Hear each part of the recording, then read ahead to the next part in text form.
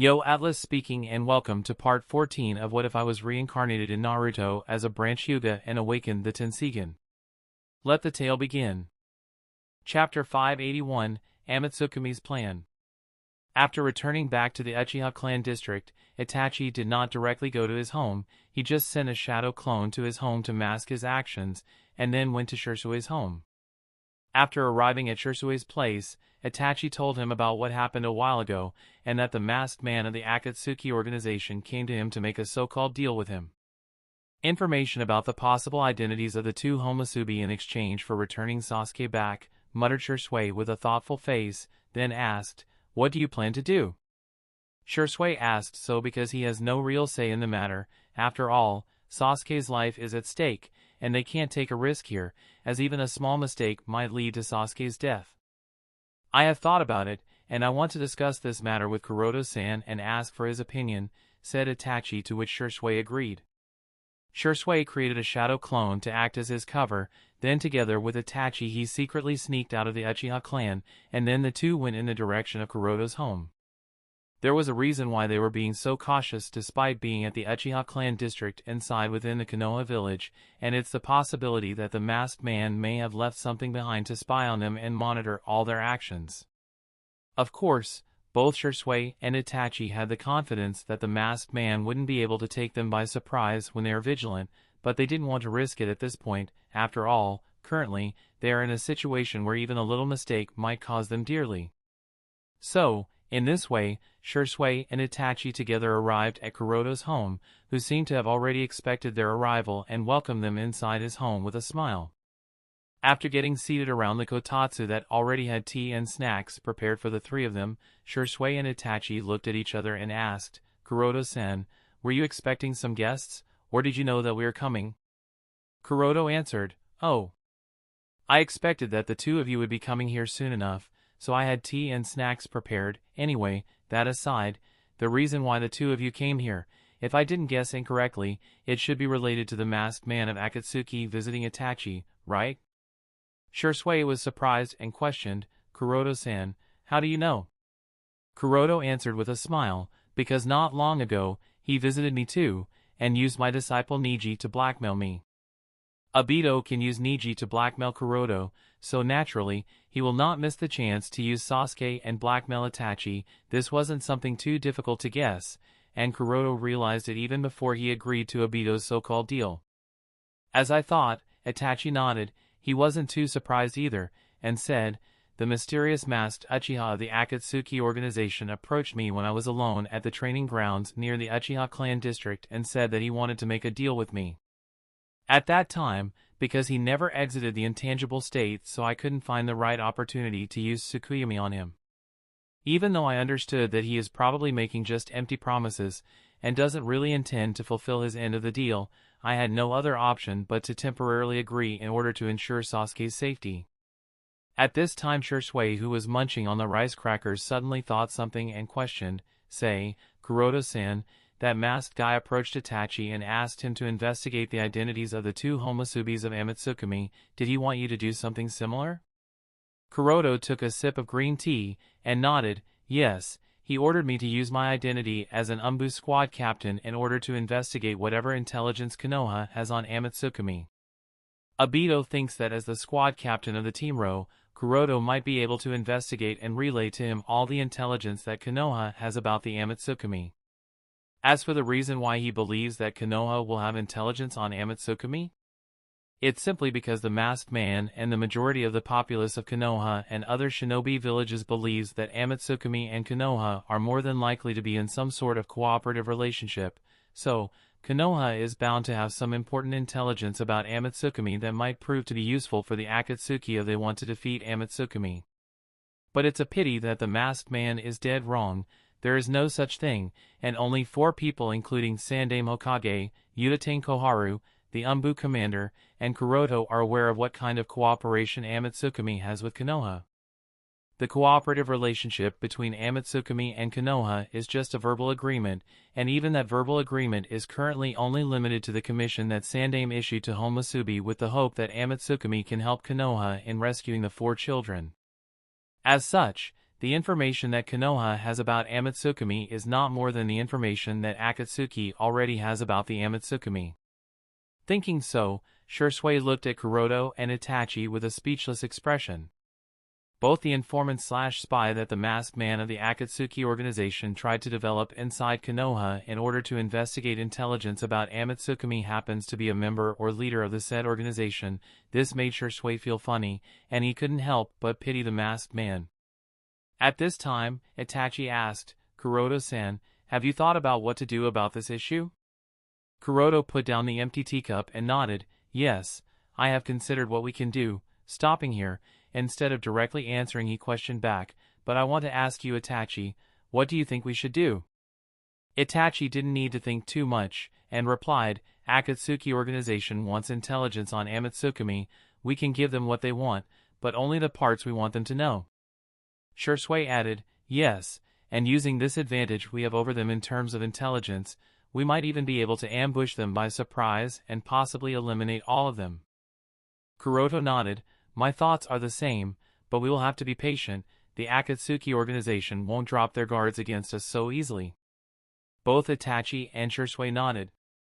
Akatsuki and the masked man in specific have suffered repeated defeats at the hands of Amatsukami, so it is inevitable that they will be very vigilant at the start, but once they confirm that Kuroto and Itachi are not threatening them, they might slowly relax their vigilance, which will allow Kuroto to take advantage of that negligence of theirs and lead in the palm of his hands and possibly even eliminate both Obito and Nagato. When thinking of this, Kuroto glanced at Itachi with his Tenseigan. At present, the only person who can effectively neutralize Obito's threat is Itachi, who has the sword of Totsuka, so his presence is very important. After the events of that night, when Kuroto got free, he asked Itachi and Shursui about the ins and outs of the cause of their disappearance and also gained all the information he could about their experience. Itachi explained how he managed to get the sword of Totsuka and Yata mirror, and Shursui explained how he accidentally ventured into the Nikomata domain and learned Senjutsu to come out of that domain. Kuroto's interest in the Nikomata domain wasn't too much, as it's not strange for more than 3 sacred places to exist where one can practice Senjutsu, and he, himself, is in contact with one of those, so his attention was mostly focused on the sword of Totsuka as well as the Yama mirror that Itachi managed to obtain. After learning all the information about the 2 artifacts, Kuroto understood that they are bound to the user's soul, and cannot be given away without damaging the soul. Of course, Kuroto did feel a little regretful that he wouldn't be able to use the 2 artifacts, but it couldn't be helped, so he didn't bother about it. At the same time, he also understood why Itachi and the Canon never entrusted the 2 artifacts to Sasuke. It is well known that Itachi and the Canon left behind almost everything he could to Sasuke before his death. Even his Manjikyu Sharingan pair was meant to be transplanted to Sasuke after he becomes blind. The only 2 things Itachi did not leave behind for Sasuke included his sword of Totsuka and the Yata mirror. Why did he not leave those 2 artifacts behind? This question always made Kuroto confused. Was it because Itachi did not want to give them to Sasuke? This is obviously impossible. And after understanding Itachi's experience, Kuroto finally understood, it's not that Itachi did not want to give the 2 artifacts to Sasuke, it's just that he couldn't due to 2 specific reasons. The first reason is that once the 2 artifacts are bound to someone's soul, they will not detach him unless the soul of the said person is completely destroyed, which means even if the said person died, the 2 artifacts will remain attached to his soul. So if Itachi were to give the 2 artifacts to Sasuke, the first thing he needed to do was to destroy his soul. Of course, knowing Itachi, he would have done so without any hesitation, yet he chose not to. There is another reason for this.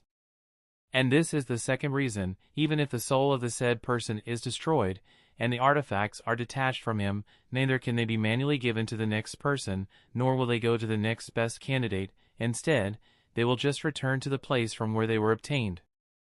This means if the next user wants to obtain the 2 artifacts, then they must pass the trial from scratch. The trial is related to defeating one's inner darkness, but can everyone accomplish such a feat? Defeating one's inner darkness may sound easy, but it is much more than it may seem on the surface. The possibility of failure was very high, and failure would mean that the said person would forever be trapped inside the gourd, while the inner darkness will take over. Itachi, who understood Sasuke's character and the hatred in his heart, knew very well that Sasuke might not be able to defeat his inner darkness at that point, so he didn't want Sasuke to take such a big risk. Chapter 582, Shinichi's Strangeness. A few days ago, Akatsuki Organization's base of operation. The Art of Shadow Clones, X2. Poof! Poof! With two simultaneous poofs of white smoke, two figures appeared out of thin air in the dingy underground cave. The two figures that suddenly appeared looked identical to their respective casters Sasuke and Neji, and silently stood beside each of the two. Looking at each of the two shadow clones created by Sasuke and Neji, Shinichi smiled slightly, and nodded, yes, although there are still some flaws in the shadow clones the two of you have created, it should be more than enough to fool a Chunin who doesn't rely on dojutsu. When Sasuke and Neji heard the praise, they were suddenly overjoyed. The Shadow Clone Jutsu is not an ordinary jutsu, its difficulty is ranked at B rank, and even among all the B rank jutsu, it is among the most difficult and unsafe ones. Because Shadow Clone Jutsu causes rapid depletion of chakra reserves, it is considered dangerous. As such, usually only those of at least Jonin level can safely use this jutsu. And this is just the Shadow Clone Jutsu, not the advanced, multi-shadow clone jutsu, which is considered unsafe to the point of being listed as a forbidden jutsu. Because of the dangerous nature of the shadow clone jutsu, the parents generally don't allow young children to come in contact with this B-rank jutsu. As such, neither Sasuke nor Neji was allowed to touch this jutsu. But Shinichi is different from them, he has no such concern. Uchiha Shinichi, who has seen the depths of the shinobi world from the eyes of Akatsuki, knows better than those living in Konoha that the shinobi world is an ever-evolving battlefield where only the fittest, finest, courageous, cleverest, and the luckiest survives. And if someone wishes to survive, then regardless of which category they fit into, they must at least have the ability to protect themselves. As such, Shinichi, who was bored as hell because of staying at this base for so long and not being able to do anything, decided to teach the Shadow Clone Jutsu to the two kids. But Shinichi must admit that he was really surprised by the talent of the two kids. He didn't expect that the two children, Sasuke and Neji, would be so talented that in just a few tries both of them managed to learn the Shadow Clone Jutsu. In fact, rather than Sasuke, whose talent he had already expected, Shinichi was more surprised by Hyuga Neji's talent. The kid might be a child belonging to the branch division of the Hyuga clan, but Shinichi has personally witnessed that Neji is more of a natural genius than Sasuke. Even if Sasuke has already awakened the Sharingan, in Shinichi's eyes, Neji is still more genius, there's no doubt about this. At the same time, Shinichi also understood why did Hyuga Kuroto decide to take Hyuga Neji as his disciple. The best thing about Neji is his level-headed character and calm demeanor, which somewhat reminds Shinichi of Kuroto, only with the lack of wickedness. When thinking of Neji's sensible character, Shinichi turned towards Sasuke, who was extremely excited and felt triumphant after mastering just the Shadow Clone Jutsu, and his face sank because Sasuke sort of reminded Shinichi of himself. This kid. Can't let him become a reckless guy like me. Ahem. Shinichi coughed lightly to attract the attention of the two kids, then scowled. Sasuke, what's there to be so happy about? All you have done is learn a jutsu. Learning is just the first step, and it is also the easiest step. As far as I see, you have yet to make it yours. You must not forget one important point: however strong or useful of a jutsu you learn, unless you make it yours, which means, unless you are able to smoothly deploy it in your combat tactics, it is just a jutsu, not your jutsu.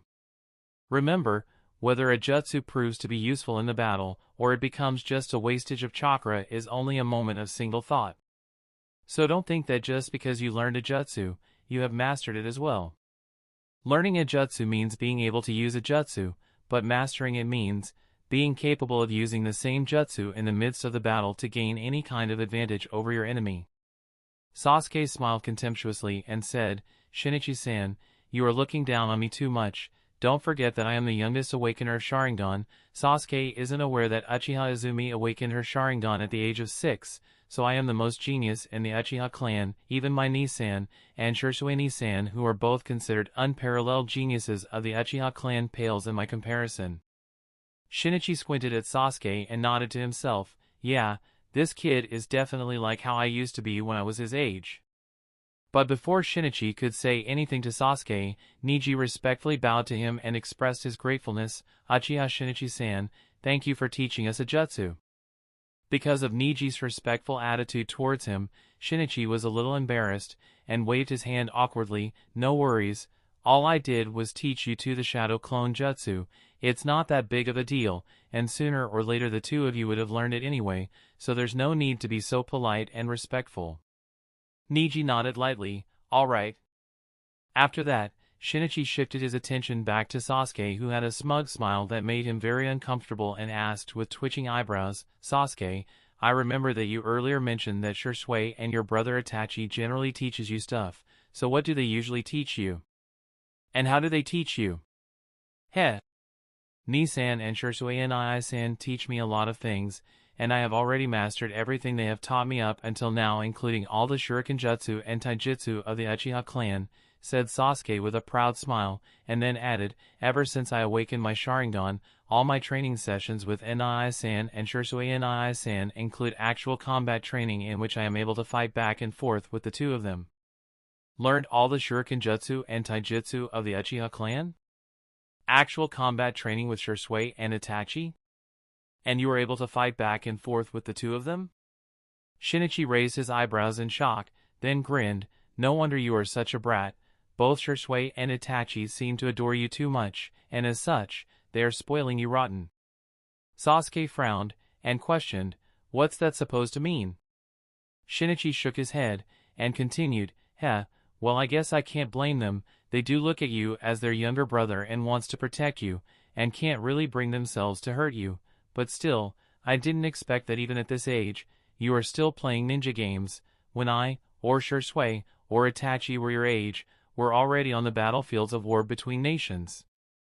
Sasuke was displeased, and said with a pout, it's not a ninja game, we even use real shuriken and kunai. Oh, you think so? You think that Shisui and Itachi are serious in the so-called combat training? Asked Shinichi with a smirk. Sasuke replied immediately, obviously. Is there even a need to ask such a stupid question? Shinichi nodded lightly, and said, in that case how about we also do combat training, and I am going to show you what real combat training is like. Humph, all right. I am ready any time, said Sasuke with a cold snort. Shinichi grinned ear to ear and beckoned Sasuke to attack him.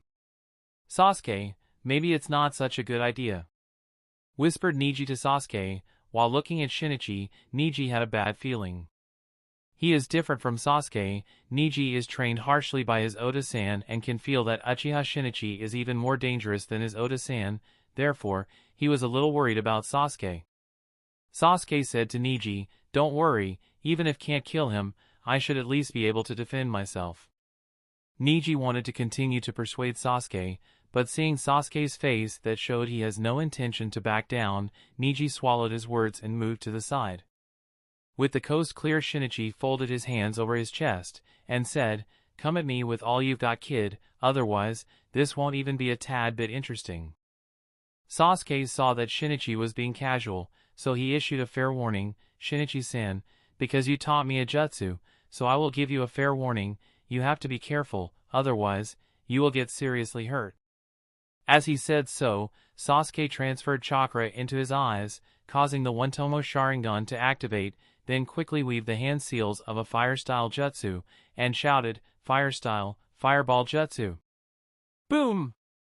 Suddenly, a large fireball was sprayed out of Sasuke's mouth. It shouldered the surrounding air and rushed straight towards who stood akimbo not too far away. The huge fireball engulfed the entire room in intense fiery heat, and accompanied by a howling sound, slammed into Shinichi's location, causing an explosion big enough to spread cracks all over the place. Whoosh! Huh? Sasuke raised his eyebrows and looked at the surroundings with a frowned expression. Where is he?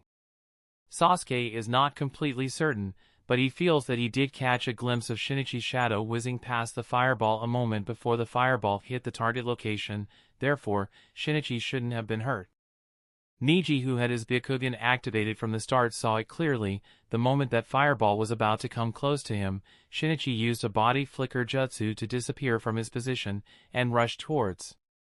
Sasuke is careful, he is coming for you. Whoosh!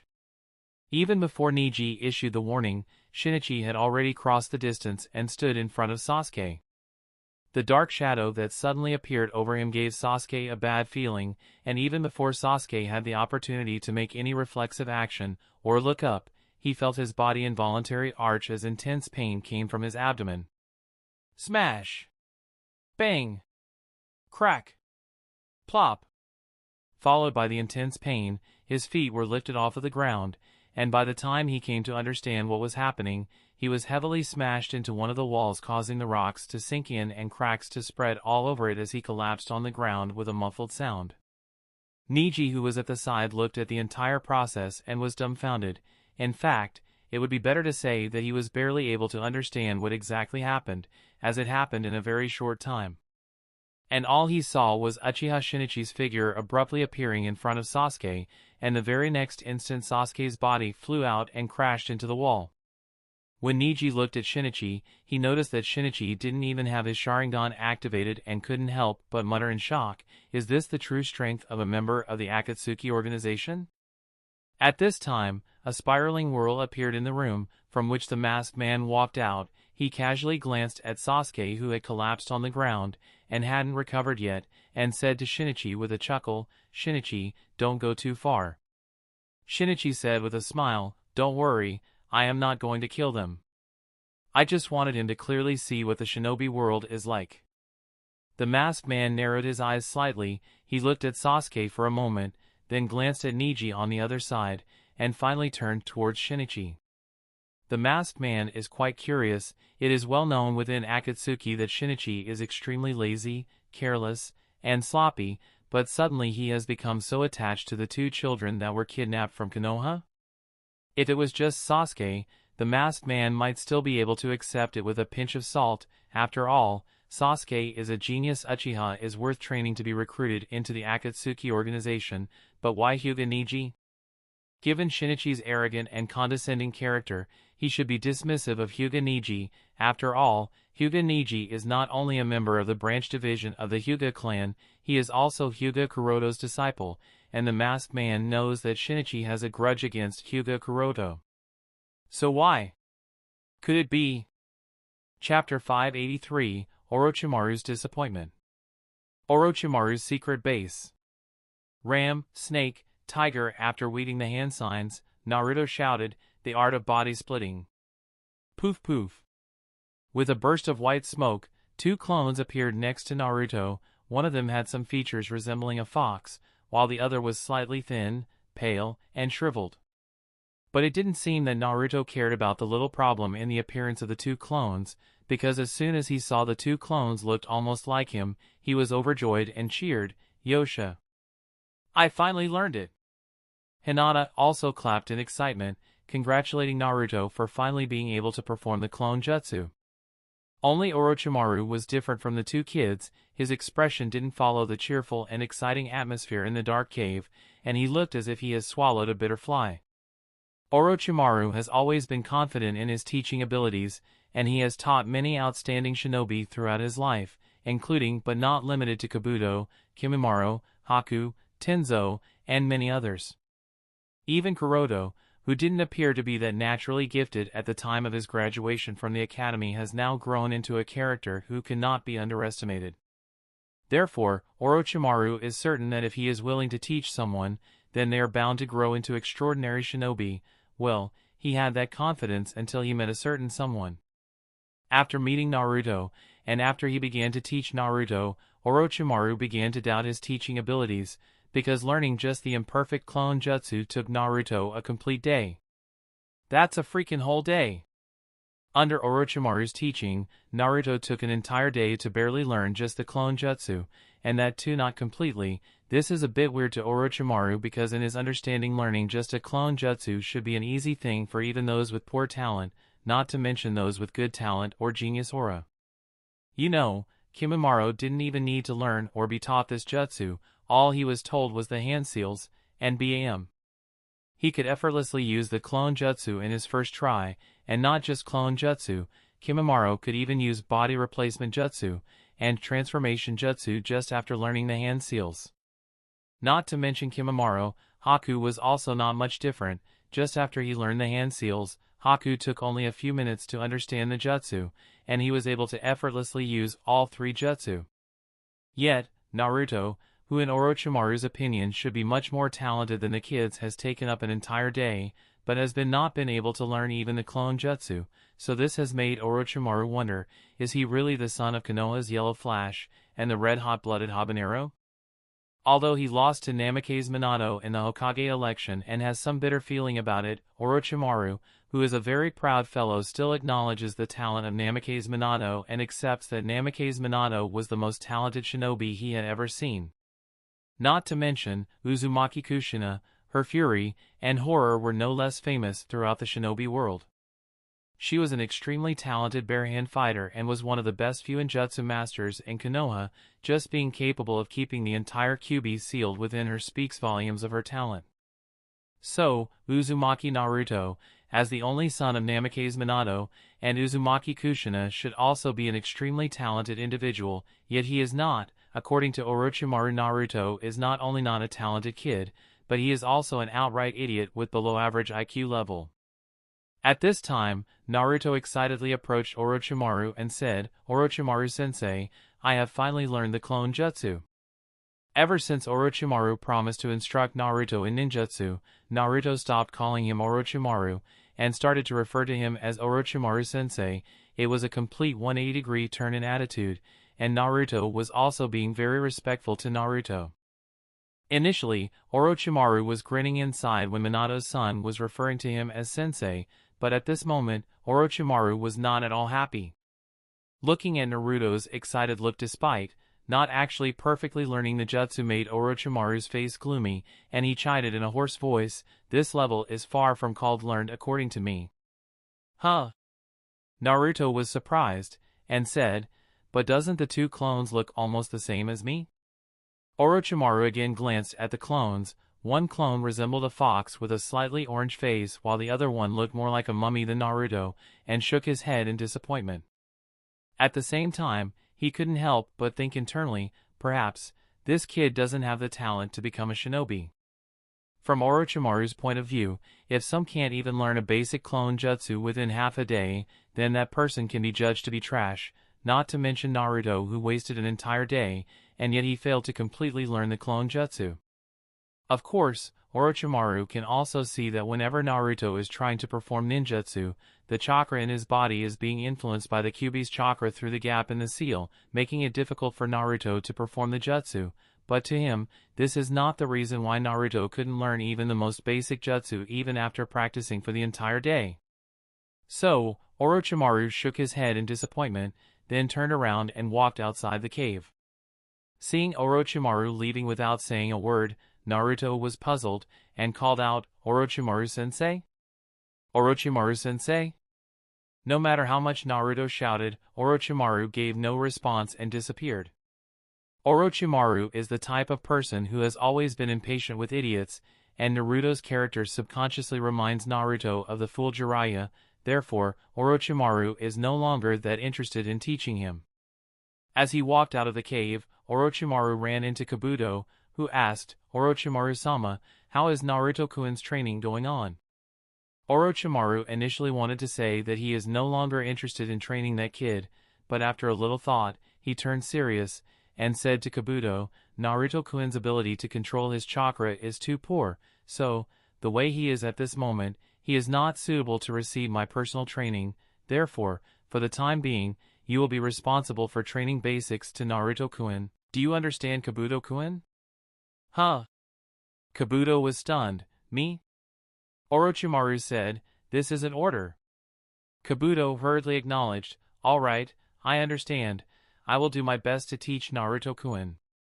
Orochimaru nodded, then looked around and said in a deep voice, "I am going to Konoha for the next few days, so the safety of the two kids will be your responsibility.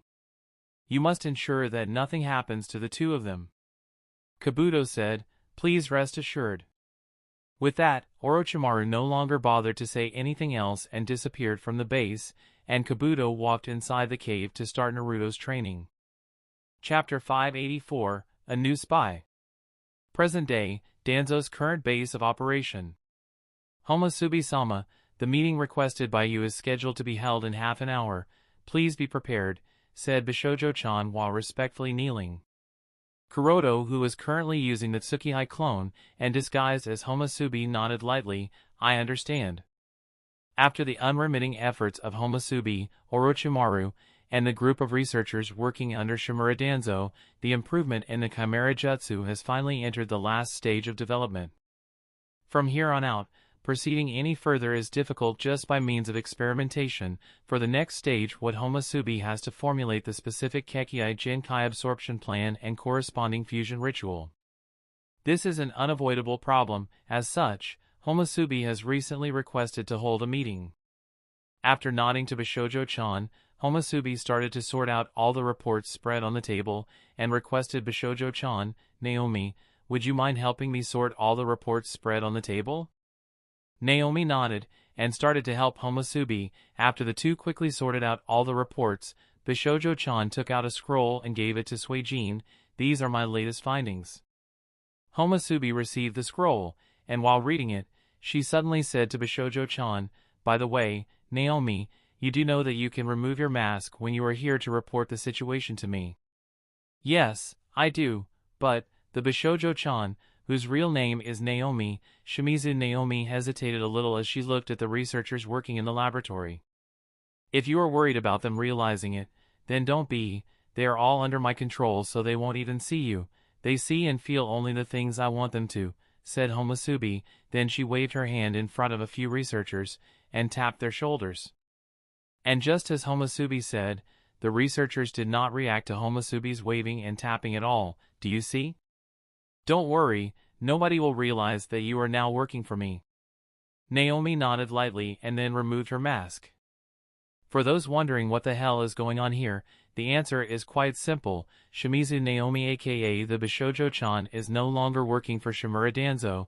She is now loyal to Homosubi and is spying on Danzo under Tsukihai's orders. Of course, there is a reason why Naomi is now working for Homosubi, and for that, we have to go back a few days ago.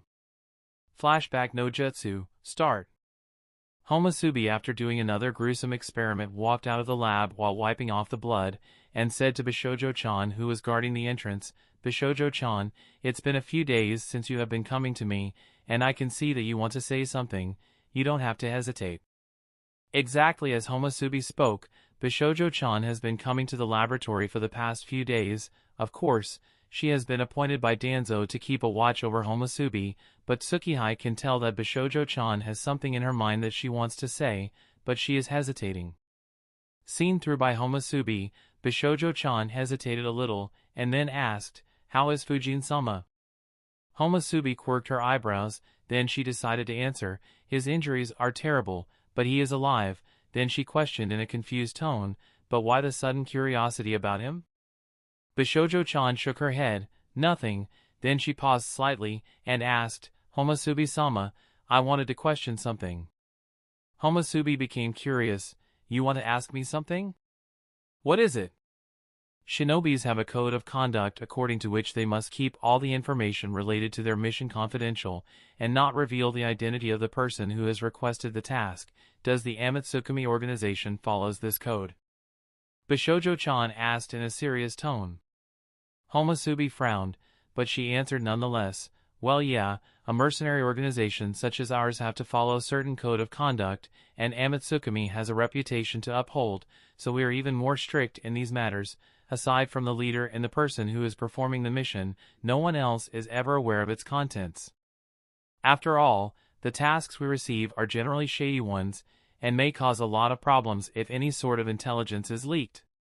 Hearing this response, Bishojo-chan said, in that case, I want to issue a task to Akatsuki. Oh? Now Homosubi was indeed surprised, but she first questioned, is it from Shimura Danzo? Bishojo-chan shook her head, no, it's not from him. Then she passed a scroll to Homosubi, and said, I have written everything related to the mission on this scroll. You can read it, and then tell me, as for the payment for the task, name your price and I will do my best to pay you. Homosubi curiously unfolded the scroll after making sure it wasn't some kind of trap, then read the content on the scroll. After reading it, she was quite surprised and looked at Bishojo-chan with a surprised look. I see, it clears away a lot of my doubts, and at the same time I finally understand why you are not loyal to Danzo. Well, I guess I can help you, but for my fees, I don't want money from you. How about doing a mission for me in return? I am willing to do anything if Amatsukami can help me, Bishojo-chan immediately replied without any shred of hesitation. I guess we have a deal then, said Homosubi as she brought out her hand for a handshake. Bishojo-chan hesitated a little, then shook Homosubi's hand, and just as she did, her eyesight aligned with Homosubi's activated Manjikyu Sharingan, who said a smile, "One thing I forgot to mention, my dear. Firstly, I would like to verify whether what's written in the scroll is really the truth or not." Flashback no Jutsu, end. Apparently, the task Bishojo-chan gave was indeed genuine. Not only Homosubi verified after reading Naomi's memories, but also after some of her own personal investigations. So, she agreed to complete the task, and what she asked Naomi in return was spy on Shimura Danzo for me, and report all the intelligence about his movements to me, to which Bishojo-chan agreed, and as such, here we are. After Homosubi read the scroll, she praised Naomi.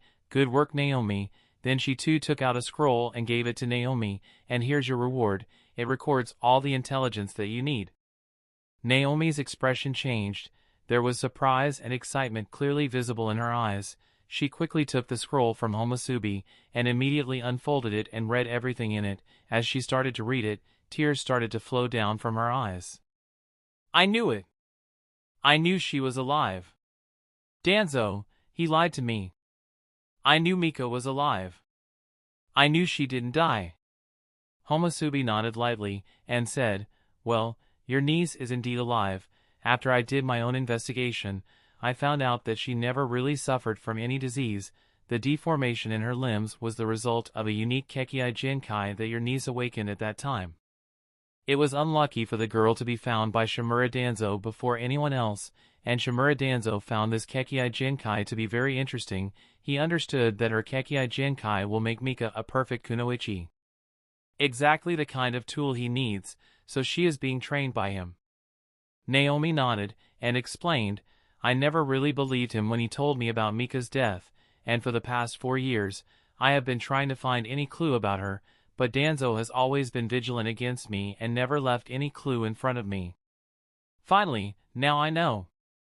Homosubi nodded, but then she questioned with a confused expression, "If that's the case, then why did you never go to Konoha's Hokage or Tsunade Heim for help? Given that Mika carries some Senju blood from her father's side, they would have definitely helped you, you know." Naomi answered, "Tsunade-sama was never in the village up until a few months ago, so obviously I couldn't go to her. As for Hokage-sama, I wasn't sure if he would be willing to have a conflict with Danzo for the sake of Mika, so." Homosubi nodded, "I suppose that makes sense," and then asked, "So, now that you have the information, what are you going to do?" Naomi answered, "Of course, rescue her immediately." Homosubi suggested, "You shouldn't be hasty. Given Danzo's character, she should have been brainwashed by now, so rescuing her right now wouldn't be the best option. It will also be problematic for my plans, as Shimura Danzo will become highly alert." Naomi understood, and asked, "Then what do you suggest, Homosubi-sama?" Homosubi thought for a while, then said, "In about a few weeks from now, you will get the perfect opportunity to rescue her. Wait until then." Naomi hesitated, "But what happens if he plans to use her before that?" Homosubi shook her head, "He won't, trust me on this." After thinking for a while, Naomi nodded, "All right then. I will wait until then." Homosubi nodded, then left for the meeting with Danzo. Chapter 585, Roundtable Conference. After that small secret discussion with Naomi, Homosubi left the laboratory and came to the meeting room where the meeting is supposed to be held. The meeting room has only 3 seats around a circular table, which means, apart from Homosubi, only Danzo and Orochimaru are supposed to be present, but of course, because Danzo himself doesn't have that much knowledge when it comes to biotechnology, so Danzo's chief researcher will also be present in the meeting, though he will be standing behind Danzo for the entire duration of the meeting. As Tsukihei, wearing the Homosubi mask, entered the meeting room, Danzo's face turned into a subconscious frown. Danzo doesn't know exactly why, but he has been feeling sort of uneasy ever since Homosubi has replaced Fujin in this project. One of the reasons he is worried is that Homosubi, who according to him is on Sarutobi Hiruzen's side, might secretly leak the information about him colluding with Orochimaru in this sensitive period, which would be very harmful for his reputation.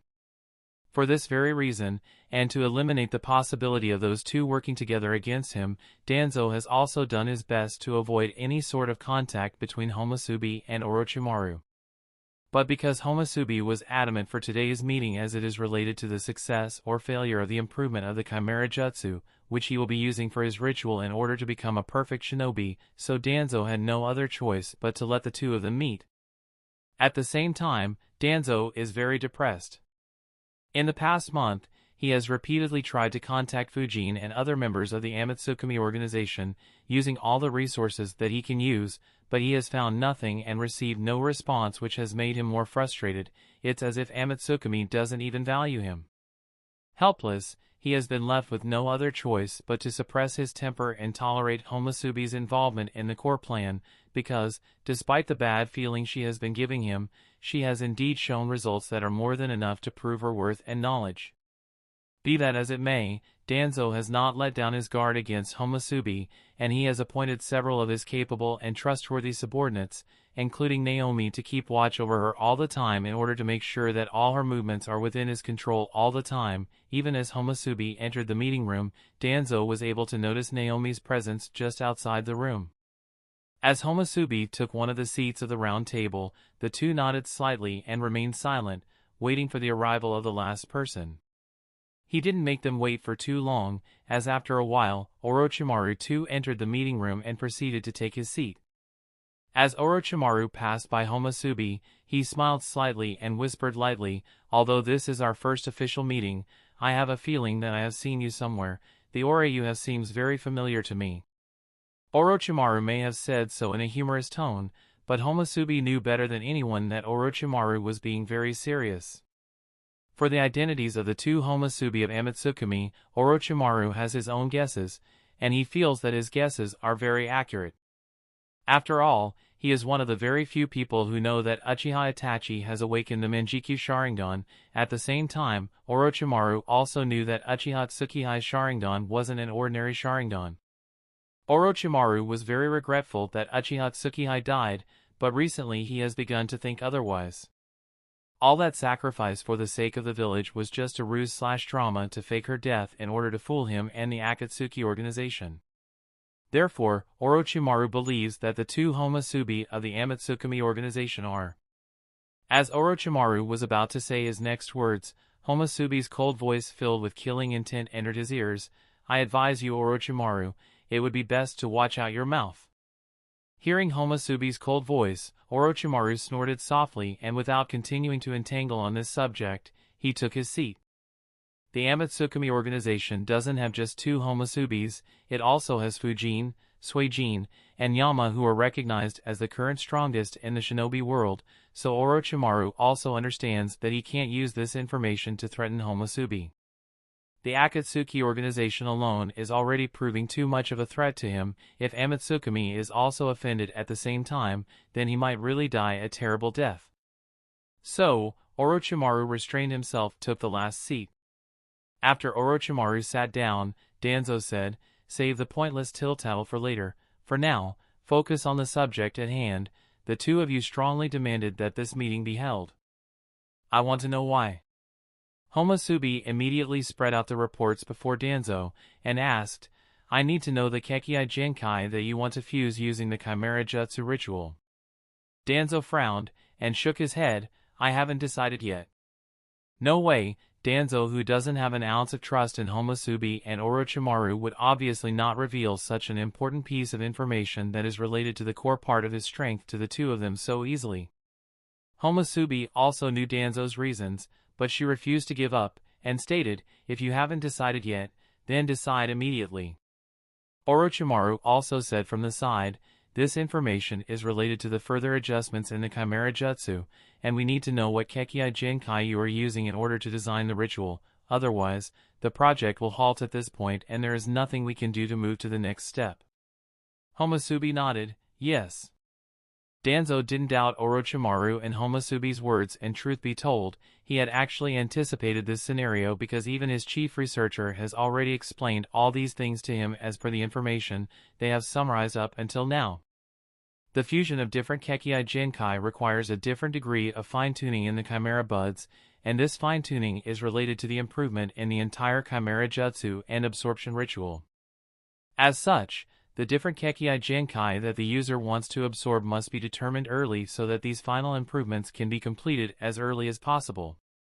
After all, after the fine-tuning, the final absorption and fusion ritual ceremony also needs to be planned and arranged as per the layout, and it will definitely consume a lot of time and resources. Precisely because of these reasons, Homusubi and Orochimaru are unanimously pressing Danzo and demanding him to reveal the name of all the Kekkei Genkais that he plans to absorb, only then will they be able to proceed any further. And this reason is making Danzo feel even gloomier. Although he knows the truth and is aware of the fact that both of them are indeed very correct, however, he who is used to hiding his abilities and power in the dark is highly uncomfortable in revealing any piece of information that is related to his core secrets and might become an important factor in his life and death battles. And this is also not going according to what he had planned.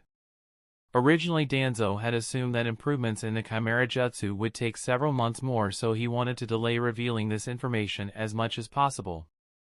And while waiting for all the improvements in Chimera Jutsu to be completed, he wanted to ascend to the position of Konoha's Godame Hokage and then kick away both Akatsuki and Orochimaru after they had played their respective roles.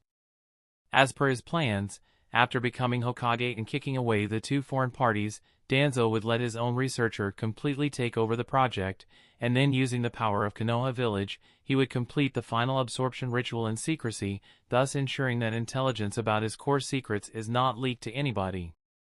However, Danzo greatly underestimated Homusubi and Orochimaru's capabilities, and as such, he made the wrong estimation in the rate of progress. At this moment, he has yet to ascend to the position of Konoha's Hokage, but the improvement in the Chimera Jutsu has already entered the final stage. Of course, he can still kick away both Orochimaru and Akatsuki, but unless he ascends to the position of Hokage, he doesn't want to turn his face with the two of them. So, he is greatly frustrated at this point. There is one more thing troubling him, that is the Kekkei Genkai that Naomi's niece Mika possesses. Danzo wants to absorb Mika's Kekkei Genkai because it is very attractive to him, but he doesn't want to reveal Mika or her Kekkei Genkai's existence to either Homusubi or Orochimaru, as that could be highly troublesome. Seeing Danzo's hesitation and frustration, Homusubi said in a blunt tone, "There's no need to think too much, you don't really have that many choices in the first place." As soon as Homusubi's words were heard, Danzo's expression turned into confusion, and he asked, "What do you mean?"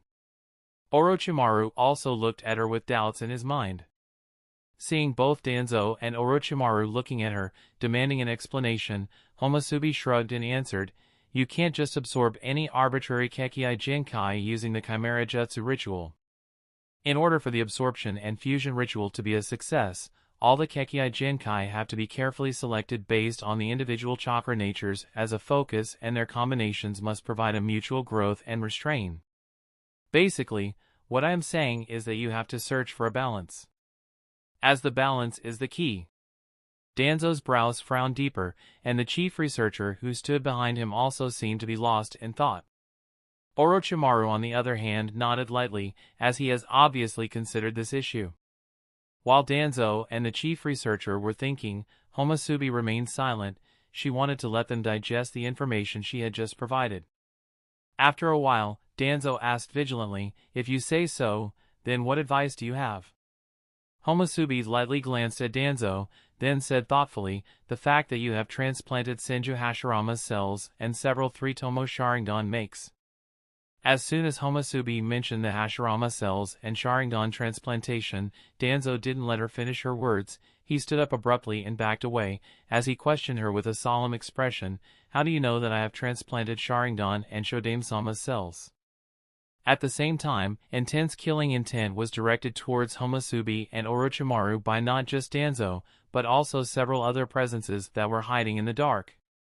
A single wrong word and they would instantly attack both Homosubi and Orochimaru. Chapter 586, Mysterious as an Abyss. How do you know that I have transplanted Sharingan and Shodame-sama's cells? Ever since he had completed the implantation of Hashirama cells and Sharingan in his body, Danzo regards these two as his trump card, and he put a lot of effort into making sure that his trump card remains a secret. For this, not only does Danzo always keep his right arm bandaged and sealed with gauntlets like seals to avoid anyone from noticing any abnormality in his right hand, he still keeps his right arm hidden inside his dark gray robe and generally uses a walking crutch to highlight his fragility in order to fool his enemies. Moreover, since implantation, he has made fewer and fewer public appearances. As such, very few people are aware of the fact that he has transplanted Sharingan and Hashirama cells. And even those very few people only include his subordinates en route, excluding Naomi because he didn't trust her enough with this knowledge, and Orochimaru. Before his defection from Konoha, Orochimaru was one of the insiders in the Hashirama cells research that was being conducted en route, and he had solved a lot of technical problems that Danzo was facing back then. Therefore, when Homosubi, who shouldn't be aware of this information, mentioned Hashirama cells and Sharingan transplantation, Danzo's first suspect was naturally Orochimaru. And without waiting for Homosubi to answer his question, Danzo's stern gaze filled with killing intent landed on Orochimaru. Feeling the undisguised killing intent of Danzo as well as several rude shinobi hidden in the shadows, Orochimaru remained unperturbed and shrugged indifferently. Don't look at me. I don't have anything to do with how she knows your so-called secret. After giving a casual answer, Orochimaru glanced at Homosubi. He was curious as to why did she mention such a thing so casually. Of course, Orochimaru didn't really find it strange that Homosubi was aware of Danzo's little secret. Orochimaru guessed that the reason why Homosubi knows of Danzo's so-called secret is probably Fujin. Orochimaru knows that Fujin has Byakugan, and using that Byakugan, he must have noticed Danzo's little secret and reported it back to the Amatsukami organization, so, Homosubi, who is part of the Amatsukami, is also aware of Danzo's little secret. However, Danzo didn't know that Fujin had a pair of Byakugan.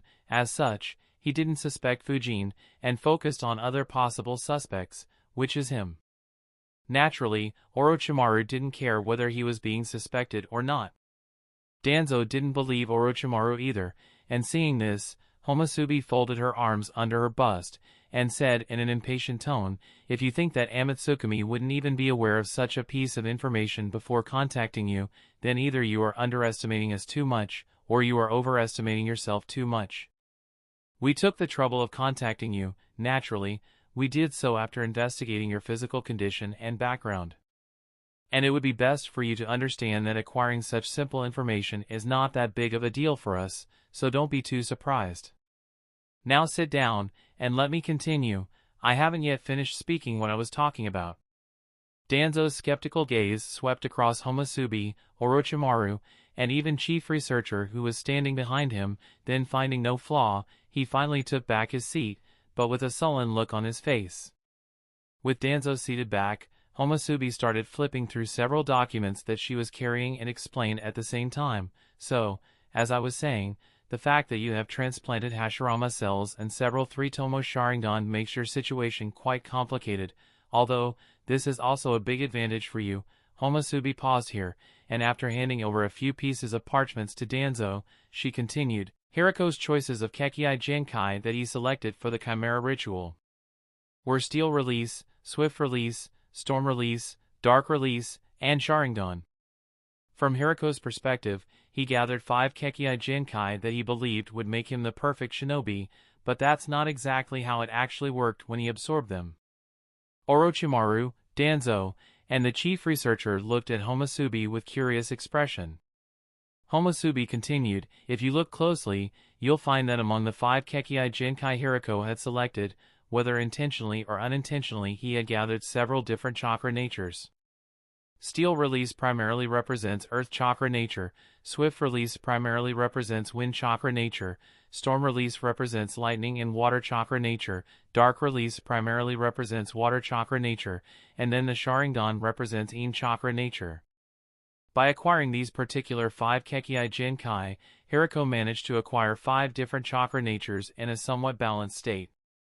So, it can be said that the ritual he designed was stable for 5 chakra natures, and allowed him to survive. After this deep explanation, Danzo nodded, but his expression was still gloomy because of what happened a little while ago. Orochimaru had an indifferent smile throughout the explanation because he had personally witnessed Hirako's absorption ritual, therefore, he is aware of the entire process. Homusubi paid no mind, and said, however, I say that what really made him survive and succeed wasn't the somewhat balanced Kekkei Jinkai absorption ritual he designed, but pure luck. If not for that luck, there is just no way he would have managed to survive because the ritual he designed had a fatal flaw. And the ironic thing is that even Hirako never realized this fatal flaw, although the reason for him not being able to realize it is his lack of knowledge and understanding of chakra. Nonetheless, because he was lucky, his luck made up for his lack of knowledge and allowed him to become the so-called perfect shinobi. As Homusubi's words fell, Danzo was again puzzled. Even Orochimaru's eyebrows twisted in a frown because he too is unable to see the flaw that Homusubi is talking about. Homusubi did not make them wait too long and directly explained, from the chakra nature's perspective, Hirako's ritual focused on the integration of just 5 chakra natures. He may have succeeded and survived, but this is actually not safe. For the ritual to be considered truly safe and successful, we must also add fire chakra nature and yang chakra nature in the mix as well, that is, we must consider all 7 chakra natures. Only when all the 7 chakra natures truly integrate, the success rate of the ritual will increase, and make the ritual truly successful. Danzo questioned, if that's the case, then how did Hirako succeed? Homusubi smirked, and answered, I mentioned earlier that Hirako survived purely on his luck. The reason being that among the 5 prey he had selected, the Uchiha shinobi with the Sharingan not only represented In chakra nature but also represented fire chakra nature because Uchiha clan is naturally good at fire style, and by absorbing that Uchiha shinobi, he managed to acquire both fire and In chakra nature. Similarly, the swift release user he captured was actually an Uzumaki descendant, so he provided Hirako with yang chakra nature apart from the wind chakra nature. Therefore, even though Hirako should have obtained only 5 chakra natures as per his design, he still managed to acquire all 7 of them purely based on his luck. When Danzo heard this theory, he was taken aback. Let alone Danzo, even Orochimaru, and the chief researcher were no different and seemed as if they were lost in thought. Integration of all 7 chakra natures? Such an idea kept revolving in their mind, but they were unable to imagine such a thing happening. Whether it is Danzo, chief researcher, or Orochimaru, they are all limited by their vision. In this shinobi world where the fusion of just 2 chakra nature is already considered a very big deal, and 3 is the highest limit that an individual has managed, integration of all the 7 chakra natures is something they have never even thought to be possible. At the same time, none of them have enough understanding of the Yin and Yang chakra natures, so they don't really understand what their combination can represent. So, after listening to Homusubi's explanation, all 3 of them were shocked, and realized their previous negligence. The one most shocked was none other than Orochimaru, who had already put away his indifferent and casual expression. His snake-like eyes with vertical slits were intensely focused on Homusubi, and he was thinking, I didn't expect that Amatsukumi's research on Chimera Jutsu would be so thorough. No, it is better to say that the knowledge that the members of Amatsukumi have is naturally very advanced, otherwise, it is simply impossible for each of them to have such advanced mastery of their respective fields. When it comes to knowledge and research, Orochimaru is highly proud of himself, because there are very few people who can match him. However, the theories put forth by Homusubi really opened Orochimaru's eyes. He also realized that similar to Hirako, he too has been limiting his vision. At the same time, Orochimaru can't help but become more vigilant of Amatsukumi, because at this moment, he realized that the deeper he tries to figure out the Akatsuki organization, the more mysterious it becomes, just like an abyss. Chapter 587, Untitled, Smash. Danzo struck his crutch on the ground to break the silence in the room. Then asked Homosubi with a frowned expression, "You said that I have an advantage in this aspect. Is it because my body already has yin and yang chakra from the Sharingan and the Hashirama cells that I have implanted, and I wouldn't have to worry about these two chakra natures?" Homosubi nodded, sort of. Your body already has two Kekkei Jinkai that are giving you two of the 7 chakra natures, that being yin and yang chakra natures, which are the most important of all, so what you have to focus on is obtaining the other 5 basic chakra natures. Danzo was disappointed for a moment, the reason being, he realized that he won't be able to devour Mika's Kekkei Jinkai that is based on yang chakra nature transformation, but after thinking about it a little he no longer cared whether he would be able to devour her Kekkei Jinkai or not. After all, he would still have 7 other Kekkei Jinkai including both Sharingan and the Mokuton. Upon reaching such a conclusion, his stretched brows loosened, and his tone became brisk as well, as he said, "If that's the case, what else is there to worry about?" However, before Danzo could become so happy, Homosubi poured cold water. "It's not that simple," and while shaking her head, she explained as she pointed at Danzo's right arm, "I have said it before, your situation is quite complicated. Although you have implanted Hashirama cells and several 3-tomo Sharingan, the method and techniques of implantation are too poor and crude, and they have left behind a lot of hidden dangers in your body. The 2 forces of Sharingan and Hashirama cells, that is, Yin Chakra and Yang Chakra, are barely in an equilibrium state inside your body. If either of them is consumed beyond a certain limit, then you will lose control of both of them, and there would be life-threatening consequences. I think you should know this better than me, so you should understand what I am trying to imply here." Due to the limitations of technological advancement at that time, Danzo's transplantation technique is the most unsophisticated and the most unstable. The right arm, implanted with several 3-tomo Sharingan that he got transplanted in his body, does not even belong to him but to a kid named Shin who was part of the route until a few months ago and has gone missing some time after the Tri-Alliance raid on Akatsuki organization at Amigakure. Regardless of what that kid is doing now, the focus here is that the way the transplantation of Hashirama cells has been done in his arm is also very rough. In fact, the way Shin's right hand is transplanted into Danzo's body can also be considered an attempt towards organ fusion. And when that arm implanted with several 3-tomo Sharingan and Hashirama cells was transplanted into Danzo's body, it was just an organ-level transplantation, not even the cellular-level transplantation, much less genetic level. Regardless, all Homosubi had to say for it is that it is the result of a lack of capable subordinates on Danzo's side. And she is indeed very correct. If Danzo had capable subordinates, then they would have at least attempted cellular-level fusion even if genetic level seemed beyond their pay grade. Facts have proven that the genetic-level fusion is the most thorough of all types, although the rate of failure is very high in the case of genetic level. Once successful, genetic-level fusion provides the most stability. Hyuga Kuroto and all his clones are the best examples. In the case of Kuroto, once he merged all the recessive genes of the Hyuga clan and managed to successfully activate all the 33 gene sequences and then awaken the Tenseigan, there was no phenomenon of rejection or runaway.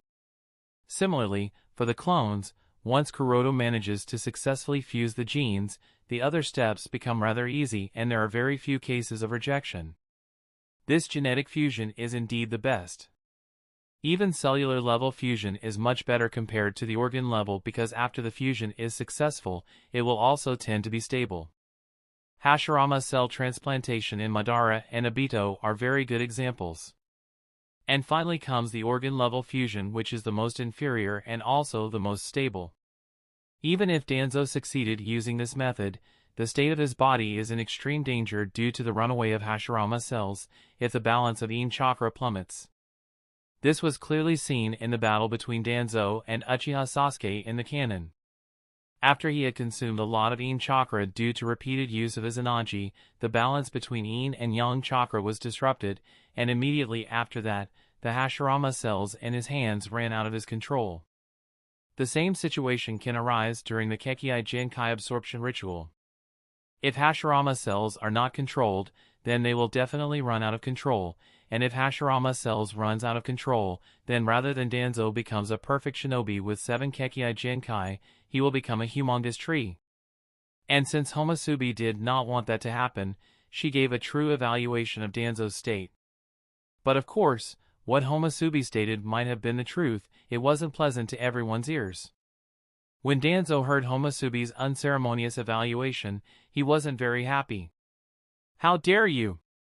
At the same time, because of Homusubi's frankness in evaluating his state, deep down in his heart, Danzo developed a little trust in Homusubi, and was willing to believe in her.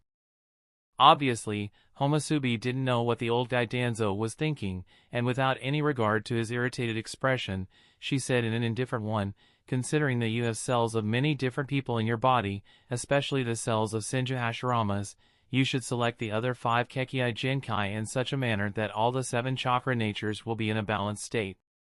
Make note that Hashirama cells also gives you some extent of earth and water chakra nature." For Shimura Danzo's Kekkei Genkai absorption ritual, Homusubi has been quite honest and has provided all the help necessary. This is done in order to make sure that Danzo gets as close to success as possible. As said before, Danzo has all the things necessary to be a perfect pawn.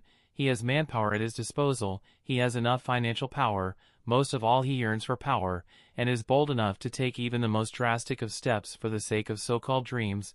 A second pawn like Danzo will be hard to come by in the future, and Kuroto wants to exploit Danzo to the maximum to explore the path ahead in order to smoothen his journey into achieving Kekkei Mora in the future.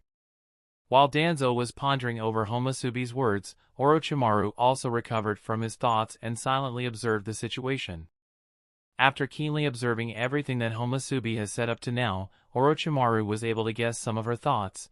According to what he has guessed, Akatsuki has the same idea as him. They intend to use Shimura Danzo as a lab rat / guinea pig to probably test something.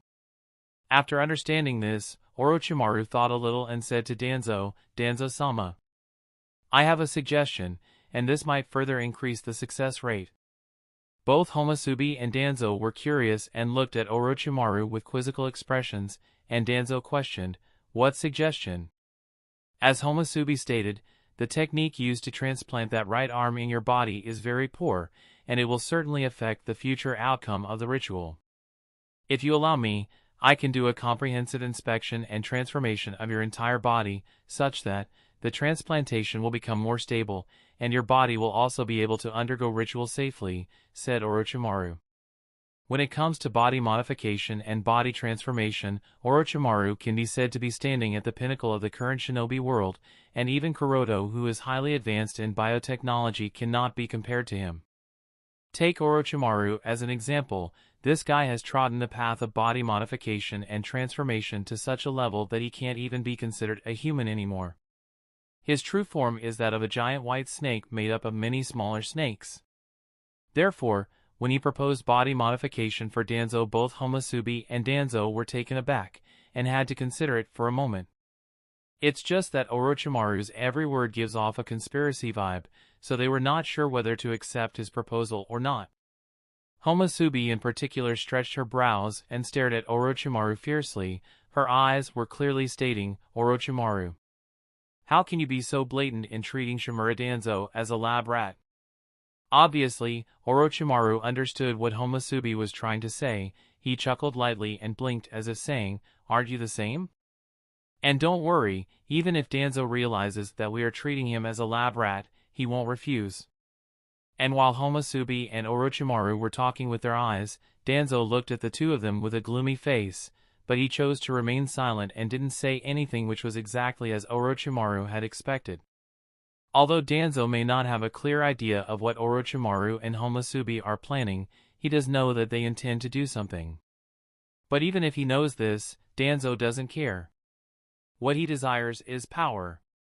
So long as he can get the level of power he wants, he doesn't mind playing in the palms of Homusubi and Orochimaru for a while. What's more, who is using whom to achieve their purpose cannot be decided until the final card is played. As long as he is the last one standing among the three, he will be the ultimate winner who used both Akatsuki and Orochimaru to achieve his purpose. Chapter 588, Unexpected Intruders. After getting a detailed explanation of everything, Danzo understood a lot of things. As such, he no longer tried to be so secretive in this regard and revealed the names of some of the Kekii Jinkai that he would like to absorb using the Chimera Jutsu. Some of the Kekii Jinkai that he prefers, other than Mika's, are Dark Release and Swift Release. Both Dark Release and Swift Release were also preferred by Hirako, and both of them truly are very useful Kekii Jinkai. Once someone has Dark Release, they will become immune to most of the ninjutsu as they gain the ability to absorb chakra from any ninjutsu as long as its form isn't too complex for them. And with Swift Release, the person in question will also gain the ability to dodge physical attacks, thus the chances of getting physical damage will also decrease. Having just one of them may not prove to be so effective, but if someone has both of them at the same time, the user's survival ability will definitely improve by several times. Hirako himself was the best example. After Dark Release and Swift Release, the next Kekii Jinkai that Danzo proposed was somewhat unexpected, which surprised both Homusubi and Orochimaru. And the Kekii Jinkai is Crystal Release. Crystal Release is a very rare Kekii Jinkai in the shinobi world, and truthfully speaking it is a very powerful Kekii Jinkai. Crystal Release grants its user the ability to summon and freely manipulate crystals constructs in a number of ways, such as crushing walls or unique snowflake pattern shuriken. The user can even ride their crystal constructs and freely fly in the air. However, the deadliest aspect of Crystal Release is that it can turn any matter that has a physical state into pink, jade green, red, or blue-colored crystals, from physical material to moisture in the air, allowing the user to turn almost anything into their weapon. This is not just limited to pre-existing things, the user of Crystal Release is also capable of turning other ninjutsu useless against him by turning ninjutsu itself into crystals. And as if that's not enough already, when used on living creatures, targets can be crystallized down to the cellular level, imprisoning them so long as the crystals are in place and shattering them if the crystals are struck, killing them. So, it is not wrong to say that not only Crystal Release has both offensive and defensive capabilities, but it also grants its user area of controllability and some extent of espionage abilities. Unexpectedly Danzo chose Crystal Release. This is surprising, thought Homusubi, as she was really impressed by such a choice of Danzo. On the other side, Orochimaru had his eyes narrowed. I did not expect that Danzo would choose Crystal Release. In regards to the true extent of the abilities that the Kekii Jinkai Crystal Release grants its user, Orochimaru has the most knowledge of the three. After all, one of his chief subordinates named Gurin uses this Kekii Jinkai. At this time Danzo said, among the four, no three Kekii Jinkai that I have selected so far other than Sharingan and Wood Release. Dark Release primarily represents Water Chakra nature, Swift Release primarily represents Wind Chakra nature, and finally Crystal Release primarily represents Earth Chakra nature. For the Fire Chakra nature and the Lightning Chakra nature, I have yet to decide. Do the two of you have any suggestions? Homusubi shrugged. It's for you to decide in the end anyway, but if I have to say, then Storm Release is the best Kekii Jinkai for the Lightning Chakra nature. Storm Release allows the user to manipulate beams of electricity that which flows like water. It is primarily used by the shinobi of Kumogakure, but at present no one has been able to showcase the true potential of Storm Release Kekii Jinkai, neither any of the Kumogakure shinobi including but not limited to Darui who was naturally born with this Kekii Jinkai, nor Hirako who acquired it through Chimera Jutsu. The true potential of Storm Release was shown by Uchiha Madara with just a single jutsu of his, Sage Art, Storm Release Light Fong, in which he infused Storm Release Chakra with Senjutsu Chakra to fire a sharp, thin stream of light from his mouth. Sage Art, Storm Release Light Fong, used by Uchiha Madara was powerful enough to cut clean through a truth-seeking ball. Now we can make the argument that it was Uchiha Madara who made that jutsu such unbelievably strong and unconventional, and it's a valid argument, but it still shows just how high the potential of Storm Release is. Moreover, Danzo might also be to use Storm Release in conjunction with Crystal Release. So, Homusubi's point is valid, and Danzo did take it into consideration. At this time, Orochimaru also put forward his view. Since you have opted for Crystal Release and Swift Release, then Boil Release will definitely complement both of them quite well. Using Crystal Release, Danzo will be able to create invisible confined spaces, and using the corrosive vapors of Boil Release he will be capable of instantly dissolving his enemies. And if Danzo masters Boil Release to a higher level, then he will be able to use this Kekkei Jinkai to heat his chakra to the boiling point, similar to the Jinchuriki of Gobi. The steam that will emanate from his body will be capable of melting the surroundings and propelling him in different directions. If the extreme speed of Swift Release and the extreme insight of Sharingan are used in conjunction with the propelling and melting abilities of Boil Release, taijutsu battles against Danzo would result in instant death. Therefore, Boil Release is indeed a very good choice. Danzo deeply thought about the various aspects of the two Kekkei Jinkai proposed by Homusubi and Orochimaru, and then nodded in satisfaction. Yes, Storm Release and Boil Release are indeed the best choices. Both Homusubi and Orochimaru nodded and noted down the names of all the 7 Kekkei Jinkai that are going to be absorbed by Danzo. The 7 Kekkei Jinkai are Wood Release, Sharingan, Dark Release, Swift Release, Crystal Release, Storm Release, and finally, Boil Release.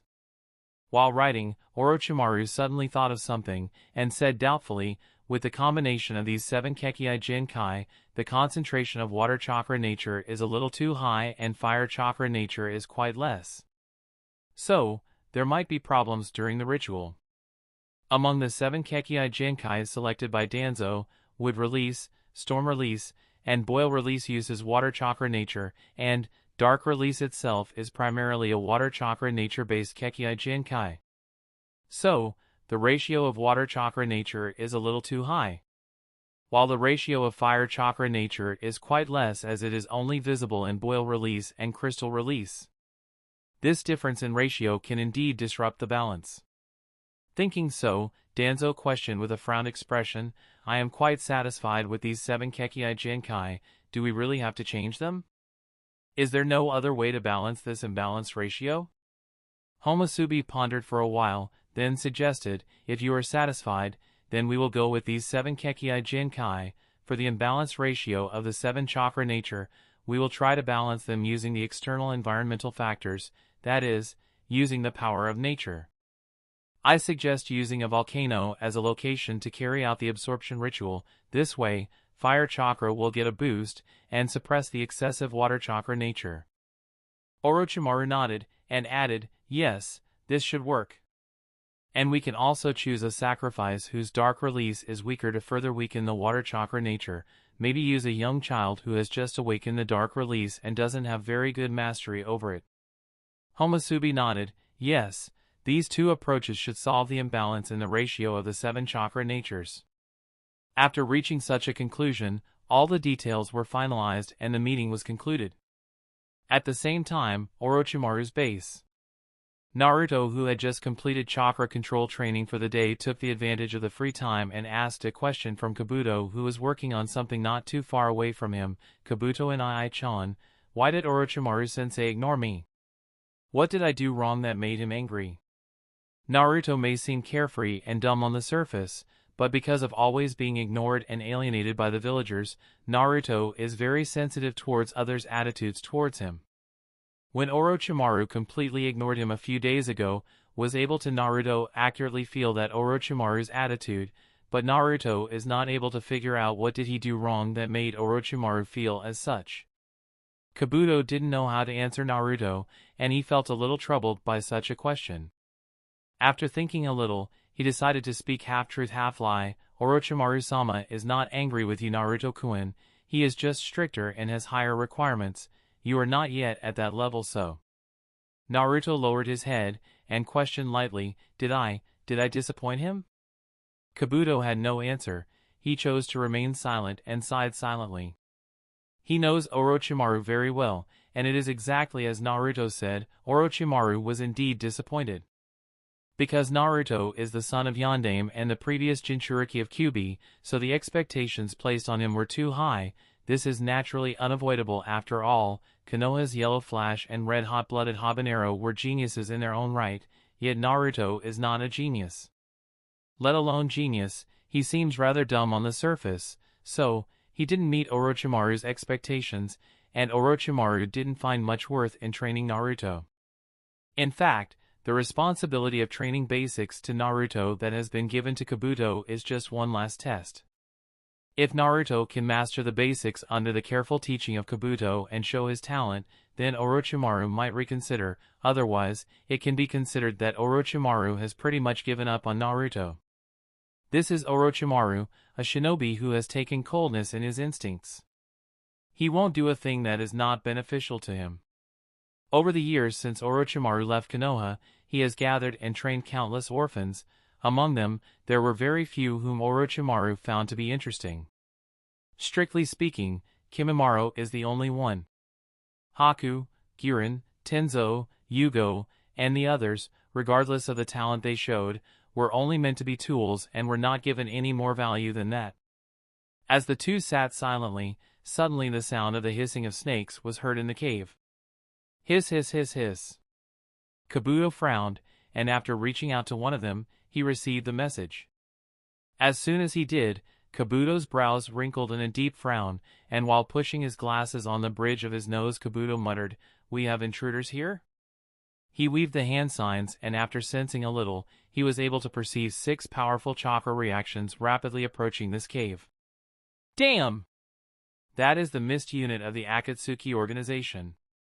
I didn't expect that they will be able to find us even here, after realizing the identity of the intruders. Kabuto thought about what to do.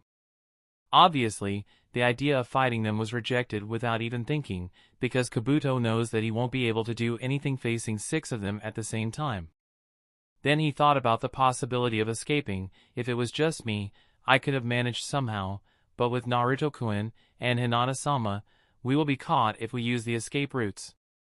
Understanding that all the other options are no longer usable, Kabuto took out a scroll, and while looking at it, he had only one thought in his mind: now, there is only one thing I can do. Chapter 589, Ryuchi Cave. Trip!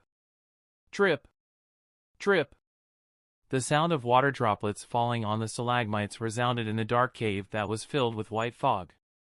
When Naruto tried to look around, all he saw was mist and fog that was getting heavier and heavier, making it more and more difficult to see anything as they walked deeper into the cave. As the group passed through the giant stalagmites and stalactites that were mostly not visible because of being covered in fog, Hinata tightly clutched the sleeve of Naruto's jacket, and her immature face was filled with nervousness and fear that she might separate from the others and be left behind in this scary place. Obviously, Naruto felt Hinata's nervousness. He turned around and said with a bright smile, "Don't worry, Hinata. I will protect you." "Thank you, Naruto-kun."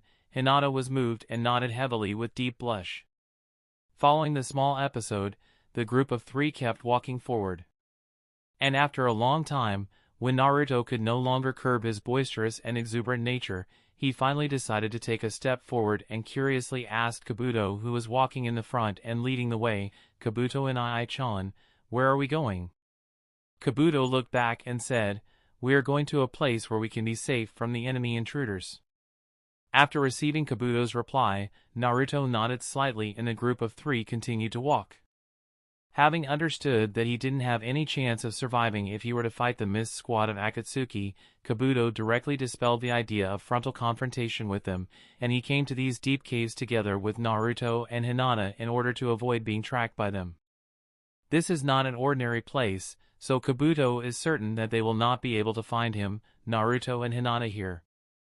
Although many people often venture here, only those who really desire power can pass through. And because this area is covered in fog at all times, as such, this is also a place that the 3 of them can use to take refugees for a short while. Kabuto has always been very interested in this place, but without Orochimaru's permission, he did not dare to rashly visit this place as he knew how dangerous this place is. Because the members of the Akatsuki organization had almost tracked them, and since Orochimaru is not at base, so this time Kabuto did not have any other option but to venture here together with Naruto and Hinata. Before long, the fog in the surroundings started to become denser and denser, and soon reached the point that neither of the 3 people was able to see even a single step ahead. Even Hinata, who had activated her Byakugan, was no exception. The fog was rich in natural energy, and that natural energy was hindering the Byakugan's penetrative abilities. As such, Hinata, similar to Naruto, had lost her sense of direction. By now, even Naruto, no matter how thick his nerves are, was also a little nervous, and just like Hinata had grabbed the cuff of his sleeve, he too had subconsciously grabbed the cuff of Kabuto's kimono, and asked nervously, "Kabuto. Kabuto and Ai-chan, how much longer will it take?" Kabuto replied with a calm smile, "We will be there soon enough." Naruto murmured, "You have been saying the very same thing for so long, but we haven't arrived yet, you know." Kabuto remained silent as he was thinking about Orochimaru's words. Only those who are willing to sacrifice anything for the sake of power can find that place. Kabuto then glanced at Naruto from the corner of his eyes, and suddenly, a realization dawned upon him. It's possible that I am not that desperate for power, that's why I am unable to find it. Perhaps Naruto, who ardently desires power, can lead us there. Thinking so, Kabuto constricted his eyes and said to Naruto, "Naruto-kun, do you know why you were unable to use clone jutsu, or any other jutsu for that matter, when Orochimaru-sama was trying to teach a few days ago?" Naruto has also been worried about this, and hurriedly inquired, "Why? Remember when I told you about the spirit of the Kyuubi? You see, that fox is inside you, and its chakra is mixing up with your chakra, thus, making it difficult for you to control chakra. This is why you are unable to use clone jutsu," answered Kabuto. Obviously, Kabuto, who is also a Jonin-level shinobi, also saw the reason why Naruto is unable to master a basic clone jutsu. The reason is the small gap in the 8-trigram seal that seals Kyuubi inside Naruto. Because of that gap, Kyuubi's chakra is leaking out and mixing with Naruto's chakra, making it difficult for him to use his own chakra. Hearing this truth, Naruto's expression dropped, and he questioned with a sad expression, "Does that mean I will never be able to learn clone jutsu?" Kabuto remained silent for a while, then said slowly, "I can't be certain about that, but maybe there is still an option that you might be able to use to perform ninjutsu." Naruto's expression quickly cheered up, and he asked hurriedly, "Huh? There is still another way? Are you telling the truth, Kabuto and Ai-chan?"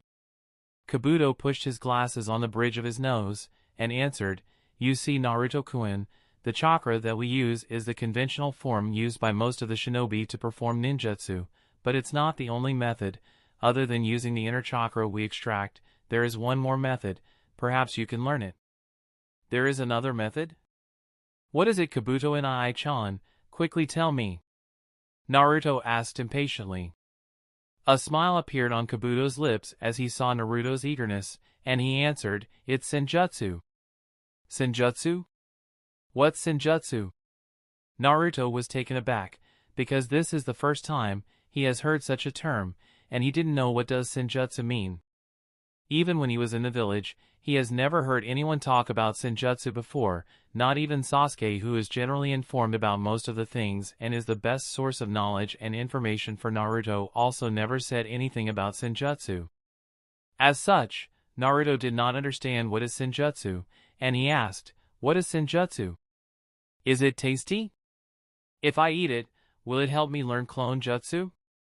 Kabuto chuckled, and while shaking his head, he said, "I don't think you are supposed to eat Senjutsu. Anyway, Senjutsu, as far as I know, is a unique style in which Senjutsu users use the energy present in the environment rather than the energy in their body to perform ninjutsu. If you master Senjutsu, not only will you be able to use clone jutsu, but I can guarantee that you will become an exceptional shinobi. Even achieving your dream, becoming Konoha's Hokage, won't be impossible." After listening to Kabuto's words, Naruto suddenly imagined what would happen if he were to master Senjutsu. After mastering Senjutsu, he returns to Konoha gloriously, and he will be appointed the next Hokage. Sasuke would respect him, all the adults in the village will happily greet him and praise him for his talent, all the children in the village will come to play with him, and no one will ignore him. The more Naruto thought about it, the more he felt excited, and the more he longed for Senjutsu. He didn't even realize it when saliva started to drip from the corner of his mouth. Hee. Senjutsu. I want Senjutsu. After imagining all sorts of good things, Naruto quickly recovered his mind, and said to Kabuto, "Kabuto and I-chan, please teach me Senjutsu." Kabuto shook his head helplessly. "I am sorry. I can't teach you Senjutsu. I don't know how to use it." The current Kabuto hasn't lost the meaning of life, therefore, although he is fascinated by Senjutsu and natural energy, he isn't willing to take such a big risk, so obviously, Kabuto has not attempted to learn or master or Senjutsu. Huh? Naruto was taken aback, and quickly asked, "Then, can Orochimaru-sensei teach me Senjutsu?" "Orochimaru-sama does have a lot of knowledge of Senjutsu," said Kabuto, then while shaking his head, he added, "But even Orochimaru-sama too won't be able to teach you Senjutsu, because even he hasn't been able to truly master it. Because of intensive research on Hyuga, Orochimaru has a very deep knowledge of natural energy and Senjutsu, but because he uses living corpse reincarnation, so Orochimaru's body and soul are no longer suitable for learning Senjutsu. Additionally, there are also several other dangers associated with Senjutsu training such as permanently becoming stone or losing your mind etc., so Orochimaru hasn't been able to make up his mind whether he should really learn Senjutsu or not." Naruto was taken aback. Even a shinobi as powerful as Orochimaru-sensei hasn't mastered Senjutsu, and was also disappointed, "And if even Orochimaru-sensei can't teach me, then who can teach me?" Kabuto said, "In this shinobi world, there have been very few shinobi up until now who have been able to truly master Senjutsu, and I don't know if they will be willing to guide you," said Kabuto, much to the disappointment of Naruto. Then Kabuto looked deeply at Naruto's expression and added, "But you needn't be disappointed, because I know the place where you can learn Senjutsu." "Where?" Naruto's eyes regained their light, and he asked with a yearning tone. Obviously, Naruto now really wants to learn this Senjutsu thingy. Just as Kabuto was about to reply to Naruto, he came to an abrupt stop and his eyes widened in shock and disbelief as he looked at the sight before him. The sudden stop of Kabuto was unexpected for Naruto and Hinata. As a result, the two of them bumped into him and fell backward on their butts. Ouch. After quickly getting up, Naruto rubbed his butt and complained, "Kabuto and I-chan, why did you stop so suddenly?" Kabuto stared at the door in front of him, and muttered unexpectedly, "We arrived here without your help, Naruto-kun." "Huh? What do you mean, Kabuto and I-chan?" muttered Naruto in confusion. Then he poked his head out and looked at the simple, yet majestic cave door in front of him, and murmured, "What place is this?" Hinata, who stood next to Naruto, recognized the kanji characters written on the cave door and said, "Ryuchi Cave." "Ryuchi Cave." Naruto tilted his head in confusion. "Hinata, do you know what is inside the Ryuchi Cave?" "No." "Naruto-kun," Hinata shook her head. Kabuto smiled strangely and answered Naruto's question, "Ryuchi Cave is one of the 3 holy lands where you can learn Senjutsu." Naruto was taken aback. "Huh? Are you serious, Kabuto and I-chan? I can learn Senjutsu here? Do the people living here really teach Senjutsu? Will they teach me?" Kabuto shrugged. "I can't say for sure," and added, "Also, be careful, the beings that live here cannot be considered people." Chapter 590, White Snake Sage's Test. Be careful, the beings that live here cannot be considered people. Naruto held both of his hands behind his back and muttered, "Kabuto and I-chan, now you are just scaring us. This Ryuchi Cave obviously looks like a house. Even if it is located in such an isolated place, it is a house nonetheless, and who else will live in a house other than humans?" Kabuto smiled slightly, and without trying to explain anything he went straight towards the gate of the Ryuchi Cave. Both Naruto and Hinata closely followed behind Kabuto, and because Naruto kept asking about one thing or the other, as a result of which Kabuto's nervousness was eased a lot. That's right, Kabuto is highly nervous at this time and his heart is not at all as calm as it may seem on the surface.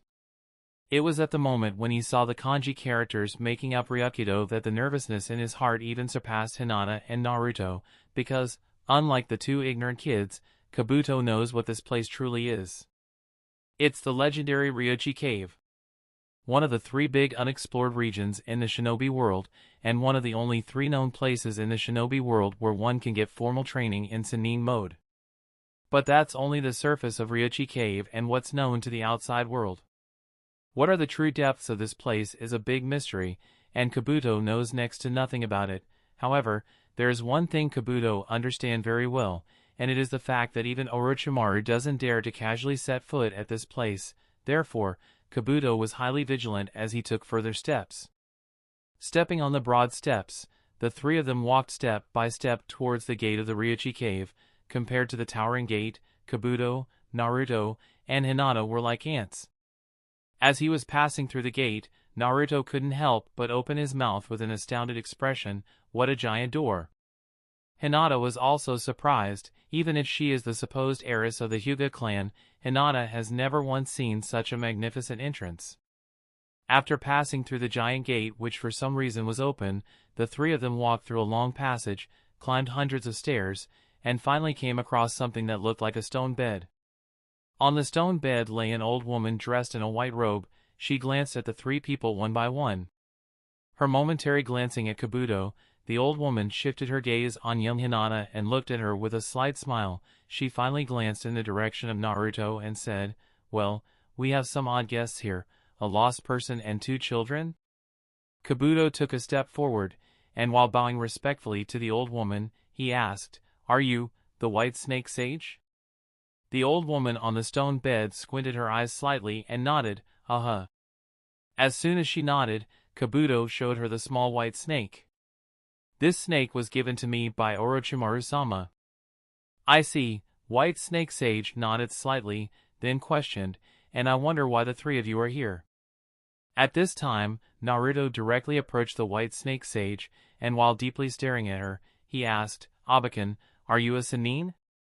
Can you teach me Senjutsu?" White Snake Sage squinted at Naruto and said with a strange smile, "If you wish to learn Senjutsu, then you must first pass one of my tests." Before Naruto could agree, his mouth was hurriedly covered, and he was pulled back by Kabuto. The White Snake Sage in front of them looks like a kind old woman who is harmless to children, but Kabuto knew her true face very well. In reality, this old woman is a millennium-old monster who has mastered Senjutsu and has been ruling over the snakes of the Ryuchi Cave for several centuries, so she is definitely not someone to whom one can be disrespectful. So, while keeping Naruto silent, Kabuto apologized for the kid's rude behavior and then politely asked, "To learn Senjutsu, do we need to pass some sort of test? What kind of test is it? And what are the contents of the test?" The White Snake Sage didn't care about Kabuto's cautiousness. She kept looking at Naruto and answered, "In the depths of the Ryuchi Cave, a giant snake named Garaga resides. He has an aggressive temper and is prone to his violent outbursts are a nuisance for me. So long as you bring me Garaga's reverse scale and tone down his temper, you will pass the test and you will be taught Senjutsu." Naruto was immediately cheered in excitement. "I just have to bring the reverse scale of a snake? It doesn't sound too difficult." "Don't be an idiot, Naruto." Kabuto scolded the blonde-haired kid with tick marks on his forehead, and then said to White Snake Sage, "If this snake named Garaga can be a nuisance even to the legendary White Snake Sage, I am afraid there is hardly anything we can do about him. Isn't there something else we can do to pass the test?" "Ha ha ha." The old lady chuckled lightly, then shook her head. "This is the only test I have for you people. Any of you wish to learn Senjutsu from the Ryuchi Cave, then that person must first pass this test." Kabuto nodded with a troubled expression. White Snake Sage has already stated the content of the test. Even if he doesn't like the content of the test, Kabuto doesn't have the guts to negotiate or bargain with her. Before stepping inside the Ryuchi Cave, Kabuto had expected that the learning process of Senjutsu would be that easy and smooth, but only now did he understand how difficult it is. Being Orochimaru's subordinate, Kabuto knows Manda, who is considered one of the strongest snakes in the entire shinobi world, and if this Garaga is troublesome enough to even make the White Snake Sage feel a headache, then his strength is definitely not weaker than Manda. To tone down a snake on the level of Manda? This is not something they can manage with their strength. Kabuto understands that if they wish to complete the trial, then they would at least require strength on the level of someone like Orochimaru, otherwise, it would mean straight of death, and he has no early death wish. But at the same time, Kabuto also doesn't know if he will get another chance to learn Senjutsu, therefore, he was hesitating a little. While Kabuto was weighing whether to accept the test of White Snake Sage, Naruto had already asked the direction of Garaga's lair and was on his way there in a swaggering manner. How powerful can a snake be that has caused a headache for an old Abakan, was the thought in Naruto's mind, and things like catching snakes and catching fishes, he has done countless times while he used to play alone in the forests around the Konoha village. Therefore, Naruto didn't think all that much and quickly went towards Garaga's lair in order to retrieve his reverse scale, so that he can learn Senjutsu. Seeing Naruto going, Hinata hesitated a little, then she quickly followed him. Naruto-kun, wait for me.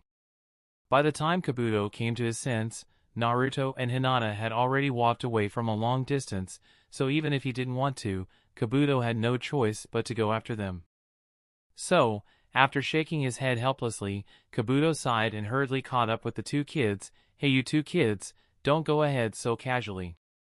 Do you even know how dangerous this place is? At the same time, he couldn't help but think whether it was a good idea to bring Naruto to the Ryuchi cave. As Kabuto, Naruto, and Hinata left the shrine of the White Snake Sage, three graceful female figures with white robes appeared by White Snake Sage's side. These three beauties are Tagori Hime, Taijutsu Hime, and Ichikishima Hime, the three priestesses of the White Snake Sage. Tagori Hime looked at the back of three people as they disappeared, and couldn't help but ask White Snake Sage, "Why did you stop us from testing the three of them outside the Ryuchi cave?" White Snake Sage stared at Naruto's back and laughed, just some reasons. Although, I never expected that this child will come here of all places. Taijutsu Hime also looked at Naruto's back and asked curiously, is there anything special about this child? Maybe, replied White Snake Sage. Ichikishima Hime was a little puzzled. If that child is really special, then was it a good idea to let him go after Garaga? No matter how special, he is still a child at this time. With Garaga's temper he will definitely eat up that child. White Snake Sage just chuckled and said nothing, but at the same time, she was thinking to herself, if that child is really Azura's reincarnation, then perhaps the test will end in a different manner. Well, I just have to wait and see. Chapter 591, Finding Garaga. After walking for a while, the group of Naruto, Hinata, and Kabuto crossed several passages and finally came to a huge cave. This is the cave that Abakan said, right? Asked Naruto as he ran to the edge of the cave and started to turn up the rocks that were fallen on the ground. Seeing Naruto's actions, both Hinata and Kabuto were quite confused and asked in a low voice, Naruto-kun, why are you turning up these scattered rocks? Huh, don't you know Hinata? I am turning these rocks to find where that troublesome snake is. You see, snakes like to hide in the holes covered by rocks. I have caught several snakes in this way when I was in the village, Naruto explained with a triumphant smile, and then suddenly realized something and said to Hinata, Hinata, your eyes are called Byakugan, right? Sasuke told me that Byakugan is very helpful when we have to locate something. Can you help me find that snake with the help of your Byakugan? Listening to Naruto's words, Kabuto's eyes twitched in annoyance. Hinata on the other hand nodded hurriedly, and immediately after reading the hand signs, she activated her Byakugan. With her Byakugan activated, Hinata was about to carefully examine the entire cave in search of any snake, but before she even started, her Byakugan was suddenly overwhelmed by enormous chakra. Seeing that presence, Hinata was shaken, her legs softened in fear and she collapsed on the ground with horror in her eyes. Naruto was taken aback, and asked in a worried tone, Hinata, what happened? Are you okay? Collapsed on her butt, the shaken Hinata raised her arm tremblingly and pointed at something behind Naruto. Nah. Naruto-kun, behind you. Naruto turned and looked behind him only to see a smooth wall. He was confused, and after examining it several times, he turned back towards Hinata and asked in a puzzled tone, what's the matter? Isn't this just a wall? This wall scared you. Is there something strange about this wall? At this time, Kabuto shouted, Naruto, get away from there. That's no wall. But apparently, Kabuto was too late. because before his words fell, the whole wall on which Naruto's hand was resting moved, and together with the movement of the wall, the cave shook. Rumble. Before Naruto could realize what was happening, he saw a huge yellow eye, with a black vertical slit in front of him, and looking at that eye, the size of which is bigger than even him, Naruto was dumbfounded and exclaimed in shock, what is this? Whoosh! Considering the emergency situation, Kabuto didn't bother to answer Naruto's question. He held Hinata in one hand, then immediately used body flicker jutsu to cover up the distance between him and Naruto. After making sure both the kids were with him, Kabuto used a smoke bomb to cover up his presence and disappeared from that cave using another body flicker jutsu. Whoosh! Arriving at a safe distance with his fastest speed, Kabuto with disordered breath let go of Naruto and Hinata, and wiped the cold sweat covering his forehead. At the same time, he couldn't help but curse the situation. Damn it, it's just as I expected. There is no way we are a match to that kind of monster. We have to retreat from here. As soon as he saw that humongous size of the red-scaled snake named Garaga, Kabuto realized that they are no match to that kind of existence. And it was exactly as he had expected. The snake Garaga is definitely on the same level as Manda, Orochimaru's summon, and the so-called strongest snake in the shinobi world.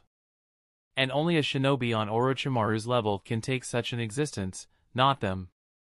Understanding this fact, Kabuto's fluke mentality of stealing Garaga's reverse scale was already gone, and he was only thinking of the way to retreat from here. But unfortunately for him, his luck is not good this time around, because as soon as he was going to hold both Naruto and Hinata, he felt a presence right behind him. Garaga, with his upper body raised, watched Kabuto run away while carrying the two human children and snorted coldly, "You humans dare trespass into my territory. I'll kill you all." Declaring so, he opened his mouth, then spat out grayish liquid towards the exit of the cave. Sha! The grayish liquid fell on the only nearby exit of the cave and instantly solidified, and blocked it, thus cutting off Kabuto and others' retreat.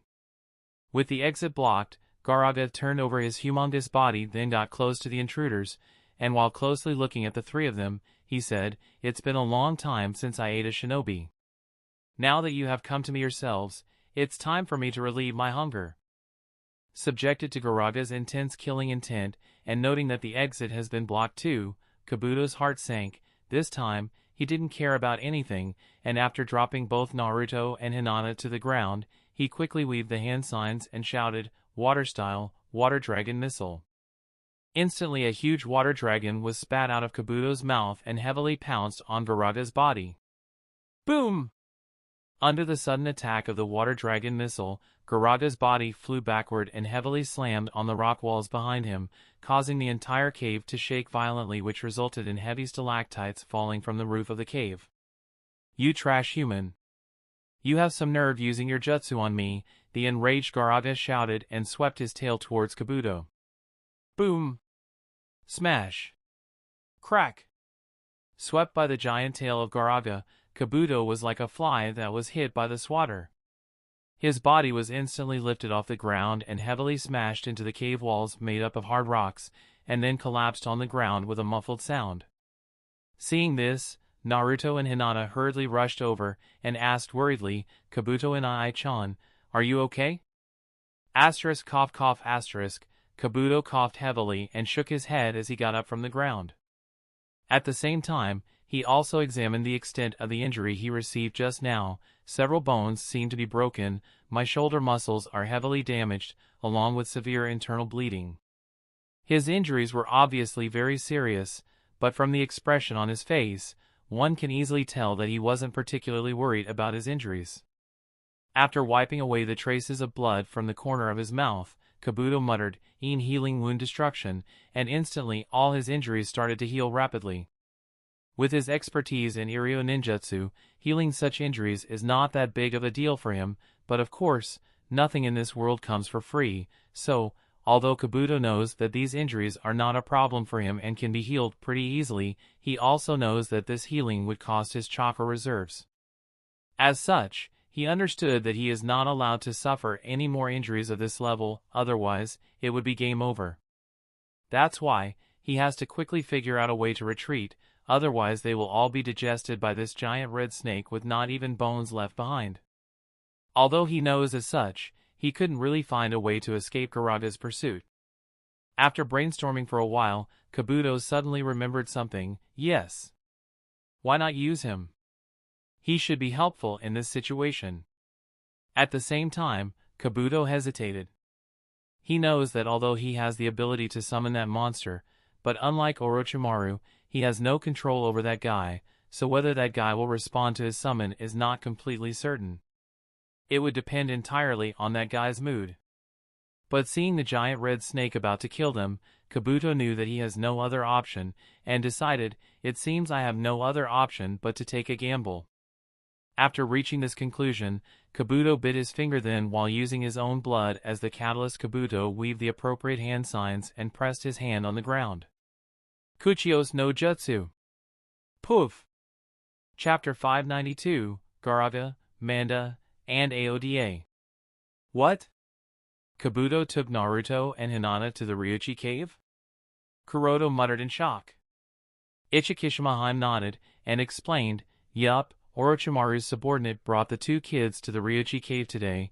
He did so in order to escape the pursuit of some pursuers. Kuroto was silenced. For the identities of the pursuers, Kuroto can guess that they were probably the members of the Akatsuki organization. It's a good thing that Naruto did not get in their hands. Still, though, he didn't expect the situation to become so complicated. Naruto, who wasn't supposed to have any connection with the Ryuchi cave, was currently at the Ryuchi cave. Whether it is a good thing or a bad thing and what would happen of the Mount Myoboku can't be decided at this moment. After thinking for a while, Kuroto asked, what are the three of them doing right now? Ichikishima answered, since that kid, Naruto, wanted to learn Senjutsu, so White Snake Sage assigned him a test, with the condition that if Naruto manages to complete that test, he will be given Senjutsu training, so the three of them are probably trying to complete that test. Kuroto nodded lightly, and asked again, and what's the test White Snake Sage gave Naruto? Ichikishima replied, it's to retrieve Gaaraga's reverse scale, then added with a confused expression, I don't know why she gave such a difficult test to that kid, he will more than likely fail the test. Retrieving Gaaraga's scale is not something a kid like him can accomplish, even if that kid is somewhat special as White Snake Sage believes, he is still a kid, so I am sort of skeptical why White Snake Sages gave such a test to that kid. Kuroto had a thoughtful expression on his face. He is of course aware of who Gaaraga is and what is his past. Gaaraga was betrayed by a shinobi several decades ago, and coincidentally enough that shinobi happens to be Sandaime Kazekage of Sunagakure, since the puppet of Sandaime Kazekage is in Kuroto's hands, so he is pretty aware of what happened back then. At the same time, Kuroto also knows that Naruto is really a special kid. Of all the shinobi in the world, Asura and his reincarnation have always been special ones, especially Naruto. On top of being the current reincarnation of Akatsuki Asura, he is also the supposed child of the prophecy, and perhaps, White Snake Sage, who has lived for over a millennium, also realizes Naruto's specialty. As such, she assigned such a test to him. And if Kuroto thinks about it a little bit, she is definitely now wrong, because of all the people in the shinobi world, at this point in time, Naruto is probably the only person who can change Gaaraga with his overpowered talk no jutsu. Understanding so, Kuroto nodded to himself, and then said to Ichikishima, well, I understand, let that guy help Naruto and protect Hinata. Ichikishima was a little surprised, and questioned, Kuroto-sama, you want me to order your summoned snake to help them?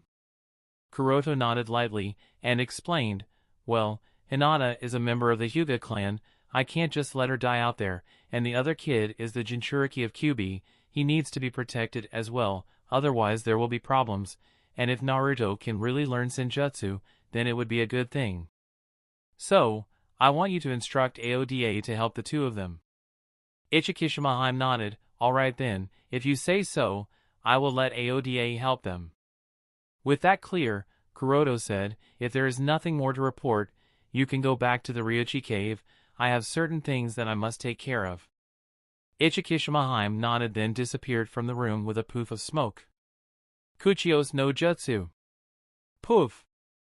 Instantly, White smoke that was produced as a result of using Kuchio's no jutsu swept the entire cave. At the same time, Kabuto, Naruto, and Hinata, who were standing on the ground, were suddenly lifted off of their feet and rose up, as if they were standing on an object of huge size, which shocked and surprised both Naruto and Hinata. "Who summoned me?" But before Naruto and Hinata could be happy for very long, suddenly a very loud roar echoed in the cave. Immediately afterward, the huge purple giant snake came before everyone's eyes, and a very violent aura filled the entire cave. Unexpectedly it succeeded, Kabuto muttered with a relieved expression, and then, while pointing at Gaaraga, he spoke to the giant purple snake, whose size is slightly bigger even compared to Gaaraga. "Manda-sama, I have summoned you. Can you please help us retrieve the reverse scale of that red snake?" Manda glanced at Kabuto standing on top of his head, and said coldly, "Huh? It turned out to be Orochimaru's subordinate. A brat like you dared to summon me. Do you want to be eaten by me?" Kabuto helplessly shook his head, and said, "Manda-sama, please help me this time, and please rest assured, I will definitely prepare appropriate sacrifices to satiate your hunger." With a cold snort, Manda turned his gaze to look at the so-called red snake in front. As soon as he saw the other party, his eyes narrowed and he muttered in surprise, "It turned out to be Gaaraga." Even Gaaraga was taken aback by the sudden appearance of Manda. He stared vigilantly at the other party, and said in an unpleasant tone, "Manda, these humans dare to intrude in my territory first, and I am going to kill them. Do you want to interfere?" Manda remained silent for a while, then turned around his head, and spoke to Kabuto, "Hey boy, don't forget the sacrifices that you promised me. Otherwise." As Manda spoke so, Kabuto was relieved, because this means Manda was willing to help them, but before he could nod, Manda looked at Gaaraga coldly, and then, poof, directly disappeared from the cave. What? Kabuto was taken aback, and for a moment he didn't realize what happened and why did Manda, who was supposed to help them, suddenly disappeared. But the situation is quite clear. Just as Gaaraga is slightly afraid of fighting against Manda, Manda, who is known as the world's strongest snake, is also somewhat afraid of fighting Gaaraga. As such, he had no plans of helping Kabuto and the others in retrieving Gaaraga's reverse scale. As Manda disappeared, Kabuto and the others who were lifted off of the ground fell back to the ground with slightly dull expressions on their faces. And Kabuto, who had finally realized that Manda had ditched him, sighed slightly. At the same time, he couldn't help but curse him, because not only did Manda not help them and run away, he didn't forget to remind Kabuto of the sacrifices. With the disappearance of Manda, Gaaraga with his yellow snake eyes stared at Kabuto and the others with anger boiling in his heart. Crap, what to do now? Kabuto was really panicked now. The summoning jutsu consumed a lot of his chakra, but not only did it not play the intended role, but it also angered Gaaraga, making Kabuto helpless. The angered Gaaraga moved instantly, and like a rolling rock, he fiercely pounced on everyone. But just as Gaaraga was about to eat everyone, suddenly a giant blue snake emerged through the walls and held Gaaraga's neck with his mouth. The new giant snake with blue scales glanced at Hinata and Naruto from the corner of his blue vertical slit eyes, and after making sure that the two kids were fine, he smashed Gaaraga's head on the ground. Smashed into the ground, the angered Gaaraga shouted, "Aoda, you trash! You have got some nerve getting in my way!" Aoda gave no reply, and while restraining Gaaraga to the ground he glanced at Naruto as if trying to convey something to the kid. The sluggish Kabuto, Naruto, and Hinata were taken aback by the sudden turn of events, and they didn't know what was going on any longer. But when Aoda stared at him, something within Naruto understood what the giant blue-scaled snake was trying to convey, and he subconsciously took a step forward. The moment Naruto took a step forward, a strange orange mist gushed out of his body. The mist didn't affect Aoda, but as soon as it approached Gaaraga he froze in his place, and his expression became dazed. At the same time, the moment orange mist gushed out of his body, Naruto's soul seemed to have left his body and he too froze where he stood. Kabuto looked at everything happening around him with a shocked expression, and muttered to himself, "What did the blue snake do? And why did that orange smoke come out of him? Is it because of the QB? Or is it because the white snake sage did something to Naruto?" Chapter 593, Making a Friend. Naruto, who was at the Ryuchi cave just a few seconds ago, suddenly found himself somewhere in a desert with a military castle. This was Garaga's subconscious plane, and Naruto in this place was like a bystander watching the reels of Garaga's memories. In the scene, Garaga and a powerful shinobi with dark bluish-black hair, wearing the robes of the Land of the Wind, fought side by side in the desert, trying to protect the military castle from the invasion of the foreign enemy shinobi that were constantly attacking the two of them. Although the combination of Garaga and the summoner of Garaga was quite powerful and the two of them were able to easily defeat the enemy shinobis, but the number of enemy shinobi was too much, and no matter how many Garaga and the summoner defeated, more kept coming. The situation continued for a very long time, and the summoner started to feel that the situation would collapse. Understanding this, the summoner, fighting side by side with Garaga, immediately issued a retreat order. However, Garaga, who was filled with a burning fighting spirit and overwhelming confidence, was unwilling to retreat. He violated the summoner's order of retreat and attacked the enemy shinobis once again.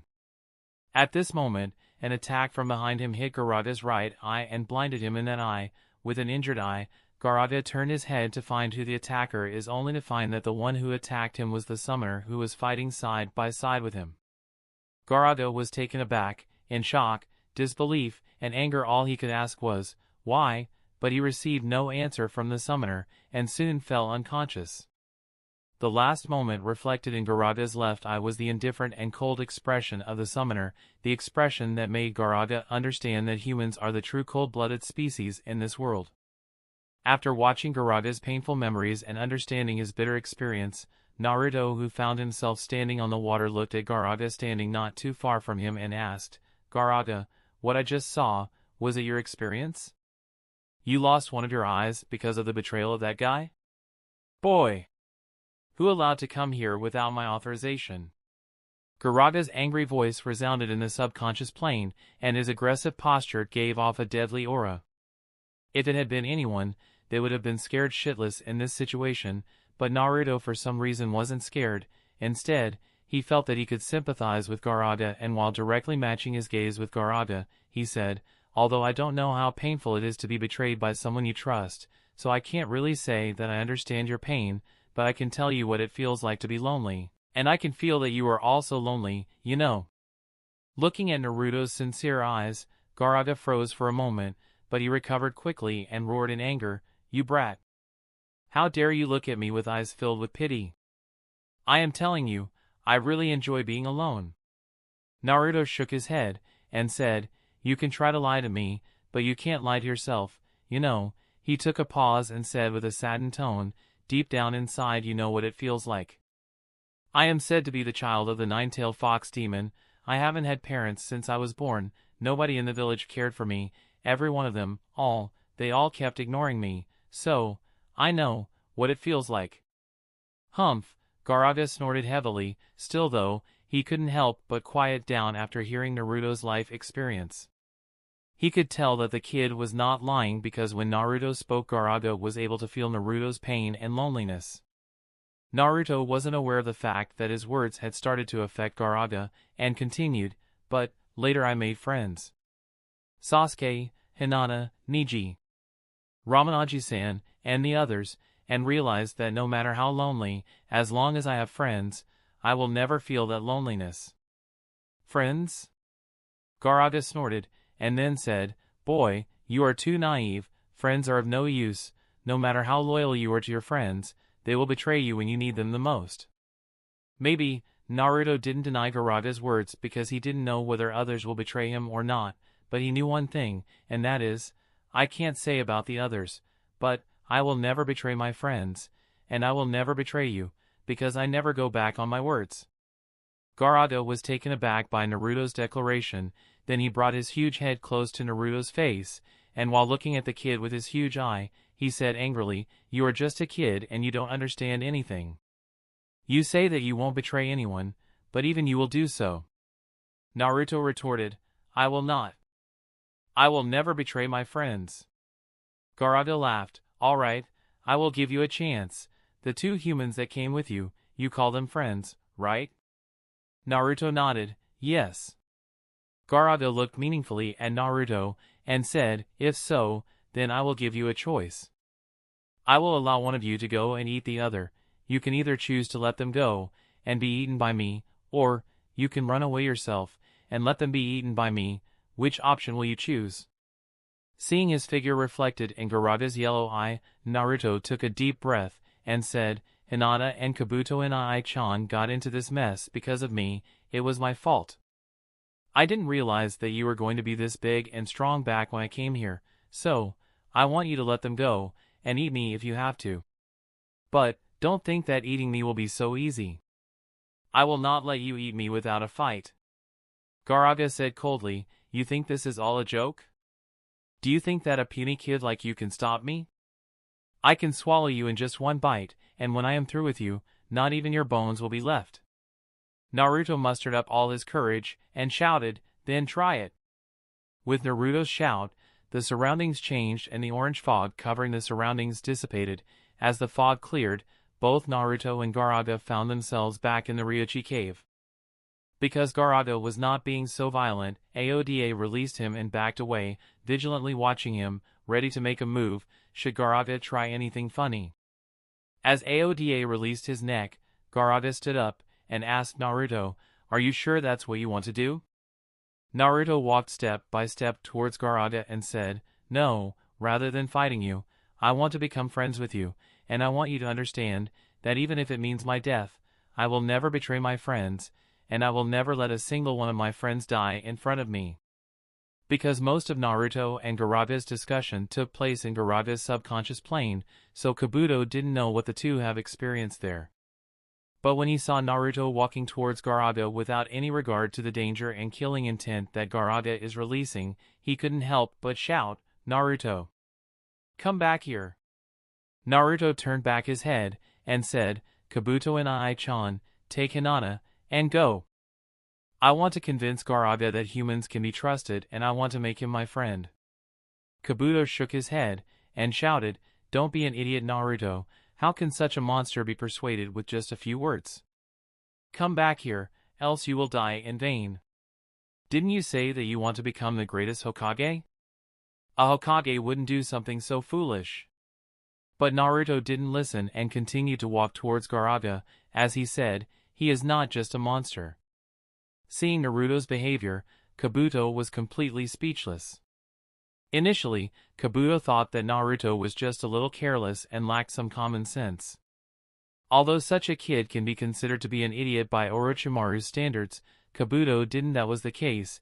As far as Kabuto sees, although Naruto is not very good at shinobi stuff, the kid does have several aspects in which he is very good, for example, reading others' intentions and emotions. But today, Kabuto realized that he was thinking wrong. Naruto is a complete idiot and a fool, because if he wasn't, why would he do something so foolish as to try to persuade a monster like Gaara with words? In Kabuto's eyes, Naruto's current actions are no different from seeking death. Understanding so, Kabuto shook his head, then while pushing his glasses on the bridge of his nose he muttered, "Forget it, if he is really in any danger, Kyuubi that is sealed inside him won't just sit back. When Kyuubi and the two giant snakes fight, I can use that opportunity to get out of here." With such thoughts, Kabuto focused his attention on Hinata. He has to make sure to retreat with the girl when Kyuubi interferes. On the other side, as Naruto fearlessly walked towards him, Gaara was a little touched, but at the same time, he was also irritated because he felt that he was being underestimated by the kid. To show that he was being extremely serious, he opened his mouth in front of Naruto and said, "You think that I won't dare to eat you? Since you are looking for death, then come on. I will fulfill your wish." Naruto continued to walk towards Gaara's open mouth, and just as he got extremely near, he raised his right hand towards him and said, "Gaara, I want us to be friends." Gaara growled and pounced his head on Naruto. Kabuto was so speechless that he smacked his forehead. "I shouldn't have brought him to the Ryuchi cave. Now I don't know how to explain it to Orochimaru-sama if he dies." And contrary to Kabuto, Hinata, who was standing next to him, looked at the brave actions of Naruto with an excited expression. Naruto, who dared to even face such a scary snake, earned Hinata's admiration more and more. But there was also worry in her eyes, and she could only pray for Naruto's safety. Under Aoda's watch, Kabuto's speechlessness, and Hinata's admiration and worry, Gaaraga, who was about to swallow Naruto in one bite, closed his mouth just as he came close to the kid, and then snorted like a tsundere, "Huh, you want to become my friend, it won't be so easy." And listening to Gaaraga's words, Kabuto, who was ready to escape any moment, was so shocked that he almost fell to the ground and looked at Gaaraga with a stupefied expression. "You have got to be kidding me!" Chapter 594, Kabuto's Disbelief. Sitting on top of Gaaraga's head, Kabuto had a stiff expression and his eyes looked a little dull. Just now, he witnessed the entire process of Naruto becoming friends with Gaaraga. And, no matter how he thinks about it, Kabuto still finds all this to be unbelievable. Next to Kabuto sat Naruto, who said loudly to Gaaraga, "Gaaraga, you have to promise me not to eat people in the future." Gaaraga's eye twitched in annoyance, and he shouted angrily, "Naruto, are you stupid? How can I even find a human to eat in these caves? Humans rarely ever venture here." Naruto suddenly realized something, and asked, "So, that means what you told me before, that you eat humans almost every day, you were lying to me." Gaaraga snorted, "Humph, it just proves that you are a dull-witted guy, and you can be fooled very easily by anyone." Naruto retorted, "Arg, don't call me a fool, you fool." Seeing Naruto and Gaaraga's continuous arguing, Hinata giggled, he, to her. The two of them looked as if they are brothers. But Kabuto, on the other hand, was still in disbelief, and his eyes trembled. In Kabuto's impression, even a shinobi as strong as Orochimaru cannot get so harmonious with the snakes on the level of Manda and Gaaraga, because snakes are cold-blooded creatures, and they only serve shinobi who are stronger than them, and Naruto is clearly nowhere near being as strong as Gaaraga, so Kabuto simply can't believe what he is seeing. It must have been the effect of some sort of jinjutsu. Yes, this is the only logical explanation, Kabuto thought to himself, and then he tried several methods to break free of the jinjutsu that, according to him, was acting on him, but no matter how much he tried, there was no effect at all. At the same time, Kabuto also found that he was able to freely control his chakra to use ninjutsu, so there were no signs of his chakra being controlled or disrupted. Which meant only one thing. Could it be, this is all real? Did Naruto really tame Gaaraga using just words? Kabuto shook his head, trying not to think about it for the time being. At this time, Gaaraga and Naruto bid farewell to Aoda, with Naruto thanking the polite and noble snake for his help. Then everyone went back to the shrine of the White Snake Sage. Looking at Naruto sitting on top of Gaaraga's head, White Snake Sage squinted her eyes in a not too surprised manner, and then said with a smile, "It seems you people have defeated Gaaraga, and therefore, I declare that you have passed the test." Naruto quickly denied, "Abakan, you are misunderstanding, we did not defeat Gaaraga, instead, we became friends, so I cannot give you the reverse scale of Gaaraga." Chuckles, White Snake Sage chuckled lightly and looked at Gaaraga with a meaningful gaze. Gaaraga was a little irritated by the White Snake Sage's chuckle, and turned his head to the side. White Snake Sage then looked at Naruto's group, and said, "Well, this is still a win. Now then, which one of you wants to learn Senjutsu?" Me. I want to learn Senjutsu." Naruto quickly raised his hand, and said excitedly. Hinata lowered her head and remained silent. Although she is not very interested in Senjutsu, she is still very interested in being able to train with Naruto. But the thing is, just because she wants to learn something doesn't mean she is allowed to learn it. As the supposed heir of the Hyuga clan, Hinata has to strictly follow the training plan prepared by her father, and she is not allowed to do other extra things. On the other hand, different from Hinata, Kabuto was very interested in Senjutsu, and his deep interest in sage art could be seen from the gleam in his eyes, but Kabuto is a cunning fellow, and the gleam in his eyes quickly loses its effect and disappeared without a trace. This time, he came to Ryuchi Cave majorly to avoid the pursuit of powerful enemies. Although he did have intentions of getting in touch with Senjutsu, it wasn't to the point where he was willing to risk his life. After all, he has not yet witnessed the demise of Orochimaru, so he is not the person who is trying to find a place where he belongs, as such, he has not yet reached the point where he is desperately seeking power. What's more, Kabuto is not even certain if he can learn Senjutsu, so he is unwilling to risk it at this point. Since Naruto is so eager to learn Senjutsu, then Kabuto has thought of studying Naruto as a test subject in order to explore the depths of Senjutsu. With these intentions, Kabuto bowed his head politely to White Snake Sage and apologized, "I am sorry. I haven't yet made up my mind." White Snake Sage waved her hand indifferently, seemingly not bothered by Kabuto's words. And since Naruto is the only one who expressed his interest in learning Senjutsu, she focused all her attention upon him and said, "Since you want to learn Senjutsu, first you need to sign a summoning contract with the Ryochi Cave." Then she paused and added while looking at Gaaraga, "And considering that you have gained Gaaraga's acknowledgement, it would be better to have Gaaraga become your summoning snake." Naruto nodded, then asked Gaaraga, "Gaaraga, are you willing to become my summon snake?" Gaaraga nodded lightly. "All right." With Gaaraga's agreement, he became Naruto's summoned snake, and then Naruto also signed a contract with the Scroll of Ryochi Cave under the guidance of White Snake Sage. As the contract was completed, White Snake Sage said, "With this, other than Gaaraga, you can also summon other snakes from the Ryochi Cave." Naruto nodded, "All right," and then asked hurriedly, "Now can I learn Senjutsu?" White Snake Sage nodded with a smile. "Ichikishima is the best when it comes to teaching Senjutsu among all three of my disciples, and she will be the one who will teach you the sage art of the Ryochi Cave." As White Snake Sage called her name, Ichikishima Heime's figure quickly appeared beside Naruto and she said to Naruto, "Follow me." Naruto-kun. Naruto nodded and quickly followed her. As Kabuto watched Naruto and Ichikishima Heim walk into the depths of the Ryochi Cave, he felt that something was wrong with the situation this time.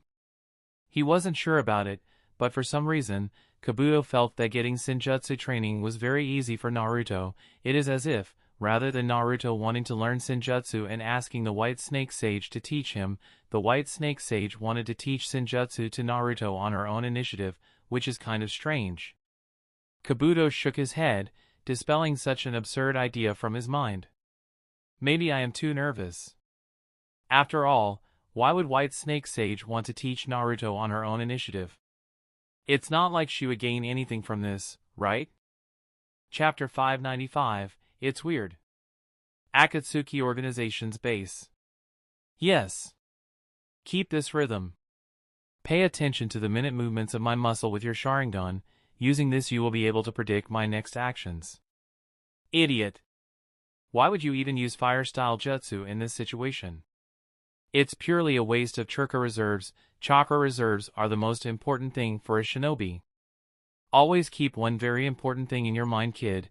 The release of any ninjutsu must be done only when the situation requires, and it must always be used along with corresponding tactics. If you haven't formulated corresponding tactics that you plan to use after the jutsu is released, then all you are doing is exposing your own flaws to the enemy and wasting your chakra for nothing. On the training ground, Shinichi sternly guided Sasuke while casually parrying his offensive, and strangely enough, Sasuke didn't argue at all. He took all of Shinobi's words into serious consideration and tried to implement them into his tactics.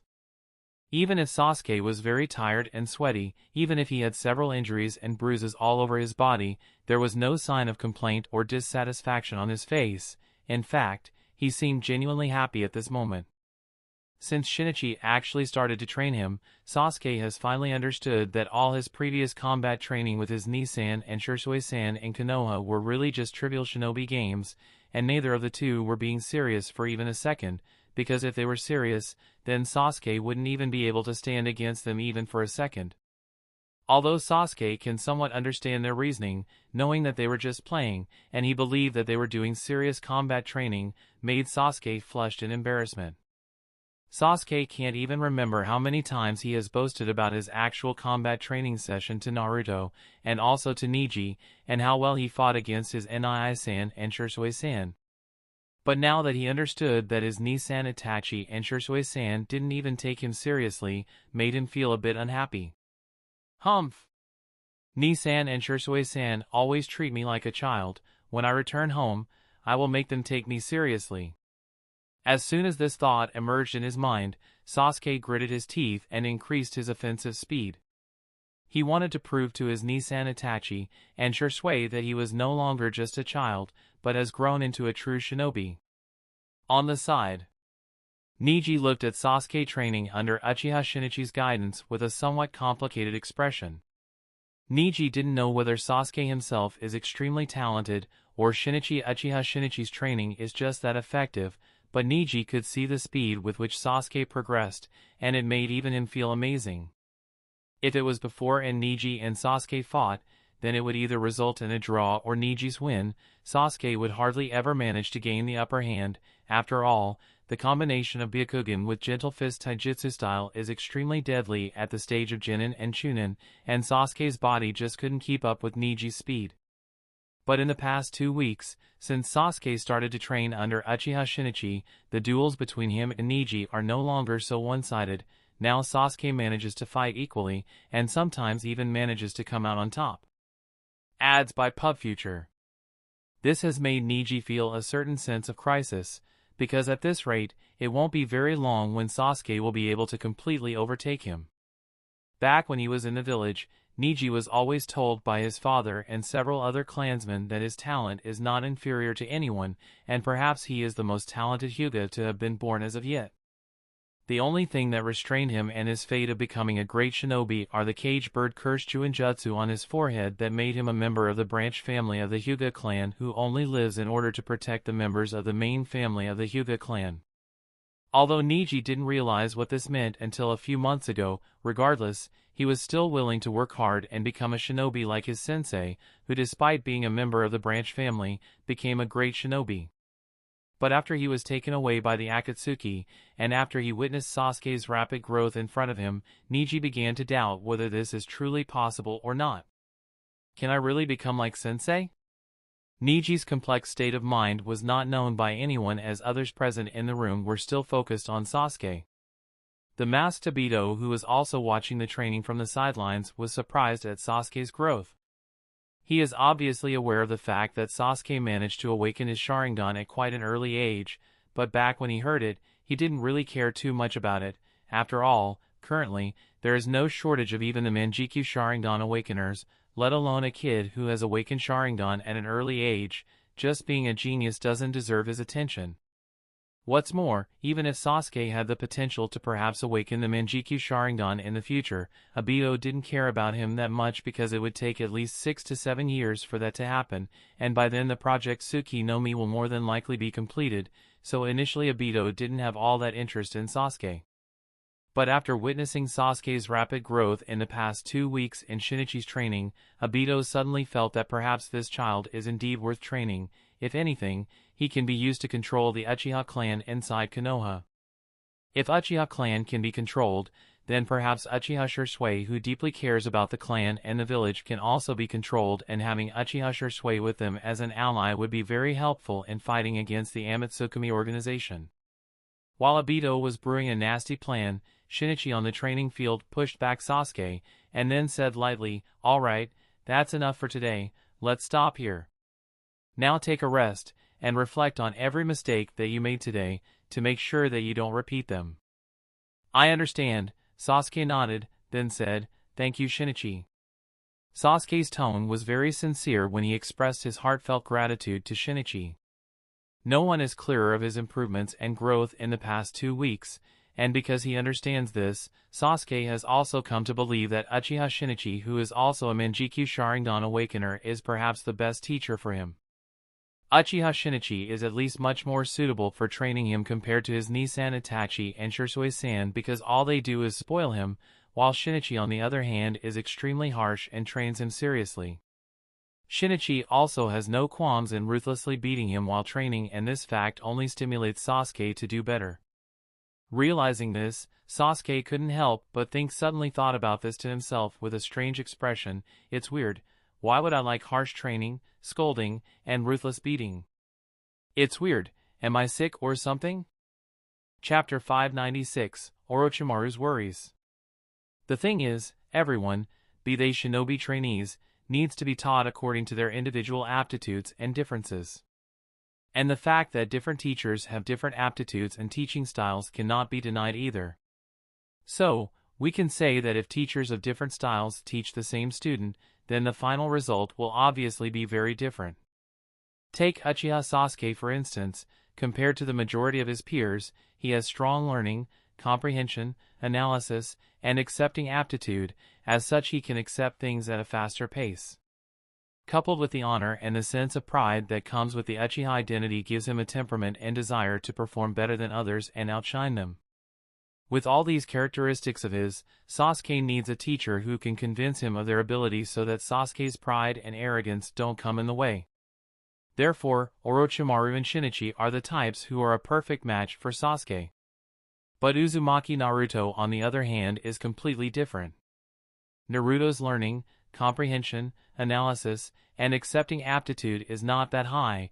As such, he is unable to accept things as fast as Sasuke and many others among his peers. To make him understand things, one needs to break them down into very basics and then teach him in a manner that he will be able to grasp with relative ease.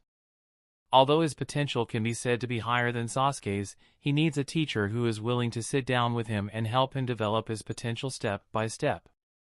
Therefore, only teachers like Jiraiya are best suited to teach him, and Orochimaru is unable to connect on that level with him. Whether consciously or subconsciously, Sasuke realizes this fact and feels that Uchiha Shinichi is suitable for teaching him. And because Shinichi was willing to teach him, so, Sasuke was also very serious in training and didn't complain once about Shinichi's harsh training methods.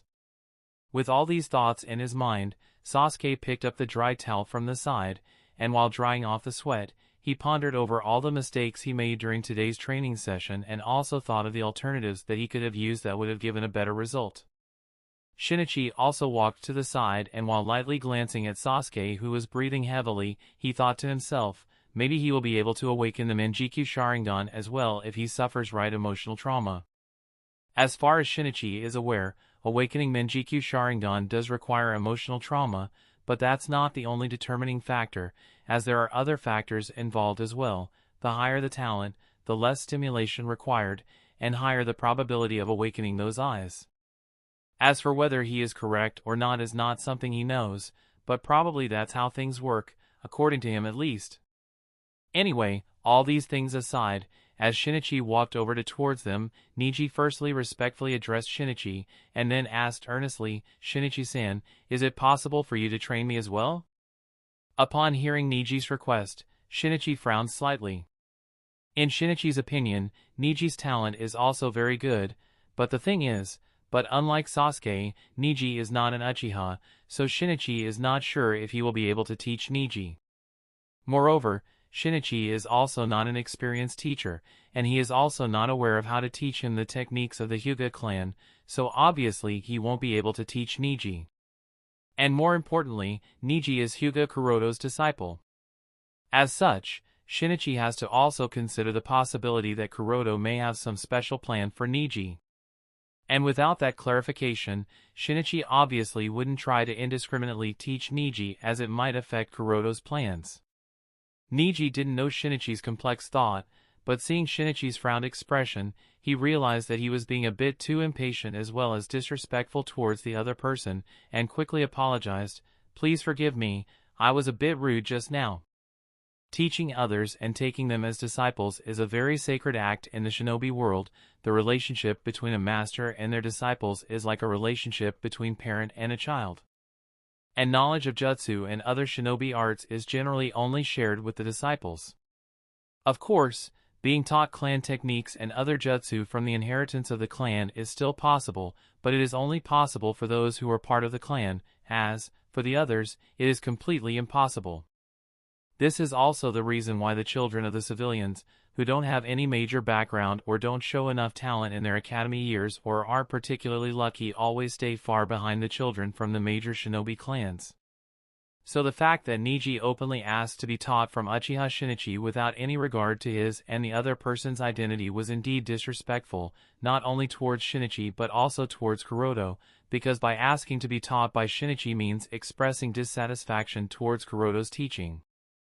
Shinichi shook his head, and explained, "It's not that I don't want to teach you, It's just that I don't know what to teach you and how to teach you, as I don't have much knowledge about the taijutsu techniques that the Hyuga clan practices." Neji nodded again and apologized. "Yes, I understand. I was being reckless earlier," then immediately stepped aside calmly. But the disappointment on his face was hard to conceal, and the frustration within him grew. Seeing Sasuke progressing extremely fast, while him remaining still at the same point, made Neji feel more and more frustrated, and he didn't know what to do. Seeing Neji's expression filled with disappointment, Shinichi felt a little guilty and sighed helplessly. The other side of the training field.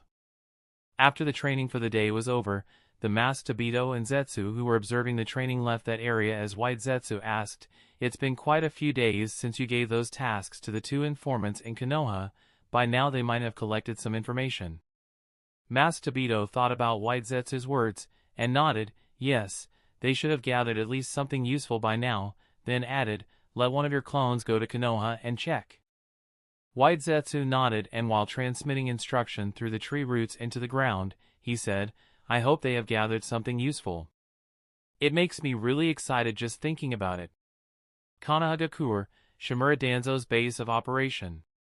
After Danzo finalized all the 7 Kekkei Genkai that he wants to absorb through Chimera Jutsu, Homusubi and Orochimaru began to make adjustments in the Chimera Jutsu on their part, and also started finalizing the last part, that is designing the ritual ceremony. This part of the work was done together, and in the huge laboratory, both Orochimaru and Tsukihei were busy with their respective work. After a long time, Orochimaru, who was busy with the task at hand, turned his neck and shifted his gaze to Homusubi at the other end of the laboratory, and asked curiously, "Should I call you Homusubi, or by your original name perhaps?" Homusubi didn't turn her head and said in a chilling tone, "I think you were more than wise to figure that by yourself." Orochimaru chuckled. "I see. Homusubi it is," then added in a deep tone, "Homusubi, aren't you worried in the slightest?" Homusubi frowned, and asked in confusion, "Worried about what?" Orochimaru looked down for a moment, then lifted his head and said with an extremely serious expression, "You should be more clear about all this, in regards to what we are doing, the risks. Aren't you worried in the slightest that we won't be able to control Shimura Danzo and he will get out of hand, moreover, given his ambitions?" In the beginning, Orochimaru also wanted to use Shimura Danzo as a suitable pawn and lab rat in order to improve the Chimera Jutsu. But, as he delved deeper and deeper into the research of this forbidden jutsu, coupled with the high-end knowledge and understanding that he recently gained from Homusubi, Orochimaru's initial inherent concepts were broken, and with that changed perspective he analyzed the depth of Chimera Jutsu, and he was literally shocked when he realized what this project actually entails, and this scared him. Yes, even someone like Orochimaru started to feel a little scared at the thought of letting Danzo use this jutsu to acquire 7 Kekkei Genkai. It wouldn't have been that big of a problem if Danzo didn't have such a character and ambition, but that guy wants to unite the entire shinobi world, and for that, he can do almost anything. This makes him an extremely dangerous and unstable existence. Homusubi glanced at Orochimaru and said lightly, "You are too worried." "I am too worried?" Orochimaru frowned, and said, "Don't you realize, if your theories are correct, which they are, and if Danzo succeeds in the ritual ceremony, he will acquire 7 Kekkei Genkai. That's full 7 Kekkei Genkai. He would be unstoppable by then. And once he succeeds, we will be the ones he will come after at that time. Doesn't this scare you in the slightest? Sharingan, Wood Release, Crystal Release, Dark Release, Swift Release, Boil Release, and Storm Release. Success in acquiring these 7 Kekkei Genkai would mean successful fusion of all the 7 chakra natures. The fusion of 2 chakra natures and 3 chakra natures alone is so powerful. What would happen if all these 7 chakra natures are fused? The more Orochimaru thinks about it, the more he feels that they are trying to step into the territory of gods. And if all the 7 chakra natures really merge within Danzo, then he will definitely become an existence no inferior to a god. A god created by the humans. A god created by science. Orochimaru feels that calling it Project Godhood, a project of creating a god, seems more reasonable. Chapter 597, Orochimaru's Realization, and the Difficulties. 7 different Kekkei Jinkai. 7 different chakra natures. What will happen after they fuse together? We are not just trying to combine 7 Kekkei Jinkai into one person to make him a perfect shinobi. No, it's much more than just that. What we are trying to do by fusing the 7 chakra natures is literally trying to create a god. Orochimaru muttered in an absent-minded tone. Hearing Orochimaru's words, Homusubi's eyes widened in surprise. She couldn't help but look at him in admiration and think to herself, I suppose I shouldn't be too surprised. It's Orochimaru-sensei after all. After months of research on the Chimera Jutsu, and because of the new theories that he has learned while working with Homusubi, Orochimaru has gradually started to realize the final result that this project actually points to. A Kekkei Jinkai is generally the fusion of 2 different chakra natures, and Kekkei Tota that is much more powerful compared to Kekkei Jinkai is the fusion of 3 different chakra natures. So, the question arises. What will be the result of the fusion of all the 7 different chakra natures? Perhaps nobody in the shinobi world has ever pondered over this question, and this is nothing strange. A world where even the very basic Kekkei Jinkai is very rare and highly valuable, and Kekkei Tota that is only a level advanced has only appeared once and made people fear deeply. Would anyone even think of the realm of Kekkei Mora?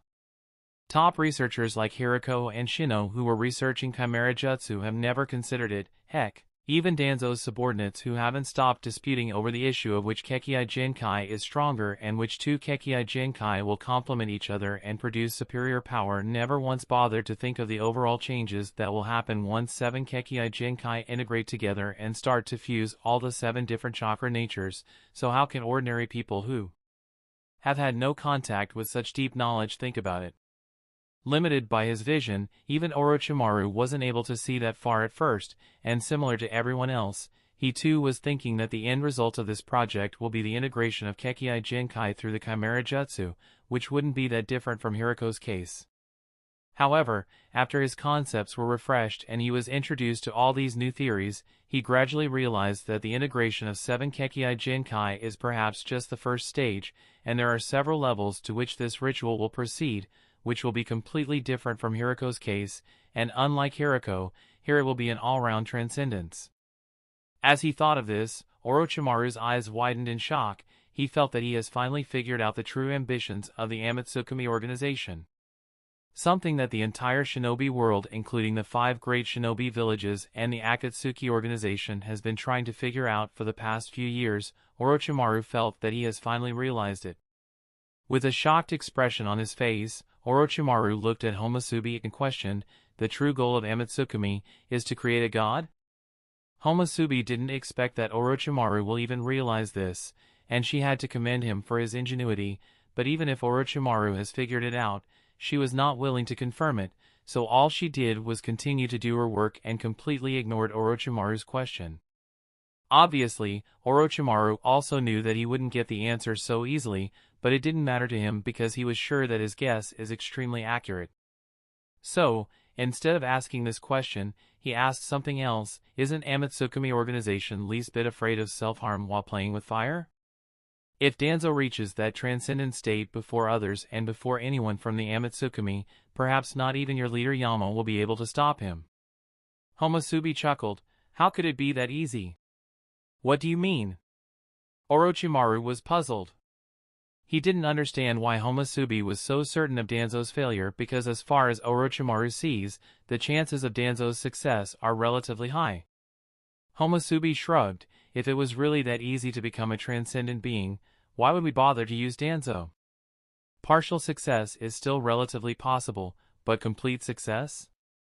It's impossible. There's just no chance. Homusubi is completely certain of this. Because for the complete success, the fusion of flesh and blood is just the beginning, it is neither the core part of the project Godhood nor the end. The ritual that Danzo will be undergoing still has a fatal flaw, and this flaw is related to the realm of the soul. It is quite difficult to explain what soul truly is and what is the true essence of soul, but one thing is certain, and it is the fact that soul and chakra are interlinked. In other words, the soul can carry chakra, and vice versa is also true.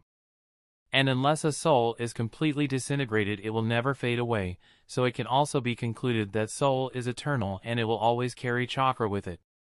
Although Chimera Jutsu is capable of fusing flesh and blood, it cannot fuse the soul, so it can also be said that it cannot completely integrate chakra carried within the soul. That is to say, no matter to what extent Chimera Jutsu is improved and no matter how advanced the ritual is designed, it will not result in complete integration unless the issue of the soul is resolved firsthand. This also means that the end results in Danzo's case will only be a partial success. The impurity that exists in the form of a foreign soul will become a problem that will never be solved in the integration process, and no matter how Danzo tries, he just can't make up for this flaw. In fact, not just Danzo, no one can solve this problem unless the target of absorption themselves are soulless, for instance, clones that Kuroto plans to use in his ritual ceremony. The current Orochimaru obviously doesn't realize this problem. He who has repeatedly used the forbidden technique of corpse soul reincarnation without any reservations has yet to figure out the importance of a clean soul for transcendence. Danzo, who will absorb all the subjects, along with their souls, will also face this problem. So, his transcendence will be affected. What's more, the problem of foreign is not the only issue. There are other problems. In Danzo's case, there is another factor that is a restraint on his success. His aging physique is a fatal problem that lowers down his success rate. For the ritual to succeed, the core physique of the person absorbing others' flesh and blood should be very strong. After all, even if through Chimera Jutsu, one would be absorbing the flesh and blood of 5 people into his body, if the physique is not strong enough to bear the burden of that wear and tear during the absorption process, then how will that person survive? Danzo, who is physically old and weak, will not be able to bear that burden. So, the probability of success in the ritual and the chances that he will be able to reach the Kekimura state is very low. In fact, there is a big question mark whether he will be able to survive the ritual ceremony. In fact, even Kuroto, who is using specifically created clones that don't have any problem regarding foreign soul, is not completely certain of achieving godhood, and the probability of success is only as low as 10%. So how can Danzo manage to reach that state with all those flaws coming his way? The path to awakening Kekimura is very difficult, and from beginning to end, there have only been 2 people in the shinobi world who have reached this realm. Therefore, from beginning to end, Homusubi never worried that Danzo would reach that realm because the probability of it happening is infinitely close to 0. Even if all his luck comes into play, at best he will reach the state of semi-fusion with severe dangers hidden in his body, quite similar to Hiriko. And more likely, he will either die during the ritual or he will become an unpredictable monster with multiple souls competing for dominance. Frowning over Homusubi's words, Orochimaru asked curiously, "You don't seem too optimistic about Danzo's rate of success. Why is that the case?" Homusubi shrugged. "I only believe in possibilities that are strictly based on facts, and the fact is that Hiriko, who survived the ritual ceremony, was very vulnerable and was defeated so easily, so how can Danzo be any different? Although we have made many improvements in everything, some things just can't be changed. As such, even if I have higher expectations from this ritual, they are just some expectations, not anything else." Hiriko was very vulnerable? I am afraid that only the members of Amatsukami would say so. Orochimaru muttered with a bitter smile, and muttered to himself, "Maybe it's just me being too scared, and perhaps you are indeed correct. The realm of God, that transcended state, it should not be so easy for us mortals to step in." Homusubi didn't comment on this, and asked something else. "By the way, how is Danzo's progress of capturing the 5 targets he selected?" Orochimaru replied, "I have heard that it's going quite well. From what I know, he has already captured 3 of them. Although root subdivision has been abolished, Danzo still has a lot of manpower under him. And since there are many wandering shinobi in the shinobi world, so as long as their intelligence is collected effectively, capturing them is not that big of a deal for a team of trained shinobi." Homusubi nodded. As expected, his speed is quite good, then asked, "When does he intend to perform the ritual ceremony?" Orochimaru shrugged. "It's hard to say," and added, "but what I can be sure of is that it won't be any time before he sits on the seat of Konoha's Hokage." Chapter 598, Trouble Kuroto. Not before taking the position of Konoha's Hokage. Tsukihai's face under the Homosubi mask frowned. Although these days she has mainly focused her attention on improving the Chimera Jutsu and tries not to distract herself in any other problem, this doesn't mean she is completely ignorant of Danzo's recent movements. After all, Naomi had made sure to deliver all the intelligence she finds to Tsukihai, so most of Danzo's actions are in Tsukihai's watch. It's just that Tsukihai hasn't yet confirmed whether Danzo plans to use coup d'état in order to force himself to take the position of Konoha's Hokage, or whether he wants to use political means to initiate the populace's distrust in Sandaime Hokage and make Sarutobi Hiruzen resign from his position. Judging from common sense, Danzo is unlikely to launch coup d'état against Sandaime Hokage because in that case, Sandaime has a clear-cut advantage against him. Both Jiraiya and Tsunadeheim are present in the village, and Danzo's men won't be able to rival the high-end combat power of the two Sannin. Moreover, if Danzo uses force, other shinobi clans won't sit by on the sidelines, and most, if not all, will choose to support Sandaime Hokage. Therefore, the only means left that Danzo can use in his favor are political maneuvering and gaining the support of daimyo of the Land of Fire. After pondering a little over this, Homosubi warned Orochimaru, "I don't care what plans you and Danzo are making, but I want to let you know that Akatsuki has received a commission to save the Jinchuriki of Kyubi and the heiress of the Hyuga clan, and since they are both in your hands, so their safety must be ensured. Otherwise, Akatsuki will be left with no choice but to intervene and bring them back to Konoha. Am I clear?" To complete all the improvements in the Chimera Jutsu as soon as possible, Homosubi has maintained a cooperative relationship with Orochimaru and chose not to rescue Naruto and Hinata despite being aware of where they are. Of course, this is also to see if Naruto can really learn Senjutsu, but more of it is because Homosubi doesn't want to have a conflict with Orochimaru at this point in time. After all, conflict with him will affect the development of the Chimera Jutsu. Naturally, this doesn't mean that she was willing to let Orochimaru do whatever he wants with the two of them. Hinata aside, the Jinchuriki of Kyubi, Uzumaki Naruto, is much more important, and his safety cannot be compromised at any cost. Orochimaru said with a smile, "Don't worry. I don't find them interesting enough to do anything to them. In fact, they are now important chips that Danzo plans to use while seizing the position of Konoha's Hokage." As I expected, Danzo really plans to enact a drama of rescuing Naruto and Hinata from Orochimaru's hands to curry the favor of the Hyuga clan as well as other shinobi clans, thought Homosubi upon understanding the context behind Orochimaru's words. Reaching this conclusion, Homosubi no longer wasted any time while engaging in conversation, and after quickly finishing her part of today's work, she immediately left the laboratory. After changing back into the main body, Kuroto made his way back towards the village while pondering over his next plan. Obviously, as Homosubi worked with Danzo and Orochimaru, she didn't stop her other plans, so during this time she also made sure to continue to visit the Anchor Vantian several times in order to check up on Karen and Gar's progress, and also to check the status of the Fujin clone.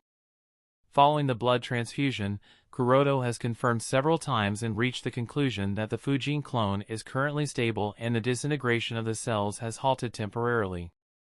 Although this is not a permanent solution, this is still quite satisfactory for the time being, and for this reason, Kuroto finalized that he will be using the Fujin clone for the wind chakra nature during the absorption ritual. It's just that a problem has arisen because of this. The strength of Fujin clone is quite high when compared to the Tsukihai clone, without the eternal Manjikyu Sharingan, and Suijin clone. Therefore, Kuroto needs to increase the strength of both of these clones in order to reach a balanced state. Of course, this is not an imminent problem for Kuroto, and he can continue to train the Suijin clone and Tsukihai clone in the future. What's imminent for Kuroto at this point in time is to start the planning for the next clone, since the development of Fujin clone has also been completed. No way, Akatsuki organization is like a vicious dog chasing behind him to the point that Kuroto can't let down his guard for even a moment. Nagato's rapid increase in strength has posed too much pressure on Kuroto, and Kuroto has no idea when will Nagato make his move, so he has to do everything possible in order to speed up his project Godhood. To do so, naturally, the development of all the clones is very important, and since Kuroto already has 3 clones ready, the 4th clone has become the object of his attention. Now the only chakra natures left for Kuroto to use are Earth Chakra nature, Lightning Chakra nature, and finally the Yang Chakra nature. Without a doubt, Yang Chakra nature clone is the most difficult because there are too many technical difficulties involved in it. As such, Kuroto thinks that Yang clone should be created at last. So, the options left for him to choose are Earth Chakra nature and the Lightning Chakra nature. Of these two chakra natures, Lightning Chakra nature is the most unstable, so the difficulty of creating the Lightning Chakra clone is only second to the Yang Chakra clone. Compared to Lightning Chakra clone, creating Earth Chakra nature clone will be relatively easier. And using the principle of doing easy things first and difficult things later, the only option left for Kuroto to choose is the clone of the Earth Chakra nature. Earth Chakra nature clone it is, muttered Kuroto in the decision. Now that the Earth Chakra nature clone has been decided, the next issue is, whose cells should I use to create the Earth Chakra nature clone? Based on Kuroto's knowledge, there are two Kekii Genkai that he can choose from. First is Lava Release, a Kekii Genkai which is the result of the fusion of Earth Chakra and Fire Chakra nature. What's unique about Lava Release is that it is a Kekii Genkai with several variants that vary with the users, and each user has their own unique method of using the Lava Release Kekii Genkai.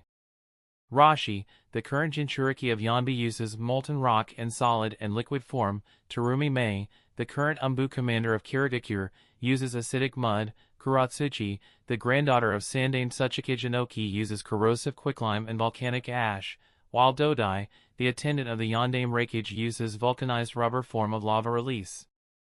So, it is a very good Kekii Genkai, and Kuroto will have all these options in his hands if he chooses the Lava Release.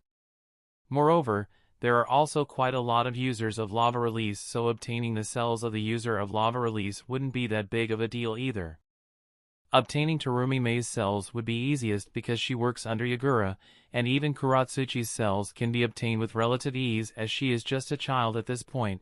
Both of them have good potential as both of them became the Kage of their respective villages in the canon, but even if that's the case, Kuroto is a little hesitant in using either of their cells, the reason being that both of them are females. Because both of them are females, so there is a good chance that the gender of the Earth clone will also turn into a female, which is not what Kuroto wants. While Rashi is already an old man, so his cells wouldn't have that vitality, and as for Dodai, his feats are not impressive enough, so he was rejected at first thought. With all the four options having one or the other problem, Kuroto is not sure which one of them should he use, and thought of the second Kekii Genkai. The second Kekii Genkai that came to Kuroto's mind is the Explosion Release.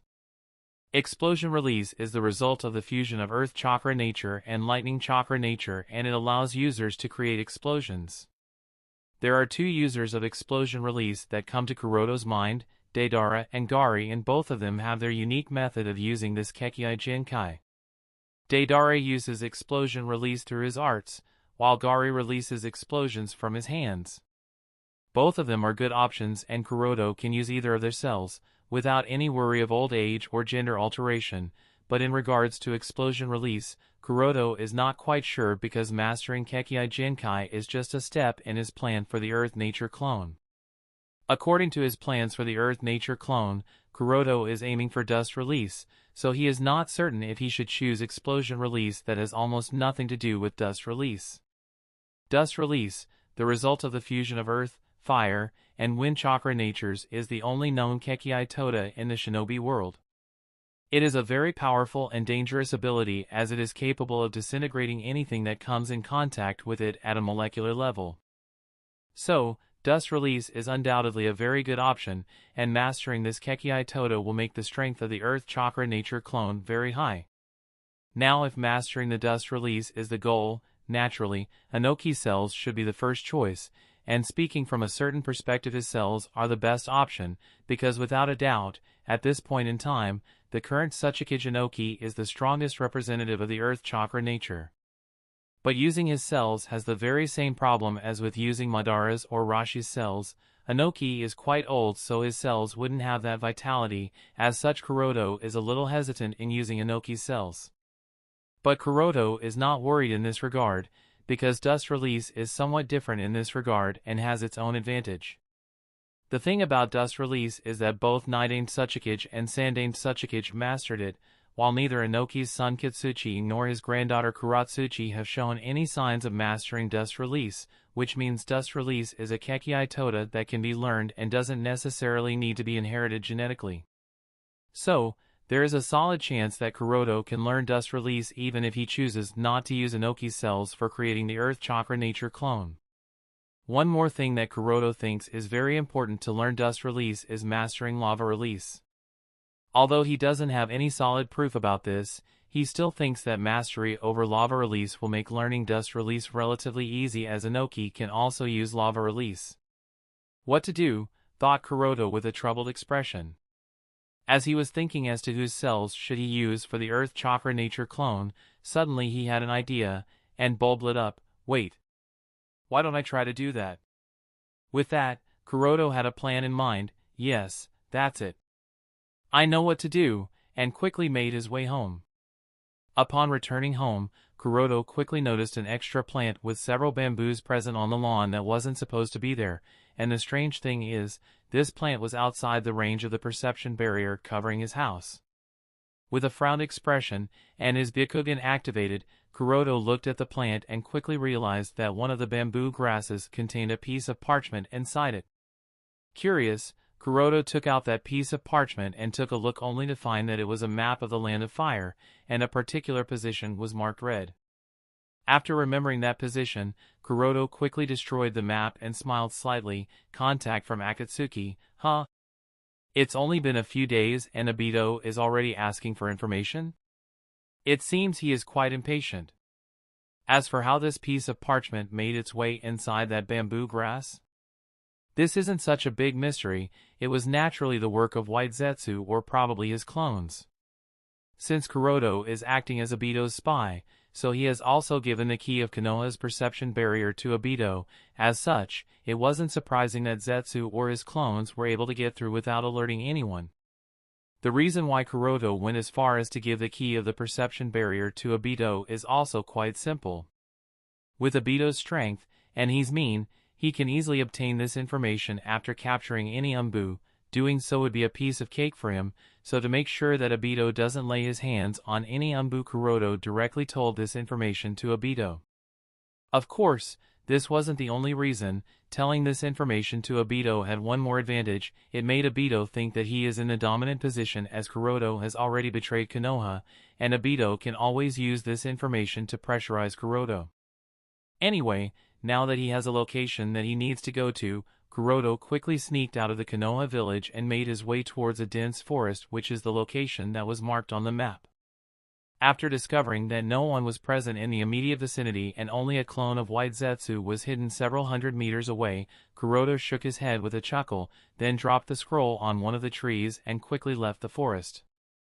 A long time after Kuroto had disappeared, the clone of White Zetsu that was hidden far away made his way out of the ground, and after picking up the scroll he sank back into the ground. At the same time, a similar scene happened a few miles away, where instead of Hyuga Kuroto, Uchiha Itachi, who, upon receiving the call, came to deliver his findings. Similar to Kuroto, Itachi too did not find anyone in the immediate vicinity, so all he did was drop the scroll that he brought with him and then quickly left the forest. After Itachi disappeared, the scroll was then picked up by another clone of White Zetsu who also sank back into the ground. Chapter 599, Amatsukumi's Intelligence and Naruto's Progress. The base of Akatsuki organization.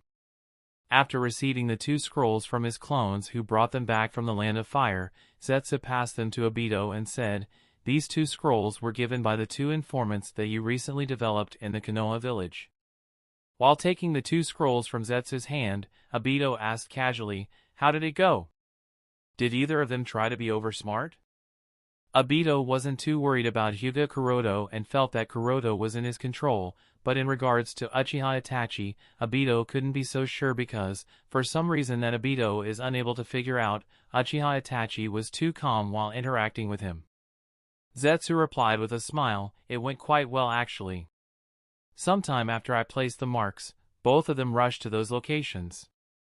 And both of them were alone without any suspicious people behind them. Maybe they are really worried about the two kids." Obito nodded with a thoughtful expression, then unfolded the two scrolls and started to read the information written in them. As he read the information recorded in the scroll sent by Hyuga Kuroto, Obito's face became extremely serious. Zetsu hurriedly questioned, "What is written inside it?" Obito replied in a deep tone of voice, "It is exactly as we suspected. According to what Hyuga Kuroto has written in this scroll, Akatsuki and Konoha are indeed suspected to have formally signed several agreements not long ago. Although the content of the agreements are unknown even to Umbu, as Sandaime Hokage is the only one aware of the exact content, it can still be assumed that their cooperation is now formal because in the past month, the female Homusubi has appeared in Konoha several times, and each time she appears, she walks inside the village through the main gate under the escort of Konoha's Umbu and then personally meet up with the Sandaime Hokage." Zetsu raised his eyebrow in surprise. Unexpectedly, the cooperative relationship between Akatsuki and Konoha has already reached this point. It seems we have to be more cautious in our future actions against Konoha. Obito nodded lightly, and added, "Yes, other than capturing the Jinchuriki of Kyubi, we shouldn't try to do anything else to Konoha. I need to warn Nagato too, otherwise, there is no telling what would happen if we were to encounter Yama. If it was in the past, even when Namikaze Minato was alive, Obito was never afraid of sneaking inside Konoha. In fact, not only was he not afraid, he always treated Konoha village as his personal back garden. He would sneak inside Konoha whenever he wanted, and then leave whenever he wanted. But after receiving this information from Hyuga Kuroto, Obito wouldn't dare to do so anymore. Because if female Homusubi can openly come and go in Konoha, then the possibility of Yama as well as other members of Akatsuki appearing in Konoha is also very high, and no matter when he wouldn't want to get himself surrounded by more than one member of Akatsuki at the same time. In fact, not only him, but even for other members of the Akatsuki organization, Konoha village will be made a forbidden region, because unlike him, the others cannot use space-time jutsu or Izanagi to escape, and Obito doesn't want to imagine the consequences of them running into Akatsuki.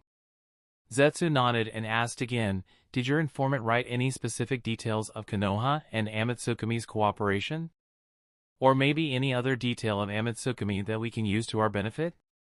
Obito shook his head. Apparently, Homusubi only talked with the Sandaime Hokage, and didn't engage in any sort of conversation with anyone else.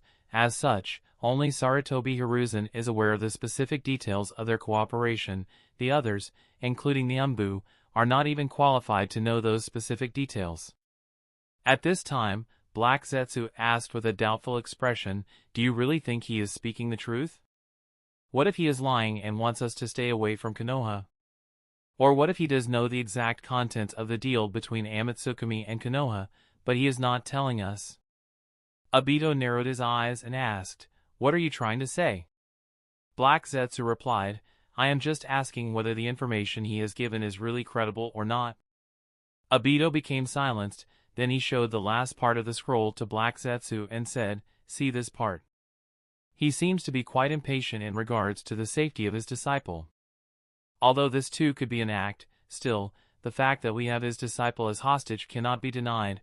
What's more, he also asked when can I provide him the way to remove the cage bird curse seal from his forehead, since there are things that he wants from the Akatsuki. Therefore, I don't think he will try to fool us. The information he has given should be true to some extent. White Zetsu nodded with a chuckle. It seems we really have caught his weaknesses.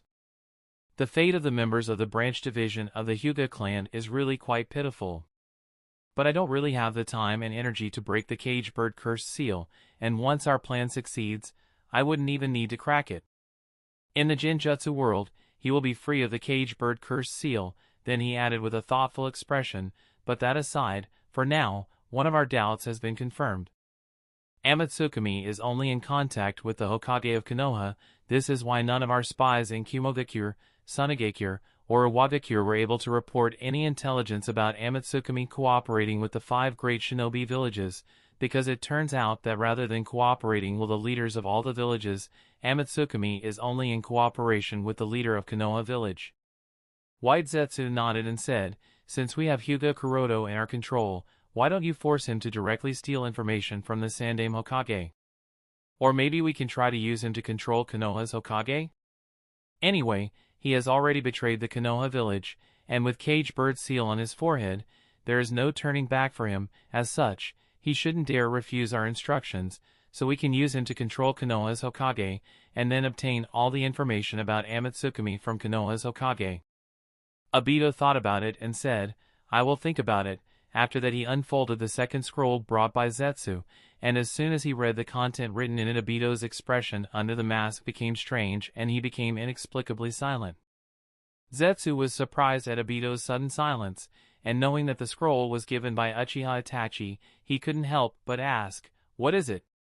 Did Uchiha Itachi give some useful information that would help us figure out the identity of the two Homusubi and help us deal with the two of them? With an inexplicable expression, Obito threw the scroll towards Zetsu and said, read it yourself.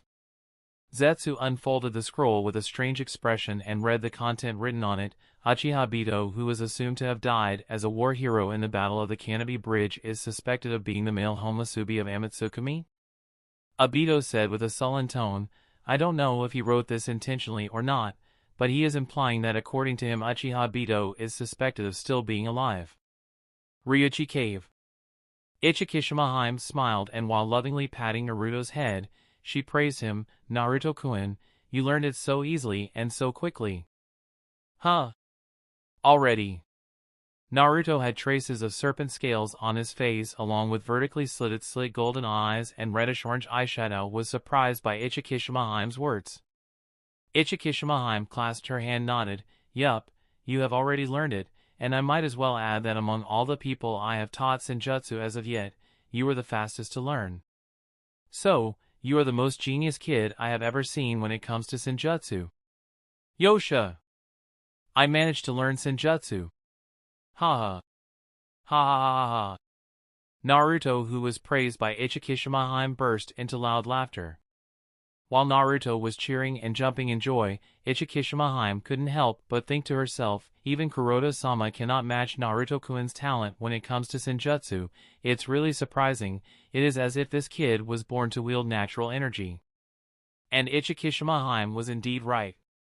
As the descendant of the Uzumaki clan, Naruto's basic physique is very strong. Moreover, he is also the reincarnation of Asura, and has been housing Kyuubi inside him from the time of his birth, so his compatibility with natural energy is very high, and because his understanding of chakra itself is not that good at this point in time, so when introduced to the concept of Naruto energy, Naruto was able to sense it with much ease. Additionally, Naruto's thoughts are very simple, he doesn't any ideological burdens and messy thoughts because of his young mind, so his compatibility with natural energy was also better. This is completely different from the canon. In the canon, when Naruto went to Mount Myaboku, there were several reasons, but the main reason was that he wanted to avenge Jiraiya, and for that he needed strength.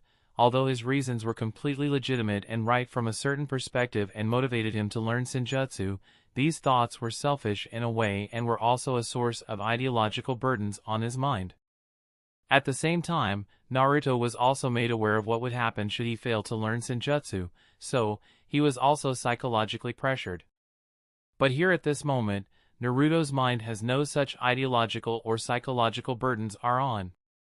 Heck, he isn't even aware of what Senjutsu is, what sort of power will it give him, how strong will it make him, or what would be the consequences of failure. That's why his progress was so fast that it even surprised Ichikishima. It must be known that Ichikishima has trained countless practitioners over the course of the past few centuries, and among all of them, Naruto has made the fastest progress. Seeing the changes in Naruto's physical appearance, and also the appearance of horns on his head, Ichikishima said, okay, your state is stable, now let's test the results. Alright, what should I do? Naruto asked curiously. Ichikishima pointed at the rock wall in the distance and said, try to punch that rock wall with all your might. Naruto looked strangely at Ichikishima, but seeing that she was being serious, he walked towards the wall suspiciously, reached out his hand, and touched the wall. Feeling that it was extremely hard, he hesitated and said, One-chan, this wall is so hard, if I punch it with all my strength, my hand will be injured. He. Ichikishima shook her head with a giggle, then motioned Naruto to trust her and not be afraid. Seeing Ichikishima's insistence, Naruto was helpless. He shut his eyes tightly, then took a deep breath while clutching the fist of his right hand, then with that, he punched the rock wall with all his might. Smash!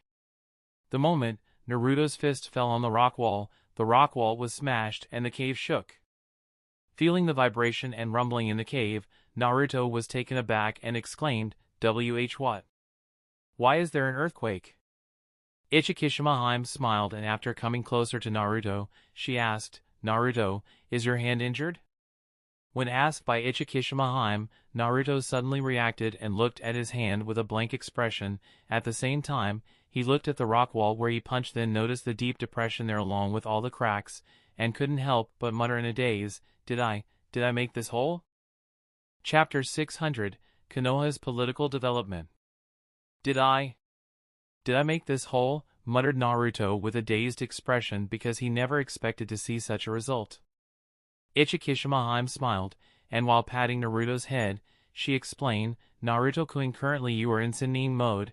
When you are in this mode, your action speed, reaction speed, physical strength, perception skills, as well as the recovery rate, everything will gain a qualitative leap, and you will be able to do things that other ordinary people cannot do. For example, breaking this rock wall with just a single punch. Naruto exclaimed in shock and surprise, Huh? For real? Being able to break such a hard wall with just a single punch was not something new to Naruto, as he experienced such a scenario several times, but the thing is, he has only ever done such a thing in his dreams, not in reality, but now that he actually managed to do it in reality as well, so, at this moment, Naruto was very excited. Ichikishima giggled seeing Naruto's exciting aura, and continued, but this is not the only effect of the Sennin mode. I will show you what other magical things you can perform in Sennin mode. Now, Naruto-kun, press your hand on the rock wall. Having strong trust in Ichikishima, Naruto immediately stretched out his hands and pressed them on the rock wall. Ichikishima then reached closer to Naruto's ear and whispered softly, Now try to empty your mind and focus your thoughts. Good, you are doing well. Now think about what the rock wall looked like before you punched that big hole in it. Following Ichikishima guidance, Naruto quickly closed his eyes and tried to empty his mind. Surprisingly, it wasn't that difficult, and after that, he focused all his thoughts and tried to remember what the rock wall looked like when he touched it not long ago. Just as Naruto started to imagine that scene, the rocks that the wall was made up of suddenly moved as if it came to life. Like a liquid, it slowly and steadily crept into the cracks and hole, and in just a few moments it returned to its original appearance without any signs of hole or cracks on it. Clap, clap, clap, clap. Ichikishima clapped both her hands and prompted Naruto to open his eyes. Naruto-kun, now look at the wall. Naruto opened his eyes and saw the wall in its original appearance. He quickly realized that the wall before him has recovered back to its original state, and all the cracks, crevices, and holes in it were completely gone as if they never existed in the first place, making Naruto a little surprised and puzzled. How did this happen? Ichikishima snorted proudly with and answered, This is the power of the Sennin mode. When he again heard the answer, Naruto was now in deep thought. He looked at his fist that was capable of smashing a big hole in the rock wall, then thought of the scenario where the wall restored itself, and after some time of thinking, he finally looked at Ichikishima expectantly and asked, One-chan, can I beat Sasuke with Sennin mode? Who is Sasuke? Ichikishima was at a loss as she didn't know who the person named Sasuke is. Naruto realized his mistake and quickly explained, Sasuke is my friend. Although he is very arrogant and proud, no one can deny that he is very strong and a real genius. In fact, not long ago, Sasuke even awakened his eyes. What were they called? Raringan? No, Sharingan. He even awakened his Sharingan not long ago. He is so strong that I can't even land a single hit on him. After hearing Naruto's explanation, Ichikishima suddenly asked, Sharingan? Is this person Sasuke a member of the Uchiha clan? And is he the same age as you? Naruto nodded, yes. Sasuke is from the Uchiha clan, and he is only a few months older than me. Ichikishima smiled and said, Don't worry, Naruto-kun, you have learned to sense and absorb the natural energy present in heaven and earth, With this ability, no one among the humans who is in the same age group as you can defeat you, and this Uchiha Sasuke is no exception. But, Sasuke has awakened the Sharingan. Sharingan is the strongest Kekkei Bankai out there. Naruto was not so confident, and he wasn't sure if he will be able to defeat Sasuke with the Sharingan because everyone in the village keeps saying that the Uchiha clan is extremely powerful, and the Sharingan of the Uchiha clan is the strongest Kekkei Jinkai. When you are in the Sannin mode, let alone a single Sasuke who has awakened his Sharingan, even if there were several Sasuke each with a pair of Sharingan fighting against you, they still wouldn't be able to defeat you, said Ichikishima with pride. Then she thought of something and added, of course, if you still don't believe me, you can always try to fight against him when you meet him next time and then see the result. Naruto considered Ichikishima's words, and nodded, yes. I won't know until I see for myself, but suddenly he thought of one problem and asked, but One-chan, if I have to enter the Sannin mode, I will have to sit still for several hours. How am I going to do that if I am going to fight with Sasuke? One-chan, is there a quicker way to enter the Sannin mode that wouldn't take so much time? Ichikishima shook her head. I am sorry Naruto-kun, but there is no shortcut to entering the Sannin mode. And since you have just learned the Sannin mode, it will take time for your body to adapt to the absorption of natural energy. Naruto sighed. Is there no other way? Ichikishima shook her head. I am afraid not. Only with continuous training, you will be able to slowly increase the natural energy absorption speed, and decrease the amount of time it takes to enter the Sannin mode. Other than this method, there is no other way. In fact, there is one thing Ichikishima forgot to mention. The environment of the Ryuchi Cave is quite special, because of which the concentration of natural energy at Ryuchi Cave is quite high, several times compared to the environment of the shinobi world. This is the reason why Naruto was able to enter Sannin mode after just a few hours of absorbing natural energy. If it was somewhere else, and not at Ryuchi Cave, it would have taken much more time for him to absorb the appropriate amount of natural energy to enter the Sannin mode. Konoha Village. Poof!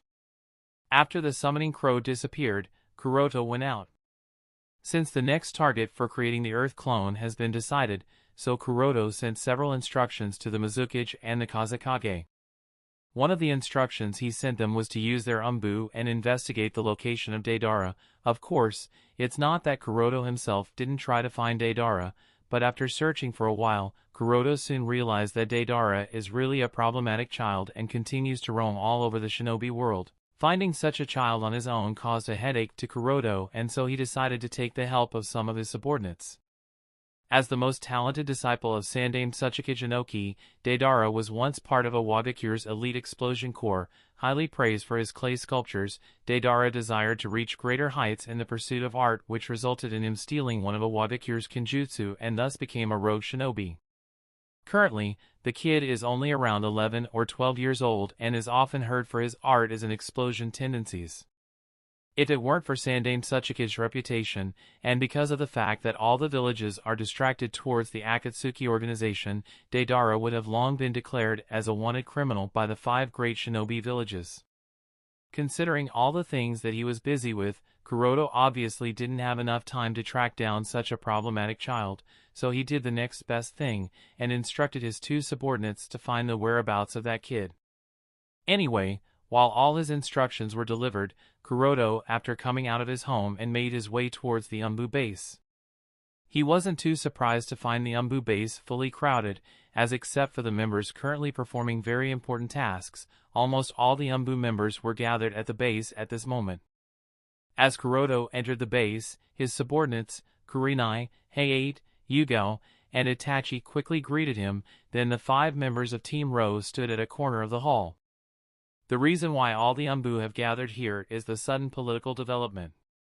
Just this morning, Shimura Danzo, who was removed from all his position a few months ago by Sandaime Hokage, officially announced his distrust and dissatisfaction towards Sarutobi Hiruzen's capabilities as Konoha's Hokage because of his repeated failure of protecting the village from the Akatsuki organization, and asked for his resignation. Considering all the political drama that has been ongoing in Konoha for the past few months, this move of Danzo wasn't so unexpected, and because Hokage is involved, so naturally, all the Anbu have gathered here in order to follow any orders they will be instructed with to deal with the situation, in case Danzo tried to use force or initiated a coup d'état. However, it was exactly as Kuroto had expected. Danzo did not intend to use force to take power, and Sandaime too did not intend to use force to resolve this situation, as that would have caused a tense atmosphere in the village and once again affect Konoha's stability. So, although Anbu members were assembled for the what-if and by chance scenario, the atmosphere was not too heavy, and everyone was discussing the sudden turn of events. It didn't take long when other acquaintances such as Kakashi, Shisui, and Guy also showed up at the base. Although Guy has left the Anbu and is currently a regular shinobi, being a former Anbu shinobi, he was called here nonetheless. After greeting each of his acquaintances, Kakashi with droopy eyes and tired expression yawned in sleepiness. Seeing Kakashi's state, especially the heavy dark circles under his eyes, Kuroto asked, "Didn't sleep again?" Kakashi sighed, and while helplessly scratching the back of his head, he said, "I was training and didn't realize when the time passed by." Kuroto nodded lightly and chose to remain silent. This is Kakashi's state these days. Whenever he is not doing any mission, he is training. Kuroto even suspects that Kakashi is trying not to sleep at all, perhaps because of nightmares. Although such behavior is harmful to oneself, it is still better than getting lost on the path of life. At least now Kakashi knows what he wants to do now. Chapter 601, Vote of Confidence. Kuroto deeply observed Kakashi's physical state and noticed that although Kakashi is looking lazy and tired at first glance, in actuality his entire temperament has changed, and compared with before, the current Kakashi is surrounded by a sharp aura, as a result giving a dangerous feeling. It shouldn't entirely be the result of his realization of Obito's identity. Is it because of practicing the Flying Thunder God technique? Thought Kuroto with a curious expression. Kuroto is not completely ignorant when it comes to the Flying Thunder God technique. In fact, he too has done some research on this jutsu, and after all his research he has found out that training this teleportation type jutsu poses a lot of burden on the body of the user. Although the exact burden it poses is somewhat difficult to determine, we can still assume that under normal circumstances bearing such a burden is almost impossible for almost anyone. As far as Kuroto can guess, perhaps only the burden posed on the body while training the 8 inner gates can measure up to the burden posed on the body while training Flying Thunder God technique. This can be proven from the fact that only Reikage and Tsunadeheim were able to bear the burden of Heavenly Transfer Technique, another spatial transfer technique. Precisely why even if someone has a high talent for spatial jutsu, he may not be able to use Flying Thunder God technique that well, because the burden that the body of the practitioner needs to bear is very heavy and very few are able to sustain it. Of course, this does have a lot of benefits for the practitioners of the Flying Thunder God technique, because the body has to bear the huge burden during spatial travel, so, those who are able to bear this burden, their physique gets strengthened over time, and their chakra control also improves more and more. Therefore, it can be said that training Flying Thunder God technique is overall training for body strengthening and chakra control, and it is still counted among the relatively high-end training methods. Because during spatial travel, every joint, muscle, and cell in the body is squeezed and has to undergo continuous wear and tear, as such, the physique is continuously strengthened. Perhaps this is the main reason why, although it has been only a few months since he started training Flying Thunder God technique, yet it seems that he has been reborn completely, thought Kuroto.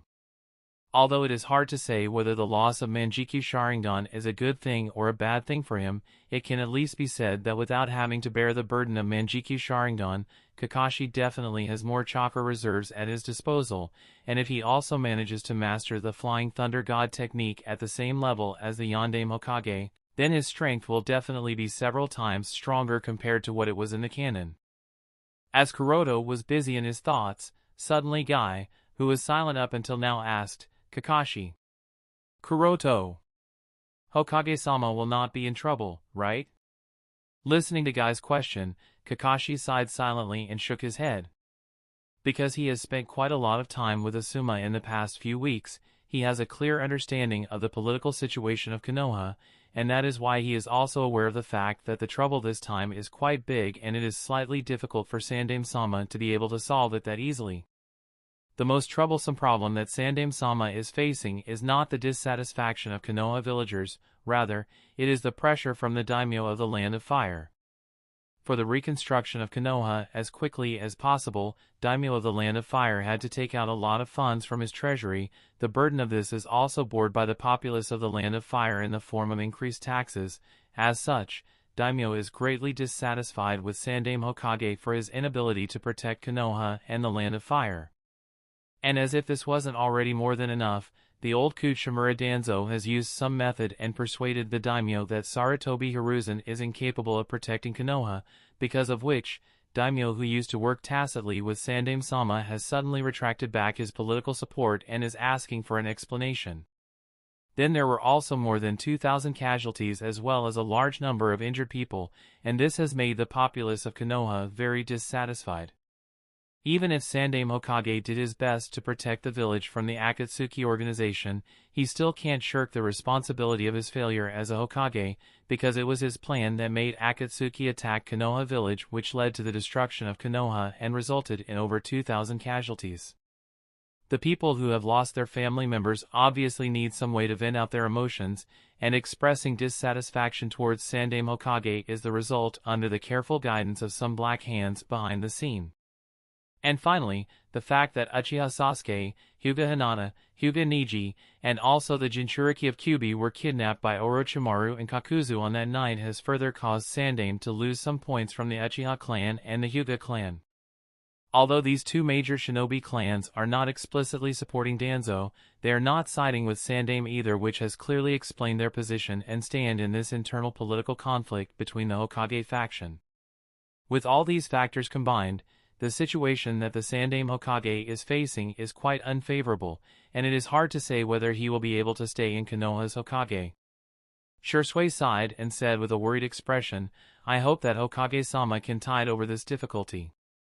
Danzo once attacked him with the plan of stealing his Manjikyu Sharingan, so Shursui has a very poor evaluation of Danzo and doesn't trust that old guy at all. As such, he doesn't want Danzo to become Konoha's Hokage.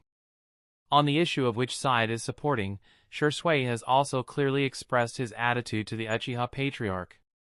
Considering that both Sandaime Hokage and Danzo are part of the Hokage faction and because both Jiraiya and Tsunadeheim are part of the Sandaime Hokage's power line. So, out of consideration of political balance, the Uchiha Patriarch chose to remain neutral on the behalf of the Uchiha clan and expressed his intention of not participating in the internal conflict of the Hokage faction. Of course, the neutral attitude of the Uchiha Patriarch also had a lot of impact on the overall situation, because the current Uchiha clan is completely different from the Uchiha clan in the canon. Because Uchiha Shursui, the awakener of Manjikyu Sharingan, is not only alive kicking, he is also regarded as the strongest combat power on the side of the 5 great shinobi villages. As such, Uchiha clan has a strong backing behind them. Coupled with the occasional activity of the Uchihas of Konoha, Akatsuki, and Amatsukami, the name of the Uchiha clan is currently the loudest in the shinobi world aside from Amatsukami and Akatsuki, so the reputation of the Uchiha clan is very high in Konoha. Additionally, because of the external pressure brought by powerful enemies, the Hokage faction has also done a lot of things to solicit the Uchiha clan, and they no longer try to suppress the Uchiha clan. As a result, the influence and reputation of the Uchiha clan have once again skyrocketed within Konoha. Because of strong backing and high reputation, nobody wants to offend this clan filled with powerful monsters. And because Uchiha clan has expressed their attitude to remain neutral, this has also allowed many other clans to use Uchiha clan as their shield and remain neutral in the internal political conflict of the Hokage faction. As such, there is no possibility for Sandaime to gain any political support from the major shinobi clans, which has further allowed Danzo to pressurize him. While everyone at the Umbu base was discussing a lot of things, the Umbu commander came to the base and conveyed the result of the meeting that took place not long ago. In the meeting, a resolution has passed according to which, 6 days from now, a vote of confidence will be held in Konoha to decide whether Sandaime-sama would remain as Konoha's Hokage, or he will resign from his position and elect a new Hokage to lead the village. One more thing to note is that in the vote of confidence that is to be held 6 days from now, only shinobi at the rank of special jonin and above are allowed to participate, which is not surprising for many reasons. Hearing the result of the meeting, Kakashi muttered with a sigh. "Ha! I didn't expect the situation to get to this point." Although Kakashi was worried before, he still had trust in Sandaime Hokage and believed that Hokage-sama will be able to somehow tide over this difficult situation, but unexpectedly, the situation has already gotten to this point. It seems that another storm is coming. After all, once the vote of confidence is held, then regardless of its result, it will have another serious impact on Sandaime-sama's prestige and trust. Similar to Kakashi, Guy, Shisui, as well as other Umbu also had worried expressions on their faces, and each of them was uneasy about what sort of impact it will have on the overall situation of Konoha and the shinobi world. Of course, Kuroto was different from everyone and he had a completely neutral expression. Regardless of the result of the vote of confidence, he has no intention of interfering in this matter, even if Shimura Danzo becomes Konoha's Hokage. In fact, Kuroto is even willing to temporarily support Danzo if necessary because this is important for his plans. In order to continue the Kekkai Genkai absorption ritual on Danzo, one of the necessary conditions is that Danzo becomes Konoha's Hokage. This is not only Danzo's intention and desire but also a necessary requirement for the plan to continue. The reason is that the manpower and material resources required to carry out the ritual are no longer something his root that has been abolished can acquire. Kuroto realizes this, and as such, he understands that if Danzo does not sit in the position of Konoha's Hokage as soon as possible, then it's possible that the plan will be delayed by several months or possibly even a few years. Delay of the plan is not something Kuroto wants to see, as the threat of Nagato is always looming over his head, so he has no choice but to let Danzo become Konoha's Hokage. With this intention, Kuroto left the Umbu base after everyone was asked to disperse and made his way towards his home. While on his way, Kuroto had a thoughtful expression. Danzo insisted on postponing the vote of confidence and asked it to be held 6 days later. It is very likely that he wanted to enact the rescue operation of Hinata and Naruto. This is very easy to understand because, given the current situation, the probability of Danzo becoming Konoha's Hokage is not very high. Even if he managed to garner daimyo's support, the major shinobi clans will not support him as he has repeatedly offended them. Moreover, even if Konoha's populace is dissatisfied with Sandaime, everyone still understands the threat of the Akatsuki organization that is the enemy of Konoha and the other 4 great shinobi villages. Therefore, everyone would want a powerful Hokage who can protect Konoha. So, before the emergence of a powerful candidate who can lead the village after Sandaime-sama steps down, the position of Sandaime-sama can be said to be barely stable. But that would no longer be the case if Danzo enacted the scene of the rescue of Hinata and Naruto from the hands of Orochimaru. In the villagers' eyes, if Danzo can rescue hostages from the hands of someone like Orochimaru, then he can barely act as a replacement for Sandaime Hokage. Danzo should also understand this. As such, he will definitely enact the rescue of Hinata and Naruto before the vote of confidence. Chapter 602, Josetsu. With the matter of vote of confidence that is to be held in 6 days decided, Kuroto left the Umbu base, and upon returning his home, he again found a piece of parchment in the very same bamboo grass in the lawn of his house. Again, and this soon, muttered Kuroto with a frowned expression, and thought, the frequency at which they are contacting me is increasing with each contact. Akatsuki organization is becoming more and more impatient. Although not very pleased, Kuroto still took out the parchment from the bamboo grass, and after noting that like all time, there was again a coordinate position marked in it, Kuroto pondered over it a little and finally decided to go to that place.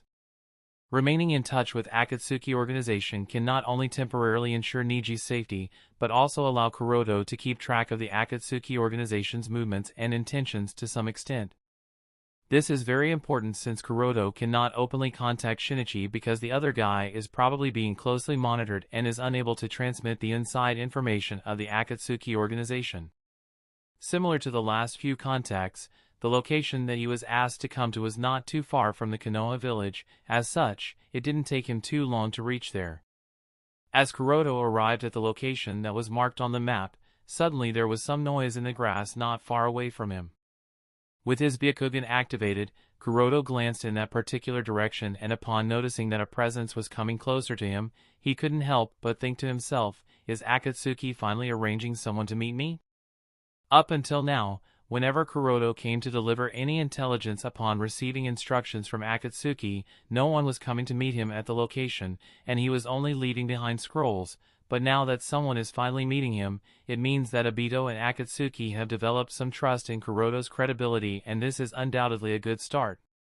Kuroto didn't have to wait too long, as not long after he noted a presence, which is actually a white figure, came out of the bushes and appeared before him. The person who came out had a completely white body with greenish hair along with a pair of yellow eyes. Obviously, the white being standing before Kuroto isn't a normal clone of White Zetsu, rather, it is one of the 100,000 Zetsu that Kagaya left behind after she was sealed. One strange thing to note about these 100,000 Zetsus is that they all have the same personality, despite the fact that each of them used to be a different human being before turning into a Zetsu being. This just doesn't make sense to him no matter how Kuroto thinks about it. Logically speaking, if they were different human beings before turning into Zetsu beings, then they must at least have some differences even after turning into Zetsu beings, but no. Each and every one of them is exactly the same, with the exact same personality, which is bizarre, but well, putting this issue aside, after Kuroto looked up and down at the Zetsu being standing in front of him, he then asked, "Who are you?"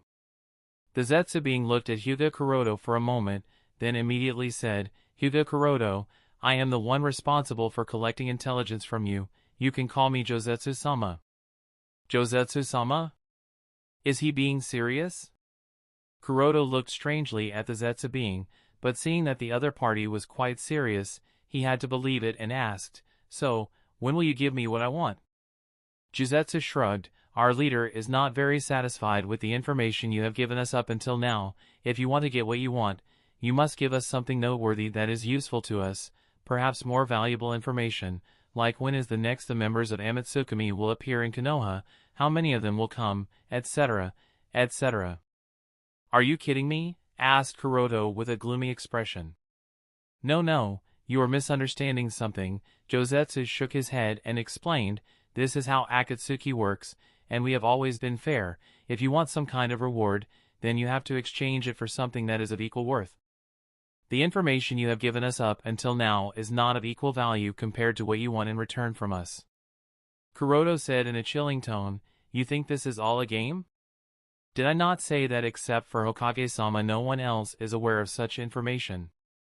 Josetsu nodded. "Exactly, as you have said, Hokage is the one who has such information. If this is the case, then you should find a way to steal such information from the Hokage to get what you want. Of course, you can ALS." Swish! Before Josetsu could finish his words, he felt a sharp feeling invade his right arm. At the same time he caught the sight of a silver light for a moment, and the next thing he knew, his entire right hand was cut off from the shoulder region and had fallen to the ground. "You! What are you doing?"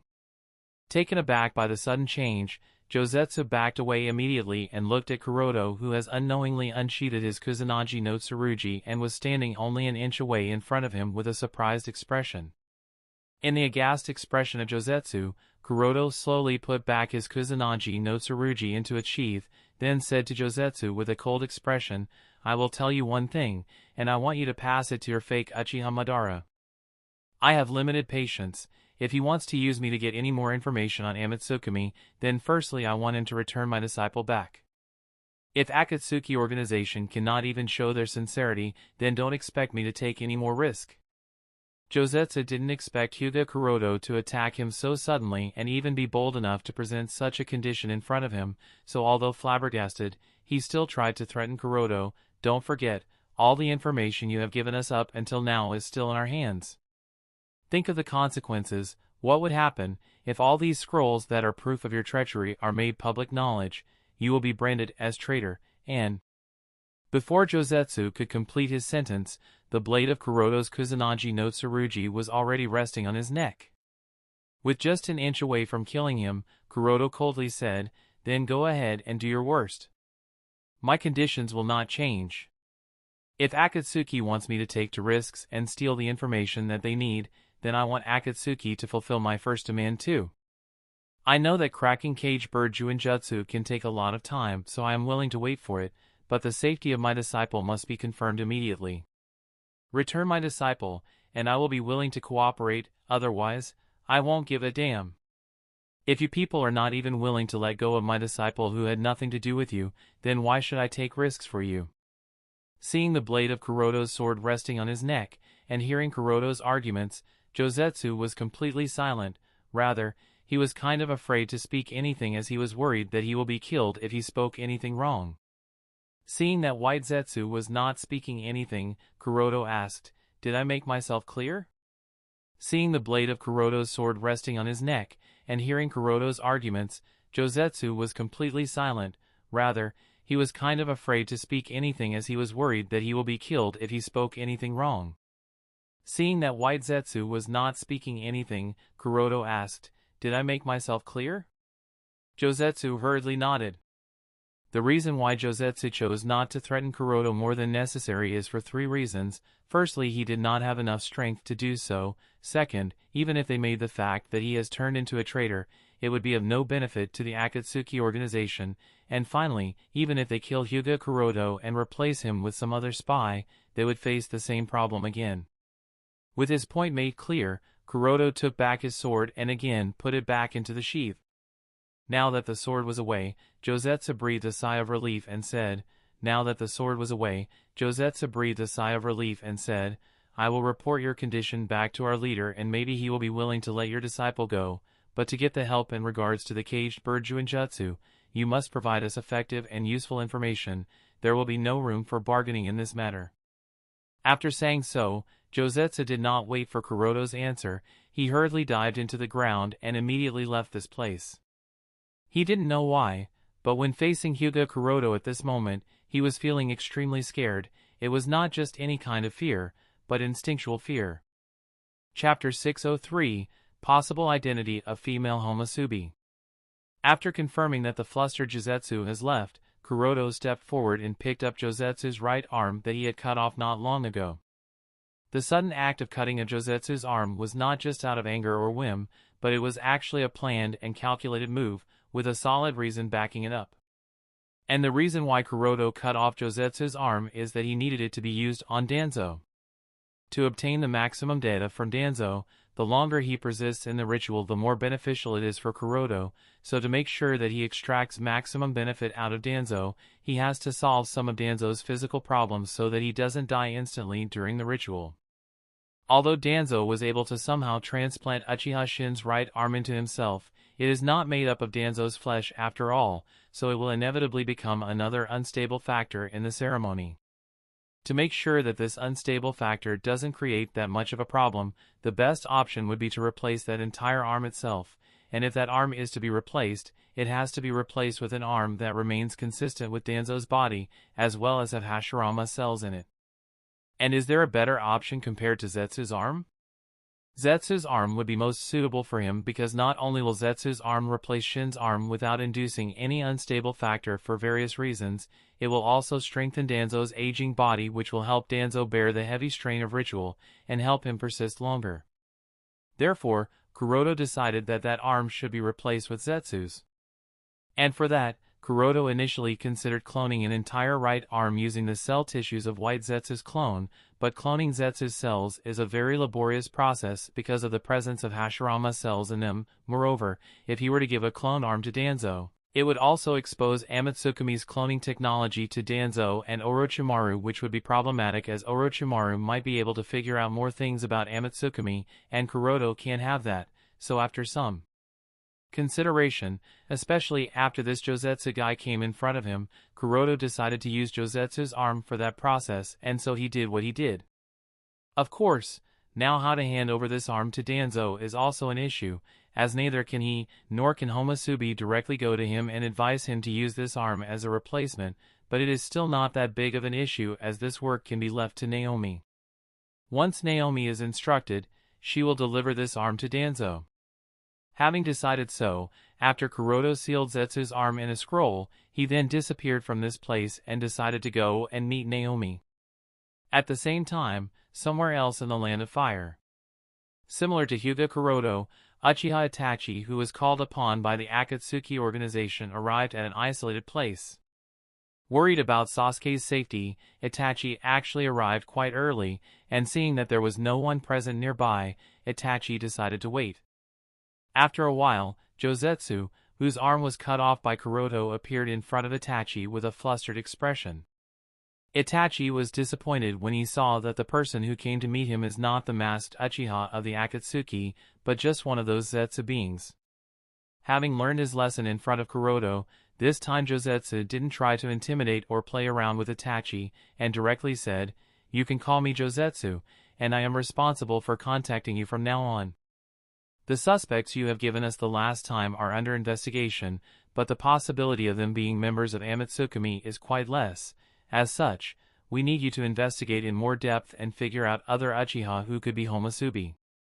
Obviously, the information Itachi previously handed to Akatsuki was not instructed by Kuroto, it was Itachi's own investigation. Being one of the Homosubi himself, Itachi is obviously aware of the exact identities of all the Homosubi, but still, Itachi decided to investigate if there were any Uchiha who went missing since Konoha was established. After carrying out his research, Itachi didn't find many people who went missing. Strangely, the ones who went missing in some war, the status of most of them was indeed confirmed, as their corpses were searched and discovered by the search team of the Uchiha clan, so not many suspects exist in reality. In the truest sense, if you ignore the Uchiha brothers who were kidnapped by Amatsukami, and Uchiha Hiragi who was kidnapped by Akatsuki only to be used in Hiriko's chimera ritual, then there were only 2 Uchiha clansmen whose final status was never confirmed. But the one who can be suspected to be Homosubi is naturally Uchiha Bito, who sacrificed himself to save Kakashi and Rin at the Canopy Bridge. Understanding so, Itachi asked with a calm expression, "What about the information I gave last time? Has the masked man ruled out the suspicions of Uchiha Bito being Homosubi?" After all, the description of Uchiha Bito's death according to the testimony of Hatake Kakashi and Noara Rin was that Uchiha Bito was buried by rocks. However, strictly speaking, neither of them actually witnessed Uchiha Bito's death. Moreover, his body was never found either, so logically speaking they cannot rule out the possibility that Uchiha Bito is still alive if he was by some miracle rescued or captured by someone. Especially after Akatsuki organization became active in the shinobi world, the presence of the masked man of Akatsuki became a big mystery, but when he stole the Manjikyu Sharingan and Kakashi's eye, many people began to doubt that he is Uchiha Bito. Although the masked Uchiha of Akatsuki claims to be Uchiha Madara, there are very few people who are willing to believe his claim, and Itachi is more than certain that he is Uchiha Bito. It's just that Itachi is unable to figure out why Uchiha Bito, who is known for his cheerful and optimistic nature, became so strange. Although Itachi is unable to figure out the exact reason, he can still guess that it must have been something so deep that shook all his beliefs. Because Itachi knows that everyone who was awakened the Manjikyu Sharingan must have experienced something very painful in their life. When faced with Itachi's question, Josetsu was not sure how to answer, so he laughed haha and changed the topic. "The reason I am asking this to you is that other than that male Homosubi, there is also a female Homosubi in the Amatsukami organization. Do you have any suspects who might possibly be her? You know, the female Homosubi of Amatsukami also has the legendary Manjikyu Sharingan. Finding her shouldn't be that difficult for you, right?" Itachi stared at Josetsu for a moment, and said, "I have investigated all the possible suspects. Although there were many people from our clan who went missing during the First, Second, and Third Great Shinobi War, we were still able to confirm the status of most of them after investigation, so not many suspects exist. Other than Uchiha Bito that I told about not long ago, 2 Uchiha brothers who were kidnapped by Amatsukami a few years ago, 1 Uchiha who was kidnapped by Akatsuki for the Chimera ritual. There was only 1 female Uchiha whose death was quite a mystery even to us. If my guess is correct, which it is, then this particular female Uchiha might just be the person behind the Homosubi mask." Josetsu's eyes brightened, and he asked, "Who is she?" Asked by Josetsu, Itachi took out a scroll from his cloak and said, "The results of my investigation are in this scroll, and I can give this to you, but..." While eyeing the scroll, Josetsu asked, "But what?" Itachi's expression became serious and he said word by word, "I want Akatsuki to return my brother first." Josetsu frowned. "What?" Itachi said, "This is my condition, return my brother, and I will give this scroll." Josetsu hesitated, obviously he cannot decide such a matter. As if Itachi understood Josetsu's thoughts, he said, "You can ask the masked man, I am sure he will consider my words, and just in case, to make sure that I am not deceiving you, I am going to give you the name of the person I am talking about. Uchiha Naori, remember this name and tell it to Uchiha Madara, and see if her name rings any bells." Yup, Itachi decided to use Uchiha Naori, as her death is still a mystery for the entire Uchiha clan. How exactly did Uchiha Naori, the creator of Izanami, died is something no one in the Uchiha clan is aware of. Perhaps the current Uchiha patriarch may know, but Itachi is not sure if his father knows how Uchiha Naori died. As such, he decided to include her name in the scroll as well. As for the issue of whether Masked Man will not believe that the female Uchiha of Amatsukami is Uchiha Naori, it's not Itachi's problem. The Masked Man will believe if he wants to and he will not believe if he doesn't want to. Itachi was only asked to investigate and he did that exactly.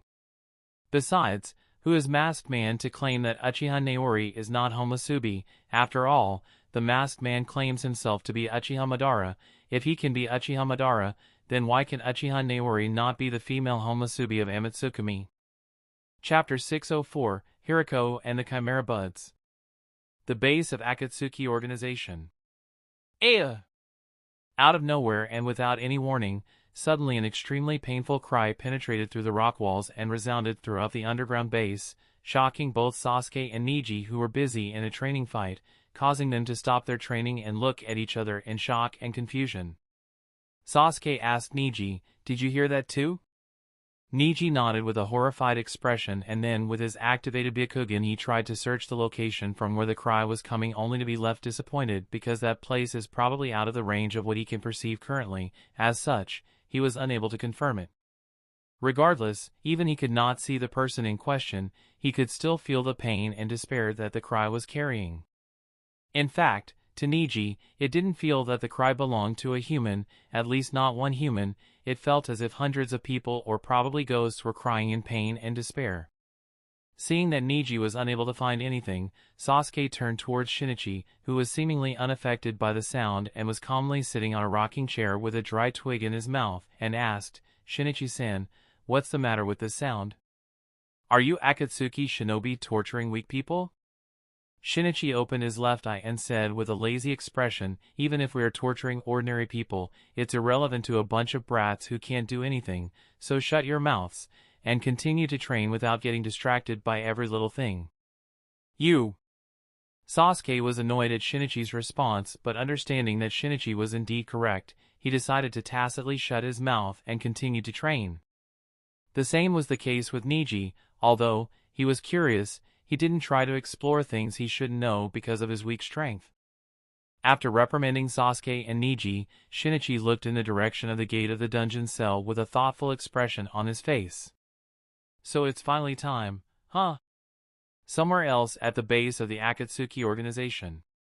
Conan looked solemnly at Sasori and Kakuzu, then questioned, "How is his situation?" Sasori shook his head with a helpless expression, and similarly, Kakuzu also fell silent as he glanced into the sealed room behind them. The previous cry filled with pain and depression came from the sealed room behind the two of them, and the source of the cry was none other than Hiriko, who is sealed inside the room behind them. After being saved by the masked man, Hiriko was brought back to the base and sealed here. Back at the battlefield in Konoha village, although the masked man managed to save Hiriko from the last blow of Fujin, the damage that was dealt with him by Fujin was already done, and those injuries that were a result of the disintegrating characteristics of all killing ash bones are not something that can be treated or healed so easily. If it was some normal shinobi in place of Hiriko, it would have been instant death because of instant disintegration of his body, but because Hiriko is slightly different, he was able to delay the death and heal himself.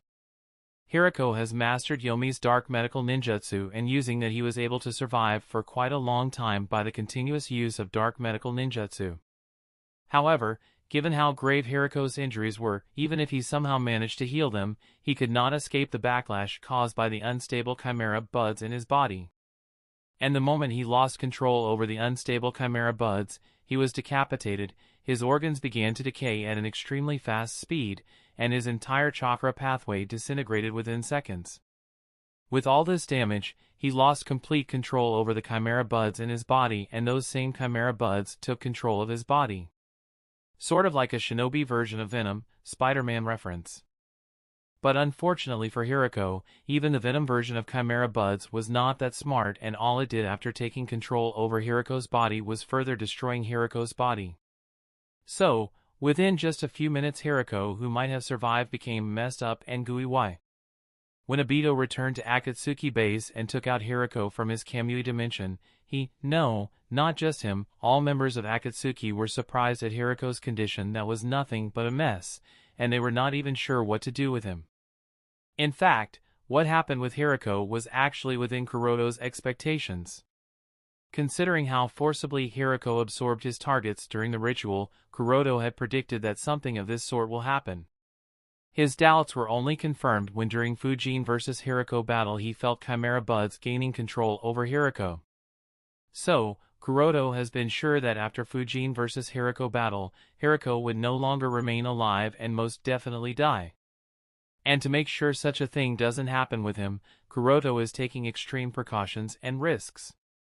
The fact that he is cooperating with Danzo, and is even going as far as to reveal several of his theories to them, is all for the sake of eliminating the hidden dangers that the Chimera Jutsu carries, because he doesn't want to end up the same way Hiriko did. Anyway, all that aside, receiving no reply from Sasori and Kakuzu, Conan, who is unwilling to give up, questioned again, is there really no other way to save him? Hiriko is Nagato's worshipper and follower, and his strength is also the third strongest within the Akatsuki organization, so Conan is not willing to give up on him so easily. Sasori said with a helpless expression, he is no longer Hiriko. Aside from the physical damage, even his soul is broken and distorted to the point that it can no longer be saved. All I can do for him now is turn him into a puppet without any soul. That's the only thing possible. Other than that, there is no other way. Conan sighed after receiving Sasori's explanation, and then looked at Kakuzu. Kakazu also shook his head and said, I can't do anything either. For my Earth Grudge technique to work, he has to be alive and he has to be a human. That's no longer the case. In fact, I am surprised that he was able to survive this long, but it won't work anymore, and we can't do anything for him even if we want to do anything for him. In fact, from a certain perspective, it can be said that the chimera buds that are in Hiriko's body are somewhat similar to the Earth Grudge in Kakuzu's body, but of course, they have somewhat different functions, and the chimera buds in Hiriko's body are too terrifying when it comes to assimilating the flesh and blood of others. As far as Kakuzu considers, putting that kind of stuff in one's body is equivalent to signing a death agreement, because if the person in question doesn't pay attention and let down their guard for even a moment, then it will start to take control over the body of the user. Seeing that body Sasori and Kakuzu have given up on Hiriko, even if she was unwilling, Conan had to accept this fact, and after a sigh, she asked, then what will happen to him? Will he just continue to do what he is doing at this moment? Through the small observation glass in the gate, Sasori looked inside and said while shaking his head, I don't know, and I am afraid no one can answer this question. It's possible that the gluey substance that has shown some signs of intelligence will evolve and change into an intelligent species capable of working together with us, and it's also possible it will become an uncontrollable monster that only wants to destroy everything. Of the people left in the Akatsuki organization, no one can actually predict what will become of the Chimera Buds. In fact, no one in the shinobi world could tell what will become of the Chimera Buds, because no one truly understands what is the true extent they can evolve into. The Chimera Jutsu of Hiriko has actually opened a gate to the realm of gods, and as the first user of Chimera Jutsu, whether that thing will become an uncontrollable monster or an almighty god is not something the likes of mortal can guess. Regardless of what happens, that thing is no longer Hiriko, and it will no longer be Hiriko. Chapter 605, Release of Hostages. Just when Conan was troubled and helpless in regards to Hirako, in another room of the base of the Akatsuki organization, Josetsu, who has just returned to the base after his meeting with Hyuga Kuroto and Uchiha Itachi near Konoha village, was reporting the conditions proposed by the two of them. "It seems I underestimated the two of them," muttered Masked Man after having listened to Josetsu's narration, but his expression under the mask clearly told that he wasn't so surprised by the sudden conditions posed by Hyuga Kuroto and Uchiha Itachi. White Zetsu on the side asked, "What are you going to do? Are you going to agree to their terms?" After crossing both his arms over his chest, the masked man thought about it for a while, and then said, "Since Uchiha Itachi claims to have collected some useful information, then we can return his younger brother to him to get that information, and since we are going to return Itachi's younger brother, then it should be fine to return Hyuga Kuroto's disciple too, otherwise, he won't rest easy while collecting the intelligence." It is a well-known fact that both Uchiha Sasuke and Hyuga Neji were together kidnapped by the Akatsuki organization, so what Akatsuki should do is either keep them together as hostages or release them together, otherwise, it would be impossible to reassure both Uchiha Itachi and Hyuga Kuroto at the same time.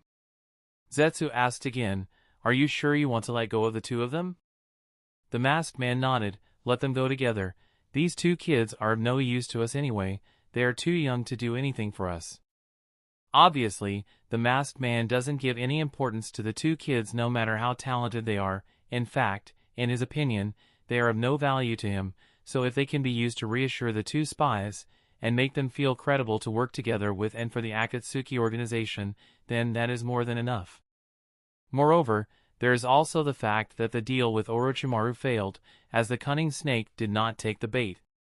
In fact, it was quite strange to not find Orochimaru in any of his bases. The Kiri squad of the Akatsuki organization spent a lot of effort to raid all of the bases of Orochimaru, but no matter how much effort they put in, they were unable to locate Orochimaru. And not just Orochimaru, they were unable to locate any of Orochimaru's subordinates either. Although this is quite baffling, regardless, the deal with Orochimaru cannot be done is already confirmed, the hostages cannot be exchanged and thus obtaining the Kyuubi's Jinchuriki cannot be done for some time, so there is no point in keeping these children here. As such, it is better to just let them go back to their homes, to Konoha. White Zetsu nodded. "Alright, then questioned, do you want me to implant something in their body? Using that implant we will be able to control the two boys whenever we want." The masked man thought about it, then shook his head. "We can, but it would be useless. After being rescued, both of them will be thoroughly examined, so whatever we implant in them will not go unnoticed, so just leave them as it is."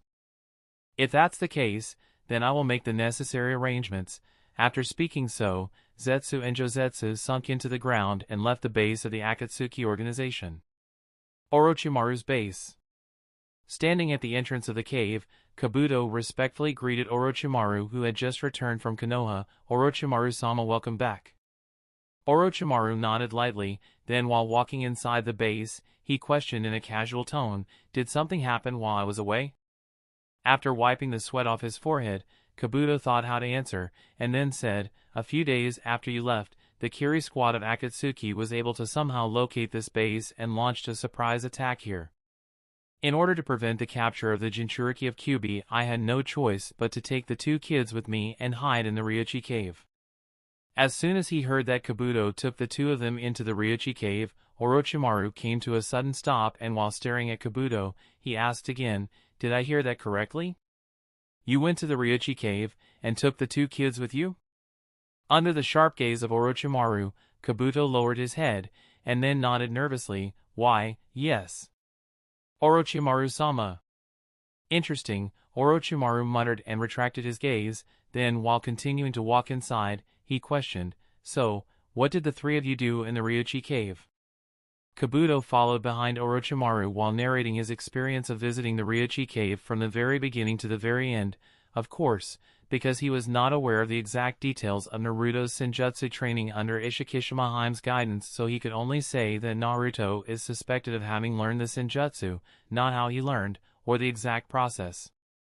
Orochimaru was taken aback when he heard that Naruto is suspected of having learned senjutsu, and muttered with a thoughtful expression, "If this is true, and if Naruto really did learn Senjutsu and mastered it at such a young age, then his skills and abilities have to be reevaluated.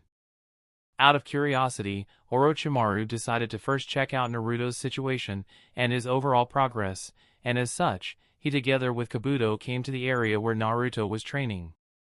From a distance, Orochimaru was able to see Naruto sitting in the lotus position on the ground, and scratching his head and muttering in confusion, "How could it be? Why is it not working? Obviously, I was able to do it every time when I was there." Kabuto looked and Orochimaru said with a helpless expression, "This is the situation, Orochimaru-sama. Although they say that he has mastered Senjutsu, when I asked Naruto to show it to me, he was unable to use it. So, I am not sure." The reason why Kabuto told that Naruto is suspected of having learned Senjutsu and not managed to learn Senjutsu is that when they were at the Ryochi cave, Naruto claimed to have learned it, and it was not only Naruto, even Ichikishima, who was in charge of training Naruto, also stated that Naruto has successfully learned Sannin mode, and what he needs now is just practice to increase his proficiency in it. But after they left the Ryochi cave, and when Naruto tried to enter Sannin mode, he was unable to do so. As such, Kabuto was not sure what to think about this situation.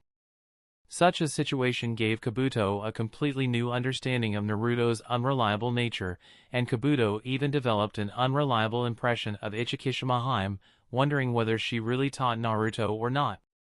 Orochimaru, who is more experienced than Kabuto, didn't judge that Naruto is unable to enter Sannin mode. Instead, he took a step forward and carefully observed Naruto's state while Naruto sat motionlessly. Orochimaru also asked several questions from Naruto, and after completing this set of steps, Orochimaru nodded with a smile. "So, that's the reason, it makes sense." Kabuto with frowned eyebrows also observed Naruto's state, but unlike Orochimaru, he was unable to judge anything, and therefore, questioned Orochimaru, "Orochimaru-sama, have you found the crux of the problem?"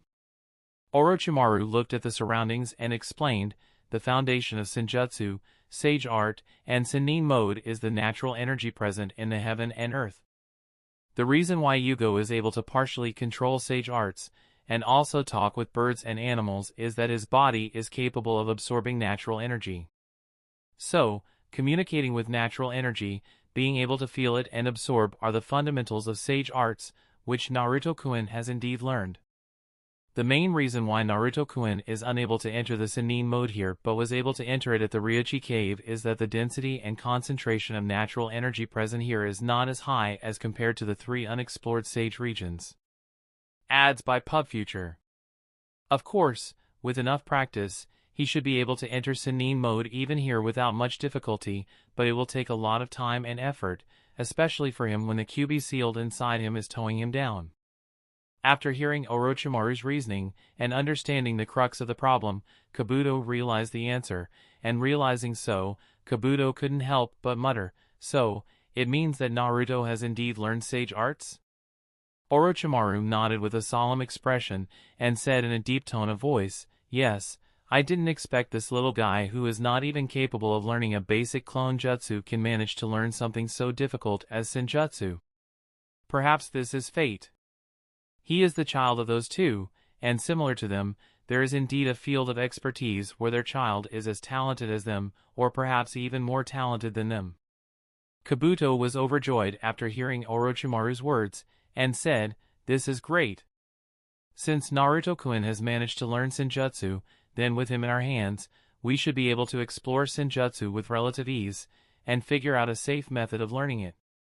But unfortunately for Kabuto, he had to be disappointed because Orochimaru shook his head. "I am afraid this is no longer possible for now, as the 2 children have to be handed over to Konoha immediately." Kabuto was taken aback, and asked, What? Surely you are joking, Orochimaru-sama." Orochimaru shook his head. "I am extremely serious. Well, it's part of the deal I made with Shimura Danzo, but you don't have to worry. We are only handing over the 2 kids to Danzo. If we are careful enough, we can always remain in contact with Naruto-kun, especially with his simplistic mind." Kabuto nodded with a sigh. "I see, it can't be helped then." Orochimaru nodded, and while patting Kabuto on the shoulder, he instructed, "Make all the arrangements, and the performance of the rescue of the two kids must look extremely realistic, as if the two of them were indeed rescued by Danzo. After speaking until here, Orochimaru paused slightly, and as if he suddenly remembered something, he added, "Also, make sure to instruct Naruto-kun to not disclose the fact that he has learned Senjutsu." Understanding the agreement between Orochimaru and Danzo, Kabuto didn't ask anything else, and went straight to complete the instructions he was given by Orochimaru. Half a day later. Boom boom boom boom boom boom. In a certain valley, continuous explosions reverberated and could be heard from miles away, as the war between shinobi commenced. With Shimura Danzo in the lead, a group of shinobi quickly raided an underground base that was hidden somewhere in this valley and started to eliminate all the enemy shinobis. In the midst of the battle, some of Danzo's men who were disposing of enemy shinobi managed to find Uzumaki Naruto and Hyuga Hinata locked up in a secure prison cell. And as soon as the two hostages were found, both of them were quickly transferred to Danzo's side. Looking at all the fierce shinobi around him, with each one of them wearing a strange mask, Naruto, despite how ignorant and dull, and despite not understanding the situation he was in, didn't dare to act recklessly or out of line. He remained silent and on guard against those around him, and he was just trying to protect Hinata, who was shivering in fright and hiding behind him. Danzo didn't care about the thoughts of the two children, and he was only looking at them as the key to becoming Hokage, so as soon as he knew that the plan has succeeded, he ordered, "The targets have been rescued, now quickly eliminate all the enemy shinobi and take over their base." With Danzo's order, his men speeded up their offensive, and not long after all the enemy shinobi were eliminated and the entire base was taken over. Of course, several of Danzo's men also died in the process, but without paying any mind to them, the rest quickly returned to Konoha in order to announce the successful rescue of the Jinchuriki of Kyuubi and their victory over the rogue shinobi Orochimaru. Chapter 607, Changes in the Umbu Department. Kuroto leisurely walked through the bustling streets and paid attention to the conversation of the village folks. At this moment, there were several discussions going on all over Konoha about the results of the second vote of confidence that was held yesterday. The second vote of confidence was held to determine whether Shimura Danzo is credible enough to become the Hokage. According to the operative rules of Konoha Village, only after passing the vote of confidence will a candidate be allowed to take the position of Hokage. This is nothing strange, and that's why even if Shimura Danzo was the only Hokage candidate for the position of the Godame Hokage, he still had to go through the vote of confidence to be elected as the Godame Hokage. So naturally, the vote of confidence was held and all the shinobi above the rank of Special Jonin were allowed to vote. After the voting was completed, the result of the vote of confidence was calculated. But when the result of the voting was announced, everyone was taken aback and some couldn't help but laugh. The result of the voting was something that nobody, or perhaps only some, had expected. The result was funny because Danzo, despite being the only candidate competing for the position of the Godame Hokage, was still defeated by a very big margin, which is completely ridiculous. And this defeat of Shimura Danzo has become a hot topic of discussion in the village today. Listening to the funny comments of several drunkards, Kuroto couldn't help but chuckle lightly. From the moment he chose to become the root, the shadow of Konoha, he had drifted so far away from the light that the position of Hokage is no longer within his sight. Although the Konoha shinobi were dissatisfied by Sandaime Hokage and in his inability to protect the village, which led to the destruction of the village and over 2,000 deaths, they still didn't want someone like Shimura Danzo, who hasn't left a very good impression on the most, to become the next Hokage of the village. Many people can see that for a very long time, Shimura Danzo has been doing his best to build his momentum, but in such a short period of time, it is impossible for him to reverse the negative impression he has left on the most Konoha shinobis he has interacted with so far. Moreover, there was also a question ringing in the minds of everyone: where was Shimura Danzo on the night the Akatsuki organization attacked Konoha? Where was Shimura Danzo on the night Kyuubi attacked Konoha? It is said that no matter how many acts of goodness one does, just one wrong action is more than enough to ruin them in the eyes of people, and of course, this doesn't work the other way around. So how can Danzo, who has done so many wrong actions over the years, reverse all those actions with just one act of goodness? The result of the vote of confidence has clearly proven this. And as such, Danzo was not elected as the Godame Hokage. Of course, Konoha must have a Hokage, and since Sarutobi Hiruzen had already resigned, so the next Hokage, or better yet leader, had to be selected. And obviously, because Danzo was the only Hokage candidate, so despite failing the vote of confidence, he was able to take over the power over the village using the support of the daimyo of the Land of Fire. As per daimyo's instructions, Shimura Danzo is appointed as the temporary Hokage agent for a period of 1 year, and he has to show visible results in this 1 year. Until then, the power of Konoha will be distributed among the temporary Hokage and the advisory board consisting of village elders. As for whether Danzo can officially succeed as the Godame Hokage, it will depend on what all things he did in this 1 year, and if he is able to win in the next round of vote of confidence that is going to be held a year later from now. So, despite failing to become Hokage, Danzo still managed to gain some power over the village. After becoming the temporary Hokage, Danzo made several changes one after another. Obviously, these changes were not for the benefit of the village, rather they were to consolidate his power and authority over Konoha. Among the several changes made by Danzo, he removed some of the most senior shinobi from the Anbu department who are considered Sarutobi Hiruzen's subordinates. These shinobi are mostly the squad leaders including Hyuga Kuroto, Uchiha Shursui as well as several others. Because he has been removed from the Anbu department, Kuroto is now on his way to the Anbu base to complete the follow-up procedure related to the handover of his position as the squad leader of Team Ro. When he received the notice of being ousted from the Anbu department, Kuroto was the least bit surprised, because he had long since anticipated this situation. Most of the senior Anbu shinobi like him, Shursui, and several others that are removed by Danzo were all personally recruited by Sandaime Hokage during his reign over Konoha, so obviously, they are all considered Sandaime supporters and are loyal to Sandaime Hokage. Unless the person taking over the village is truly succeeding Sarutobi Hiruzen, Sandaime's loyal and trusted subordinates will obviously be removed or transferred into other departments. Moreover, Kuroto is also very happy that he no longer has to fulfill his duties as an Anbu.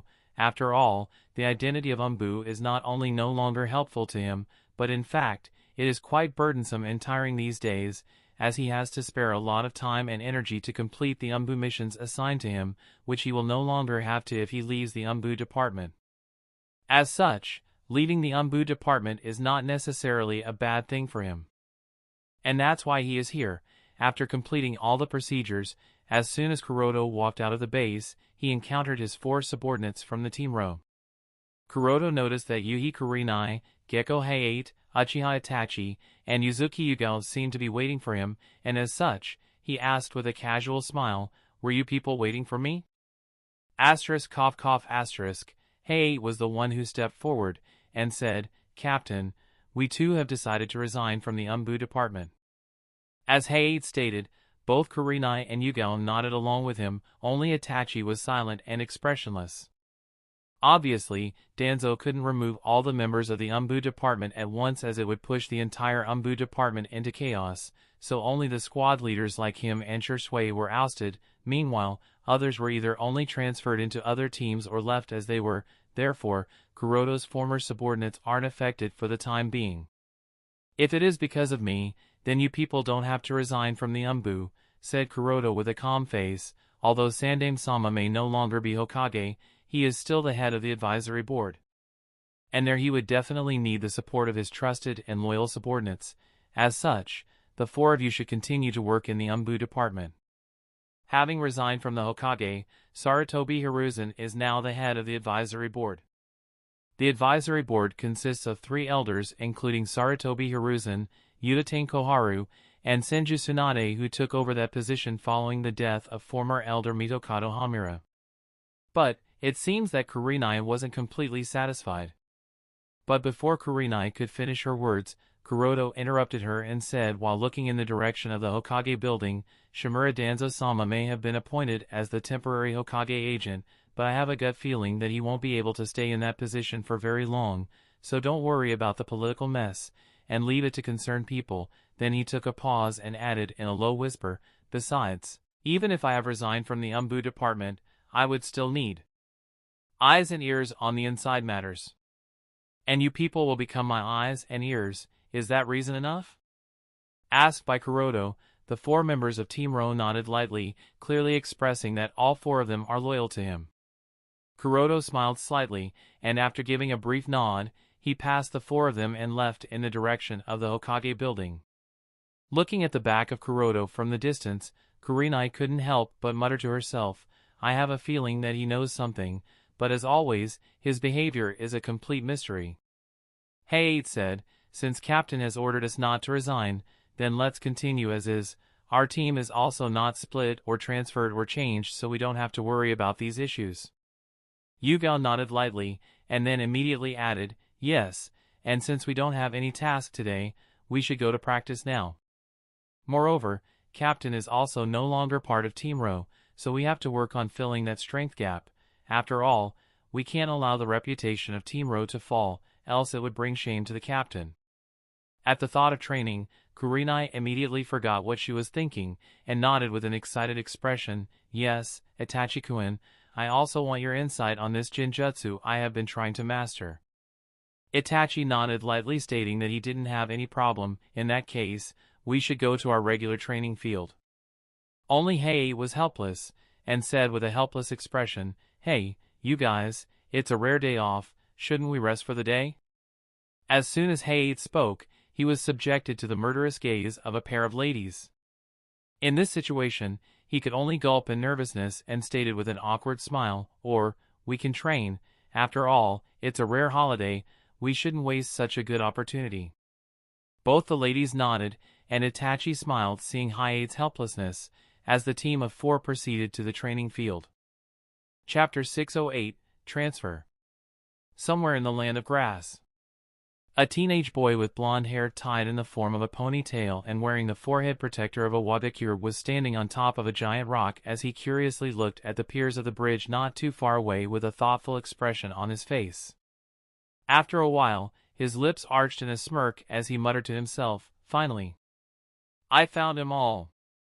The teenager's gaze was fixed on several bricks on the piers of the bridge. Supposedly, those particular bricks are the weak links of the entire structure, and should those bricks be destroyed with enough impact, the entire bridge will follow suit and collapse without putting any extra effort. After the teenager figured out the weak links, he stretched his hands into his shinobi bag that was tied around his waist, then a few seconds later he brought it out and opened it wide. Strangely enough, as the teenager opened his palm, something akin to a mouth became visible and it immediately spitted out several small white spiders. Holding the small white spiders in his hand, the blonde-haired teenager excitedly looked at the people that were starting to cross the bridge, and then he tossed those spiders into the air.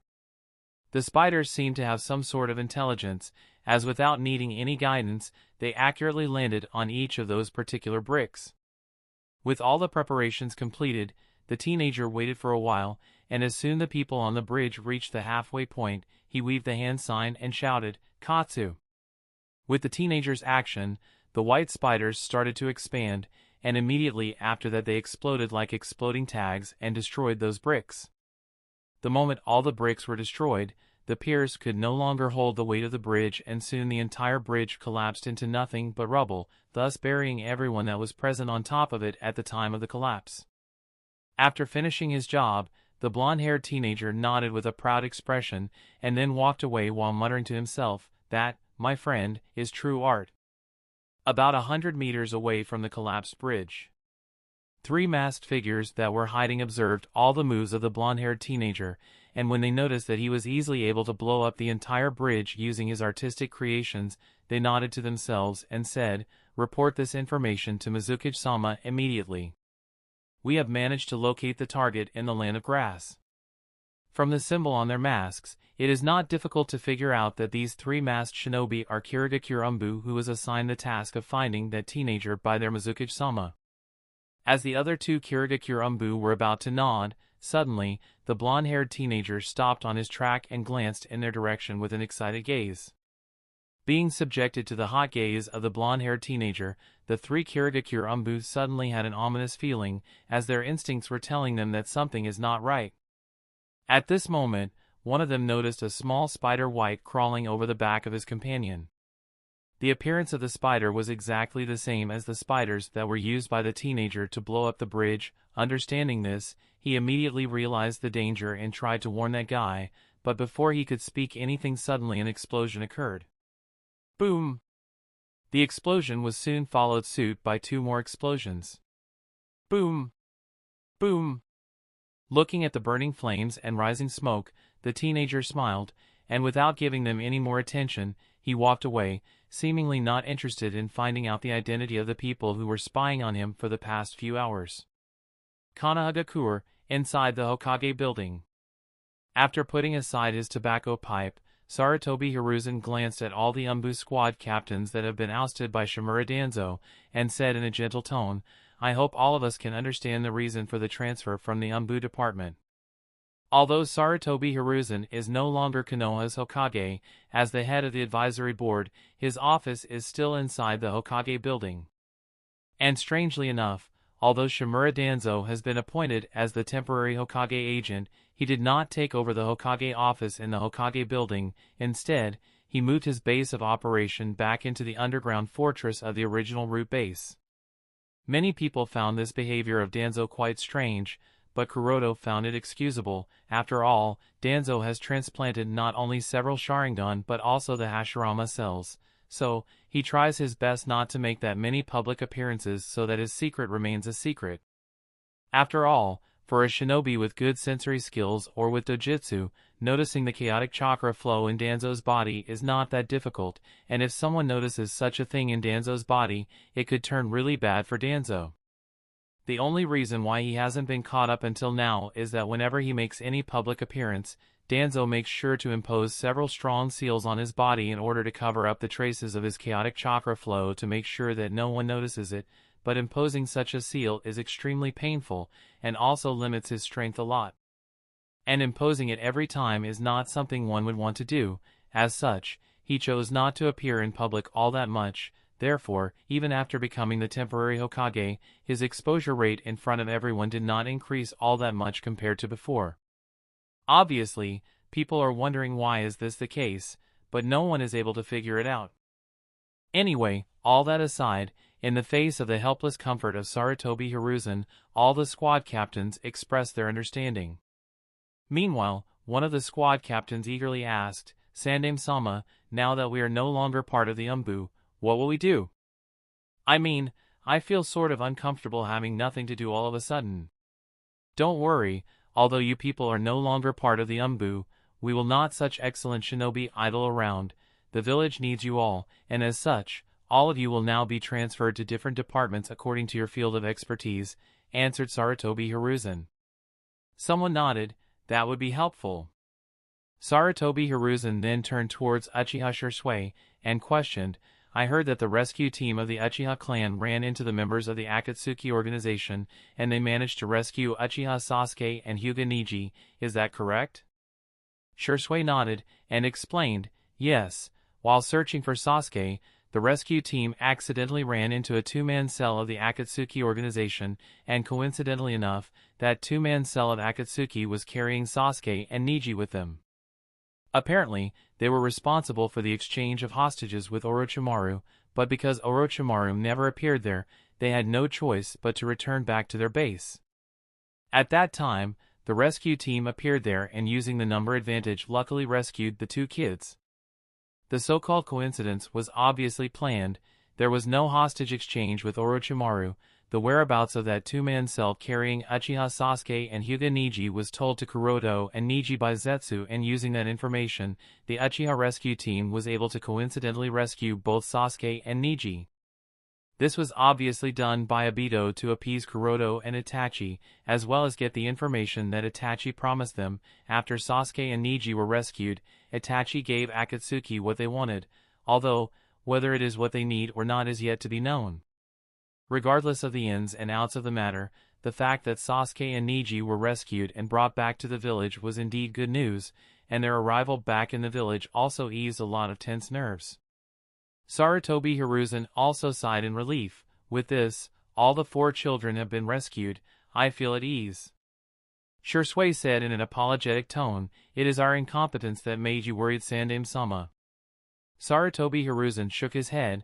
That's not the case, but anyway, then said, now that that matter has been resolved, let's get back on the subject at hand. As he stated, he passed scrolls to almost all the former squad captain, except for Shisui and Kuroto. The former squad captains respectfully took the scroll, and waited for Sandaime to continue.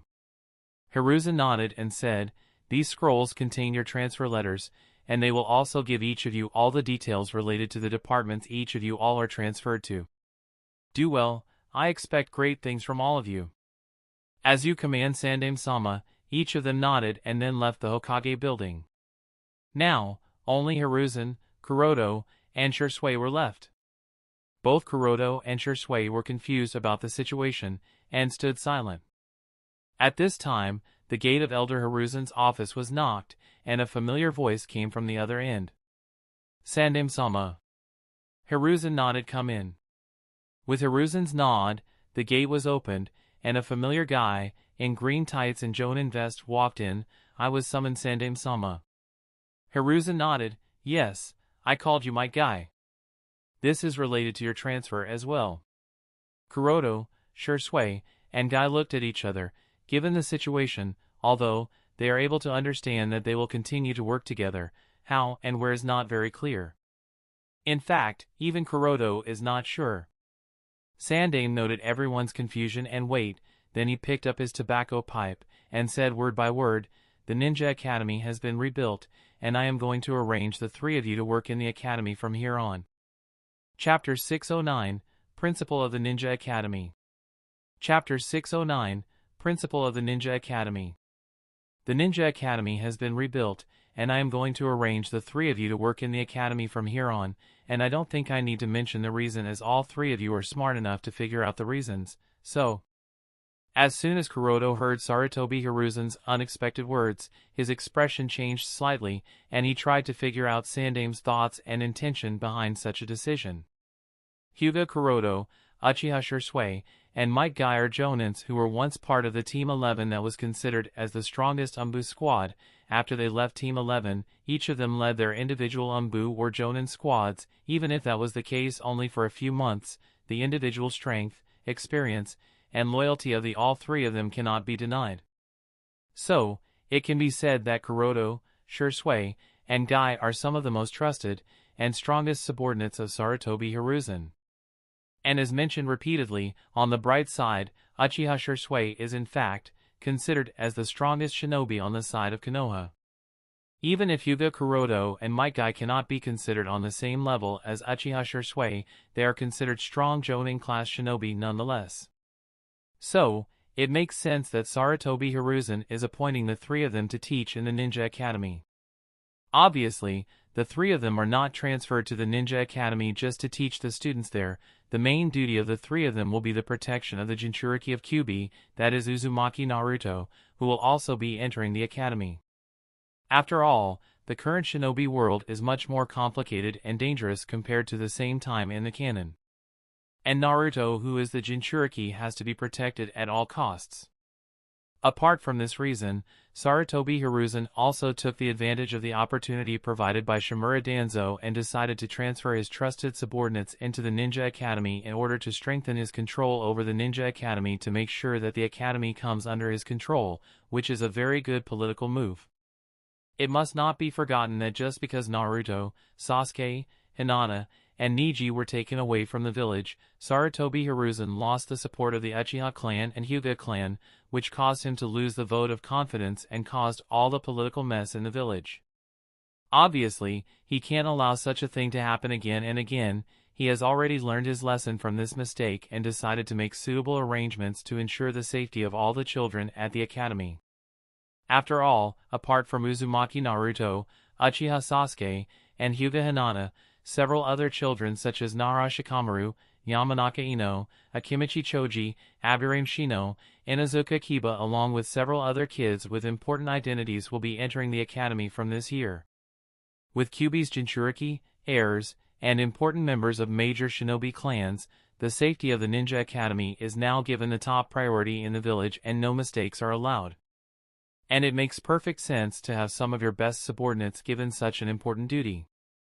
Now obviously, the three of them wouldn't be transferred without giving them suitable positions. After all three of them are Jonin and have either served as Umbu squad captains or as the Jonin squad leaders, so Sarutobi Hiruzen understands that appropriate positions are necessary, especially for Uchiha Shisui and Hyuga Kuroto, for they represent the Uchiha clan and Hyuga clan. As such, he asked, the Ninja Academy currently lacks the principal. Who of you wants to serve as the principal of the Ninja Academy? And inadvertently glanced in the direction of Uchiha Shisui. Although Sarutobi Hiruzen questioned all three of them, at the bottom of his heart, he was hoping for Uchiha Shisui to take that position. There are two main reasons why Sandaime wants Uchiha Shisui to serve as the principal. First is obviously Shisui's strength. On the night Akatsuki organization attacked Konoha, Uchiha Shisui showed extremely strong combat effectiveness. He was the only person in the village who was able to interfere in the fight between the leaders of the Akatsuki organization and the Amatsukami. Not only did Uchiha Shisui fight against Tobi, the guy that single-handedly defeated the 5 Kage, but also protected Killer Bee and Yagura Karatachi from the clutches of the Akatsuki organization and from the meteorite that was summoned by the leader of the Amatsukami. At this moment, except for Uchiha Shisui, no one in Konoha is capable of going against the Super Kage class shinobi, so Shisui is the best bet Konoha has who can at least protect the future generation. And as such, Sandaime wants Shisui to be the principal. The second reason is that since Shimura Danzo has been appointed as the temporary Hokage, so feud with the Uchiha clan is inevitable, and Sandaime can foresee that if Danzo remains in power for very long, the relationship with the Uchiha might again deteriorate, so placing Shisui on high-level position is a good political move as it will stabilize the mood of the Uchiha clan. Moreover, given how active the name of the Uchiha clan is in the shinobi world at this point in time, they have to be given some rights and power. And making Shisui the principal is the best solution. But it's a pity that these were just Sarutobi Hiruzen's thoughts, and they were bound to fail. Because as soon as the question of becoming the principal of Ninja Academy came, both Shisui and Guy immediately turned their eyes towards Kuroto, who was standing in the center. Sandaime was a little surprised by the implication of Shisui and Guy's actions, but as an experienced and qualified politician, he understood the thoughts of the two, and immediately after covering up his surprise he lightly smiled while looking at Kuroto and asked, Kuroto-kun, would you be willing to serve as the principal of the Ninja Academy? Kuroto hesitated a little, but after thinking a little he nodded, if that it is Sandaime Hokage-sama's command. Elder Hiruzen nodded in lightly, and said, in that case, I appoint you as the principal of the Ninja Academy. Kuroto bowed and said, I shall do my best to stand up to your expectations, Sandaime-sama. Obviously, there is a reason why Kuroto accepted the job as the principal of the Ninja Academy. Firstly, he wouldn't have to run all over the shinobi world to complete missions. That has been the case for the past few years, and since he will not have to run all over the shinobi world, he will get to experience some slow life and also allow him to focus more on his project Godhood. Apart from getting to live some slow life, Kuroto will also be able to get close to the reincarnations of Asura and Indra, which will definitely be helpful in the long run. Additionally, the post of the principal of the Ninja Academy is also a high-level position in the village, although not on the same level as the Hokage, the elders, the patriarchs of major shinobi clans, or the Jonin commander. It is on the same level as the department heads. Commander of the Umbu department, head of the intelligence division, head of the sealing squad, head of the medical division, captain of the Konoha military police force, etc. are on the same level as the principal of the Ninja Academy. Becoming the principal of the Ninja Academy will increase Kuroto's authority, political influence, as well as overall status. After becoming the principal of the Ninja Academy, Kuroto will also be allowed to participate in the council meetings. As such, Kuroto agreed. Sarutobi Hiruzen nodded towards Kuroto, then immediately said to Shisui and Guy, Shisui-kun, I shall appoint you as the vice principal of the Ninja Academy, and Might Guy will be the chief examiner. The two of you will help Kuroto-kun manage the academy. As per your command, Sandaime Hokage-sama. Both Shisui and Guy nodded together. With that out of the way, Sarutobi Hiruzen handed a scroll to Kuroto and explained, this is the list of all the trainees joining in this session. Because of Akatsuki's attack a few months ago, the Ninja Academy was destroyed and the teaching for the new session never began and was delayed for several months. Therefore, we have decided to merge 2 sessions this year and start with a grand entrance ceremony. The trainees in this session will be far more than all the previous sessions, so you have to pay more attention. I understand, nodded Kuroto, and after taking the scroll, he started to see the list of the trainees. As Sarutobi Hiruzen said, although the entrance ceremony was held for Niji and Shion session because Akatsuki organization attacked the same night and destroyed the village, therefore, the trainees of Niji's session couldn't formally enter the academy and start their training as shinobi. Now that the Ninja Academy has been rebuilt, the village administration has decided to merge Niji and Sasuke's session, which might be an interesting turn of events according to Kuroto. Chapter 610, Kuroto's Request. While looking at the list of trainees that are to be admitted from this session, Kuroto noted that some names were especially highlighted and were marked to be paid special attention during their time in the academy because of their higher talent, potential, and important background compared to the rest of the trainees. These were none other than Uzumaki Naruto, Uchiha Sasuke, Uchiha Kiyomi, Hyuga Hinata, Hyuga Niji, Shion, Shikamaru Nara, Akimichi Choji, Yamanaka Ino, Inazuka Kiba, Aburame Shino, Kurama Yakumo, along with few other names. Seeing these especially highlighted names, Kuroto chuckled inwardly and then closed the scroll. Even in the Ninja Academy, there is no equality in the truest sense.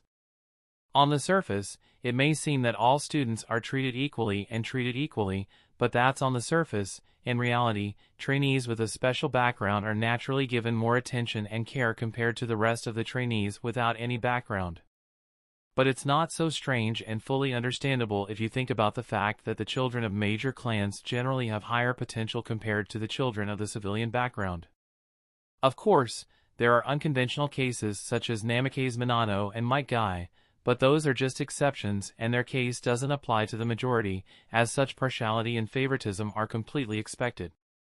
In fact, if such partiality is not shown, then the children of the major clans might not even enroll in the Ninja Academy, which would deeply affect the overall strength of the village, so it is not only understandable but also necessary. Anyway, putting this matter aside for now, after Kuroto folded back the scroll, Sarutobi Hiruzen said in a deep voice, I don't think I need to remind the 3 of you that the goal of Akatsuki organization is the 9 Bijus, and since Uzumaki Naruto, the Jinchuriki of Kyuubi, is also enrolling in the academy, so he will naturally be targeted by them. His safety must be given top priority over everything else. The 3 of you must work together to ensure Naruto's safety. We can't allow him to be taken away this time. It would put the safety of the entire shinobi world at risk, understand? Yes. All 3 responded with a nod. With that, Sarutobi Hiruzen put away the serious expression and said, now the 3 of you may go and prepare. In 3 days from now, the grand entrance ceremony has to be held, and several senior officials of the village will be present at the entrance ceremony, so make sure that everything is proper and fully displays Konoha's recovery. Kuroto nodded, I understand. Please rest assured, Sandame-sama, I will make all the arrangements. Elder Hiruzen nodded with a satisfied expression and dismissed Kuroto, Shursui, and Guy. Kuroto, Shursui, and Guy excused themselves from the Hokage building. After leaving the Hokage building, Kuroto pondered for a little, then instructed both Shursui and Guy to take care of their personal matter and after that meet him at the Ninja Academy in order to start making all the preparation for the grand entrance ceremony that is to be held 3 days later. Shursui and Guy both went towards their home. Meanwhile, Kuroto himself made his way towards the Hyuga clan. Obviously, along with the entire village, the territory of the Hyuga clans has also been reconstructed, and after coming to the Hyuga clan, he walked in the direction of the Patriarch's mansion. As soon as Kuroto came to the Patriarch's mansion, he was welcomed inside by Hyuga Natsu, the maid of the Hyuga clan, and the Hyuga Hanabi's caretaker, and soon met with the Hyuga Patriarch. Firstly, Kuroto congratulated Hayashi for the safe return of Hinata, and they discussed his transfer. Hyuga Hayashi said, I heard about the recent changes in the Umbu department. Did your team too? Kuroto nodded, and explained, yes, as Shimura Danzo-sama was appointed as the temporary Hokage agent, he made several changes in the department, and along with several other captains, I too am no longer part of the department. Hayashi sighed. This wasn't very good news, then asked, "So, are there any other arrangements for you from Danzo-sama?" This question was important because if Kuroto is no longer part of the central administration of the village due to changes in power, Hayashi will have to figure out what to do for Kuroto. Kuroto nodded and said, "Yes, there are some arrangements, not from Danzo-sama's side, but from Elder Hiruzen's side. He transferred me to the Konoha Ninja Academy and appointed me as the principal." Hayashi was taken aback when he heard that Kuroto was appointed as the principal of the Ninja Academy. Did I hear that correctly? You are appointed as the principal of the Ninja Academy? Kuroto nodded, yes. Hayashi's expression changed quickly and he sighed in delight. This is very good news. The Konoha Ninja Academy is part of the Central Administration Department, like Konoha Hospital, Intelligence Division, Mission Allotment Division, Barrier Division, Military Police, etc., and in terms of overall influence, it is, in fact, better than the other departments as all Konoha shinobi graduate from the Ninja Academy. So, becoming the principal of the Ninja Academy is equivalent to having a certain influence over the entire future generation of the village. Now that Kuroto has become the principal of the Ninja Academy, it means that the influence of the Hyuga clan over the entire village and other major shinobi clans will greatly increase. Moreover, since Kuroto has become the principal of the Ninja Academy, he can also participate in the high-level meetings as someone in charge of one of the top administration departments of Konoha. In this way, the number of Hyuga allowed to participate and speak in high-level meetings will become 2, surpassing the number of representatives of the Uchiha clan, which is only 1, and this greatly relieves the Hyuga patriarch. Seeing Hayashi's delighted and ecstatic expression, Kuroto felt pity for him, and sighed inwardly. The reason for such an action is that he can sense the pressure on the shoulders of the Hyuga patriarch.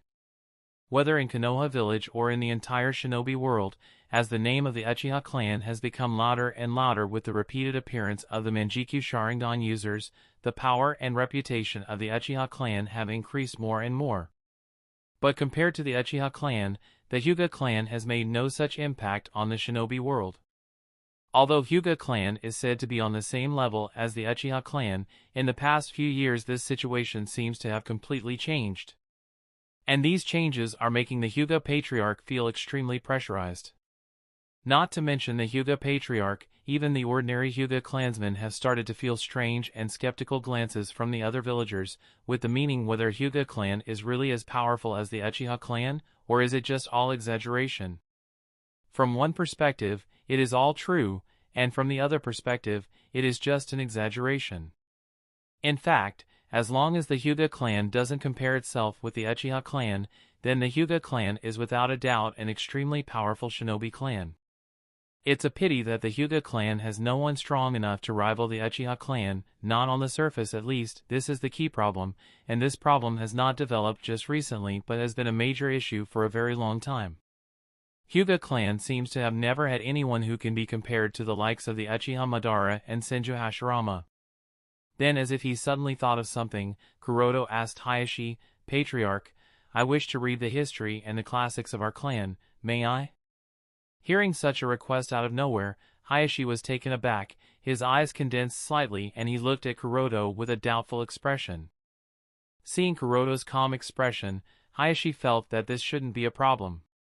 Considering Kuroto's current status and influence, for whatever reason Kuroto wants to read the history and the classics of the Hyuga clan, Hayashi has no real reason to pose any objection to Kuroto's request, so after thinking about it for a while, he nodded, "All right, I will arrange someone to take you to the Forbidden Library."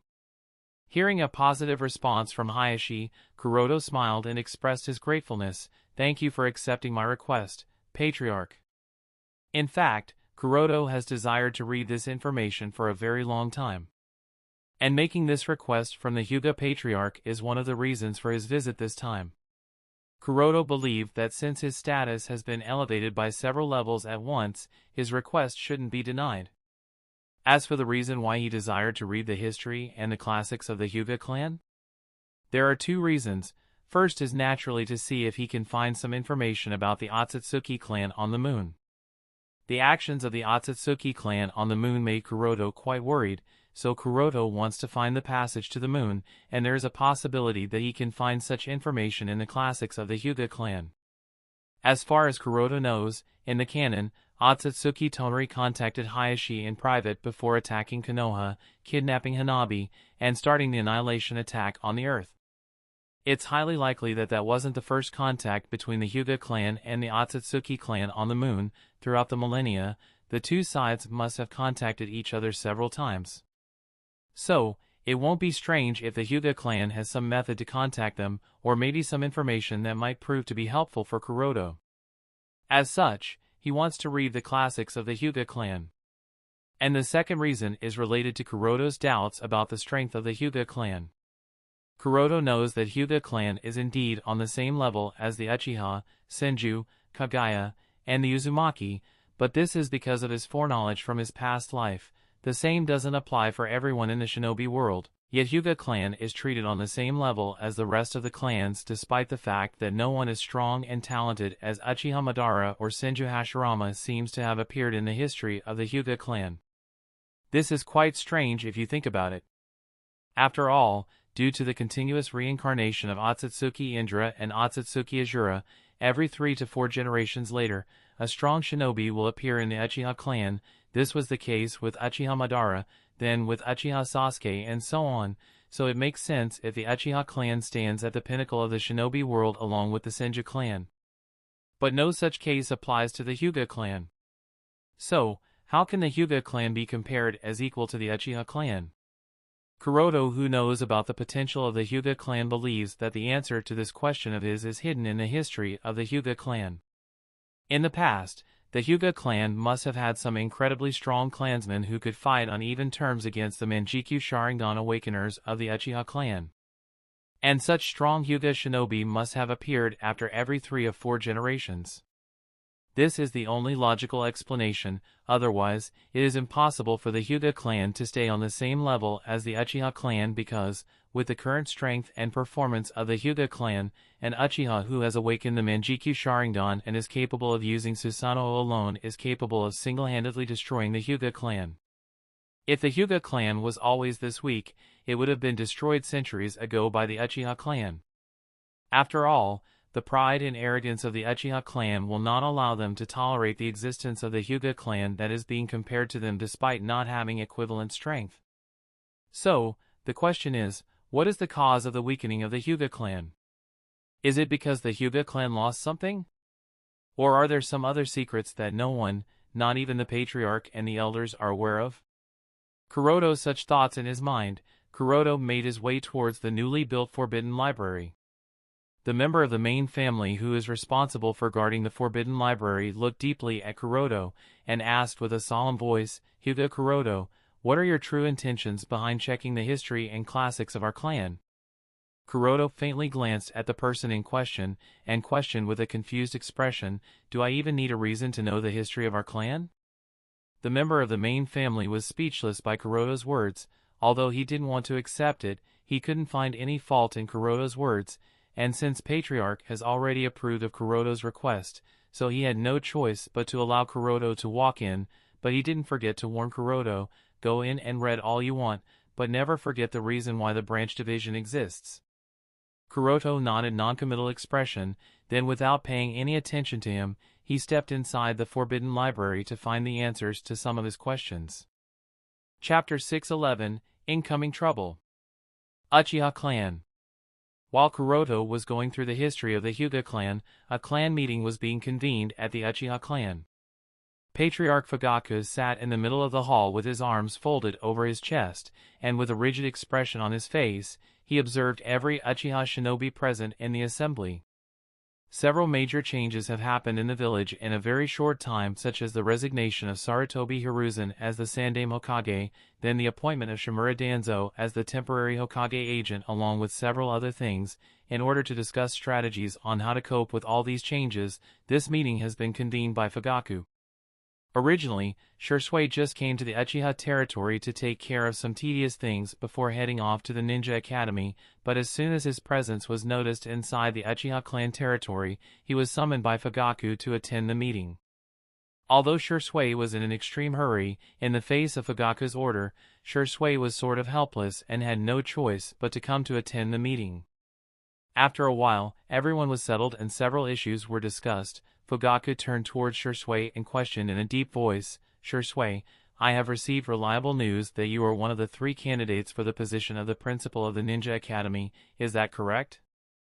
As soon as other Uchiha clansmen heard Fugaku's words, they were all surprised and then became excited.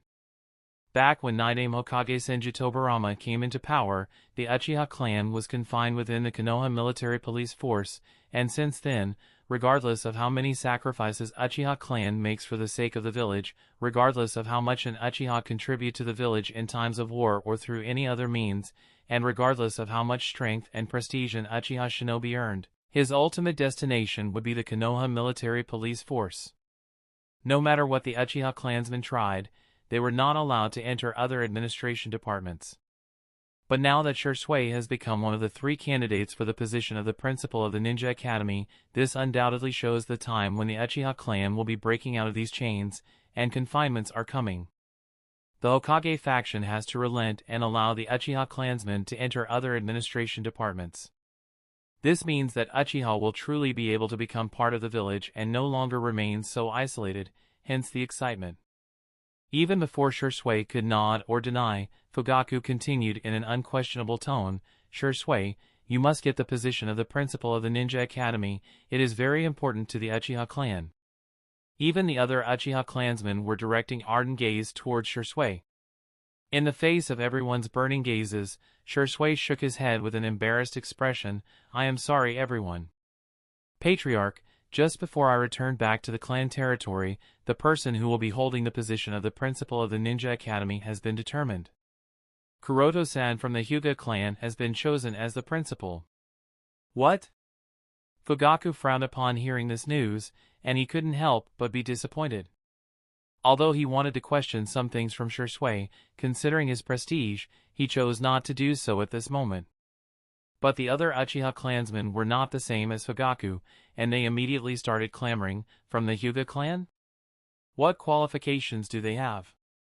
How dare they compete with us Uchiha? They are just censor class. Damn it, it's Hyuga Kuroto again." A few years ago, too, it was Hyuga Kuroto who defeated Shursui in the special Jonin exam, then it was him again who defeated Shinichi and Hiragi. Every time this Hyuga Kuroto interferes. Not just him, it must be the strategy of the Hokage faction. They just wanted us to think that Shursui might get the position of the principal of the Ninja Academy, but in reality, they don't want the Uchiha clan to get out of the Konoha military police force. This is why they deliberately gave the position to the Hyuga Kuroto. Otherwise, what qualification does he have against Shursui? Hyuga Kuroto wouldn't even be able to handle Itachi, let alone Shursui. Yes, we can't accept such a decision. This is clearly discrimination and suppression of the Uchiha clan. If we give in here, the Hokage faction will again start to push us to the corner of the village. As different people started to let out their dissatisfaction, the meeting hall became noisy with curses for the Hokage faction, Hyuga clan, Hyuga Kuroto, and Sarutobi Hiruzen. Seeing that the situation was turning worse every second, Shursui hurriedly tried to explain, "Don't take it the wrong way, even if I was given the position, I would have taken the initiative to give up the position of the principal of the Ninja Academy because I believe Kuroto-san can do the job much better compared to me. It had nothing to do with Hokage faction trying to suppress the Uchiha clan or anything." "Shursui, you don't need to force yourself to give us an explanation. Humph, do you think we will believe this bullshit? And what are you talking about he can do the job much better compared to me? Do you think he is better than the Uchiha clan? Shursui, stop taking the side of the Hokage faction every time, even you know what they view as Uchiha. Everyone within the Uchiha clan knows that Shursui takes the side of the Hokage faction, according to them, so no one within the clan accepted his explanation. They didn't even bother to listen to him. According to the Uchiha clansmen, the Hokage faction just didn't want the Uchiha clan to get involved in other administrative units of the village. As such, they didn't give the position to Shursui, who is the most qualified. And the explanation Shursui is giving is all a lie. He is taking the responsibility on his shoulders to dispel everyone's dissatisfaction. Seeing that the situation wasn't going anywhere, Shisui was left with no other choice but to sigh and sit back with a helpless expression on his face. At this time, one of the radical Uchiha spoke to Fugaku, Patriarch, "We must not accept this decision. We must do something so that the position of the principal of the Ninja Academy is handed over to Shisui." Incited by the radical Uchiha, another Uchiha stood up and said, "Yes, this is what our Uchiha clan deserve. The current Uchiha clan has 5 Manjikyu Sharingan users. The village has to learn to not respect us for our strength. Compared to us, Hyuga clan is nothing. They don't deserve this position." Obviously, this Uchiha shinobi counted 2 Homosubi, masked Uchiha of the Akatsuki, Shinichi, and Shisui when he spoke to 5 Manjikyu Sharingan users. From a certain perspective he is indeed correct, but to count all of them as Uchiha at this point in time is pretty idiotic. However, strangely enough, all the Uchiha clansmen except for a few smart ones present in the meeting hall agreed with him. They don't seem to care about the fact that those 5 Manjikyu Sharingan users belonged to 3 different camps. Even the Uchiha Patriarch, although he didn't speak it outright and had a calm face, was very dissatisfied and unhappy by this decision. The thought of a junior from the Hyuga clan becoming the head of an administrative unit and sitting in the same position as him, the captain of the Konoha military police force, didn't make him feel very good in his heart.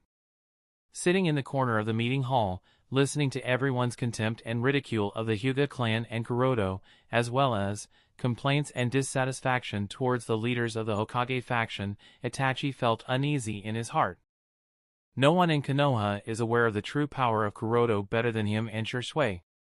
The mere fact that Kuroto, who was capable of evolving his Byakugan into Tenseigan, a higher-level dojutsu that was never even heard in the shinobi world, alone proves just how talented he is. Moreover, the Tenseigan is not just a higher-level dojutsu, it's a very powerful dojutsu that can rival even the legendary Rinnegan, the Eyes of the Sage of Six Paths. The only reason why the Uchiha clan can be as proud as they are is that Kuroto doesn't seem to have any intention of earning false worship or reputation. Otherwise, the current Hokage of Konoha would have been Kuroto without anyone opposing this decision. Looking at all the Uchiha bad-mouthing Kuroto, he couldn't help but really pity them. Itachi feels funny when he imagines their reaction if they were to learn that of the 5 Manjikyu Sharingan users, 4 are working for Kuroto and are considered his subordinates. Ha ha ha. Thankfully, Kuroto-san is broad-minded and doesn't care about what other people think of him, otherwise. Thinking so, Itachi felt relieved in his heart. At the same time, the short-sightedness, arrogance, unneeded pride among the clansmen made worried about them. In the noisy hall, helpless Shisui and Itachi looked at each other with similar expressions on their face, and both shook their head with a sigh, as both of them could feel each other's dilemma. Surrounded by the fanatical, radical, arrogant, and proud kinsmen, both of them felt out of place. After a while of getting bored, the meeting finally ended, and as soon as it did, both Shisui and Itachi excused themselves. They didn't want to stay here a minute longer as they felt sort of breathless and suffocation. Coming to their secret training field, Itachi said to Shisui, "I searched through Sasuke's memory. During his stay at the base of the Akatsuki organization, Shinichi protected him and even gave him formal training." Hearing such news, Shisui wasn't surprised, and said, "Shinichi was inserted into the Akatsuki organization as a spy by Kuroto-san. In the future, when he leaves that organization, he will be able to return back to the village. His return will help us keep the radicals in control, and even if he doesn't want to return back to the village, he can stay at Amatsukumi's base." Itachi nodded. I have started to think that the Uchiha clan needs more calm and wise people, those who don't just act on their emotions, rather think things through before speaking or doing things like Tsukihei-san. If Tsukihei-san were to join the Uchiha clan, maybe." However, before he could finish his words, suddenly the sound of rapid footsteps coming closer to them was heard, which caused Itachi to stop midway and look in the direction of the guest. As Itachi and Shisui turned in the direction from where the sound of footsteps was heard, 2 children appeared out of the bushes and rushed straight towards Itachi. The 2 kids were none other than Uchiha Sasuke and Uchiha Kiyomi. Holding the breathless Sasuke and Kiyomi, Itachi crouched down and gently asked, "Sasuke, Kiyomi, what happened?" After catching their breath, Sasuke was the one who spoke first. He pointed in the direction of the Uchiha clan territory, and said with a worried expression, "Nisan, some of our clansmen have gone in the direction of the Hyuga clan with angry expression. They said they are going to teach a lesson to Neji-sensei." Sasuke is actually not familiar with Kuroto, but because of his friendship with Neji, Sasuke knows that Kuroto is Neji's sensei, so he is sort of worried about him, and out of friendship with Neji, Sasuke wanted to help Neji's sensei. Itachi was taken aback. "What?" Kiyomi nodded with a serious expression. "Yes, Itachi and I-san. I and Sasuke and I-san were in the market with Mikoto Ka-chan, and suddenly 7-8 people from the clan started clamoring that they are going to teach someone named Hyuga Kuroto a lesson. Some elders tried to calm them, even Mikoto Ka-chan tried to stop them, but they didn't listen and rushed out. Currently, Mikoto Ka-chan has gone home to inform Fugaku-sama about this, and she sent the two of us to find Shursui and I-san and you, so that the two of you can stop them before it's too late." Shursui sighed with a helpless expression. "Sigh, why are they causing so much trouble?" Itachi had the same expression, and said, "Well, let's take a look. I just hope that we have enough time to stop them before it's too late." Chapter 612, Strangeness Within the Hyuga Clan. At the same time, in the secret library of the Hyuga clan. Sure enough, the relationship with the Kagaya clan was exactly as I had assumed. Looking through the genealogy of the Hyuga clan, Kuroto found that during the Warring States period, there are records of marriages between the Hyuga clan and the Kagaya clan, although it's quite strange that only the women of the Kagaya clan got married to the men of the Hyuga clan, not the other way around. It was perhaps done to prevent the outflow of Byakugan. Anyway, after reading these records of marriage, Kuroto can indeed confirm that the Hyuga clan and the Kagaya clan had a close relationship and that the two clans are blood relatives that are descendants of the same ancestral origin. But with the establishment of Konoha, Kirigakure, and other shinobi villages, and several wars that took place that led to the death of countless shinobis, the relationship between the Hyuga clan and the Kagaya clan became distant, estranged, cold, and tense because of the enmity and hatred between the two shinobi villages. All this information was already within Kuroto's expectations, so it did not surprise him all that much, and he continued to go through the history of the Hyuga clan with the hope that he will find something that would help him reach an answer to his question. And not long after he did stumble upon something. As he was looking at the records of the population of the Hyuga clan, Kuroto quickly noticed that in the millennium-year-long history of the Hyuga clan, the population of the Hyuga clan was mostly maintained in the numerical range of 3,000 to 4,000. There were even times when the population of the Hyuga clan reached as high as 5,000 to 6,000. That was perhaps the most prosperous time for the Hyuga clan, and during those times, the Hyuga clan was comparable to the Senju clan and the Uchiha clan, in terms of population at least. But for some inexplicable reason, after reaching the peak value of 5,894 about 3 centuries ago, the population of the Hyuga clan started to decline and has been decreasing since then. The decline is so serious that at this point in time, the number of Hyuga clansmen alive is only about 700, including all the men, women, and children from both the main family and the branch family. In just 3 centuries, the population of the Hyuga clan has decreased from 5,894 to 1,200. This is a highly concerning matter. This decrease in population of the Hyuga clan may not have attracted that much attention considering the decline was slow and steady and happened over a period of 3 centuries, but when Kuroto read entire genealogy in 10 minutes, he felt this slow and steady decline quite strange. "Is it really because of the war?" muttered Kuroto with a thoughtful expression. The war between clans and nations has always been the major cause of the decline of the population among the shinobi clans. The former greatest clan, the Senju clan, is the prime example. After the establishment of Konoha village, during the First Great Shinobi War and Second Great Shinobi War, the shinobi of Senju clan took lead in all the battlefronts and suffered most casualties. The death rate of the Senju clan reached such a high point that the number of men in Senju clan declined heavily and male-to-female ratio was greatly affected. Low male-to-female ratio along with the policies implemented by Shodaime Hokage with the intentions of thoroughly integrating the Senju clan into Konoha resulted in a large number of intermarriages between the women of Senju clan and ordinary villagers, which further lead to the dilution of the Senju blood and the decline of Senju clan. The decline of the Senju clan is so severe that today Senju clan exists in name only, and Senju Tsunade is the only member carrying the entire clan on her shoulders. In a few years from now, when she will pass away, the Senju clan will completely cease to exist.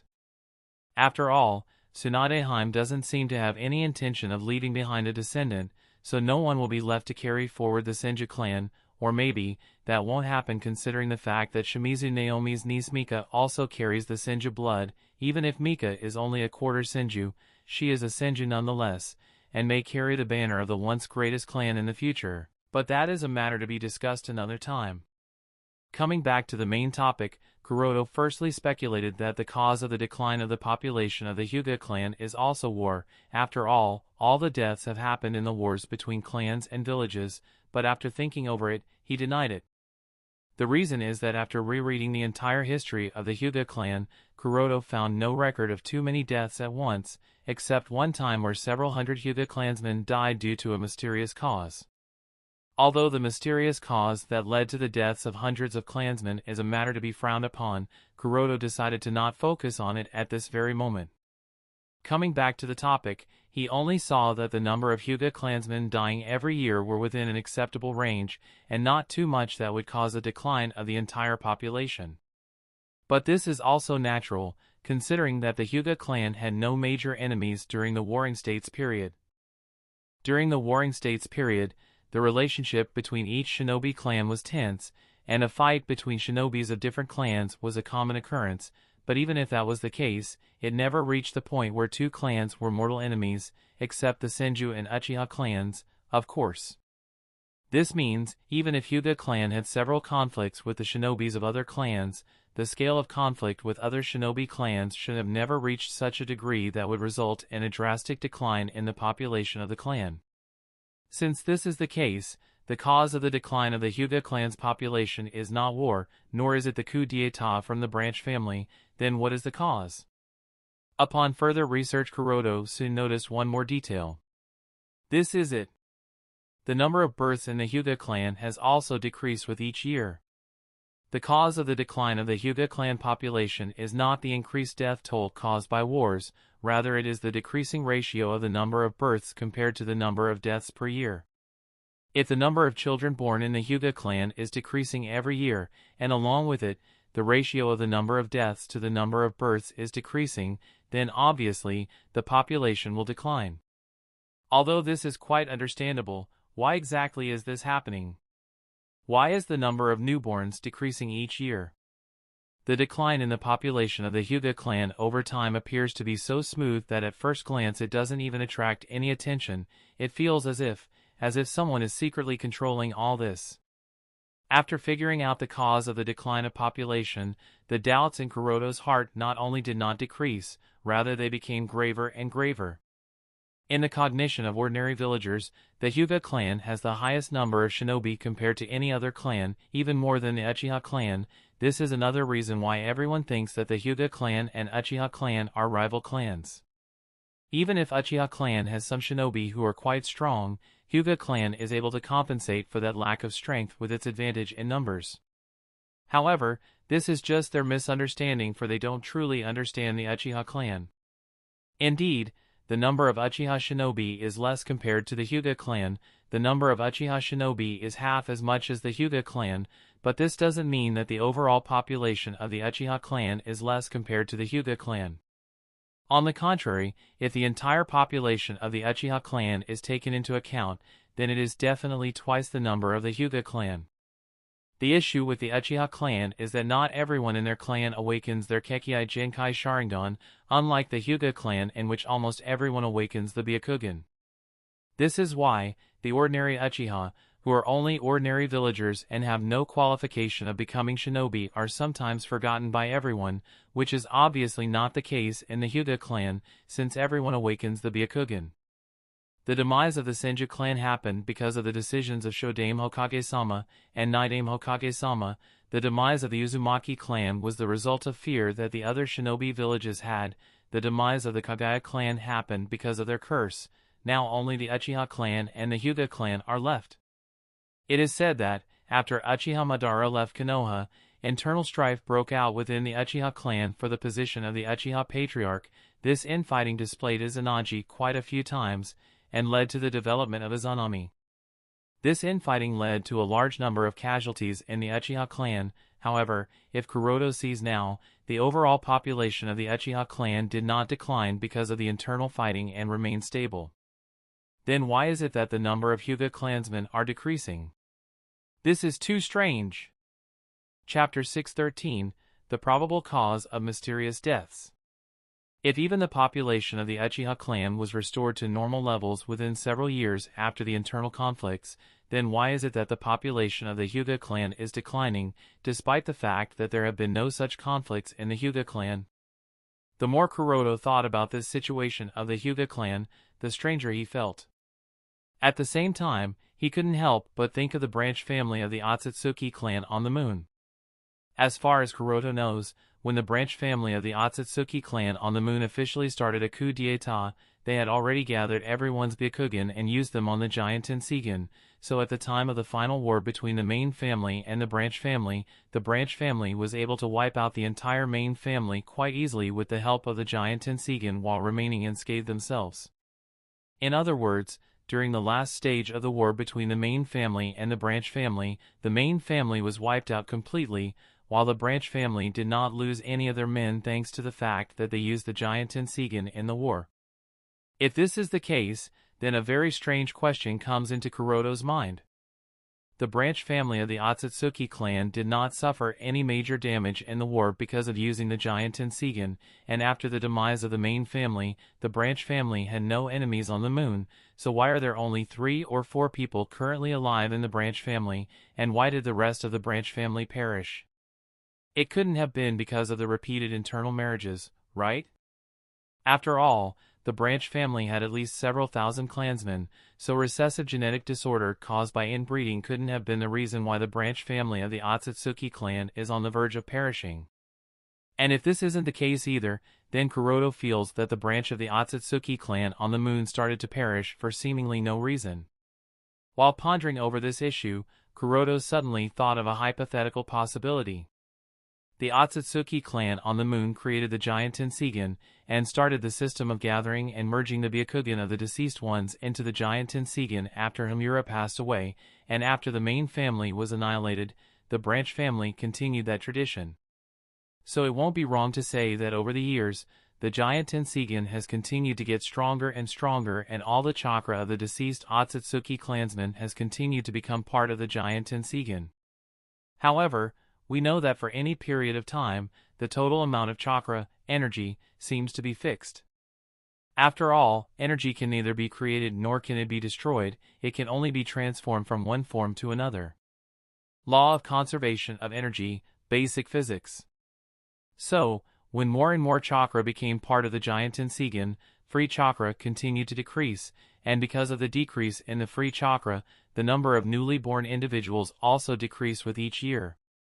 And if this is the case, then the main reason why the branch family of the Akatsuki clan on the moon perished is very likely the giant Tenseigan. The presence of the giant Tenseigan on the moon is actually a suppression on the branch family of the Akatsuki clan, and as that treasure continued to become strong with each passing year, the population of the Akatsuki continued to decrease with each passing year. Although this is just a hypothetical possibility, it is very likely to be true. And if this is indeed true, then Kuroto couldn't help but make another bold guess.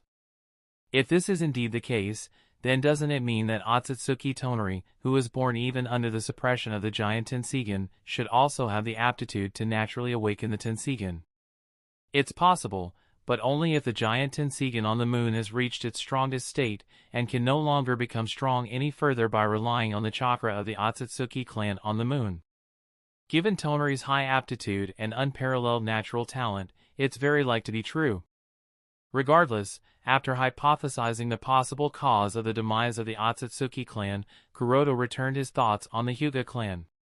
Quite similar to the Akatsuki clan on the moon, the population of the Hyuga clan is also decreasing with each passing year, although the rate of decline is not as serious and exaggerated as was with the branch family of the Akatsuki clan on the moon that the entire clan perished. the records of the past 300 years on the genealogy clearly shows that it is indeed happening. Thinking so, Kuroto reopened the records of the bizarre and mysterious deaths of hundreds of Hyuga shinobi that happened about 3 centuries ago.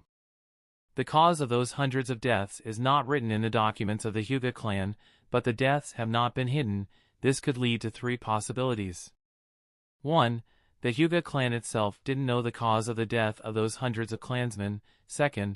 The cause was probably written, but was lost over the years. And lastly, the cause was known to very few people, and they chose not to describe it here for some reason. Kuroto feels that the third reason is very likely to be the case, and using that line of thought, he started to postulate the possible reasons why it was kept secret. What could be the cause of the death of hundreds of Hyuga shinobi that even its records would be hidden? Given the arrogant and proud nature of the branch family of the Akatsuki clan on the moon, and given that they were fully aware of the fact that a large number of Byakugan can be used to create a giant Tenseigan, their first choice shouldn't have been to dig out the Byakugan of their own clansmen. Their first choice would be to not harm their own clansmen, but to find other ways to merge the Byakugan in the giant Tenseigan to strengthen it. And the Hyuga clan that lived in the shinobi world was obviously a very good target. After all, the Hyuga clan also has the Byakugan. Moreover, considering that the ultimate goal of the branch division of the Akatsuki clan on the moon was to destroy the entire shinobi world in order to fulfill Homura's decree, they will have no hesitation in digging out the Byakugan of the Hyuga clan. If the timeline of the shinobi world is taken into account, then the time around which the civil war of the Akatsuki clan on the moon happened and the time when hundreds of deaths in the Hyuga happened seems to match quite well. Those hundreds of mysterious and bizarre deaths and the time of the coup d'état of the branch family most likely happened around the same time, that is about 3 centuries ago. This means that the two incidents had some connection with each other. But Kuroto also remembers that the giant Tenseigan on the moon is actually made up of the Byakugan of the branch family and the main family of the Akatsuki clan, not from the Byakugan of the Hyuga clan, which means, although the branch family might have had the intentions of stealing the Byakugan of the Hyuga clansmen, they probably failed to do so. However, considering that the strength of the branch family of the Akatsuki clan is naturally stronger compared to the Hyuga clansmen, the cause of their failure is a matter to ponder about. And this takes us back to reason 3. The main reason why the cause of the mysterious and the bizarre deaths of hundreds of Hyuga clansmen is not mentioned is that it is probably intentionally hidden from the later generation.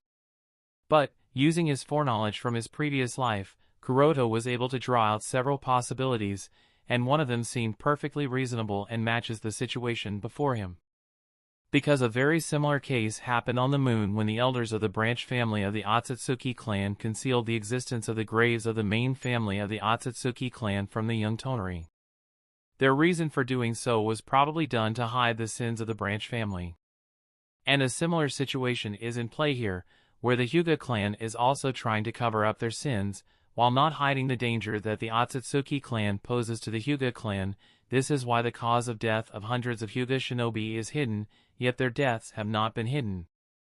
The most probable cause of the death of the hundreds of Hyuga shinobi is the Hyuga clan itself.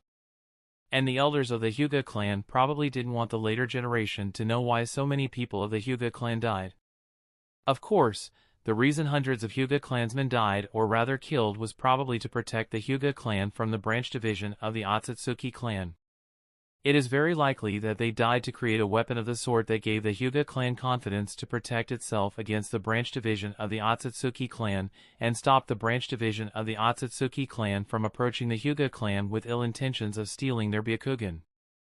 Chapter 614, Kuroto's Hypothesis. Knowing some extent of the history of the Akatsuki clan on the moon, and using all his hypotheses, Kuroto can most certainly conclude that the original intentions of the Hyuga clan behind the development of the birdcage Juinjutsu were to prevent the members of the branch division of the Akatsuki clan on the moon to plunder the Byakugan of the Hyuga clansmen in the shinobi world. However, there is an issue Kuroto is facing in this conclusion of his, and that is the time lag problem, which cannot be ignored no matter how he thinks about it. Based on his own research of the birdcage Juinjutsu, Kuroto knows that this is a very high-end cursed seal. During his tenure in the Umbu, Kuroto has read several secret files and found that including Konoha, many other shinobi villages have made countless attempts to crack that cursed seal, but without exception, they have always failed, which means no one has ever come close to cracking it.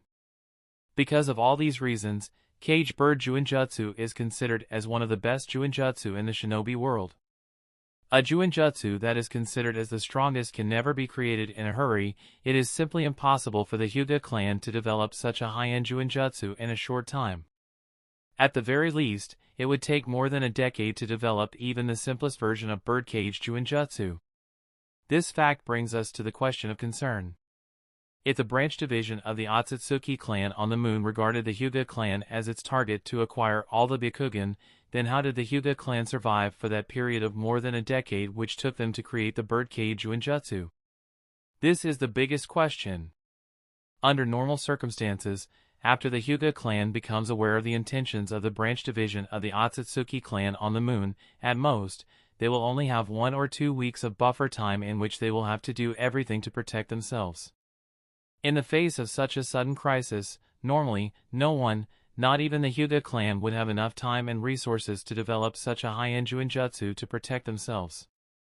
Even if they chose to decisively abandon their territories and hide somewhere in the shinobi world, at most they can delay for a few weeks or a few months, not any longer than that. After all, hiding a population of several thousand for a very long time is not an easy feat, so it wouldn't work.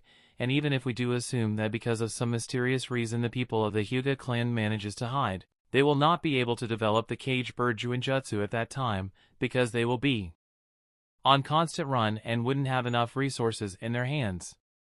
After all, the development of a high-end cursed seal like the Cage Bird is not only time-consuming and laborious, it also requires a lot of financial support.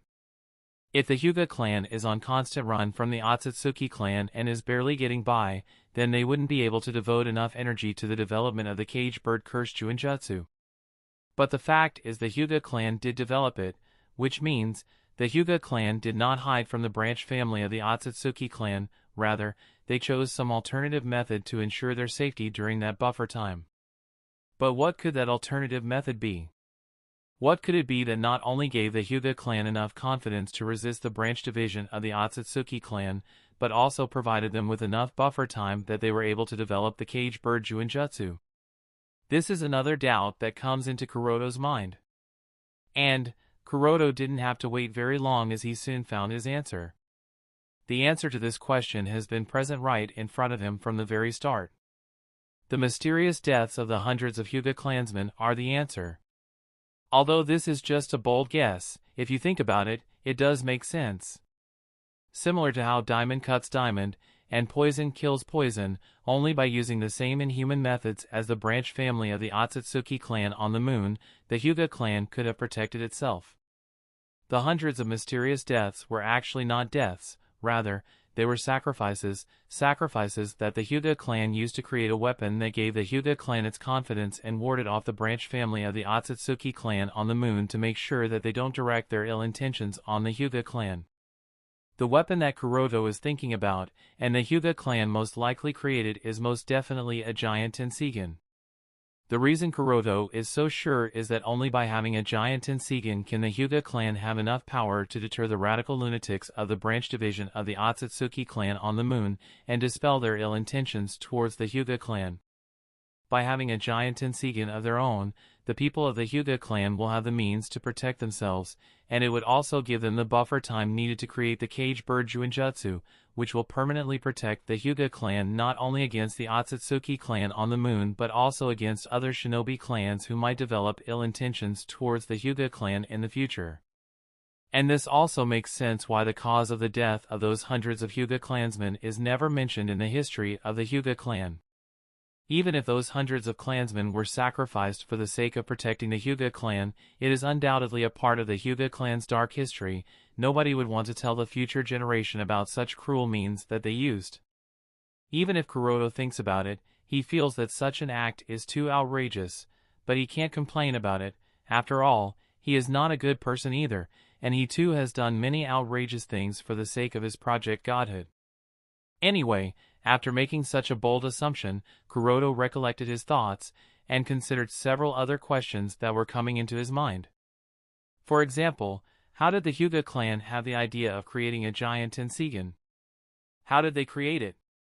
And where is that giant Tenseigan now? For the answer to the first two questions, Kuroto feels that it's not too hard to figure out, but he is not sure if his guess is correct.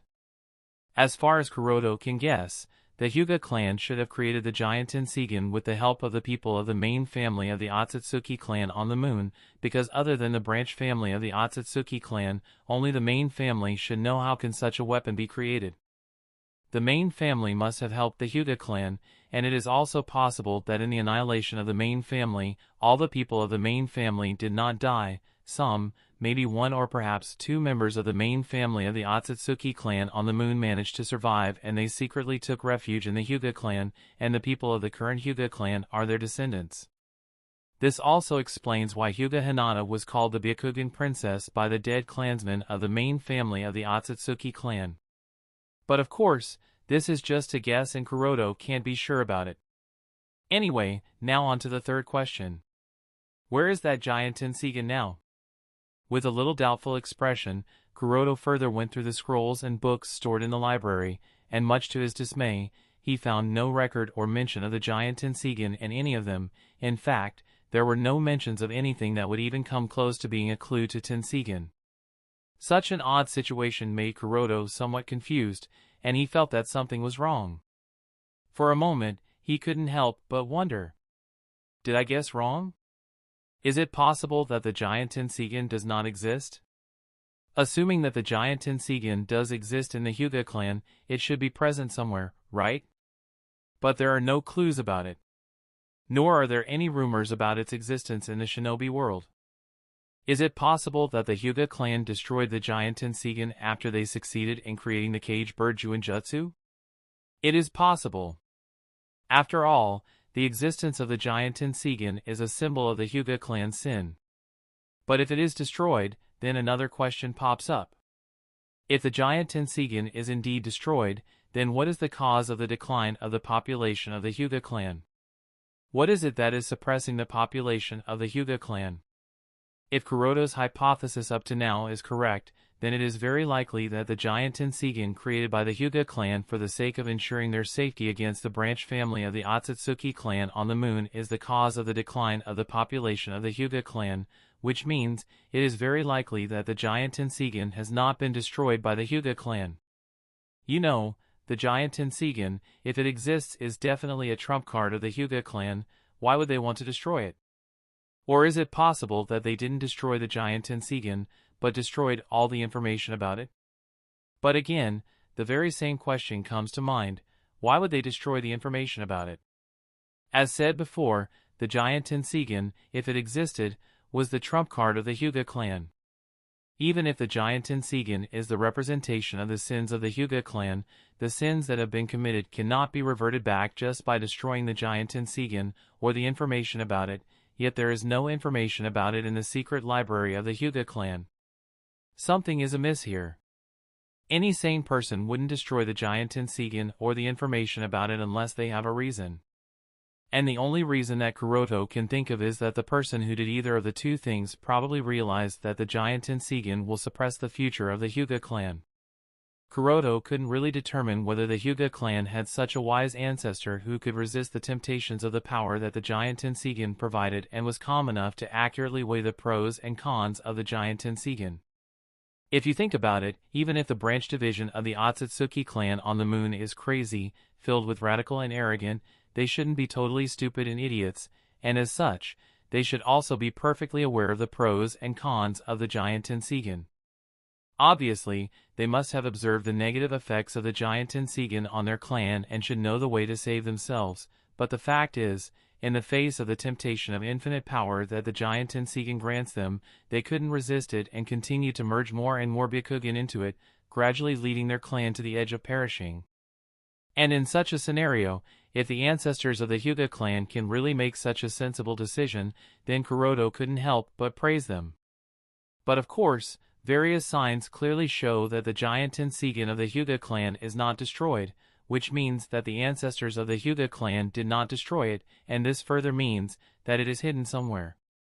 And if it isn't destroyed, and hidden somewhere in the shinobi world, then that explains a lot of things. But at the same time, it raises another question. If it is just hidden in the shinobi world, then why can't Kuroto sense its existence?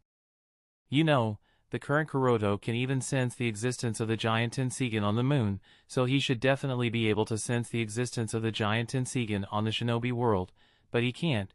This can only mean that the current state of the giant Tenseigan in the shinobi world is quite peculiar, and that's why sensing its existence is sort of impossible even for him. This peculiar state could either be a natural cause, or it could be intentionally done to prevent anyone, especially the remnants of the branch family of the Akatsuki clan on the moon, to perceive its existence. Regardless of what the reason is, the only explanation that works here is that it is sealed. Sealed with an extremely strong Fuinjutsu that prevents everyone, including Kuroto, and the remnants of the branch family of the Akatsuki clan on the moon, to find its position. As for why is it hidden? Probably to prevent the ambitious descendants to get their hands on it. After all, if an ambitious person were to get his hands on the giant Tenseigan, he would very likely follow the same approach as the branch family of the Akatsuki clan on the moon. He would plunder everyone's Byakugan and merge them into the giant Tenseigan. This would mean the demise of the Hyuga clan. In order to prevent such a thing from happening, they must have sealed it and then hidden it somewhere in the shinobi world.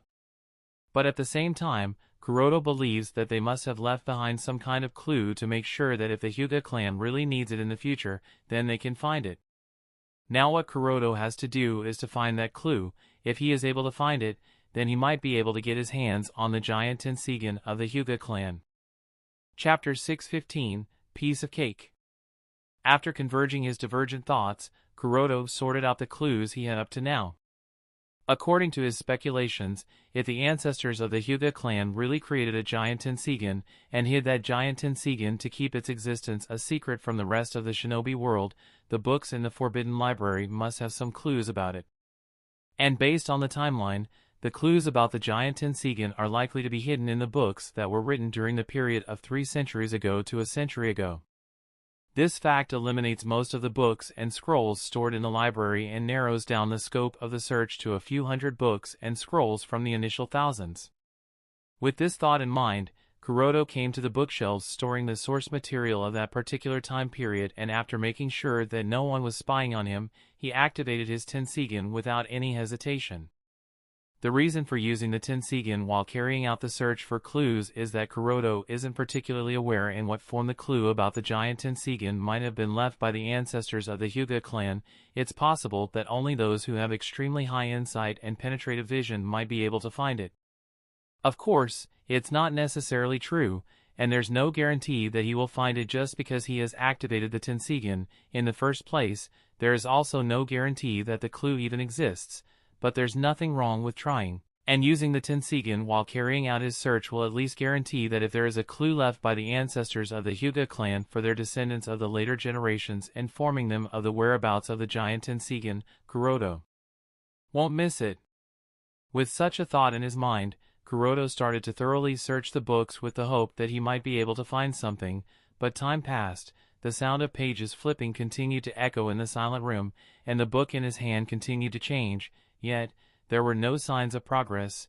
Gradually, Kuroto's eyebrows started to wrinkle, and his expression turned into a frown one. The reason was not that he hasn't yet found anything. The reason was that several books and scrolls of this particular period were missing. Kuroto found that in the chronicles of Hyuga clan that gave a detailed description of the events from 3 centuries ago to 2 centuries ago, supposedly, more than 11 books were written. However, strangely enough, only 3 were present in the library, while the rest were missing. And not only those more than 8 volumes, several other travel notes and miscellaneous scrolls recording the details of the battle that the Hyuga clan fought were also missing. It's quite weird. Why are so many books of the same section and of that particular time period are missing? Ding ding ding ding. Before Kuroto could continue to ponder over this issue, the bell of the library rang. After listening to the sound of the bell, Kuroto deactivated his Tenseigan and put back all the books in their original places. The bell was rung by the member of the main family who was guarding this library, and the reason why he rang the bell is that he is urging Kuroto to come out as the duration for which he can access the Forbidden Library is already up. The secret library is considered forbidden and can only be accessed by the high-level management of the Hyuga clan. As such, even if Kuroto had the permission of the patriarch of the clan, Kuroto, being part of the branch family, cannot stay here for too long at once. With a helpless sigh, Kuroto walked out of the library and then met up with the Hyuga patriarch.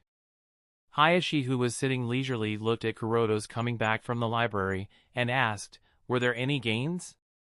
Did you find something worthy of attention?" Kuroto pondered for a moment, then decided to question Hayashi. "Hayashi-sama, when I was looking through the genealogy of our clan, I noticed that the population of our clan seems to be declining every year. Is there any reason in particular why such a thing is happening?" Hayashi frowned slightly, then answered with a thoughtful expression, "Back when I was young, I noticed that detail too, and as far as I could think, wars were the culprit behind the decline in our population. Countless shinobi have perished in wars, many clans have been destroyed over the years because of wars. We too, because of our Byakugan, are considered a high-level threat by the enemy shinobi, and are targeted." So, looking at Hayashi's expression, Kuroto can guess that the Hyuga patriarch was not lying, and this is what Hayashi genuinely thinks. It seems that even if the main family is aware of the declining population of the Hyuga clan, they don't know the real reason behind it, so all they can blame is war, which, if you think about, is indeed one of the reasons. Senju clan perished, Uzumaki clan was annihilated and scattered all over the shinobi world, the Kagaya clan incited a civil war and was annihilated. If such major shinobi clans suffered destruction and disappeared, then the declining population of the Hyuga clan is not that strange either. The main family is aware of this problem, but they couldn't do anything about it, which is reasonable. From another perspective, this can also confirm that the current members of the main family of the Hyuga clan are not aware of the existence of the giant Tenseigan, which means that the giant Tenseigan of the Hyuga clan is really hidden from the entire clan. As Kuroto was thinking, Hayashi looked at Kuroto and said with a playful smile, "One of the reasons why the population of our clan is decreasing is that young people like you are focused too much on other matters, and are avoiding family planning." Hearing Hayashi's words, Kuroto paused.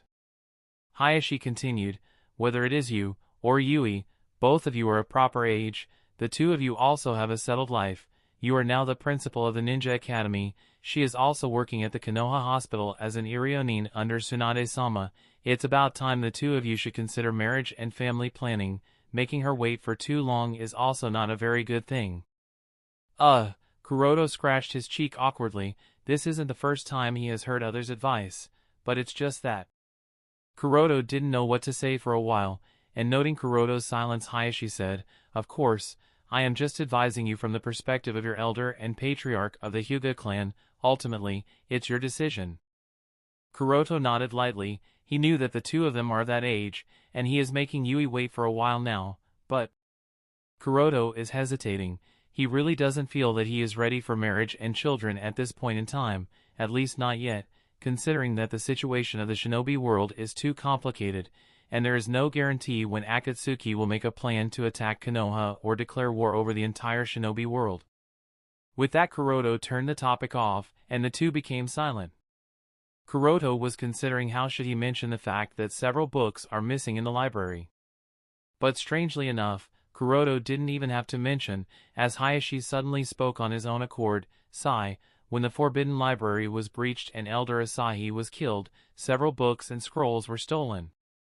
That was already a loss for the clan, but this time when the village was attacked by the Akatsuki organization and we were fending off the members of the Akatsuki organization, the clan district along with the entire village was also destroyed and several books and scrolls were damaged and lost. It's really unfortunate." Kuroto's eyebrows wrinkled upon hearing this information, and his heart shuddered. He is aware of the incident when the library was breached by someone, Elder Asahi was murdered, his Byakugan was dug out by the culprit, and several books and scrolls were also stolen. This incident happened sometime before the Tri-Alliance attacked raided Amigakure, the former base of the Akatsuki organization. At that time, Kuroto didn't pay too much attention to it, because he knew that the person who did that was more than likely the traitor of the Hyuga clan who is lurking within the clan. But the part where several books were lost during the Akatsuki organization's attack on the village, this part was news to him, and for some reason, Kuroto felt that rather than lost, it would be more accurate to say that they were stolen again. Moreover, this time, those genealogies were taken away, as if the traitor specifically wanted them. Is it possible that the traitor found something important in those books that he stole previously? Such a doubt lingered in Kuroto's mind. The traitor has been lurking within the clan for quite a few years now. Even the kidnapping incident of Hinata was something he is responsible for. Kuroto can't guess that person's exact thought process. But from what he knows, the traitor stole several scrolls that were related to the history of the Byakugan and the birdcage Juinjutsu, which means that the traitor's objective was to find a way to crack the birdcage Juinjutsu, according to Kuroto. It's possible that he found something important in those scrolls and then wanted to acquire more information to do further research, but to do so, he needed more source material and information, which he can't access without the permission of the Patriarch. So, he took advantage of the opportunity that the destruction of the village provided and fulfilled his objective. The way he only took a few specific books and scrolls and did not touch any other treasures that are normally present in the library clearly indicates that he has a clear purpose. This is why Kuroto feels that that guy is onto something. After analyzing these few things, Kuroto couldn't help but sigh. To be honest, Kuroto is not that worried in regards to the traitor, even if that guy has managed to gain some information and clues of the giant Tenseigan from the books and scrolls that he stole, and even if that guy manages to search and find the location of the giant Tenseigan from those clues, it is actually not a bad thing for Kuroto. In fact, Kuroto will actually be very grateful to that guy. The reason is that just because that person manages to find the giant Tenseigan wouldn't mean that he would have the highest authority over it. The highest authority over the giant Tenseigan will be of the person who has the purest Hyuga bloodline and the purest Byakugan. This is the way how the giant Tenseigan works. In terms of bloodline purity and the Byakugan purity, Kuroto can claim that he is at the top in the entire Hyuga clan, and as such, Kuroto will have the highest authority over the giant Tenseigan of the Hyuga clan. In this regard, even the patriarch of the Hyuga clan or the Byakugan princess cannot compete against Kuroto. So, if that traitor finds the position of the giant Tenseigan and removes the Fuinjutsu placed on it, then Kuroto will be able to sense it immediately because of the pair of Tenseigan in his eyes. And if he is able to sense it, then taking control over it, thanks to his Tenseigan pair, will become a piece of cake. Chapter 616, Hyuga Niji. After some further discussion with the Hyuga Patriarch and after informing of the entrance ceremony that is about to be held a few days later, Kuroto bid farewell to Hayashi and then left. From his conversation with Hayashi just now, Kuroto can be sure that the Hyuga Patriarch did not know anything about the giant Tenseigan of the Hyuga clan or the Akatsuki clan on the moon. The reason is most likely that the information about these two existences was either lost by the Hyuga clan or deliberately covered up by the ancestors of the Hyuga clan. Regardless, Kuroto has sort of fulfilled his objective of this visit, and as such, he left. After leaving the mansion of the Patriarch, Kuroto strolled along the newly built road of the Hyuga clan districts. A bit absent-minded, he was thinking about the traitor of the Hyuga clan and other matters related to the giant Tenseigan and the Akatsuki clan. As Kuroto absent-minded walked slowly, a voice he couldn't be more familiar with reached his ears. Kuroto-kun. His thoughts were broken by the sudden voice, and after shaking his head he looked up and noticed that not far away from him Yui was waving her hand towards him, and together with her as she was coming towards him, and she was not alone, she seemed to be accompanying the father-son pair of Hyuga Hizashi and Hyuga Niji. Noticing them, Kuroto walked forward and after greeting Hizashi, he asked Niji, "Niji, how are you?" Niji bowed slightly and nodded, "Sensei. I am fine." Kuroto nodded lightly and after activating his Byakugan, he scanned Niji's body. As Kuroto checked Niji's body, Yui added from the side, "Don't worry, Kuroto-kun. I just carried out a complete medical check of Niji-kun.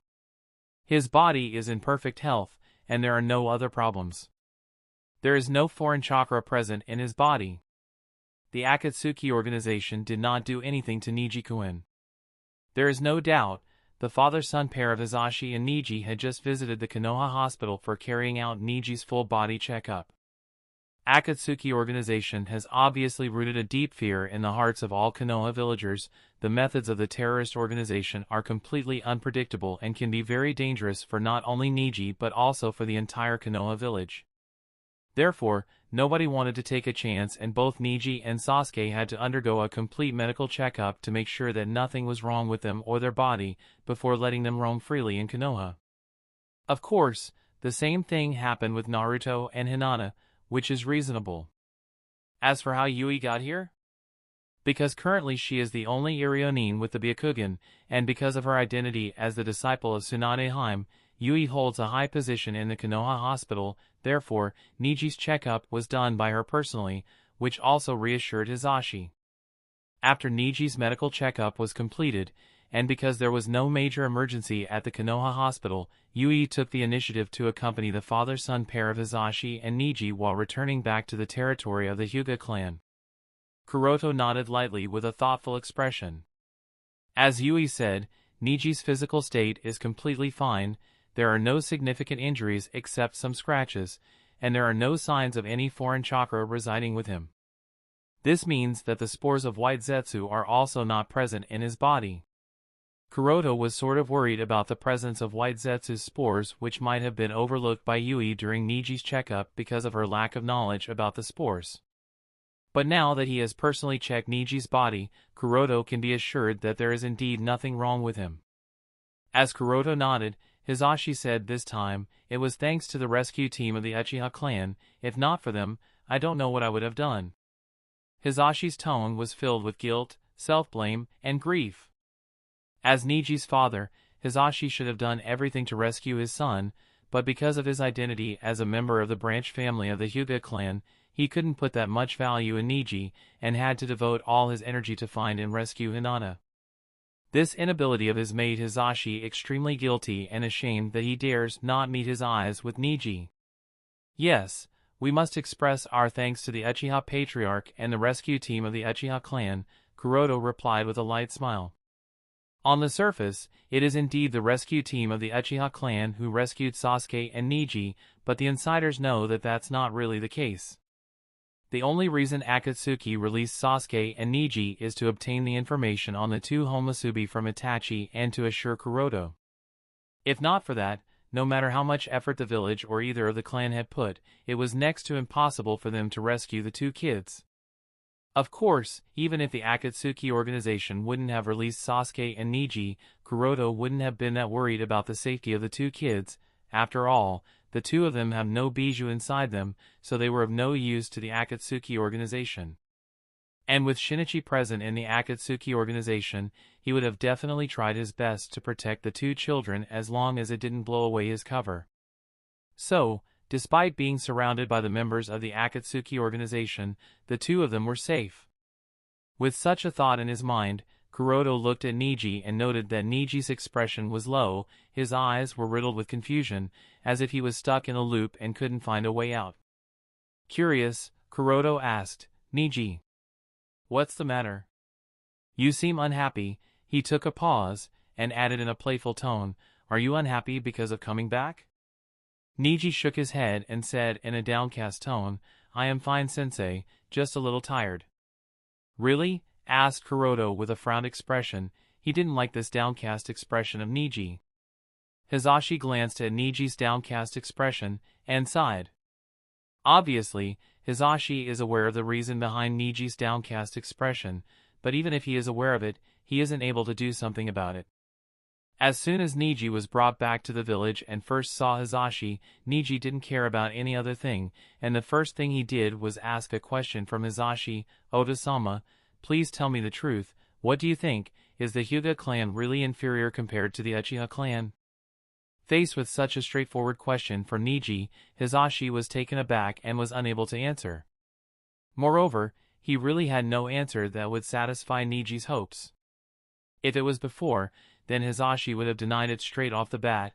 The Hyuga clan was never inferior compared to the Uchiha clan back when he was a child, but at this point in time, in Hisashi's knowledge, the Hyuga clan really doesn't have anyone who can match the Manjikyu Sharingan users, coupled with the fact that Uchiha Shisui is now officially considered as the strongest shinobi of Konoha. Even Hisashi had to admit that the Hyuga clan can't match the Uchiha clan. Of course, even if he is aware of this fact in his heart, saying so openly wouldn't be very good for the reputation of the Hyuga clan, especially considering his identity. So, in the face of Niji's question, Hisashi could only choose to respond with silence.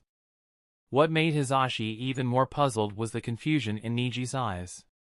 Niji may have had such a doubt in his heart, but, even with that, Niji's had the desire to prove that this doubt is wrong. He had the desire to not only make the Hyuga clan catch up to the Uchiha clan, but also to defeat them and prove that the Hyuga clan is not inferior compared to the Uchiha clan. But now, Niji seems to have lost that desire. It is as if he has suffered a major setback and he is confused about the future. It feels as if Niji has already believed in his heart that the Hyuga clan is indeed inferior compared to the Uchiha clan, and no matter how much effort is put in, the Hyuga clan will not be able to change their fate. Upon seeing such complicated emotions appearing in the eyes of such a young child, Hisashi was naturally doubtful, and as such, he asked a detailed explanation of Niji's experience in the Akatsuki's base. Only then did he realize the cause of Niji's frustration and confusion. Seeing that Niji had bowed his head, Hisashi looked at Kuroto and answered in place of Niji, "This kid lost to the child of the Uchiha clan, and that's why he is so frustrated." And then, Hisashi narrated Niji's experience that Niji told him earlier. Upon understanding the matter, Kuroto smiled. "Oh, so that's what happened? Just because you were defeated by Uchiha Sasuke, you feel so confused?" Niji bit his lip and said, "Sensei, I watched Sasuke's growth with my own eyes. In that short period not only did he catch up to me, but also surpassed me. Initially, whenever we fought, I was able to defeat him with just a little effort, but after he received training from Shinichi-san, he got stronger every day, and surpassed me." Kuroto glanced at Niji and said in a mocking tone, "Just because Uchiha Sasuke has surpassed you, are you planning to give up?" Niji shook his head, and said, "No, I haven't admitted defeat." But... Kuroto interrupted Niji and said in a cold tone, "But what? Are you going to give me an excuse now? If that's the case, then it is all the more reason to just give up. In fact, I suggest you give up, quit all your training and sit back at home like a normal child. If you don't even have enough courage and tough heart to get back up again after suffering such a small setback, then you are not qualified of becoming a shinobi. No, it's not that either. I just can't see any hope of surpassing him at all. Currently, he just has a single Tomo Sharingan, but his Sharingan will evolve over time. Eventually, it will turn into the Manjikyu Sharingan, but my Byakugan, it will remain only Byakugan." How am I going to defeat him then?" said Niji. Considering Niji's young age, it is normal to be confused under strong stimulation, but Kuroto didn't like it. The current Hyuga Niji reminds of the Hyuga Niji from the Naruto canon, the same child who seemed to have accepted his fate. Except that he is reserved and not being violent towards Hinata and the others. Kuroto coldly said, "That's why I am saying. Give up, since you don't have an answer in front of you, then give up. Because giving up is better than suffering and searching for an answer, right?" Aft. But before Kuroto could finish, suddenly a group of men, wearing the uniform of the Konoha military police force, forced their way inside the Hyuga clan district and started to taunt Kuroto. "Where is Hyuga Kuroto? Bring him out! Come out, you bastard! This time we are going to teach you a lesson you will never forget in your life. You stole Shirsui's position. Since when did a servant such as you have such courage?" The unbridled screams of these members of the Konoha military police force echoed all over the Hyuga clan, disturbing the silence of the Hyuga clan district, raising several eyebrows.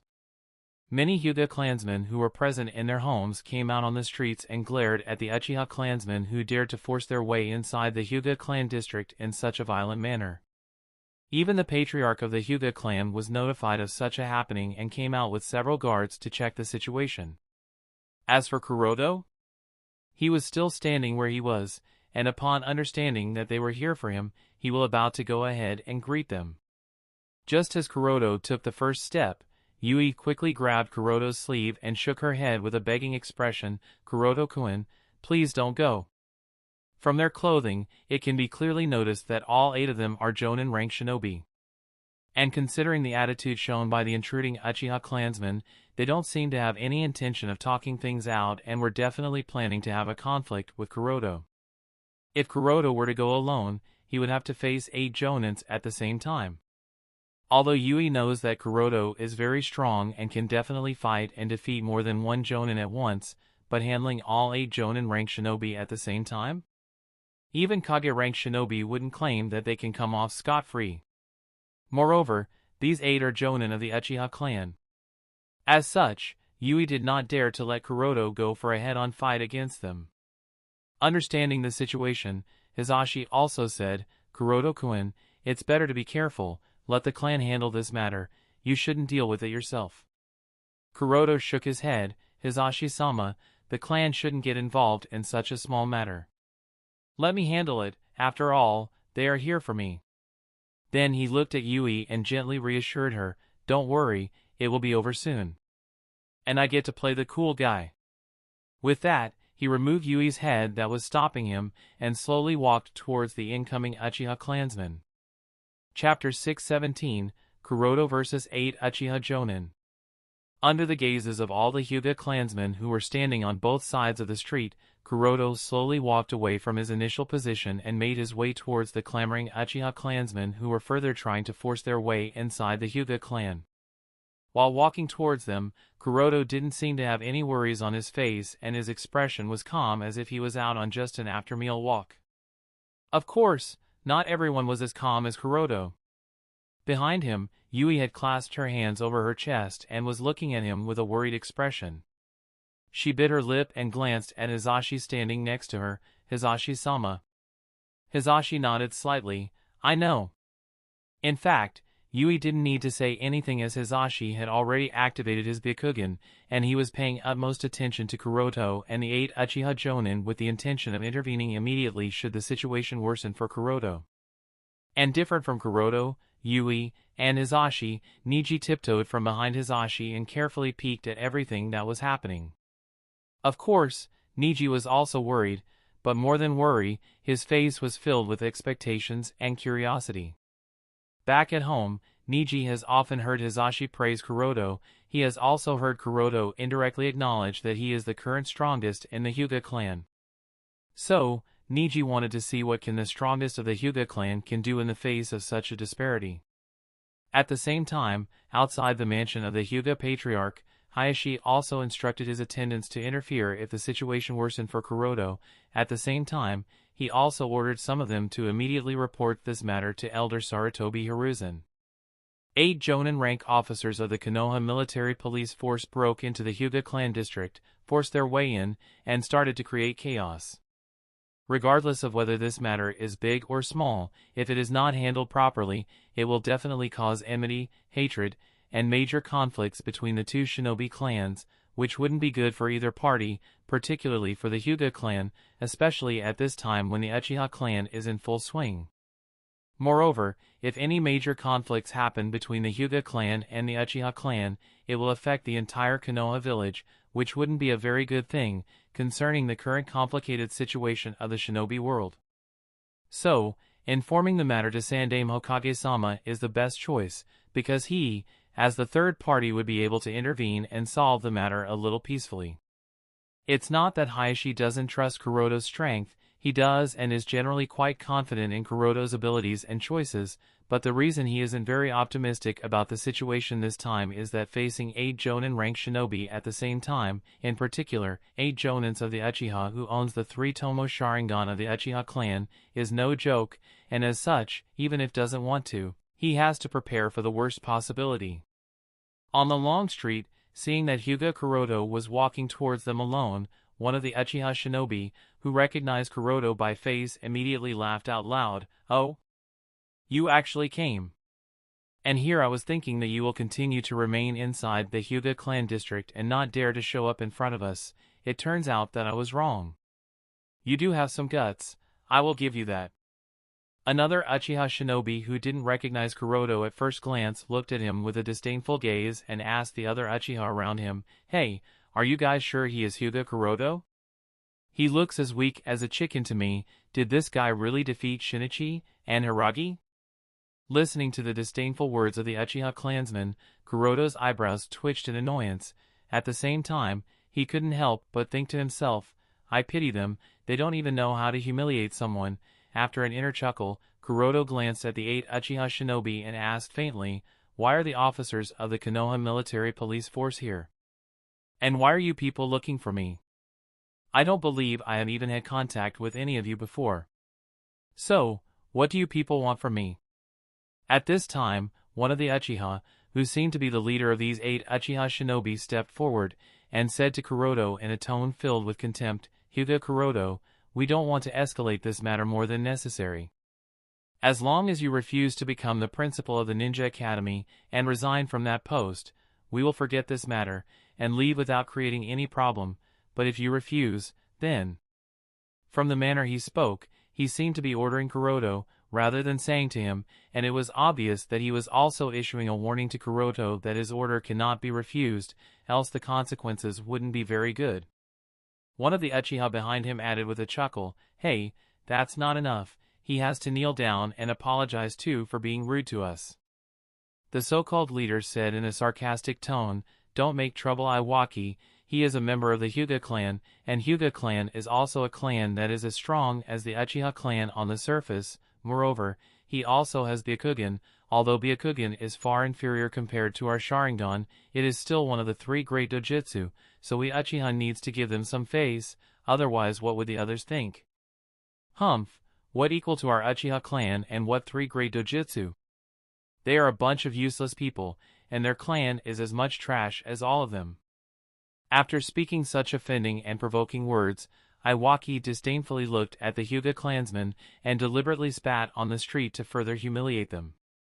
Kuroto didn't seem to be affected, and after talking a yawn to relieve his tiredness, he said calmly, sigh, I am too busy to deal with a bunch of undisciplined and uncivilized people. I don't have time to entangle with all of you one by one, so, it's better if you people. Before Kuroto could complete his words, the leader interrupted Kuroto and said with a sly smile, want to escape? Do you think we would just let you go away so simply? But of course, I am in a generous mood right now. As long as you resign from the post of the principal of the Ninja Academy, we will forgive you.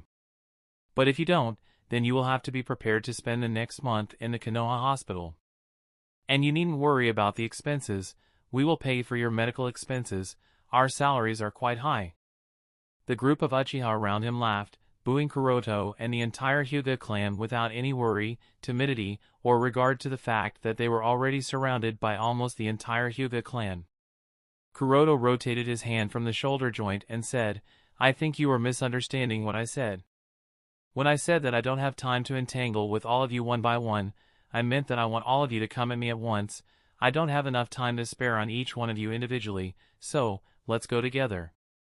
Kuroto said and then beckoned all the 8 of them to come at him at once. Listening to the Kuroto's words, all the Hyuga clansmen in the surroundings were taken aback. No one thought that Kuroto would fight all of them at once, this is simply unbelievable. Yui was extremely shocked, and looked at Kuroto's back with a surprised expression, and couldn't help but wonder, since when did Kuroto-kun become so cool?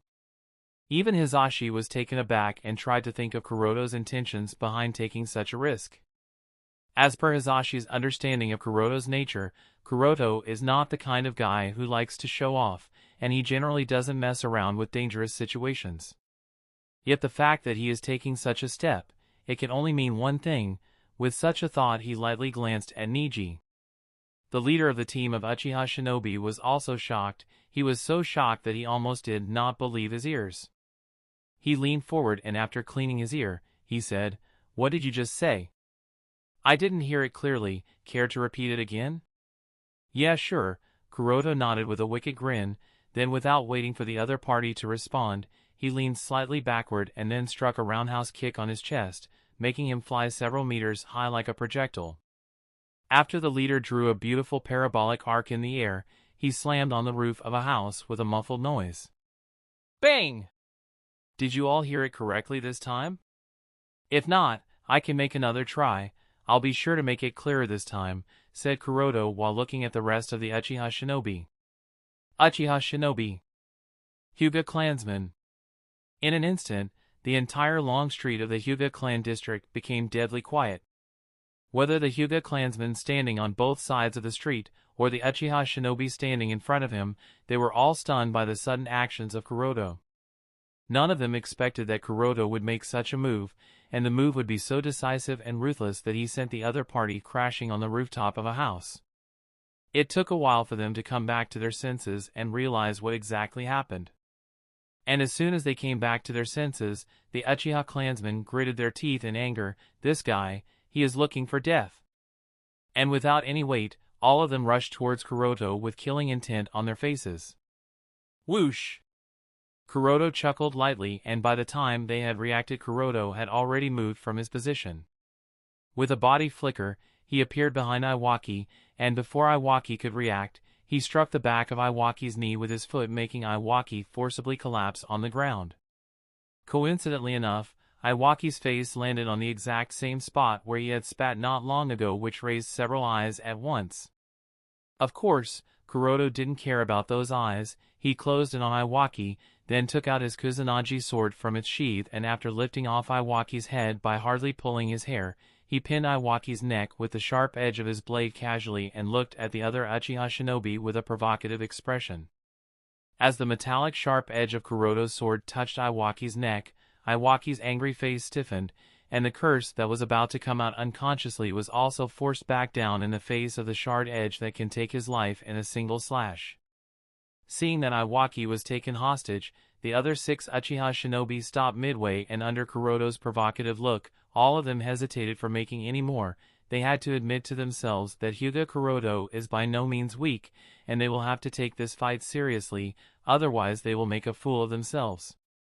Humph, scared already, with a cold snort, Kuroto removed the sword that pinned down Iwaki, then with the hilt of his Kusanagi sword, he struck Iwaki's head, instantly making him lose consciousness and again collapse on the same spot where he had spat earlier. With Iwaki knocked out, Kuroto got up, and after sheathing back his Kusanagi sword, he said, "Don't worry, this is just a casual fight. I don't have plans on killing you people, it's not worth it. So, you people don't have to be scared and can come at me all at once." Such words from Kuroto immediately reignited the anger within the Uchiha Shinobi, and they again started to shout curses at him. "Arg, that's it. I can't take it anymore, I am going to kill you. Go to hell, you bastard. Just die." But unlike last time, they have already learned their lesson. So, although they shouted curses at him, none of them made any careless moves against him.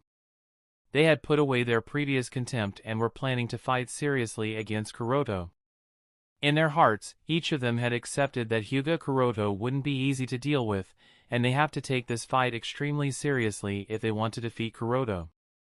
At the same time, not far away from the Hyuga clan, Itachi and Shisui were coming towards the Hyuga clan in a hurry, and Sasuke and Kiyomi were closely following the two. Perhaps because Sasuke has never noticed his Nii-san and Shisui so anxious and in a hurry, Sasuke also became worried, and pleaded to Itachi, "Ni-san, Shisui and Nii-san, the two of you must save Niji-sensei. Niji is a good friend of mine, but if something were to happen to Niji-sensei because of our clan, how will I face him in the future? So, you two must save Niji-sensei. Please!" Kiyomi didn't say anything, she was just silently following the three. Chapter 618, Kuroto vs. 6 Uchiha Jonin. Hokage Building, Elder Hiruzen's office.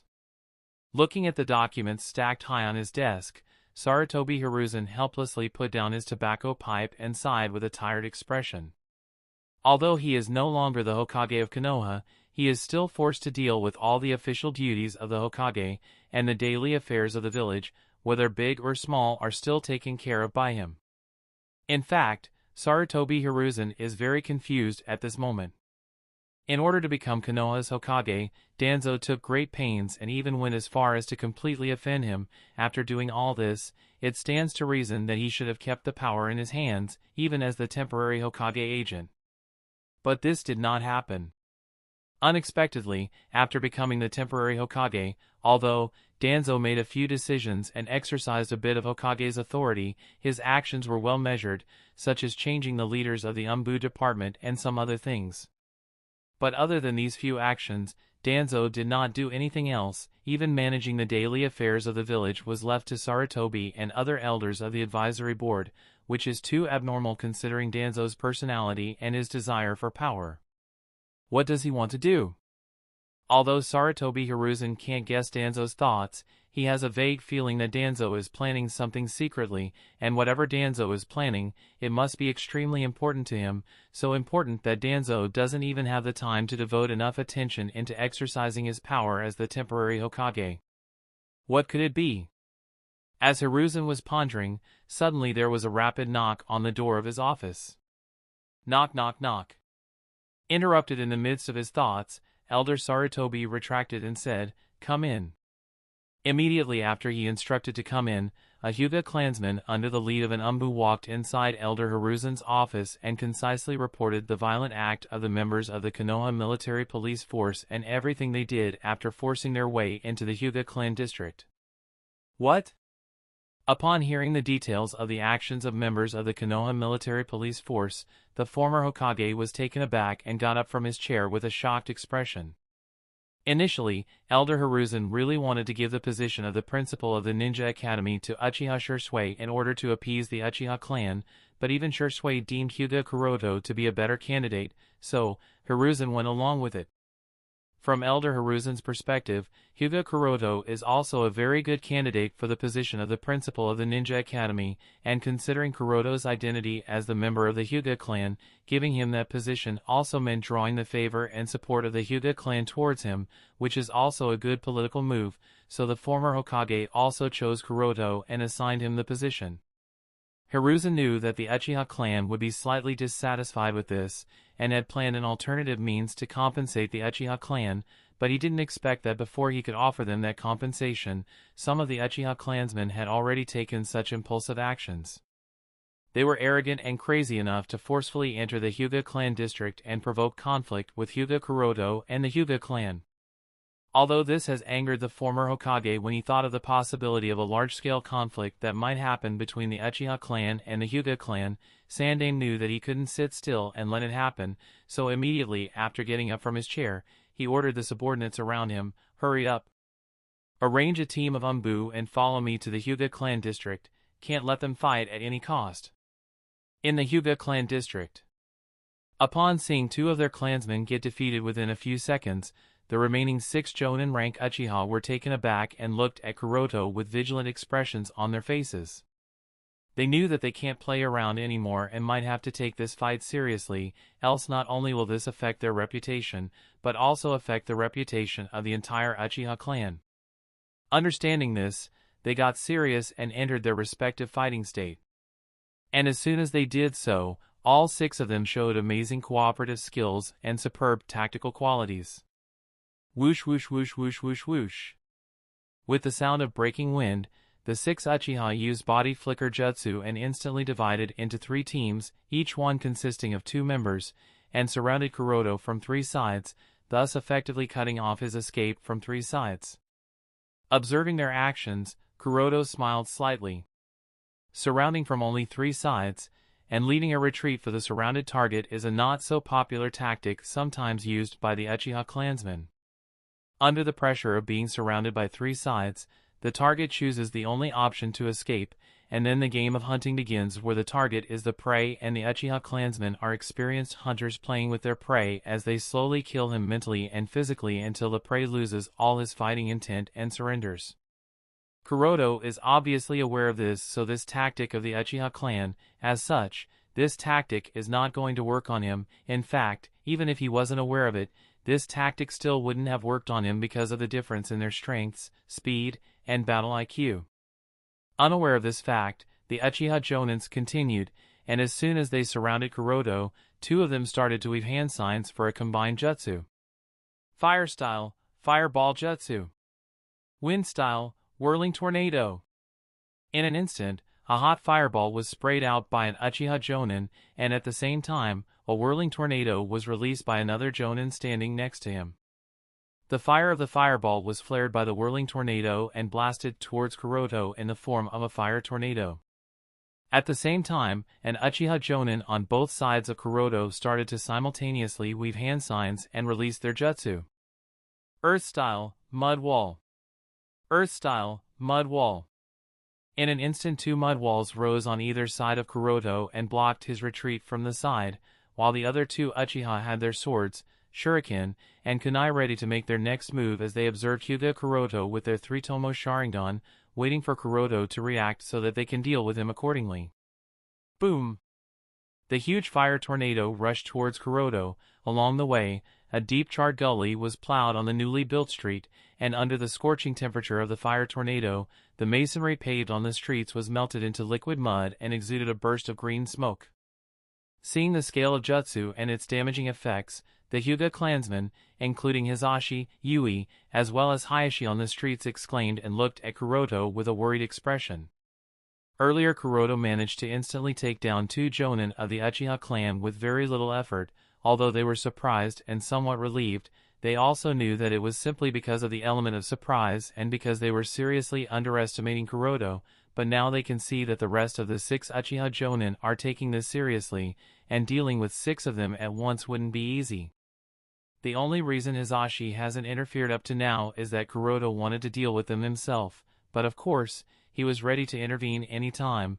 Most of the other Hyuga clansmen had the same thought as Hisashi. After all, Kuroto is a member of the Hyuga clan, and he is deeply loved and respected in the clan, especially by the members of the branch family, many of whom consider him their ideal. As such, no one in Hyuga clan would watch him being bullied by Uchiha clan, that too within the Hyuga clan district. Niji, who was hiding behind Hisashi, narrowed his eyes with a look of horror on his face. The heat waves emitted by the fire tornado were too hot and they instantly charred his lips and were difficult to look at directly. He couldn't imagine just how dangerous would it be to face such a thing from the front, and as the tornado was about to hit Kuroto, he involuntarily closed his eyes, afraid to watch Kuroto die. But at this time, a voice reached Niji's ears. "Niji, don't close your eyes, open them and see what is about to happen." As this voice reached his ears, Niji subconsciously opened his eyes, and the first thing he saw was Kuroto making his move. Kuroto made no attempt to dodge the fire tornado or defend against it using revolving heaven as everyone had expected. Instead, he used body flicker jutsu and dived straight into it head-on. That's practically suicide. Does he have a death wish? Such a thought flashed into the minds of the onlookers. Idiot, thought Uchiha Jonins. Boom! An explosive sound reached everyone's ears. They saw Kuroto breaking the entire fire tornado using his sheer speed as he moved through it without any hindrance, and the very next instant, Kuroto was already standing in front of 2 Uchiha Jonin who had just used the combined jutsu. U-W-H.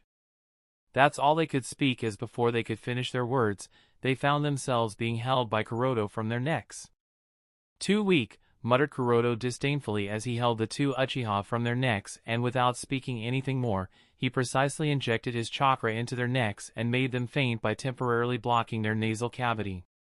Watching their companions being held by Kuroto like 2 chickens, the other 4 Uchiha felt embarrassed and angry. Plop! Plop! Without giving any regards to their embarrassment and anger, Kuroto threw them to the side racks, at the same position where Iwaki was lying unconscious. With those 4 of the 8 members of the Konoha military police force were taken care of, and then looked at the rest of them with an impatient expression. Go ahead, but can the rest of you be slightly quicker? I don't have time all day, as I am in a bit of a hurry. Chapter 619, Kuroto vs 4 Uchiha Jonin. Go ahead, but can the rest of you be slightly quicker? I don't have time all day, as I am in a bit of a hurry. In the face of Kuroto's carefree remark, surprise, anger, panic, and several other emotions took root in the hearts of the leftover 4 Uchiha Jonin. The scene just now was a little too weird for them to understand in just a single glance, especially because neither of them expected Kuroto to use such an approach to deal with the combined fire tornado ninjutsu. Although both Fireball Jutsu and Whirling Tornado are individually not that high-ranked ninjutsu, however, the ones using them were not ordinary shinobi, both of them were jonin, and that too, jonin of the Uchiha clan.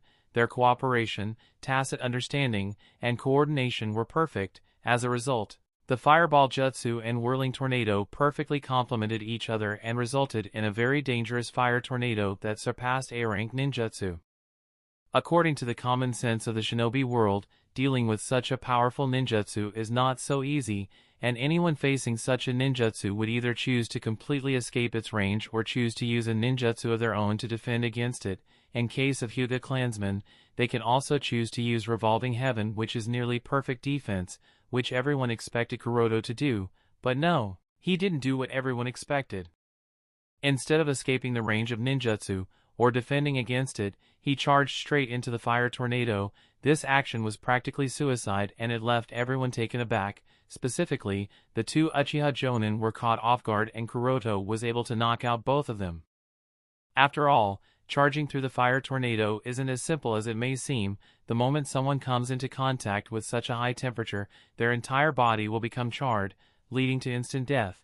Yet nothing happened to Kuroto, which further confused everyone. Seeing the vigilant expression on the faces of the four Uchiha, Kuroto chuckled lightly. Obviously, what he did isn't that difficult for him. And it's just an alternative method of using Revolving Heaven.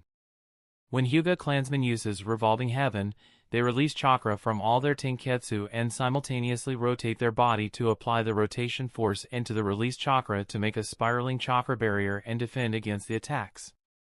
Of course, rotation is not necessary to use Revolving Heaven, and the only reason it is used is that the chakra strength of most of the Hyuga clansmen is not strong enough.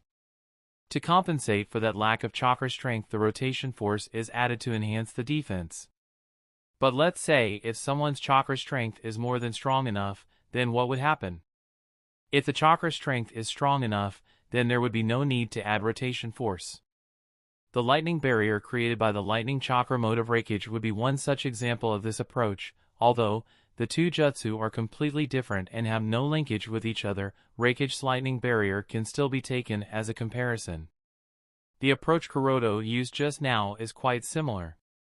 His chakra strength is already more than strong enough, and because of having experience of using the Tenseigan chakra mode, Kuroto managed to create a chakra barrier cum cloak around him that protected him against the high temperature of the fire tornado. This type of chakra cloak is something only the Hyuga clansmen can use because of their innate ability to release chakra from all their tenketsu.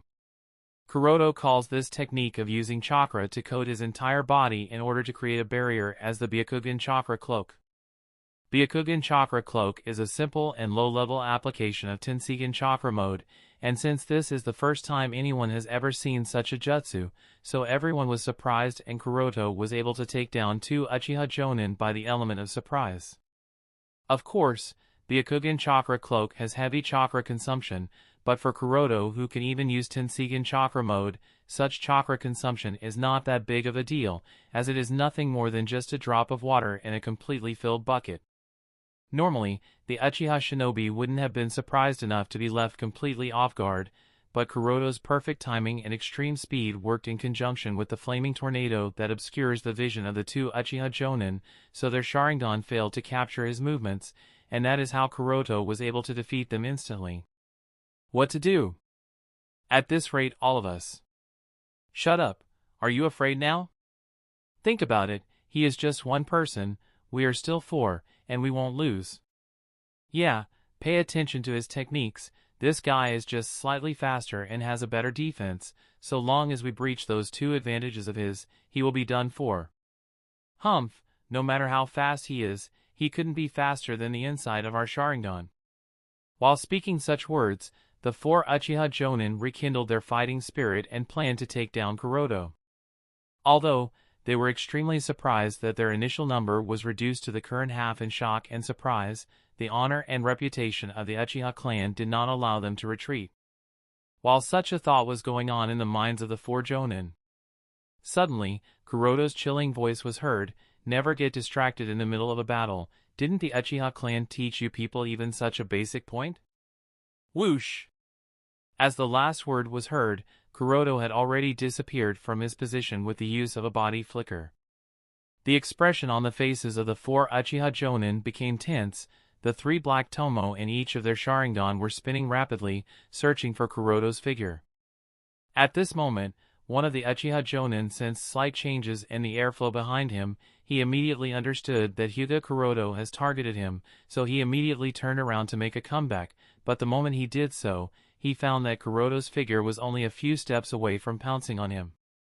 Regardless, with the sword in his hand, the Uchiha Jonin grinned. "You are not going to get away from this one." But before he could do anything, his brows tightened in a frown. This particular Jonin noticed that Hyuga Kuroto's left hand that he was using to initiate the attack seemed to be weaving hand signs.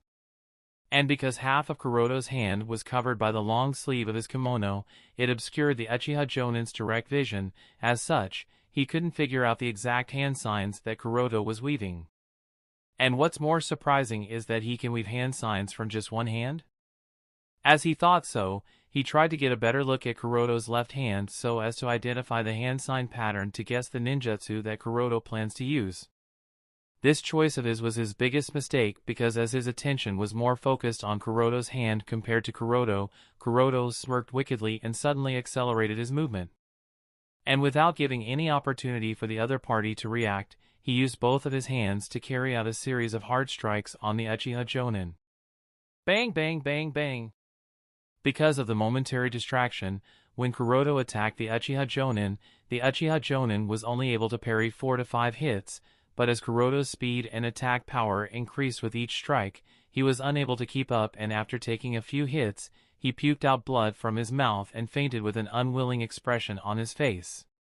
As the 5th Uchiha fainted on the ground, Kuroto kicked him lightly on the ground and threw him to the same position where 3 other Uchiha were placed before, creating a pile of fainted Uchiha Jonin.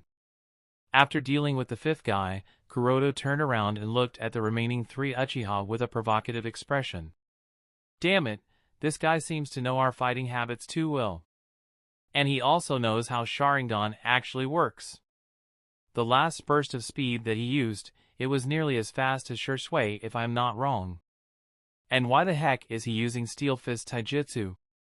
Aren't Hyuga supposed to only rely on their Gentle Fist? Kuroto didn't care about their questions and walked step by step towards the remaining 3 Uchiha. Looking at the approaching Kuroto, the 3 Jonin backed away instinctively. At this time one of the Uchiha questioned Kuroto, "How do you understand Sharingan to this degree?" Because of their Sharingan, Uchiha clansmen are accustomed to perceiving every moment of their enemies. This habit of theirs has been engraved into their instincts, and Kuroto just took advantage of this instinctual habit of Uchiha clansmen. But to take advantage of that instinctual ability, one has to understand the Uchiha and their Sharingan, which Kuroto did. Who knows, of course, he wouldn't give an explanation to them. Not only is he accustomed to fighting Uchiha with Manjikyu Sharingan, but Kuroto himself also has experience of using Sharingan, Manjikyu Sharingan, and Eternal Manjikyu Sharingan, so he understands Sharingan better than the Uchiha clansmen standing in front of him. Of course, he wouldn't bother to boast it. Among the onlookers, as Niji saw Kuroto defeat Uchiha Jonin one after another, he was surprised, and with stars shining in his eyes, he asked Hisashi, "Otasama, what kind of jutsu is sensei using? How is it so powerful?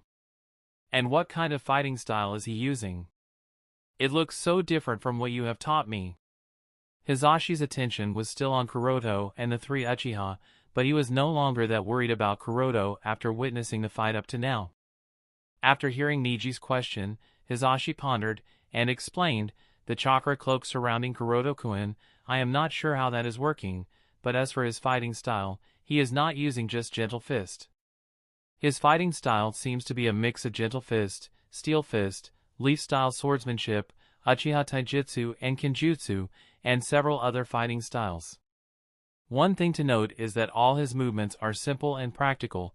At the same time they are also extremely delicate yet fierce, which is incredible in a sense, because he is perfectly syncing all those fighting styles." Niji was confused. "What does that mean?" Hisashi said with a sigh, "It means that your sensei has broken the shackles of Gentle Fist." Chapter 620, Untitled. Seeing the course of the battle, Hisashi also put away all his worries about Kuroto and paid attention to Kuroto's fighting style, which is a combination of all the fighting styles he has ever seen out there. Whenever Hyuga shinobis fights, they would subconsciously take the fighting stance of the gentle fist that they have practiced for years and use the very same gentle fist taijutsu routine to deal with all their enemies. This method generally works in the favor of Hyuga clansmen because of the perfection of gentle fist taijutsu that the Hyuga clan has achieved over the course of several centuries. But precisely because of this so-called perfection of the gentle fist taijutsu, the Hyuga clan has made gentle fist taijutsu their only fighting style. Although it works most of the time, however, when the upper limit of the enemy's strength increases beyond what gentle fist taijutsu can handle, the Hyuga clan becomes helpless. Before this, Hisashi was always confused and was unable to figure it out. The prestige of the Uchiha clan is growing day by day. However, the prestige of the Hyuga clan is still the same as before, and in fact, it is declining year by year. Hisashi can't see a way to lead the clan forward, so all he could do was helplessly spin in circles that were drawn by the ancestors of the Hyuga clan with no way out. Because of his upbringing, even he never questioned the traditions of the Hyuga clan and accepted things as it is, and even if he focused his attention on something, it was on the Byakugan. Hisashi always wondered if Byakugan could also evolve just like Sharingan.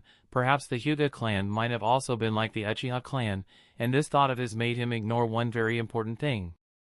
However, today, after watching Kuroto's battle against the Uchiha Jonins, he faintly understood it. What's limiting the Hyuga clan is not the Byakugan, but the Hyuga clan's method of using the Byakugan. Hyuga clan has limited itself to using Byakugan in conjunction with gentle fist taijutsu.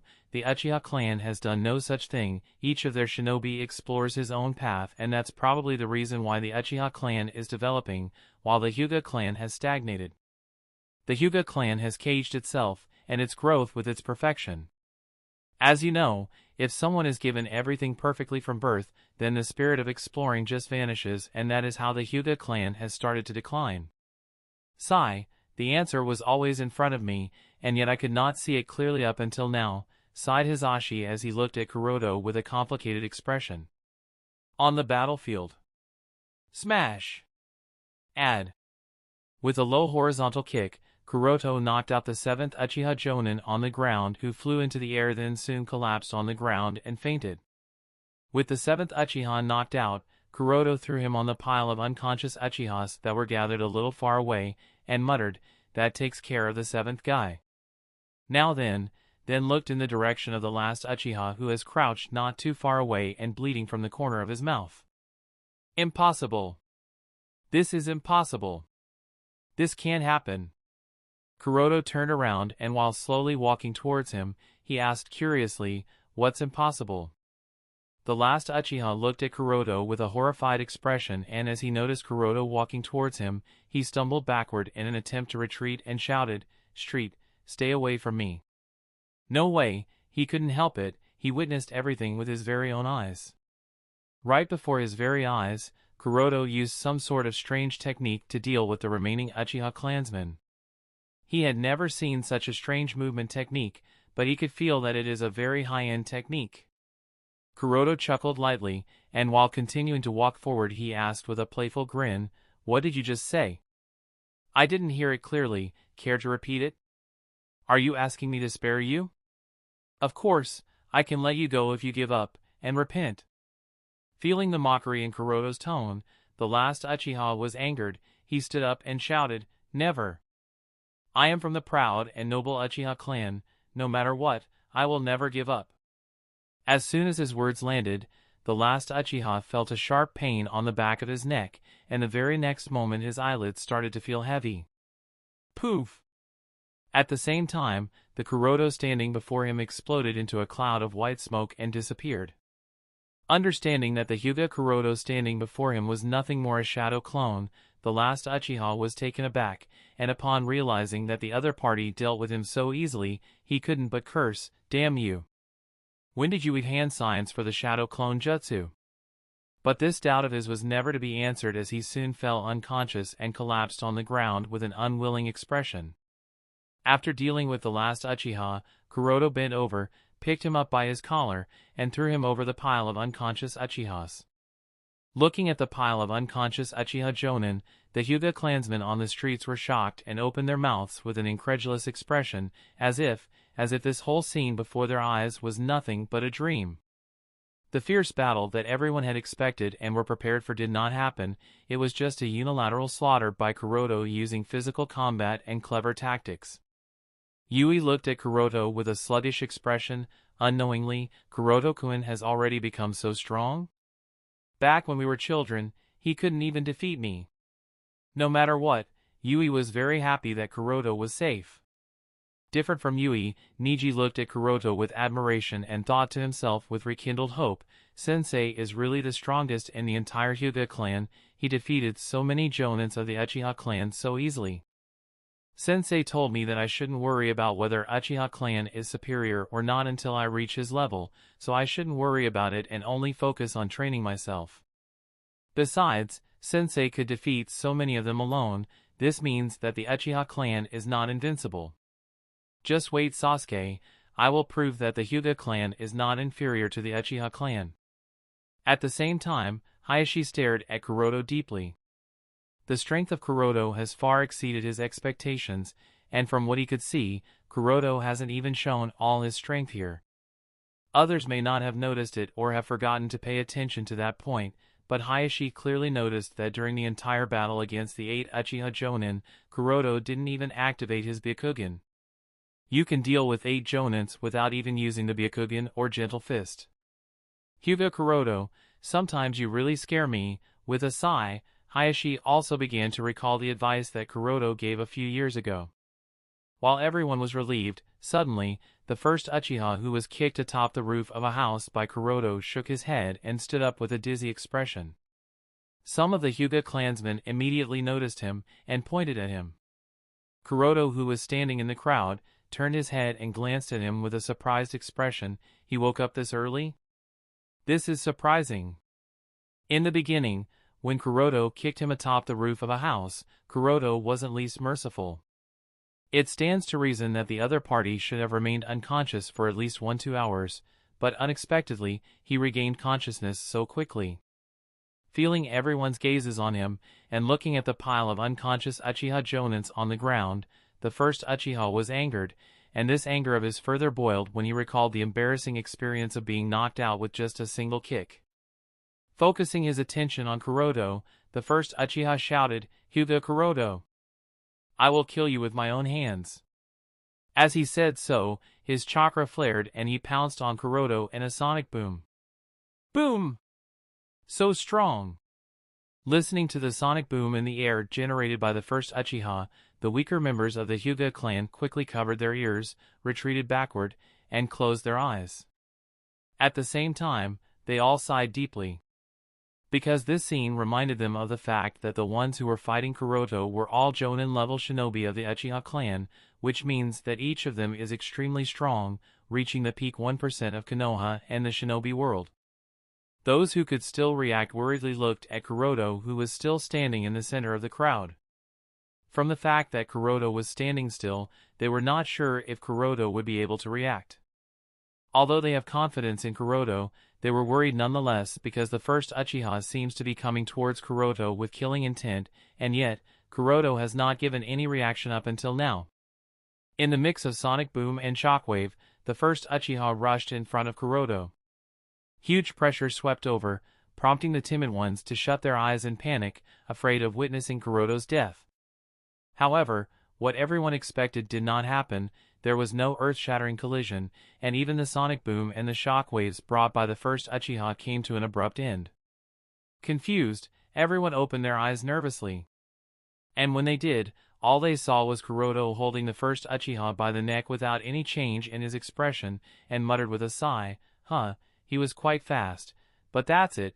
Then without further ado, he knocked out the first Uchiha and threw him on the pile of unconscious Uchihas. That takes care of all of them. Chapter 621, Dumbfounded Crowd. Although all of them are taken care of, I can't just leave them piled up here in an unconscious state. Really, if they wanted to cause me so much trouble, why not choose the Uchiha district? If it was there, I could just leave them as it is, but unfortunately, I can't do the same here.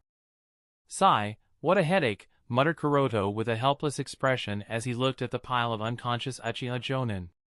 While Kuroto was feeling troubled, at this moment, a Hyuga clansman who was standing guard at the entrance of the Hyuga clan district hurriedly crossed the long street and worriedly reported to the Hyuga Patriarch, Patriarch, Uchiha Shisui is here. What?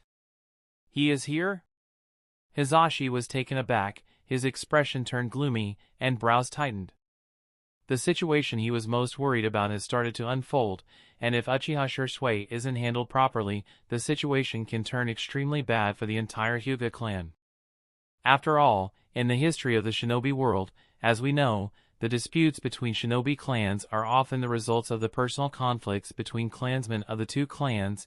If once such a conflict happens, and it is not handled properly, it can become a fuse of war.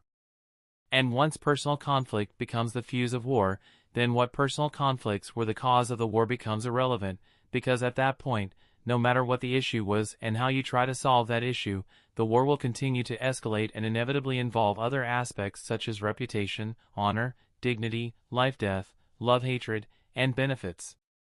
Such wars were extremely common in the Warring States period when the shinobi clans often fought over such small personal conflicts and caused devastating wars that resulted in hundreds of deaths. In fact, many shinobi clans even perished because of these small reasons. Because Hayashi is extremely clear on this point, he is extremely worried. If Uchiha Shisui chooses to take revenge and tries to regain the honor of the Uchiha clan, then this small conflict that happened today might even become a cause of a war between the Uchiha clan and the Hyuga clan. As Hayashi worriedly looked in Kuroto's direction, four figures, each with the Uchiha fan symbol on their turtle collar shirt, walked into the Hyuga clan district. These four are undoubtedly Itachi, Shisui, Sasuke, and Kiyomi, who rushed over to stop the Uchiha clansmen from causing a mess. As the four Uchiha clansmen walked into the Hyuga clan territory, the curious Hyuga clansmen looked at them and started to whisper, "So, that is Uchiha Shisui of the Uchiha clan, huh?" "Yes, I was in the same graduation year as him. He is indeed Shisui of the body flicker." "The ones accompanying Uchiha Shisui are the children of the Uchiha Patriarch, right?" "Yes, the eldest son Uchiha Itachi, then the younger son Uchiha Sasuke, and finally, the adopted daughter Uchiha Kiyomi. I have heard that all three of them are genius among geniuses. Uchiha Shisui and the heir of the Uchiha clan are here, and Kuroto-sama just beat so many jonins of the Uchiha clan, although they were the ones who offended Kuroto-sama and disrespected him. However, will Uchiha Shisui and Uchiha Itachi accept it? Isn't he coming here not a piece of good news for Kuroto-sama and the rest of us?" "That's... now that you mention it." After understanding the identity of the four of them and what their arrival here means, many Hyuga clansmen began to worry. Almost everyone in Konoha knows that Uchiha Shisui, the user of Manjikyu Sharingan, is the strongest shinobi in Konoha. He is strong enough to intervene in the battle between the leaders of Amatsukami and the Akatsuki organization and still manage to come out alive, so his strength is unquestionable. If such a strong shinobi were to see his fellow clansmen lying beaten and bruised with swollen noses and bloody faces, one can only imagine what would be his reaction. Nobody would find it strange if Uchiha Shisui felt enraged and became an enemy of the Hyuga clan after witnessing such a scene. And if does become an enemy of the Hyuga clan, then the future of the Hyuga clan would be bleak, and there are even chances that the entire Hyuga clan might disappear overnight. Such thoughts were running in the minds of all the Hyuga clansmen as they looked at Shisui nervously. In fact, even Yui, who knew Shisui quite well, also looked at him with a nervous expression. Kuroto-kun and Shisui-kun are friends and colleagues, so Shisui-kun might overlook it this time, she thought in an attempt to convince herself. However, even she knew that this is just her wishful thinking, as the chances of such a thing happening are very low. After all, for noble shinobi clans, pride, honor, and blood of the clan are above everything else. So, even if Kuroto and Shisui are friends, when it comes down to the honor of their respective clans, whether Shisui will be willing to overlook this incident or not is really hard to say. Hizashi knew this fact too, so this time, he didn't hesitate at all, and immediately arrived next to Kuroto. Hizashi was ready to fight to the death against Uchiha Shisui if the situation turns to the south. The reason behind his actions is also very simple: he didn't want Kuroto to die here. The presence of Kuroto has made Hisashi believe that the future of the Hyuga clan will be different from what everyone had thought. This is just his instinctive feelings, but he chose to trust these feelings, and as such, he wanted to do what he can to make sure that Kuroto survives at all cost. Perhaps the same thought ran in the minds of many middle-aged members of the Hyuga clan. Therefore, consciously or unconsciously, they took steps forward in order to protect the future of the Hyuga clan. Whether to protect their respective families or the future of the Hyuga clan, they did take steps forward to protect the things precious to them with their lives. Everyone knows that Uchiha Shisui is the most genius shinobi of the Uchiha clan, apart from having unmatched speed because of his unique body flicker jutsu that he uses in conjunction with the shadow clone jutsu. He also has the Manjikyu Sharingan and something that's called the Sannin mode. Fighting against such a shinobi is not a joke. The Hyuga clansmen were aware of this, and as such, they were slowly forming a siege around him, because that's the only method they might be able to do some damage to him and might have a chance of winning against him. As a siege circle started to take form around the four Uchiha, the tension in the air started to rise. The weak and timid found it difficult to breathe and felt palpitating feelings. Even Neji was able to sense this tension and looked at everyone with a worried expression. His attention then turned towards Sasuke, but unfortunately, Sasuke wasn't looking at him. At this moment, Sasuke's entire attention was focused on the pile of unconscious Uchiha Jonins lying not too far away from Kuroto. Noting everyone's reaction, and their will to fight to death should the situation turn south, Hayashi couldn't help but sigh. He groaned slightly and then walked forward in an attempt to resolve the situation peacefully. At the same time, he was thinking to himself anxiously, I hope that Sandaime-sama arrives before it is too late. Otherwise, the consequences would be disastrous, and only he can stop this conflict from escalating. As the patriarch of the Hyuga clan, Hisashi is more than clear of the current situation of the Hyuga clan. The current prestige of the Hyuga clan is all but name and exaggeration, and the current Hyuga clan is only standing on the reputation of the past.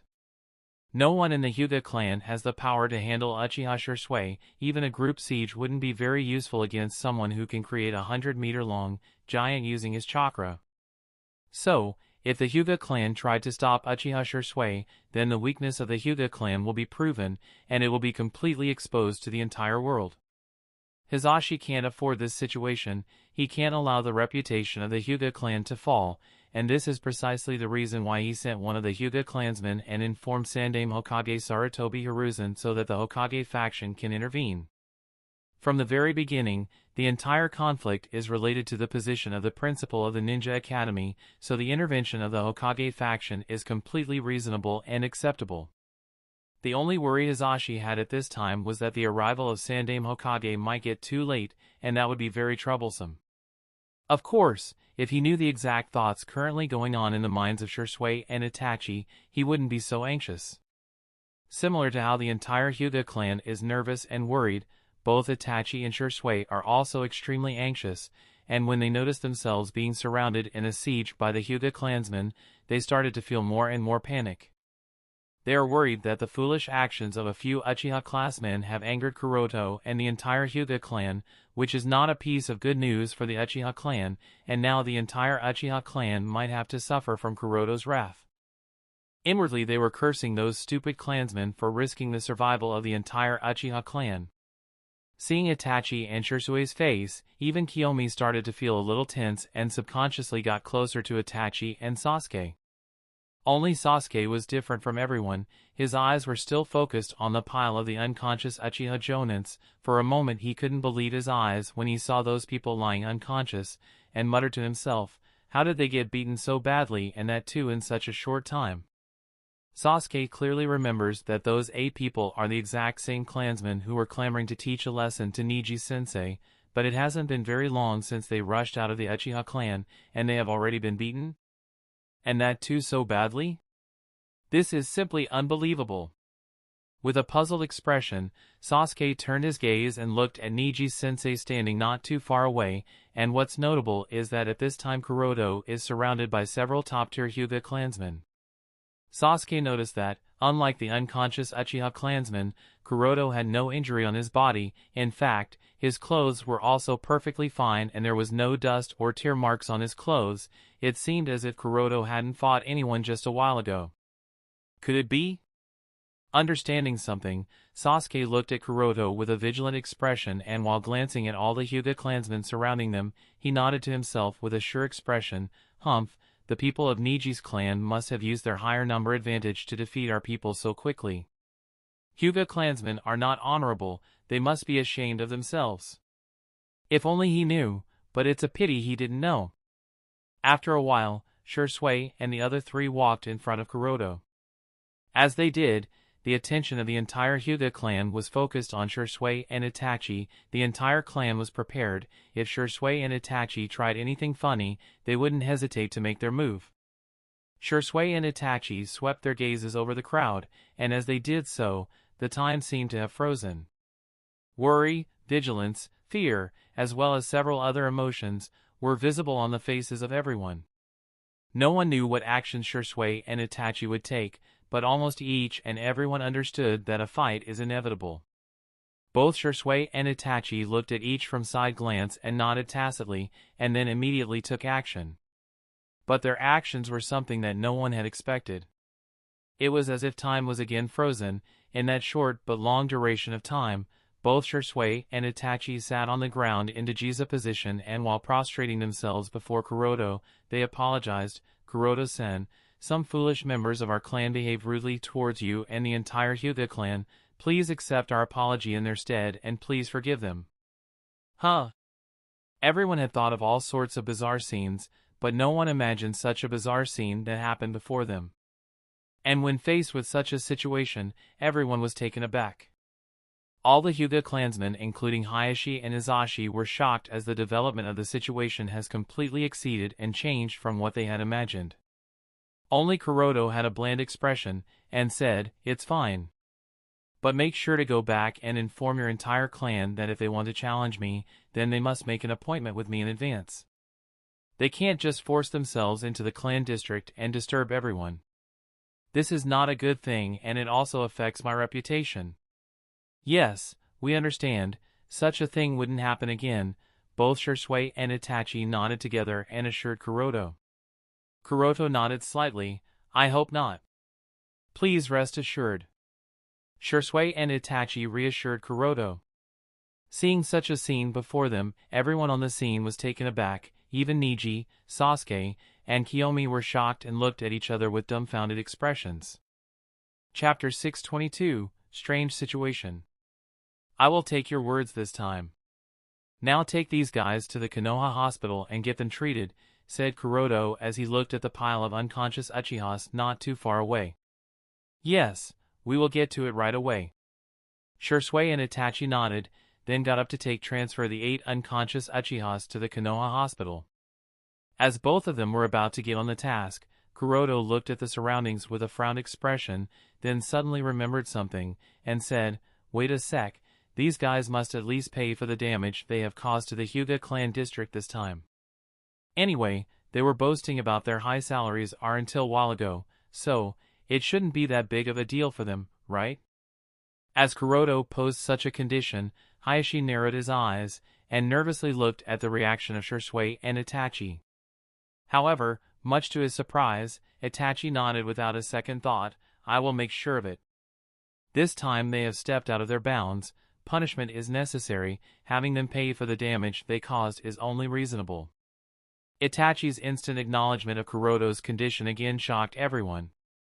Kuroto nodded lightly and waved his hand. "All right, then take them away." "Yes." Shursui nodded quickly and got to it. At the same time, Itachi said to his 2 younger siblings, "Sasuke, Kiyomi, help us carry them to the Konoha hospital." "All right, Itachi and I-san." Kiyomi nodded silently with a thoughtful expression. "Yes." Sasuke also nodded, but with a dazed expression, and then followed Itachi and Shursui with a distracted expression on his face. He was thinking to himself, "Huh? What am I even doing here?" Obviously, it was supposed to be Shursui and his Nisan who were supposed to rescue Niji's sensei, but the situation in front of him is completely different from what he had expected, and for a moment he couldn't even figure out how in the world the situation became like this. Although not very clear, he knew one thing, that is, this has something to do with Niji's sensei. Understanding so, Sasuke curiously looked at Kuroto not far away, and thought to himself, is it possible that Neji-sensei defeated all of them alone? But how could it be possible? They are all Jonin of the Uchiha clan. Because Sasuke was distracted, he was unable to properly carry the unconscious Uchiha, and Kiyomi who was helping him had to struggle because of this. Seeing that Sasuke and Kiyomi might not be able to lift that Uchiha, Neji quickly stepped forward and hurriedly supported the two of them. As Neji helped them, Sasuke recollected his thoughts, and took this opportunity to ask him in a low voice, Neji, are these people all defeated by your sensei alone? Kiyomi also looked at Neji with a curious expression. Under the curious gaze of Sasuke and Kiyomi, Neji nodded lightly and said, yes, sensei defeated all of them alone, no one from the clan had to help him. Sasuke narrowed his eyes, and as he looked at Kuroto, he said in an insincere tone, Neji, your sensei is really strong. I didn't expect that your sensei could even defeat so many Jonin single-handedly. To Sasuke's insincere words, Neji didn't say anything. Originally, Sasuke wanted to help his friend and, by the way, show off his clan's strength in front of his friend. But he didn't expect that the ones who actually needed help were his clansmen, not Neji's sensei. Not only the clansmen who came to make trouble in the Hyuga clan district were easily defeated, and they also lost the face of the Uchiha clan, but even his Nisan and Shisui were very respectful towards Neji's sensei. This made Sasuke's cheeks flush in embarrassment. And while the four Uchiha were carrying the unconscious Uchiha Jonins, Elder Hiruzen accompanied by several Umbu hurriedly arrived at the Hyuga clan district. As the former Hokage arrived, Hayashi led several Hyuga clansmen and greeted him, then explained the ins and outs of all that happened here. At the same time, he expressed his gratitude to Sandaime-sama for coming to mediate the conflict between the Uchiha clan and the Hyuga clan, although it is no longer necessary now because Hyuga Kuroto dealt with it by himself. When the former Hokage heard that Hyuga Kuroto alone defeated all the 8 Jonins of the Konoha military police force, his eyes narrowed in surprise and shock. In Sarutobi Hiruzen's impression, Hyuga Kuroto was an excellent Umbu, an excellent squad leader as well as one of the best and most talented shinobi from the younger generation of Konoha. Based on the former Hokage's understanding, Hyuga Kuroto's strength should be somewhere between an elite Jonin and Quasi-Kage. It would be no surprise if Kuroto can defeat 1 or 2 Jonins of the Uchiha clan himself. However, to defeat 8 of them all by himself, that too single-handedly and in such a short time, all while remaining unscathed himself? This record is a bit too dazzling, and it's almost as if Kuroto has already reached the level of a Kage. Strange, thought the former Hokage inwardly. Although doubtful, being an expert politician, he quickly suppressed his doubts for the time being and walked towards Shisui and Itachi. Even if the ones who came intending to cause trouble and provoke the Hyuga clan have been dealt with by Hyuga Kuroto, the Uchiha clan must still be appeased in order to quell this matter. However, how to appease the arrogant and proud Uchiha clan is still a headache. And if the Uchiha clan isn't satisfied, then this matter can continue to escalate in the future, which is not what Elder Hiruzen wishes to see. As Sandaime-sama arrived closer to Shisui and Itachi with the intention of persuading the two of them, Shisui and Itachi took the initiative to greet him respectfully and apologized for the actions of their clansmen. Please forgive the Uchiha clan for causing so much trouble. We will make sure that the ones who caused this conflict are given appropriate punishment as per the rules of Konoha military police force. In that case, I will not intervene and let the two of you handle the matter. Sandaime nodded with a smile, although inwardly he was feeling something amiss, as if something was wrong with the way things are turning out. Doubtful, Sandaime further observed the status of the Hyuga clan and everyone present here, and he found everything very strange. It stands to reason that after having such a dispute, there should have been some tension in the air. However, looking at the expressions of everyone present here, he couldn't find any such trace. On one side, a child of the Hyuga clan was helping the 2 children of the Uchiha clan. On the other side, a kunoichi of the Hyuga clan was guiding the medical need of the Konoha hospital as the unconscious and wounded Uchiha Jonins were being transferred to the Konoha hospital for further treatment. Even the expressions of Shisui and Itachi were not irked or frustrated, nor was there any resentment or anger on their faces. which is strange, so strange that Sandaime had to swallow back the words of persuasion he had prepared beforehand. Sandaime couldn't figure out it exactly, but he could link all this strangeness with someone, the shinobi who is at the center of this mess, Hyuga Kuroto, and the former Hokage's instinct were telling him that Hyuga Kuroto has everything to do with this strange atmosphere. As the unconscious Uchihas were being transferred to the Konoha hospital, Sandaime looked at them. He could clearly see that the wounds of the members of the Konoha military police force are not that bad, and after just a few days of recovery, they can get back to normal. Nodding to himself, Elder Hiruzen then walked towards Kuroto and said, "You handled this matter well, even I was surprised." Kuroto just smiled lightly and said, "It wasn't that troublesome. I didn't expect that such a small matter would disturb Sandaime-sama. I apologize." The former Hokage shook his head and said with a sigh, "Any matter of two major clans of Konoha, no matter how small it is, can't be taken lightly. The village doesn't dare to be negligent when it comes to the Uchiha clan and the Hyuga clan." Kuroto chuckled with an embarrassed expression, "I guess that's true. But this matter has been resolved, Sandaime-sama doesn't need to worry about it." "It's good that this matter was resolved peacefully and didn't escalate any further than it should have," said Elder Hiruzen. Then after a pause, he instructed, "Putting this matter aside, the preparations for the entrance ceremony have to be carried out. Kuroto-kun, you must put all your effort into it, there can be no mistakes." Kuroto nodded, "I understand, please rest assured." Subsequently, in the presence of Elder Hiruzen, all the wounded Uchihas were transferred to the Konoha hospital. Shursui, Itachi, Sasuke, and Kiyomi left the Hyuga clan district. The onlookers Hyuga clansmen also gradually dispersed. As everyone started to return back to their homes, one of the Hyuga clansmen glanced at Kuroto's back with a deep look, and the corners of his lips were arched in a mysterious smile. As if feeling something, Kuroto glanced back and swept his gaze on everyone, but found nothing and muttered in confusion, "Strange, no one's there, then why was I feeling as if someone was spying on me a little while ago?" Kuroto didn't have a lot of time to figure it out when suddenly Hisashi-led Niji walked towards him and said, "Kuroto-kun, now I am certain, when I asked you to be Niji's sensei, I made the correct choice. Rather, I would say it was perhaps the best decision of my life. Please treat him well." Niji also hurriedly greeted Kuroto and respectfully said, "Thank you, sensei."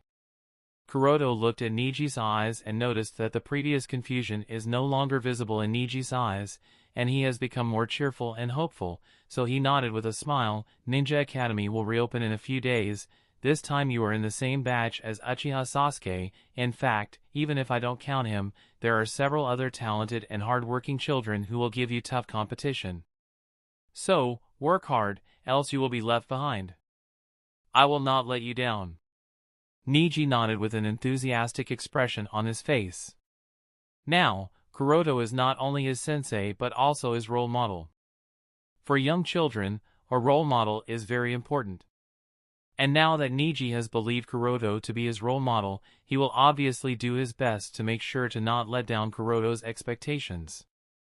Kuroto nodded lightly, then once again glanced back with a thoughtful expression on his face. There was still no one behind him, but he had a feeling that for that little time, he was really being watched by someone.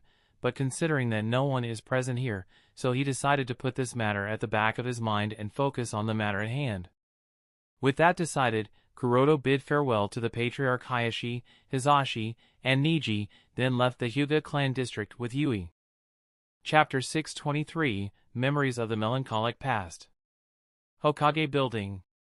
After returning to the Hokage building, Elder Hiruzen sat in his office and thought about the situation that got stranger the more he thought about it. The part that confused him most was the strength that Hyuga Kuroto showed today. It was higher than the former Hokage's previous assumptions. Sarutobi Hiruzen assumed Hyuga Kuroto to be an elite Jonin level, however, Hyuga Kuroto clearly surpasses that level. After thinking about it for a while, Elder Hiruzen called Hatake Kakashi to his office. As Kakashi entered the new office of the former Hokage, he took off his new Umbu mask and asked Elder Hiruzen, "Sandaime-sama, is there a mission for me?"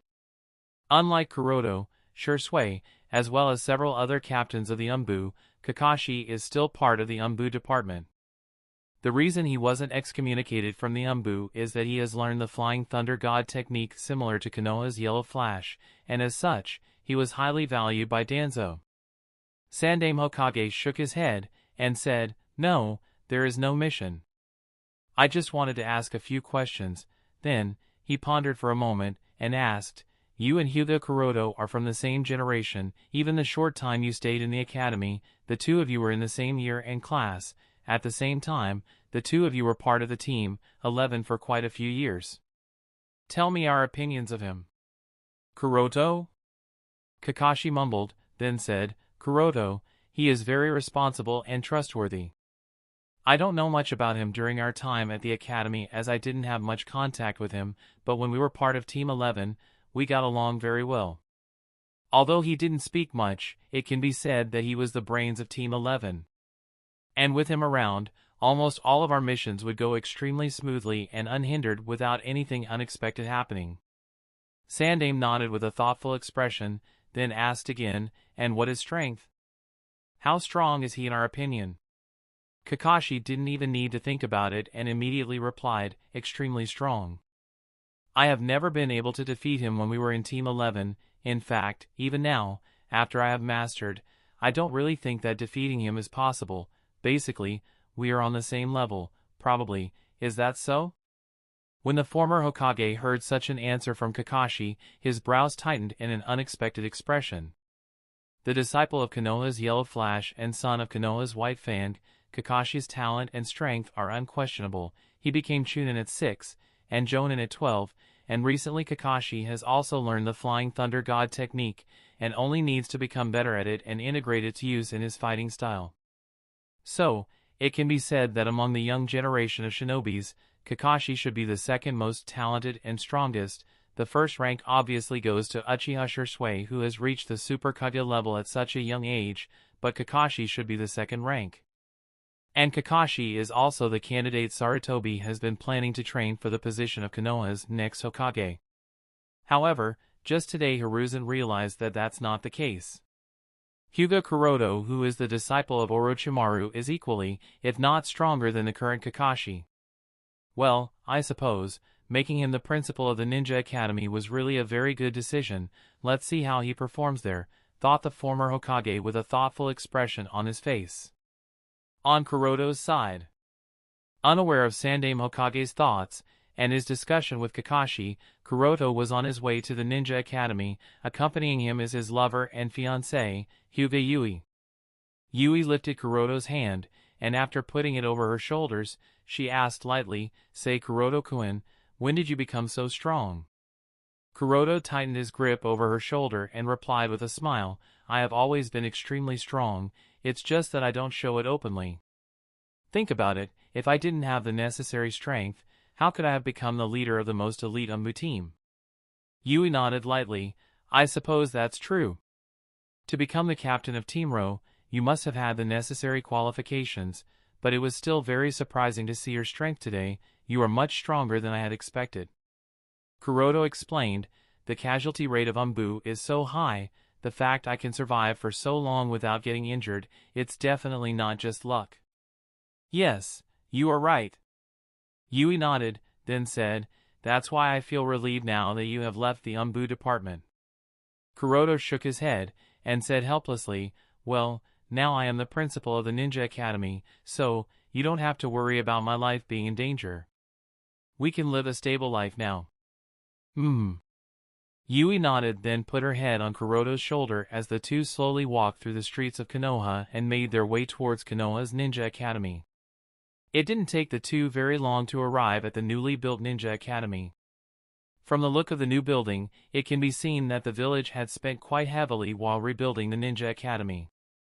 The new Ninja Academy is several times bigger compared to the previous size. Its position is the same, near the center of the village, and considering that the children attending the academy are the future of Konoha, it is heavily secured from all sides.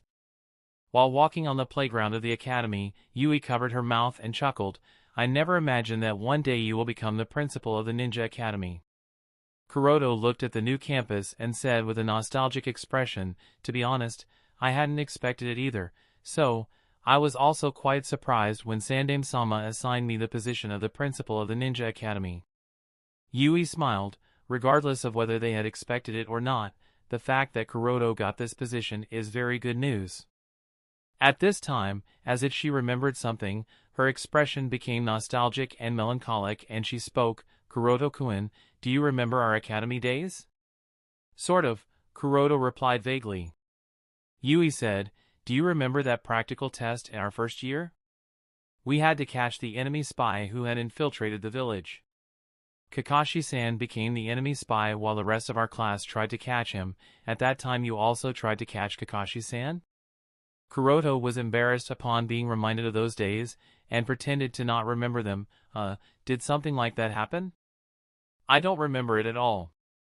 Yui giggled upon seeing Kuroto's embarrassment, then said, even if you don't remember it, I do, quite clearly. In fact, most of our class was killed, defeated, by Kakashi-san alone. At the end, only you, Asuma-san, Gai-san, and Obito-san were left. The four of you tried to work together and catch Kakashi-san. Meanwhile, I, Rin, Kurenai, and Shizune were cheering for the four of you, but even when the four of you worked together, Kakashi-san still defeated you all. And not long after that, Kakashi-san took the graduation test. Then a few years later we all also graduated, and since then, everything changed. As she said so, several painful memories were evoked. Death of several friends in the Third Great Shinobi War. Kuroto obviously understood this. He lightly squeezed her hand to take her out of those depressing thoughts, and said, we were all shinobi, and we were all prepared to die the moment we became part of the war. Casualties are inevitable. People will die one day. This is an unchangeable fact. Don't let it bother you. Yui retracted her thoughts and nodded. Death is inevitable. Everyone will pass away at some point in their life. As Yui muttered, Kuroto also looked at the faint moon in the day's sky. Of course, death is inevitable, but at the same time, it is not inevitable if one manages to escape the cycle of life and death. The woman sealed on the moon is the direct proof of this conjecture. She who ate the fruit of the god tree escaped the bounds of this karmic cycle. If Kuroto succeeds in his project Godhood, then he too will escape the cycle of life and death. But that is a dream far away, and Kuroto will have to work for it. Kuroto and Yui silently walked, and after passing through the playground, they left the school and proceeded in the direction of the Konoha Hospital. Kuroto dropped Yui at the hospital, then he quickly came back to the Ninja Academy. Chapter 624, Unexpected Face. This time, without wasting any time, Kuroto entered the main building of the Ninja Academy and soon arrived at the faculty office. The arrival of Kuroto was noticed by the teaching staff, and as he entered the staff room, the members of faculty hurriedly got up, respectfully greeted him, and introduced themselves. Kuroto nodded to each of them one by one as he observed all of his subordinates. All of them are low-level chunin. But I suppose this is not strange, he thought. Because the teaching staff doesn't have to directly confront the enemy shinobi. As such, generally, low-level chunin are made the teachers of the academy. And there is nothing strange with it either. To provide basic education to all the trainees in different aspects of shinobi arts, low-level chunin are more than enough. As for the further training, that is the responsibility of higher-ranked shinobi. After getting a basic idea of their strength, Kuroto noticed several familiar faces. One is Umino Irika, while the other one is Mizuki. The presence of these two is also not so surprising. But what made Kuroto completely taken aback is that a face that shouldn't be here by any means is also present in the faculty room. And it was none other than Kabuto? What is he doing here? What on earth does Orochimaru-sama want to do by sending him here? Kuroto couldn't figure this out. Currently, Shimura Danzo is the temporary Hokage agent of Konoha. He has enough power to revoke Kuroto from his position as the principal of the Ninja Academy, so inserting an insider in the Konoha Academy is not at all a problem for him. But Kuroto couldn't understand the reason why Danzo bothered to insert Kabuto in the Ninja Academy. After all, Danzo should be very clear about Kabuto's identity and his loyalty. Other than Danzo's purpose, Kuroto is also very curious about Kabuto's purpose. Why would Kabuto of all people choose to become a member of the teaching staff of the Konoha Ninja Academy?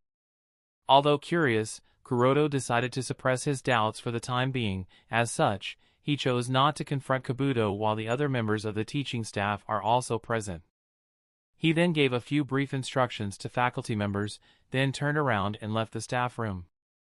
After exiting the faculty room, Kuroto paid attention behind him. If he isn't wrong, then Kabuto will likely come to him, and as he expected, Kabuto followed him. After walking for a while and coming to an area where they wouldn't attract much attention, Kuroto stood silently, waiting for Kabuto. Kabuto didn't make him wait too long and soon arrived.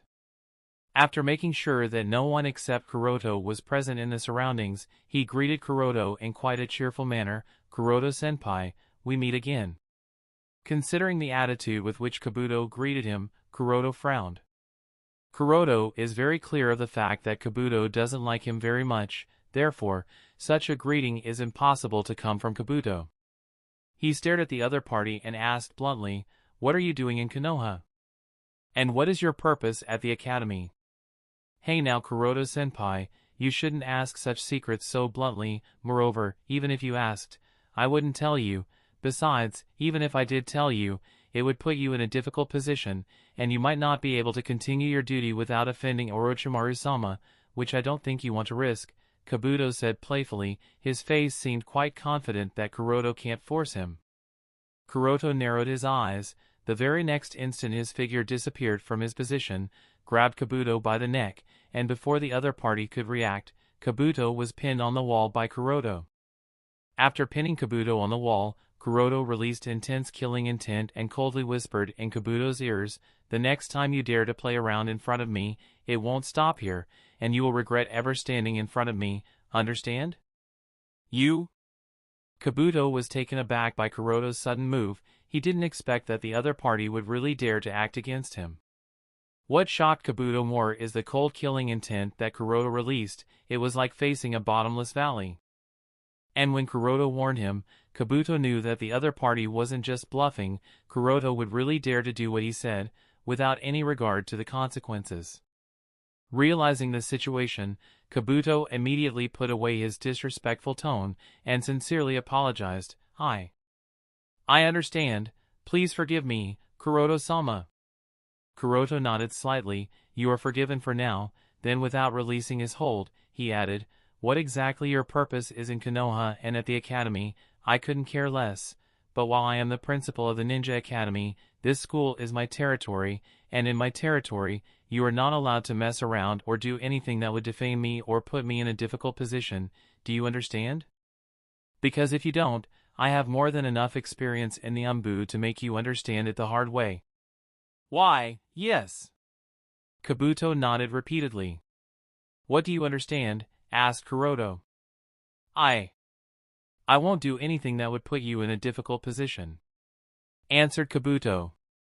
"I am glad that you understand things fast, because if you hadn't you would have to experience a lifetime of torture in an instant," said Kuroto, then added, "Make note that if you ignore my words, it would mean fate far worse than death for you. And I won't hesitate just because it might remotely offend Orochimaru-sama." Kabuto didn't understand what Kuroto meant by lifetime of torture in an instant, but he didn't have the intention of finding out the meaning. So, all he did was nod as Kuroto released him. "Good, now, you may go. While you are a member of the teaching staff, you are my subordinate, so do your job, else you will be fired."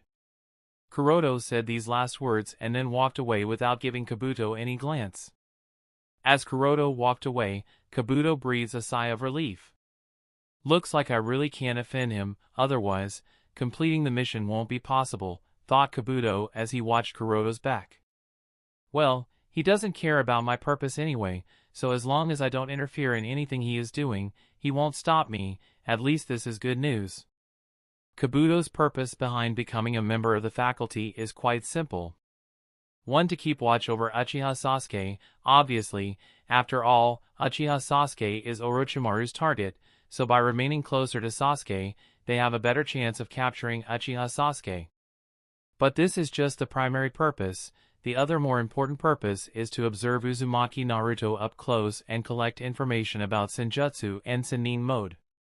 After studying Yugo's body for years, Orochimaru was already aware of the secrets of the natural energy, then his contract with the Ryuchi cave gave him further information about the Senjutsu and the Sennin mode, but because his physique was not suitable for Sennin mode, so he was never able to experience it. And since he has never been able to watch and study anyone using Senjutsu from up close, true understanding of Senjutsu is still a mystery for him. With Naruto's success in mastering the Sennin mode, this opportunity came close. However, they had to return Naruto to Konoha, so Orochimaru lost the opportunity to collect and extract enough information that would help him master Senjutsu. Orochimaru didn't want to let go of this opportunity. Therefore, he used this opportunity and used his contract with Shimura Danzo to make Kabuto a member of the teaching staff to kill two birds with one kunai, and that's why Kabuto is here. It's just that neither Orochimaru nor Kabuto expected that Kuroto will become the principal of the academy, so they will have to be careful. Chapter 625, The Entrance Ceremony. After warning Kabuto and issuing several instructions to the faculty staff of the Ninja Academy, Kuroto came home and found a summoning crow sitting at the balcony. "Are there any findings?" he muttered with a somewhat excited expression and quickly went forward to take out the scroll tied at the crow's leg. This summoned crow was sent by the Yonde Mizukage Karatachi Agura, and considering the task Kuroto handed over to the Mizukage, the scroll must contain some information related to the whereabouts of Deidara. After weaving the appropriate hand signs to unlock the seal, Kuroto unfolded it and read it. However, as he read it, his excitement soon died down and he couldn't help but sigh in disappointment. In the scroll, Karatachi Agura states that although the Kirigakure Umbu were able to find the whereabouts of Deidara somewhere in the land of grass, however, they were soon spotted by Deidara and as such lost trace of him. "Deidara is really a troublesome guy," muttered Kuroto while shaking his head, then went on to read the further details written in the scroll. Yonde Mizukage also states that he has sent more Kirigakure Umbu, therefore, soon, Deidara's whereabouts will be found again, and as soon he is found, Kuroto will be instantly notified. Well, it can't be helped. Thinking so, Kuroto nodded to himself and then destroyed the scroll sent by the Yonde Mizukage. Finding Deidara is really not an easy job. This is the exact reason why Kuroto is reluctant to search his whereabouts all over the shinobi world. Deidara's explosion release that he uses in conjunction with the explosive clay and his clay figuring skills that he calls art makes him a very versatile shinobi. Although Deidara is quite young in age and doesn't have very high raw strength, when it comes to mobility, destructive power of explosions, and tactical abilities, he is quite good. In fact, it wouldn't even be wrong to say that he is a genius who can steadily enter the ranks of Kage so long as he grows up. This was the case in the canon. By the time he was an adult, he was able to infiltrate into the Sunagakure and kidnap the Godai Mizukage Gaara, all on his own. Even if we consider that Gaara was the only shinobi who fought against Deidara, the fact that the entire Sunagakure could only helplessly watch as their Kazekage was kidnapped from their own village by Deidara proves that Deidara was also a force to be reckoned with. Regardless, all this doesn't matter to Kuroto. What matters is that he gets Deidara's cells. And considering that Yagura has sent additional Umbu, Kuroto no longer paid any attention to this problem and delved himself into carrying out the preparation for the upcoming entrance ceremony. 2 days later. In these 2 days, the news that several Uchiha clansmen were beaten by a certain Hyuga clansman soon spread all over the village, and considering the fact that the two concerned clans involved in this incident are the Uchiha clan and the Hyuga clan, so the heat of the news even reached the same level as the time Sandaime Hokage stepped down from the Hokage's seat and Danzo took over as the temporary Hokage agent. As the incident gradually fermented, the exasperated Hyuga clansmen also breathed a sigh of relief. Previously, the Hyuga clan was being questioned for their lack of shinobi capable of contending with the shinobi of the Uchiha clan, and the entire clan was being trolled for spreading false claims about being as strong as the Uchiha clan. However, after this incident, all these trolls disappeared. As the Konoha villagers were inquiring about the protagonist and the antagonist of the incident, they were also looking forward to the reaction of the Uchiha clan. However, because of some strange reason, the Uchiha clan that has always been arrogant went uncharacteristically quiet this time. Neither did they choose to pursue this matter anymore, nor did they give any explanation of this incident in public. Of course, the patriarch of the two clans did have a meeting in the presence of the former Hokage, and the 8 jonin who forced themselves in the Hyuga clan district were punished. However, what other things were discussed in that meeting is unknown to everyone, including Kuroto. One thing to note is that after this incident, Kuroto's popularity in the village once again rose.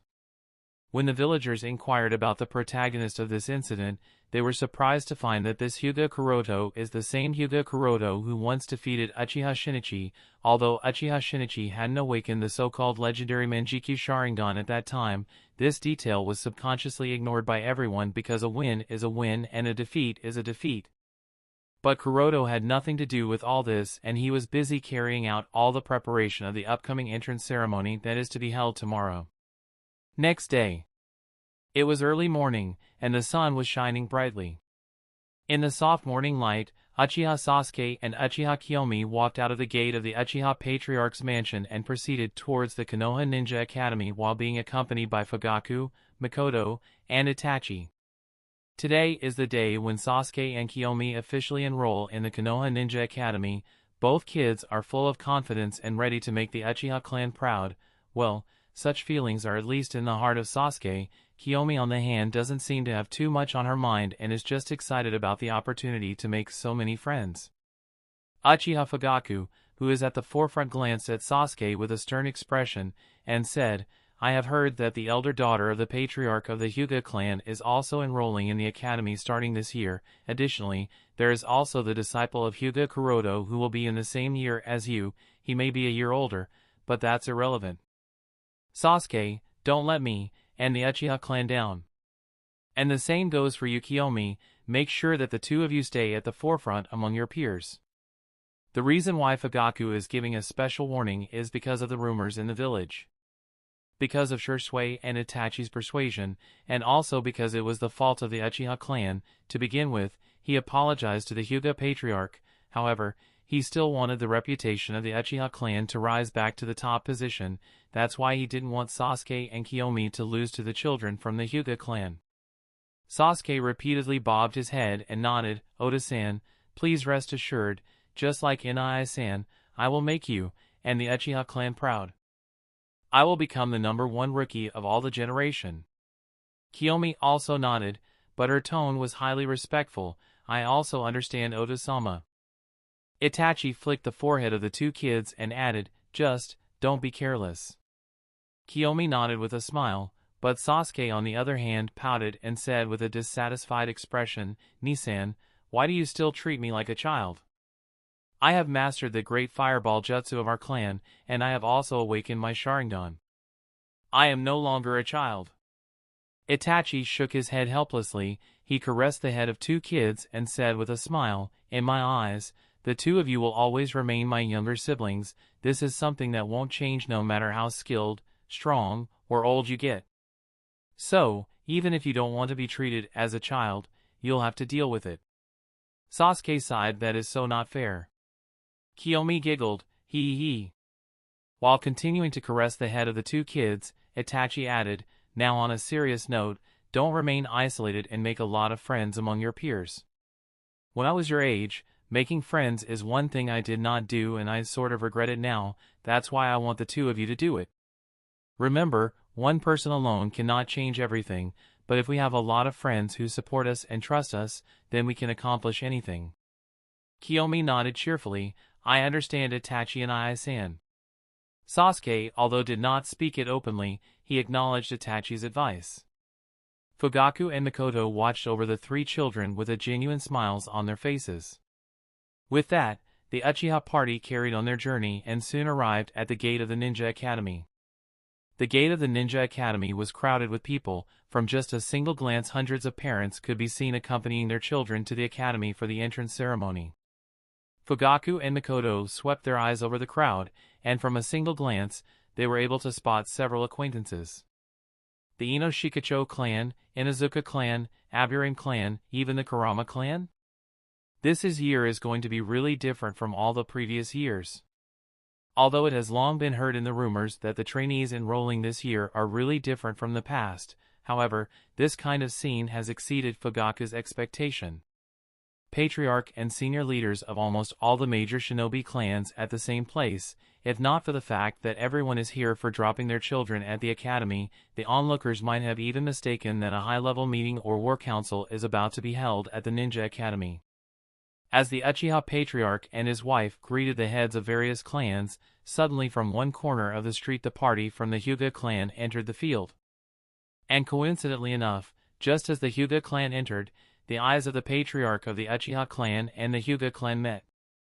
The moment they met, a clash between eyes took place and animated sparks flew out. For a moment, the surrounding atmosphere became tense. However, nothing happened. Both patriarchs snorted and ended their staring contest. After withdrawing their gazes, both looked at the children on the other side. Is she the heir of the Hyuga clan? Such a timid girl? She can't even match our Kiyomi, much less Sasuke. If she becomes the next patriarch, then the Hyuga clan is really doomed. On the contrary, the child from the branch family is really something. This situation is quite interesting. I wonder how the Hyuga patriarch feels about it, thought Fugaku as he observed Hinata and Niji.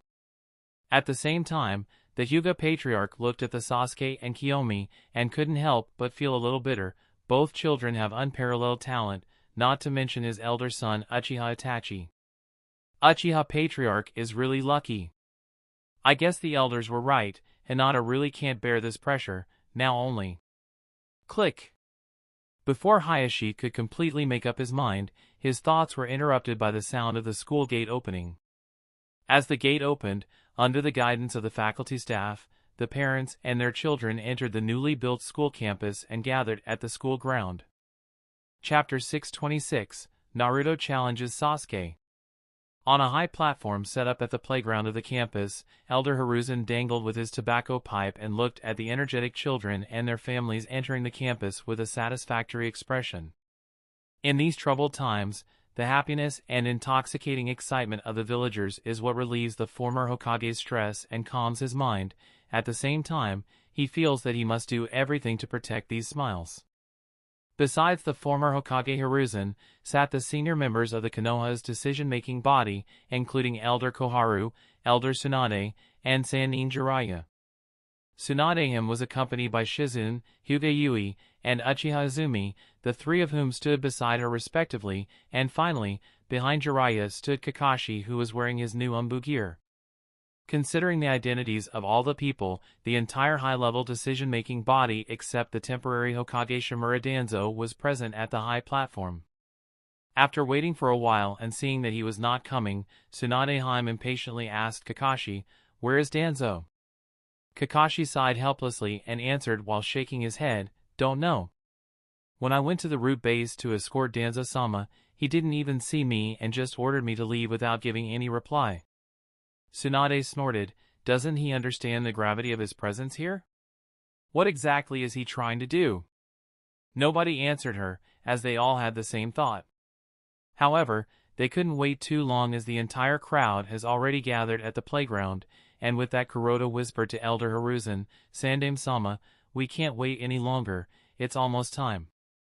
Former Hokage also understood the situation very well, so after thinking for a while, he said, "It doesn't seem that Danzo has any intention of participating in the entrance ceremony. In that case, let's start without him. If he comes later, we will manage accordingly." Kuroto nodded and hence the grand entrance ceremony began. Among the crowd, keeping a close watch over the excited Naruto, Anko looked helpless and sighed inwardly, "Why do I have to be the one to look after Naruto? I am supposed to be a kunoichi, not a nanny." As she sighed, suddenly Anko felt a faint tingling on her neck and hot all over her body. Damn it, it started again. Anko's expression dimmed, she gritted her teeth and bore the intense pain coursing through her entire body as covered the mysterious three-tomo imprint on her neck with her hand. This mysterious mark on her neck is the result of the snake bite that Orochimaru gave her on the night the village was attacked. After that night when she regained consciousness, Anko repeatedly went to meet Elder Tsunade with the hope that Tsunade could use her Iryo ninjutsu and remove the imprint that Orochimaru left on her neck. However, even after several examinations and repeated attempts, Tsunade was completely helpless in the face of the imprint left by Orochimaru and could only seal it. Although Tsunade sealed it with the evil sealing method, however, she couldn't fully eliminate its effect on Anko, and there are times when she still feels that pain and lust to gain more power. This tingling sensation and heat she is feeling right now is the best proof of it. Calm down, take deep breaths. Ha! Ha! Anko took deep breaths to calm herself and then looked at Kuroto with a thoughtful expression.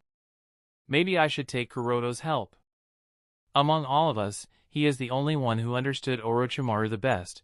Perhaps he might be able to do something about Orochimaru's cursed seal. After making up her mind, Anko tried her best to calm herself and then continued to watch over Naruto.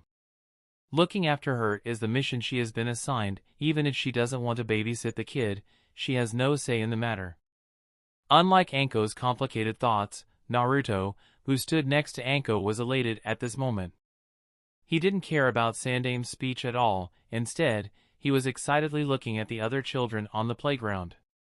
Naruto likes crowded places where he doesn't feel lonely, and this place is exactly that. Looking at familiar and unfamiliar faces, Naruto was delighted and thought that each of them would become his classmates and the possibility of them becoming friends with them in the future. As Naruto was looking at the crowd, he noticed a familiar head with black hair. It was none other than Sasuke. Feeling the hot gaze from behind, Sasuke turned his head only to find Naruto intensely looking at him and nodded slightly. Seeing that Sasuke also noticed him, Naruto excitedly waved his hand towards Sasuke while jumping, and shouted, "Hey, Sasuke! Sasuke!" The sudden action of Naruto disrupted the entire solemn atmosphere that the former Hokage had created in his speech, and everyone's attention was attracted towards Naruto and Sasuke, who looked at the two kids with doubtful expressions on their faces. When Sasuke also became the center of all attention, he who was trying to maintain a cool and cold persona could only lower his head in embarrassment and curse slightly, "Naruto, you idiot, you are embarrassing me." Kiyomi giggled upon seeing Sasuke's embarrassment, and then turned back and waved in Naruto's direction, and Naruto excitedly waved back towards her. Upon seeing this, Uchiha Mikoto also giggled and remembered the day when she first introduced Sasuke to her friend Kushina, who was carrying Naruto in her womb at the time. Both Mikoto and Kushina had hoped that Sasuke and Naruto become good friends when they grow up, and now that Mikoto sees that her son Sasuke and Naruto are really good friends, she feels happy and sad at the same time. Happy because their children have kept on their wishes, and sad because Kushina is not there with her to witness this moment. On the platform, the former Hokage is still in the middle of his speech and is instilling the concept of will of fire in the heart of all the children who are about to enter the ninja academy. Meanwhile, Kuroto, who is now the principal of the school, is standing behind Elder Hiruzen and looking at the files of all the trainees who are supposed to enroll starting this year and comparing with them with the children on the playground. Let's see. Uzumaki Naruto, Uchiha Sasuke, Hyuga Neji, Hyuga Hinata, Nara Shikamaru, Yamanaka Ino, Akimichi Choji, Abdurrahim Shino, Inazuka Kiba, Haruno Sakura, Rock Lee, and Tintin. These are Konoha 11 plus Uchiha Sasuke. After making sure that all 12 of them were present here, Kuroto highlighted their names on the file. These 12 children must be given special attention. Konoha 11 plus Uchiha Sasuke are exceptionally gifted children. If they were to receive special attention and targeted training, their talent will bloom and they will become future pillars for the village. After making note of this, Kuroto then transferred his attention to several other children who are equally interesting and talented as these 12 children, but they are present here because of the changes in the canon. These children are shy and was a bit sullen. Uchiha Kiyomi, the adopted daughter of the Uchiha patriarch family, who seems to have the same gentle and calm personality as Uchiha Mikoto. Kurama Yakumo, who seems quite pale and weak. Then there are two boys named Sai, who has a talent for art, and Shin, who is terminally ill. Sai and Shin are orphans who were adopted by the root. Why did Danzo send these two kids to the ninja academy, thought Kuroto with a thoughtful expression, but didn't bother to delve into this matter too deeply, as he can always ask Naomi to investigate this matter. After making a mental note to himself, Kuroto focused his attention on the pale and weak Kurama Yakumo. His acute senses were allowing him to sense high concentration In chakra inside Kurama Yakumo, and this chakra was no inferior compared to the Sharingan of the Uchiha clan. Kuroto has some knowledge about the Kekkei Jinkai of the Kurama clan, although the clan has declined and is on the verge of perishing, with Yakumo being the last member of the clan who has inherited their Kekkei Jinkai. The reputation of Kurama clan still exists in the hearts of many shinobi alive. Kurama clan's prowess in the field of Jinjutsu is so absolute that even without proper training, their Jinjutsu is simply overwhelming.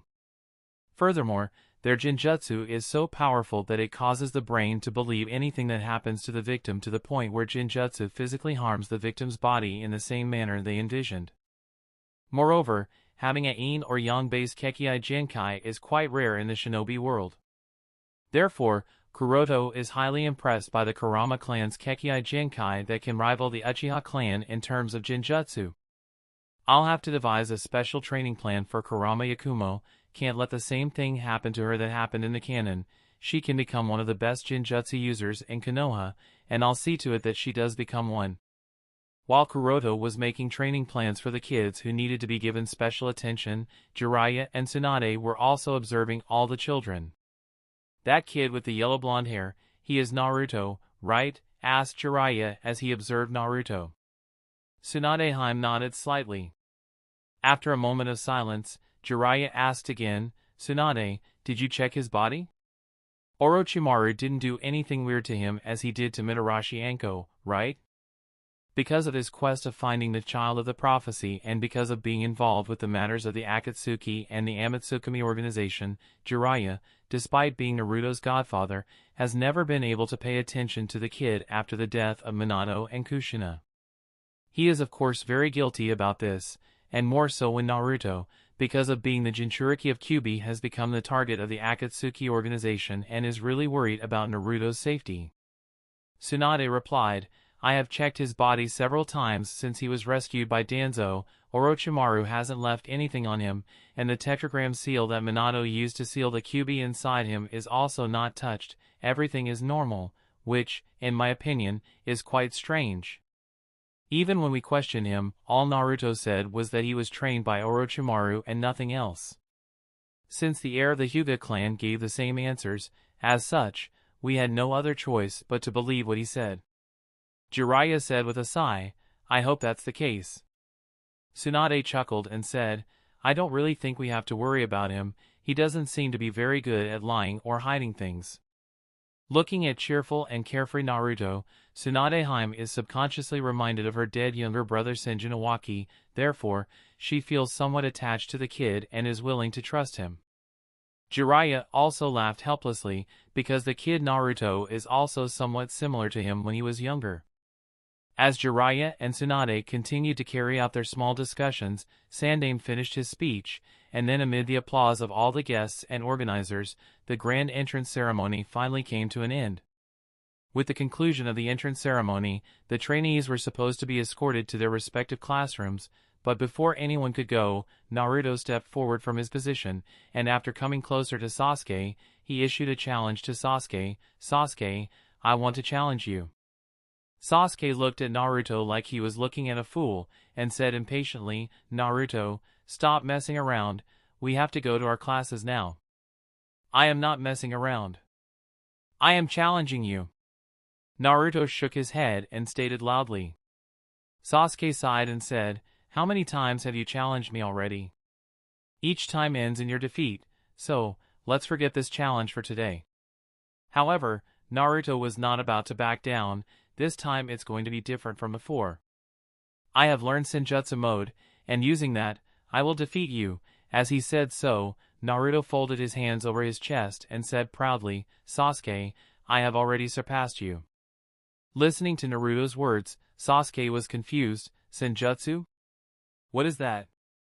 Not only Sasuke, but the other kids in the surroundings, and even the majority of the public had doubtful expressions on their faces upon listening to Naruto's words. So far, there have only been a handful of shinobis in the shinobi world who have managed to master Senjutsu. Even Jiraiya, who more than often relies on the assistance of the two great sage toads, has also not completely mastered this art, so, it's natural that not many people are not aware of what Senjutsu is. None of them knew what Senjutsu is, and now that Naruto had mentioned it, they were quite curious to learn, so they gathered around Naruto and Sasuke, looking forward to Sasuke accepting Naruto's challenge. On the high platform, when Jiraiya heard Naruto say that he has learned Senjutsu mode, his expression turned into a deep frown and he couldn't help but mumble, "Naruto. Naruto has mastered Senjutsu? That too at such a young age?" Tsunade, who sat next to Jiraiya, was also surprised by Naruto's words, then shook her head with a chuckle. "This kid is definitely spouting out nonsense. Even I am struggling to learn Senjutsu for the past few months even while personally being guided by Katsuyu, so how can he master it at such a young age?" Tsunade, who has recently started to learn Senjutsu from Katsuyu, knows the difficulty of mastering Senjutsu all too well. Even though she has exceptional chakra control, she has not been able to sense or blend nature energy with her chakra up until now. So, how can Naruto, whose chakra control is so poor, blend nature energy with his chakra? And Tsunade also doesn't believe in the possibility that Orochimaru might have helped Naruto with this, because, as far as she understands Senjutsu, she can confidently say that Orochimaru is not capable of learning Senjutsu after what he has done to his body. Hence, it's totally not possible for Naruto to master Senjutsu at such a young age. Chapter 627, Naruto challenges Sasuke 2. Feeling everyone's attention, especially the attention of all the children in the playground on him, Naruto felt extremely proud, for he, who has always been rejected by most of the village, dreams of such moments. At this time, he pointed at himself and announced loudly, "Listen well, I, Uzumaki Naruto, will become the greatest Hokage of Konoha, believe it." As he declared his dream, a solemn silence dawned on the field. On the platform in the distance, as Naruto declared his dream, the former Hokage shook his head helplessly. This scene reminded him of the day Uzumaki Kushina first introduced herself to her class after transferring to the Ninja Academy of Konoha. On her first day, she too declared that she wants to become the Hokage, with her verbal tick. "Naruto really is her son," mumbled Hiruzen with a sigh. Jiraiya said to Tsunade, unexpectedly, "Naruto too, like Minato, has the dream of becoming the Hokage." Tsunade gave no reply and watched Naruto in silence. Whether her younger brother Nawaki or her lover Dan, both of them like Naruto had the dream of becoming Konoha's Hokage. However, both of them fell on the battlefield, and that's not all. Even both of her grandpa also died as Hokage, so Tsunade has a deep aversion towards the position of Hokage. As such, she had some complicated feelings towards Naruto's dream of becoming the Hokage. Back on the field. The solemn silence continued for a while, but then, someone laughed. Ha ha ha. Nobody knew who started first, but soon enough almost all the children were laughing off their stomachs at Naruto's dream. There were of course some children who were not laughing, and looked at Naruto with serious expression, but these were a minority. Although Sasuke didn't laugh at Naruto, he still covered his face in embarrassment. He didn't want to admit that he knew Naruto. Perhaps Hinata was the only child in the crowd who neither laughed at Naruto nor did she feel embarrassed about his dream. In fact, she was smiling as she looked at Naruto in admiration. Hinata firmly believes that Naruto will definitely become the greatest Hokage. This is her unconditional belief. She doesn't yet understand what this feeling actually means, but she has it. Naruto also didn't seem to care about everyone mocking him. He only wanted to prove to everyone with his strength, so he looked at Sasuke with a serious expression and reissued his challenge. "Sasuke, please accept my challenge." Sasuke sighed lightly. He then glanced at Naruto and said, "Naruto, although I don't know what this Senjutsu mode you speak of is, but I am confident that whatever it is, it won't help you against me. You won't be able to defeat me. In front of my Sharingan, you have no chance of winning." "How would I know if I don't even try?" said Naruto, and with that, he clasped his hands together and tried to enter the Senjutsu mode. Ichikishima had told Naruto that after mastering the Senjutsu mode he has surpassed all his peers, is now the strongest among them. Naruto firmly believes her. He has an instinctive feeling that she wasn't deceiving or lying to him. Therefore, Naruto has confidence that in Senjutsu mode he really should be able to defeat Sasuke, even if Sasuke has the Sharingan of the Uchiha clan. Noticing Naruto's serious expression and form, Sasuke also understood that Naruto wasn't just playing around, he was serious. Understanding this, Sasuke's expression also turned serious and he quickly activated his Sharingan. His eyes turned scarlet red with a black tomo revolving in each of his eyes as he carefully observed Naruto with them.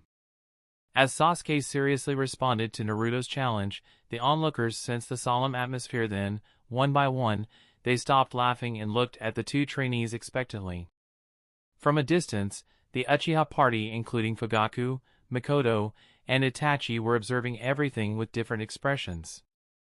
Itachi was especially curious and looked at Naruto with genuine curiosity. Among the many Uchihas, Itachi is one of the few with deep knowledge of Senjutsu.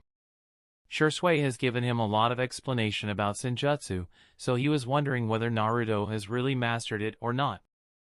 As time passed moment by moment, on the high platform, Jiraiya's expression also turned solemn. He wasn't sure whether it was just a coincidence or not, but when he tried to perceive the nature energy in the surroundings, he was able to sense a lot of it swirling around Naruto. And this strange phenomenon raised his doubt, is it just a coincidence or has he really? Kuroto also looked at Naruto with an expectant gaze. Among all the people present here, perhaps he is the only one who is perfectly aware of the ins and outs of Naruto's mastery over Senjutsu mode. Kuroto has always known that Naruto has the qualifications to master the Senjutsu mode. Moreover, Ichikishima Haim, who taught the Senjutsu mode to Naruto, informed Kuroto everything that happened while training Naruto. She also told him that although Naruto was able to learn it when she taught him, however, currently Naruto is not very proficient in it, and he would also need additional assistance to absorb nature energy. Now that Naruto has challenged Sasuke, Kuroto wants to observe Naruto. So, for a moment, the eyes of everyone, including children, parents, and all the high-level officials gathered on Naruto, an eyesore for everyone, who always clamor about becoming the greatest Hokage. Time passed second by second and Naruto started to charge himself. As time passed, Naruto also grunted. "Oh hesh." And then it happened. Poof! As Naruto kept charging himself, everyone really thought that Naruto was going to release a Sennin chakra-infused ninjutsu, but all he released was a smelly fart, which caused everyone's eyes to twitch in annoyance. This? Why didn't it work? I was absorbing natural energy the entire night. Naruto scratched his head in confusion. In order to fight against Sasuke in the Senjutsu mode, Naruto went as far as to stay up the entire night and absorb natural energy, although he missed his nap because of this. However, Naruto was fine with it so long as he could get this opportunity. Naruto thought that this much natural energy should be enough for him to activate the Senjutsu mode, but things didn't go as he planned. Not only was he not able to enter the Senjutsu mode, but he also made a fool out of himself in front of everyone. This fool! Sasuke sighed, then deactivated his Sharingan and without paying any attention to Naruto he turned towards the main building of the campus and walked towards it. Seeing Sasuke leave, Naruto became a bit nervous. He finally had the opportunity to challenge Sasuke. Naruto naturally didn't want to waste it. Even if he failed to enter the Senjutsu mode, he wanted to fight against Sasuke. Without caring much, he rushed towards Sasuke after issuing a loud warning, "I am not done, Sasuke."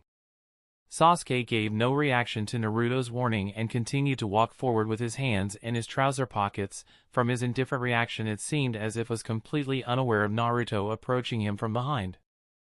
The situation stayed like this until Naruto was just a step behind him.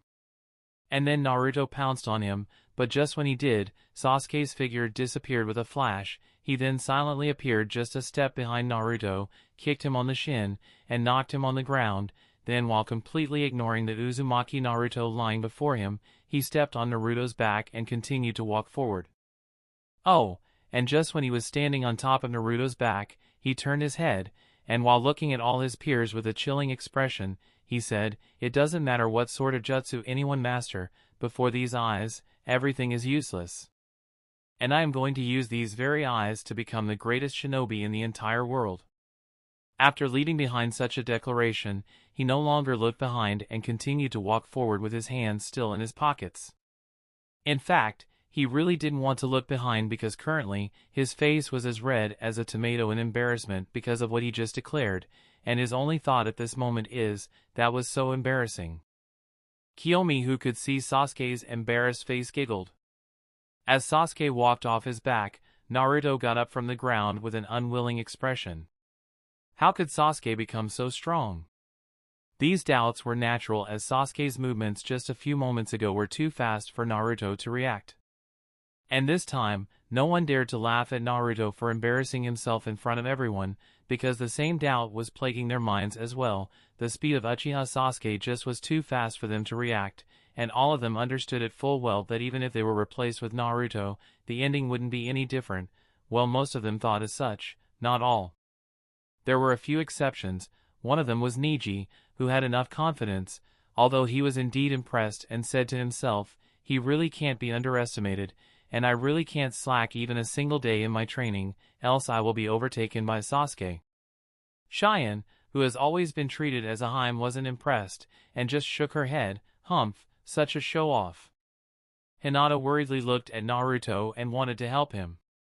Nara Shikamaru, who would have preferred to watch clouds than be here, sighed. Sigh, so many annoying guys in one place, next few years are going to be so troublesome. Akimichi Choji kept munching on his favorite potato chips while listening to Shikamaru's words. Yamanaka Ino looked at Sasuke with a blush. Sai put his paintbrush back in his pocket and looked at his drawing book. His brother Shin coughed lightly and also looked at Sai's painting. Kurama Yakumo also approached Sai and curiously looked at his painting. It was the painting of Sasuke knocking down Naruto that Sai had just drawn. Rock Lee clenched his fist as he looked at Sasuke's back in admiration and inwardly declared to himself, he is my rival. Sakura, who was a bit timid at this time, also looked at Sasuke's back in admiration. It's just that her admiration was different from Rock Lee's. Tintin was being Tintin, I guess? Noticing that everyone's attention was focused on Sasuke, Naruto became a bit anxious and annoyed. He tried to think of other ways he can use to defeat Sasuke. And suddenly he remembered it. How could I have forgotten? I can also use that. Having found a way to defeat Sasuke, Naruto bit his index finger and hurriedly tried to weave the appropriate hand signs that he learned, but before he could complete, a hand was placed on his shoulder and a familiar voice reached his ear. Naruto-kun, this is Academy, you can't use that jutsu here. Naruto was taken aback. He turned around and noticed that the familiar voice belonged to Kabuto, and he couldn't help but ask, Kabuto and I-chan, what are you doing here? Kabuto pointed at his uniform and said with a smile, I will be teaching at the academy, also, make sure to call me Kabuto-sensei. Naruto became happier. That's great, Kabuto and I-chan, Kabuto-sensei. Kabuto nodded, then he coughed and whispered lightly, Naruto-kun, you can't use that jutsu here, it will hurt other trainees. When reminded by Kabuto, only then did Naruto remember it and say with an embarrassing expression, oh, right. I forgot. Looking at Naruto, who still wasn't all that nervous, Kabuto became speechless. Before sending him back to Konoha, Kabuto warned him to not use or disclose anything about Senjutsu to anyone in Konoha, but Naruto didn't even wait one whole week and declared to everyone that he has mastered Senjutsu on the first day of school. Even Kabuto was speechless and not sure how to deal with such a kid. While Kabuto was sighing at his bad luck, in the distance, Kuroto looked at the interaction of Naruto and Kabuto with a contemplative gaze. Just now, Naruto bit his finger and tried to weave hand signs, which means he was trying to summon one of the snakes of the Ryuchi cave. So, why did Kabuto stop him? Is it possible that the reason why he became a teacher at the academy is Naruto? Does that mean Kabuto's is not here to observe Uchiha Sasuke but to observe Uzumaki Naruto? Chapter 628, When a Pawn Tries to be the King. Root Base. In the dimly lit room of the root base, Shimura Danzo, wearing the Hokage hat and Hokage robe, sat on the main seat of the round table with a smug smile plastered on his face. From the expression on his face, it can be seen that Danzo seems to have developed a superiority complex these days. On the other side of the round table sat Orochimaru, with a laid-back expression, and lastly Uchiha Tsukihi wearing her Homosubi disguise of the Amatsukami organization and an unidentifiable expression on her face that was covered by her Homosubi mask. This is the first official meeting held by the three parties since Shimura Danzo became the temporary Hokage agent of Konoha. At this time Danzo coldly looked at Orochimaru and questioned in a majestic tone, "Orochimaru, something's wrong with the Jinchuriki of Kyuubi. What did you do to him?" Although Danzo didn't attend yesterday's grand entrance ceremony in person, his eyes and ears were still present at that ceremony, so everything that happened there was within Danzo's surveillance. Unlike most of the other people who were present at the grand entrance ceremony, Danzo's suspicious didn't allow him to take Naruto's claim of having mastered Senjutsu mode as a joke. Although he doesn't know how Naruto can learn such a difficult jutsu at such a young, he still chose to trust his instincts and felt it might be possible, and if it is then it must have something to do with Orochimaru. Therefore, he questioned the snake sitting in front of him today. Uchiha Tsukihi wearing her Homosubi mask also looked at Orochimaru, but she was not really interested in Orochimaru's answer as she is fully aware of the process through which Naruto mastered the Senjutsu mode. After all, Ichikishima Haim, the one who taught Naruto, has personally told Kuroto about it. Moreover, Kuroto has even questioned Hinata all her experience after she and Naruto were abducted by Orochimaru. Hinata has always had a close relationship with Yui, and because Kuroto and Yui are lovers, Hinata is also quite familiar with Kuroto. When questioned by Kuroto, Hinata started to tell her experience, and told almost everything to Kuroto that happened to the two of them, what happened after they were abducted, how they were treated, and many other things, except their short little adventure at the Ryuchi cave. The little girl was hesitating to reveal Naruto's secrets. But how can such an innocent little girl stand in front of Kuroto? When Kuroto mentioned Ryuchi cave in front of her, she was surprised as well as guilty and told everything that happened to the two of them and Kabuto at the Ryuchi cave. After he understood the ins and outs of the incident that led Naruto to the Ryuchi cave, Kuroto couldn't help but sigh. His mood was quite complete at that time. To be honest, Kuroto isn't all that surprised that Naruto can master the Senjutsu mode, but what really makes him unbelievable is the time and place where he mastered the Senjutsu mode. In the canon, Naruto came into contact with Senjutsu after Jiraiya's death and mastered it by the time Pain attacked Konoha. At that time, Naruto was somewhere between 16 or 17 years old, and the Senjutsu mode he mastered was that of the Mount Myoboku, which is not the case here. Here he came into contact with Senjutsu at a much younger age, and even if it's said that he hasn't completely mastered it yet, it is still too early to come in contact with. What's more, the Senjutsu mode he came into contact with is of the Ryuchi cave. These changes show that the world Kuroto is living in can no longer be called the shinobi world of Naruto, instead it is a completely different shinobi world. These changes in the shinobi world have happened because of the butterfly effect, and the changes are getting more and more serious as the flaps of wings of the butterfly effect are increasing and time is proceeding. This means Kuroto can no longer limit his thinking and judgment on the canon, because if he does, it is definitely going to bite him in the back. Although Kuroto has always understood this, however, the more he faces this reality, the more vigilant he has to become.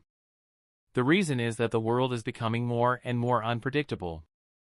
As Tsukihi sighed, Orochimaru felt Danzo's gaze and answered casually, "It was just a small accident."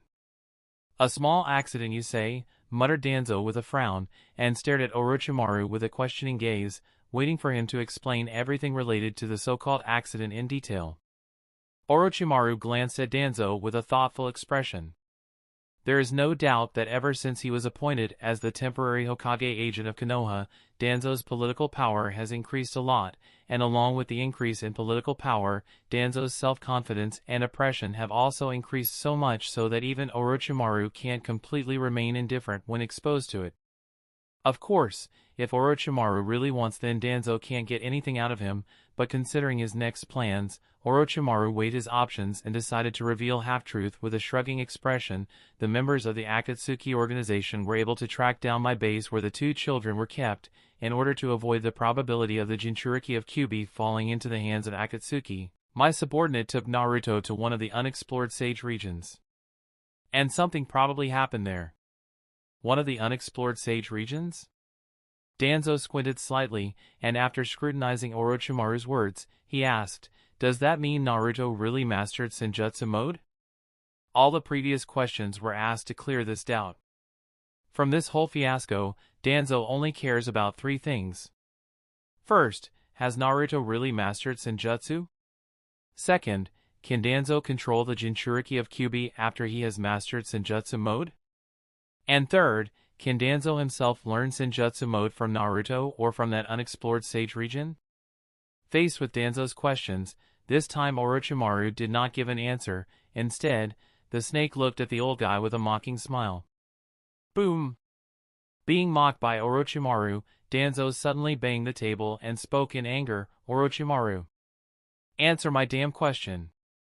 Tsukihei sighed and said, "Shimura Danzo, please try to think about it yourself. Had the Jinchuriki of Kyuubi really mastered Senjutsu, he wouldn't have lost so badly against Uchiha Sasuke and made a fool of himself in front of the entire village." Orochimaru squinted slightly, and while looking at Tsukihei with a meaningful gaze he carried on the conversation, "Indeed. If Senjutsu was so easy to learn and master, Jiraiya and Uchiha Shisui wouldn't be the only ones to have mastered it from the 5 great villages. What's more, even after the 2 of them have mastered the Senjutsu mode, they are unable to use it without the help of their summoned toads and Nekashu. If shinobis as strong as them can't use Senjutsu without the help of their summons, how do you expect a kid who can't even control his chakra to be able to master Senjutsu?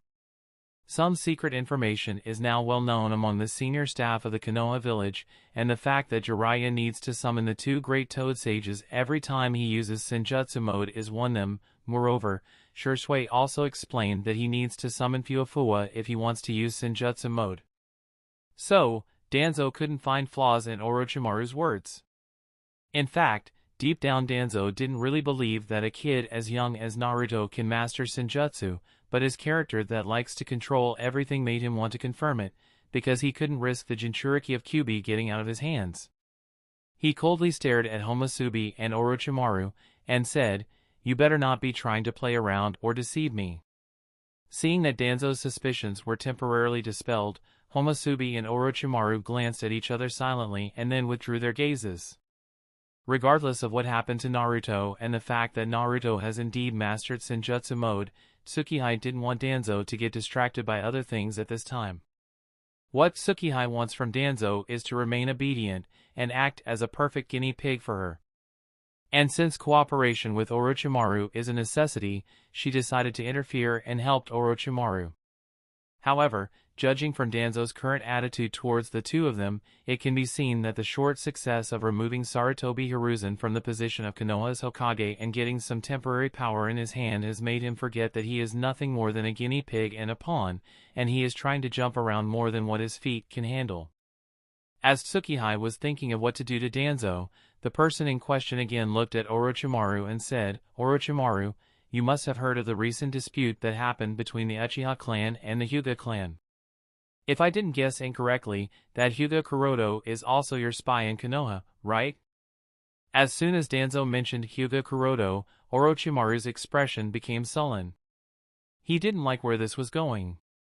Even Tsukihei's expression became gloomy. If it weren't for the Homusubi mask covering her face, both Orochimaru and Danzo would have noticed her ice-cold expression. But the 2 didn't notice, and Danzo continued, "Hyuga Kuroto single-handedly defeated 8 jonins of the Konoha military police force. The strength of that kid has exceeded my expectation, and he also seems to be highly trusted by Sarutobi. I really didn't expect that before you left the village.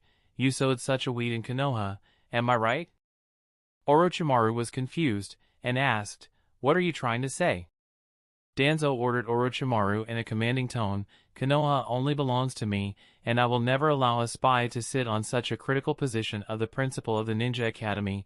It would be better if you ask your spy to resign from it, otherwise." Tsukihei's face got more and more murderous as Danzo spoke each word. Honestly, she doesn't care about the position of the principal of the Ninja Academy all that much, but she didn't like Danzo's attitude. Obviously, he is just the temporary Hokage agent, even his position is not finalized. At this time, rather than trying to win over allies and consolidate his unstable position, he is trying to show off his power to people who don't even come under him. Tsukihei doesn't like such behavior, and she felt highly repulsive towards it, and now she has decided, even if the world falls apart, she wouldn't quit from that position while Danzo is in power. Perhaps Orochimaru was the same, and after taking a deep breath he shook his head with a chuckle and said, I suppose it would be better for you to directly try your so-called otherwise, because if you expect that I can order Kuroto-kun to resign from that position, then you are sorely mistaken. It's been quite a lot of years since the two of us had any form of contact, and I no longer have the ability to order him. I have long lost any form of control over him. Orochimaru, I am not negotiating here, this is an order. Danzo put his hand over the Hokage hat and said in an unquestionable tone, I am giving you a month at most. I don't care what method you use to convince him, I want Hyuga Kuroto's resignation letter on my table by the end of this month. Chapter 629, Reminding Danzo. Orochimaru, I am not negotiating here, this is an order, said Danzo in an ordering tone. As soon as these words came out of Danzo's mouth, both Orochimaru and Uchiha Tsukihei's faces became gloomier. The way Danzo is behaving in front of them, it is as if he has completely substituted himself as the current Hokage of Konoha. His tone of ordering Orochimaru is that of a superior ordering his subordinate when Orochimaru is not his subordinate at all. Orochimaru and Danzo are in a cooperative relationship, hence their status is equal, but Danzo seems to have forgotten this face, and he even dared to sweep his gaze at Homasubi with a provocatively. Although both Homasubi and Orochimaru had expected that after becoming the temporary Hokage agent and getting the political power of Konoha village in his hands Danzo will inevitably swell, neither of the two expected this guy to become so rampant. Such behavior is simply unreasonable. Moreover, Danzo didn't care about Orochimaru and Homasubi's reaction, and dared to declare, I am Hokage now. You should understand what this identity means. At this moment, Danzo's mindset seems to have changed completely, and he seems to believe that, now, I am the center of the world, and everything must revolve around me, which is obviously not the case. Looking at Danzo's disgusting face, Tsukihei thought in annoyance, it seems that using him for too long would be impossible because his ambitions have started to swell. I must speed up the things, else dealing him will start to get more and more troublesome, because there is no telling what move he might make now that he has become the Hokage agent of Konoha village. Tsukihei could feel that ever since Danzo became the temporary Hokage agent and saw the possibility of his rise, he has started to get out of control. And so, the only option she has is to speed up things. When Tsukihei was considering her next set of plans, Orochimaru suddenly raised his eyes, and without showing any weakness while facing Danzo, he shook his head with a chuckle and said, Shimura Danzo, you seem to have forgotten that I am Konoha's rogue nin, have been for a very long time, so, your Hokage's identity, oh, I am sorry, that was my mistake, your identity of temporary Hokage agent cannot control me, and your orders are useless on me. If you want Hyuga Kuroto's resignation, go ahead and ask him yourself. Danzo stood up abruptly and while releasing killing intent towards Orochimaru he shouted in anger, Orochimaru. Orochimaru was not perturbed by Danzo's killing intent or anger-filled shout. He was still sitting on his seat and while casually looking at Danzo, he licked his lips and asked with a smirk, so, now you want to kill me? It's understandable, I don't blame you. Go ahead and try your best. But the question is, can you do it? Are you capable enough? Not to mention without alerting anyone in Konoha? After all, it would be very troubling for the temporary Hokage agent if anyone were to find me and Homasubi in your base, right Homasubi-san? Tsukihei was speechless. She didn't particularly want to get involved in this fiasco. However, now that Orochimaru has thrown the dice towards her, she had no choice but to speak something and she could only warn Danzo as a member of Amatsukami, Shimura Danzo, I know that defeating the former Hokage Sarutobi Hiruzen who has been suppressing you for decades has given you some inexplicable self-confidence, but I want to tell you that this self-confidence is of no use in front of the two of us. I also want to remind you that the ones sitting here are neither your enemies nor your friends, and neither are we your subordinates nor are we your superiors. We are working here based on a cooperative relationship, so, your orders in the name of Hokage are useless here. Moreover, the name and identity of Hokage has never meant anything in my eyes. Not to mention, you have neither been appointed as the Hokage at this time nor do you have any qualities or strength to match a Hokage as of yet. You! Danzo glared at Homusubi. He really wanted to teach her a lesson, but upon remembering the identity of the other party as a member of Amatsukami and the unfathomable strength that she and her organization seems to have, he could only force himself to restrain. Of course, he didn't forget to swear to himself in his mind, whether it is the Amatsukami organization, the Akatsuki organization, or Orochimaru's Otogekure, wait until I complete the ritual. After that, I will destroy each of you one by one like stepping on lowly bugs, and then sat back with gloomy aura enveloping his body. Ignoring the cold killing intent on Danzo's body, Tsukihei said, "Let's get back to the topic. Has the task of capturing the candidates with selected Kekkai Jinkai completed?" Danzo replied with a humph, "How can such a simple task be difficult for me?"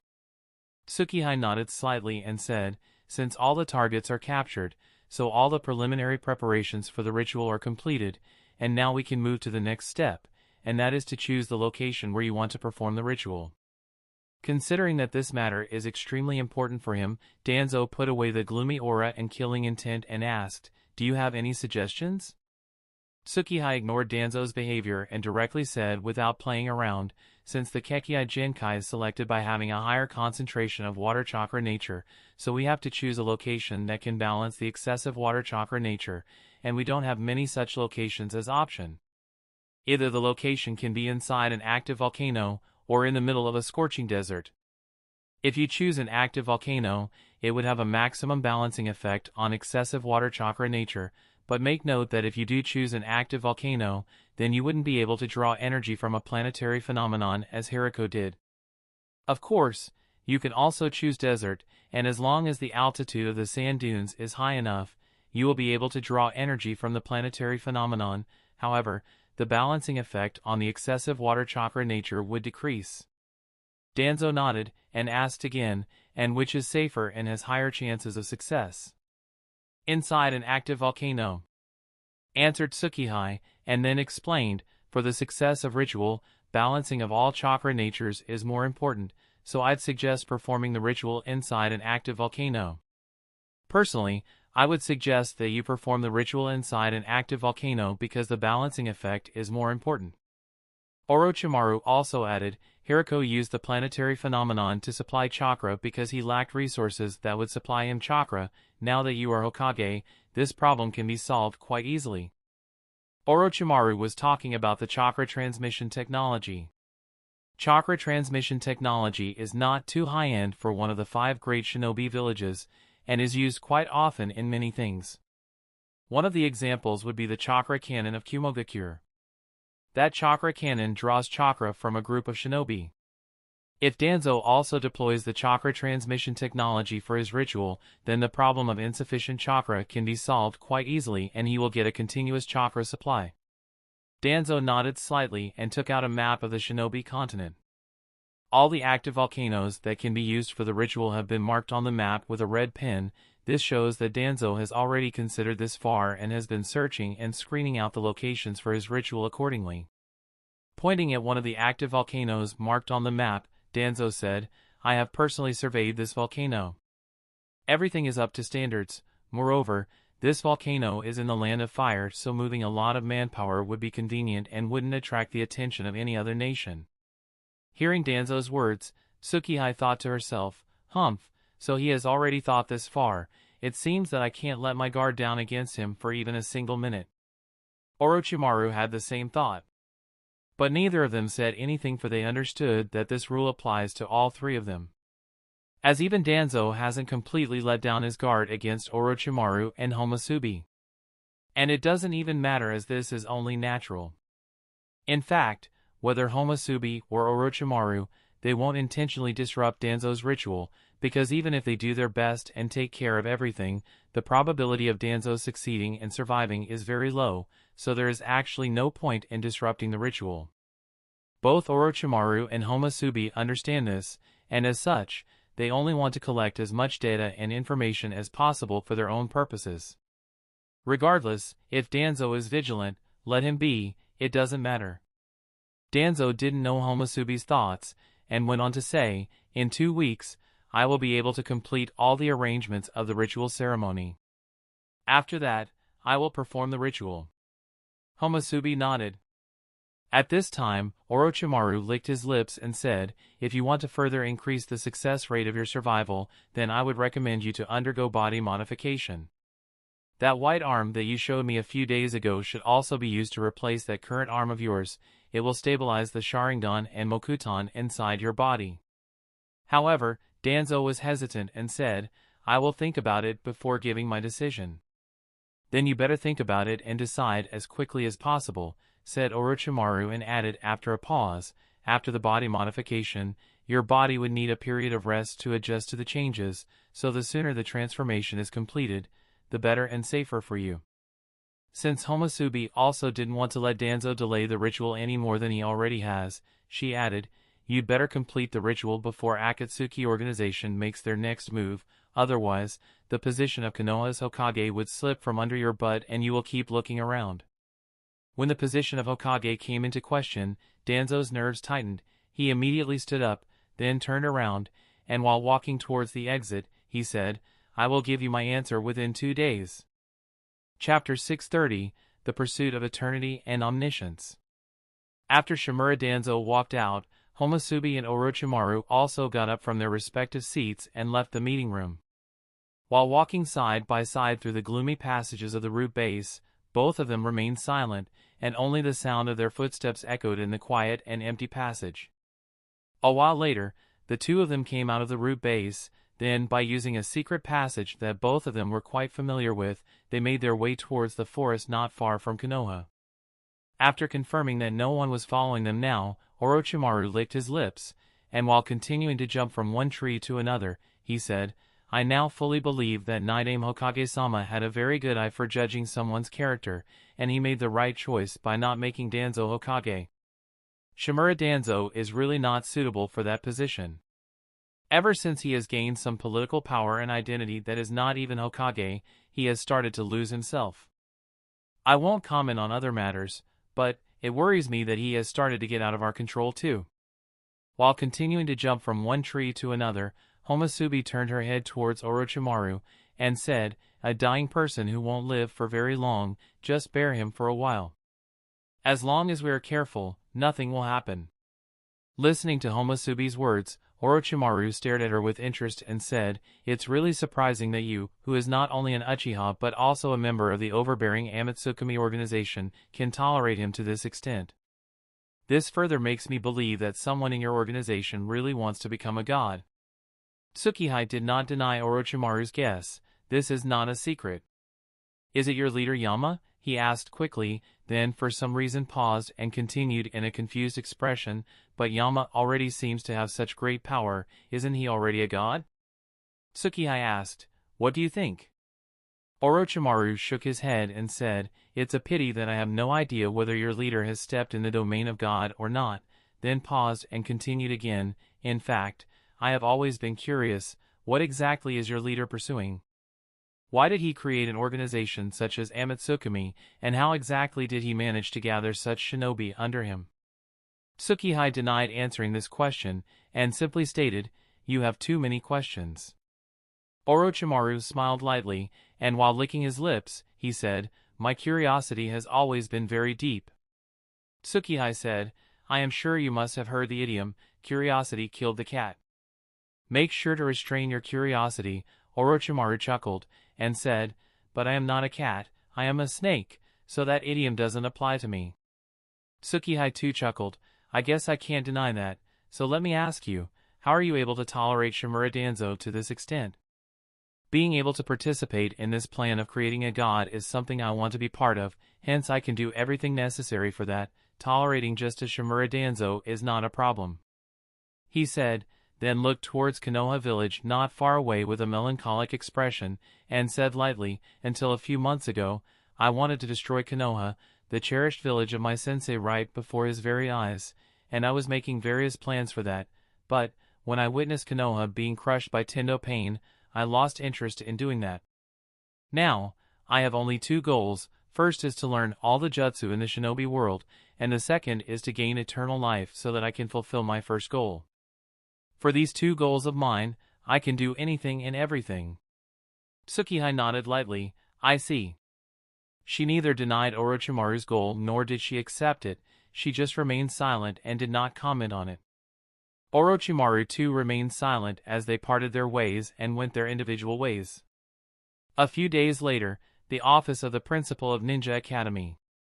Hyuga Kuroto, while controlling the Suijin clone disguised as Kuroto, was leisurely sitting on his comfy chair and sipping hot green tea, all while studying the scrolls of the secret ninjutsu of the Uzuki clan that he got from the ninjutsu archives of Kirigakure.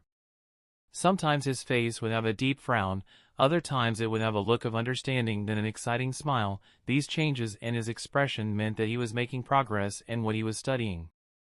Right now, all of Kuroto's plans are moving forward in an orderly manner and steady pace. Even if Shimura Danzo has ascended to the position of temporary Hokage agent and has started to get out of control, Kuroto is not that worried, because in doing so, Danzo has offended the entire Hokage faction that is led by Sarutobi Hiruzen. So Danzo is completely isolated at this time and there is no one trustworthy enough present around him who can monitor his actions and keep a check on them to make sure that Danzo doesn't make a mistake. Moreover, considering Danzo's character, it is nothing strange that he has chosen not to trust anyone, so all the preparations of the ritual ceremony are handled by him alone. Others can't get involved and he won't even allow anyone whose life is not in his control to get involved either. Of course, because of the presence of Naomi on Danzo's side, Kuroto has all the real-time updates of Danzo's movements, so he is not worried that Danzo will do something that might affect Kuroto's plans in the future or catch him off guard, so he is not all that worried. As for Deidara? Well, this kid is sort of trouble. The Kirigakure are searching for him, but this unpredictable kid is wandering all over Shinobi world with no purpose or goal, so tracking his movements have become sort of difficult, especially because he has very high maneuverability.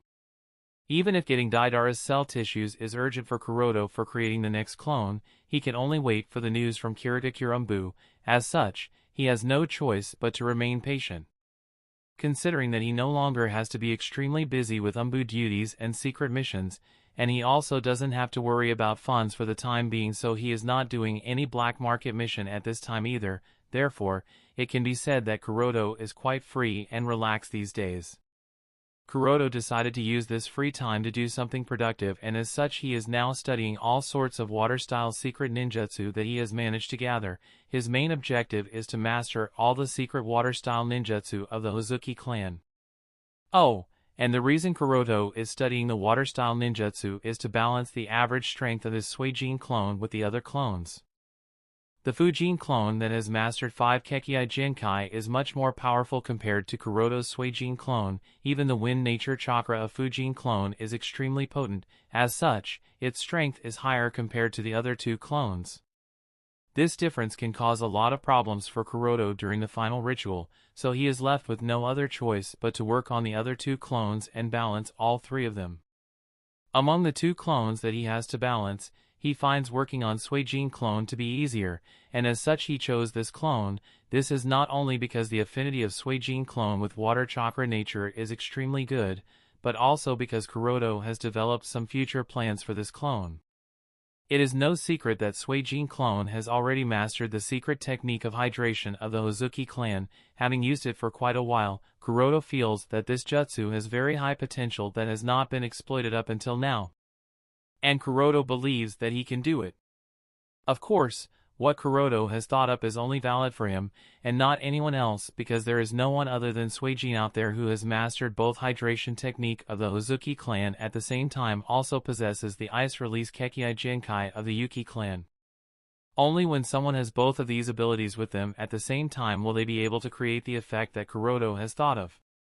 If Kuroto is able to successfully create that effect, the strength of Suijin clone will shoot up, and undoubtedly reach the upper domain of Super Kage class. Well, anyhow, his short-term goals are very clear and Kuroto is working on them.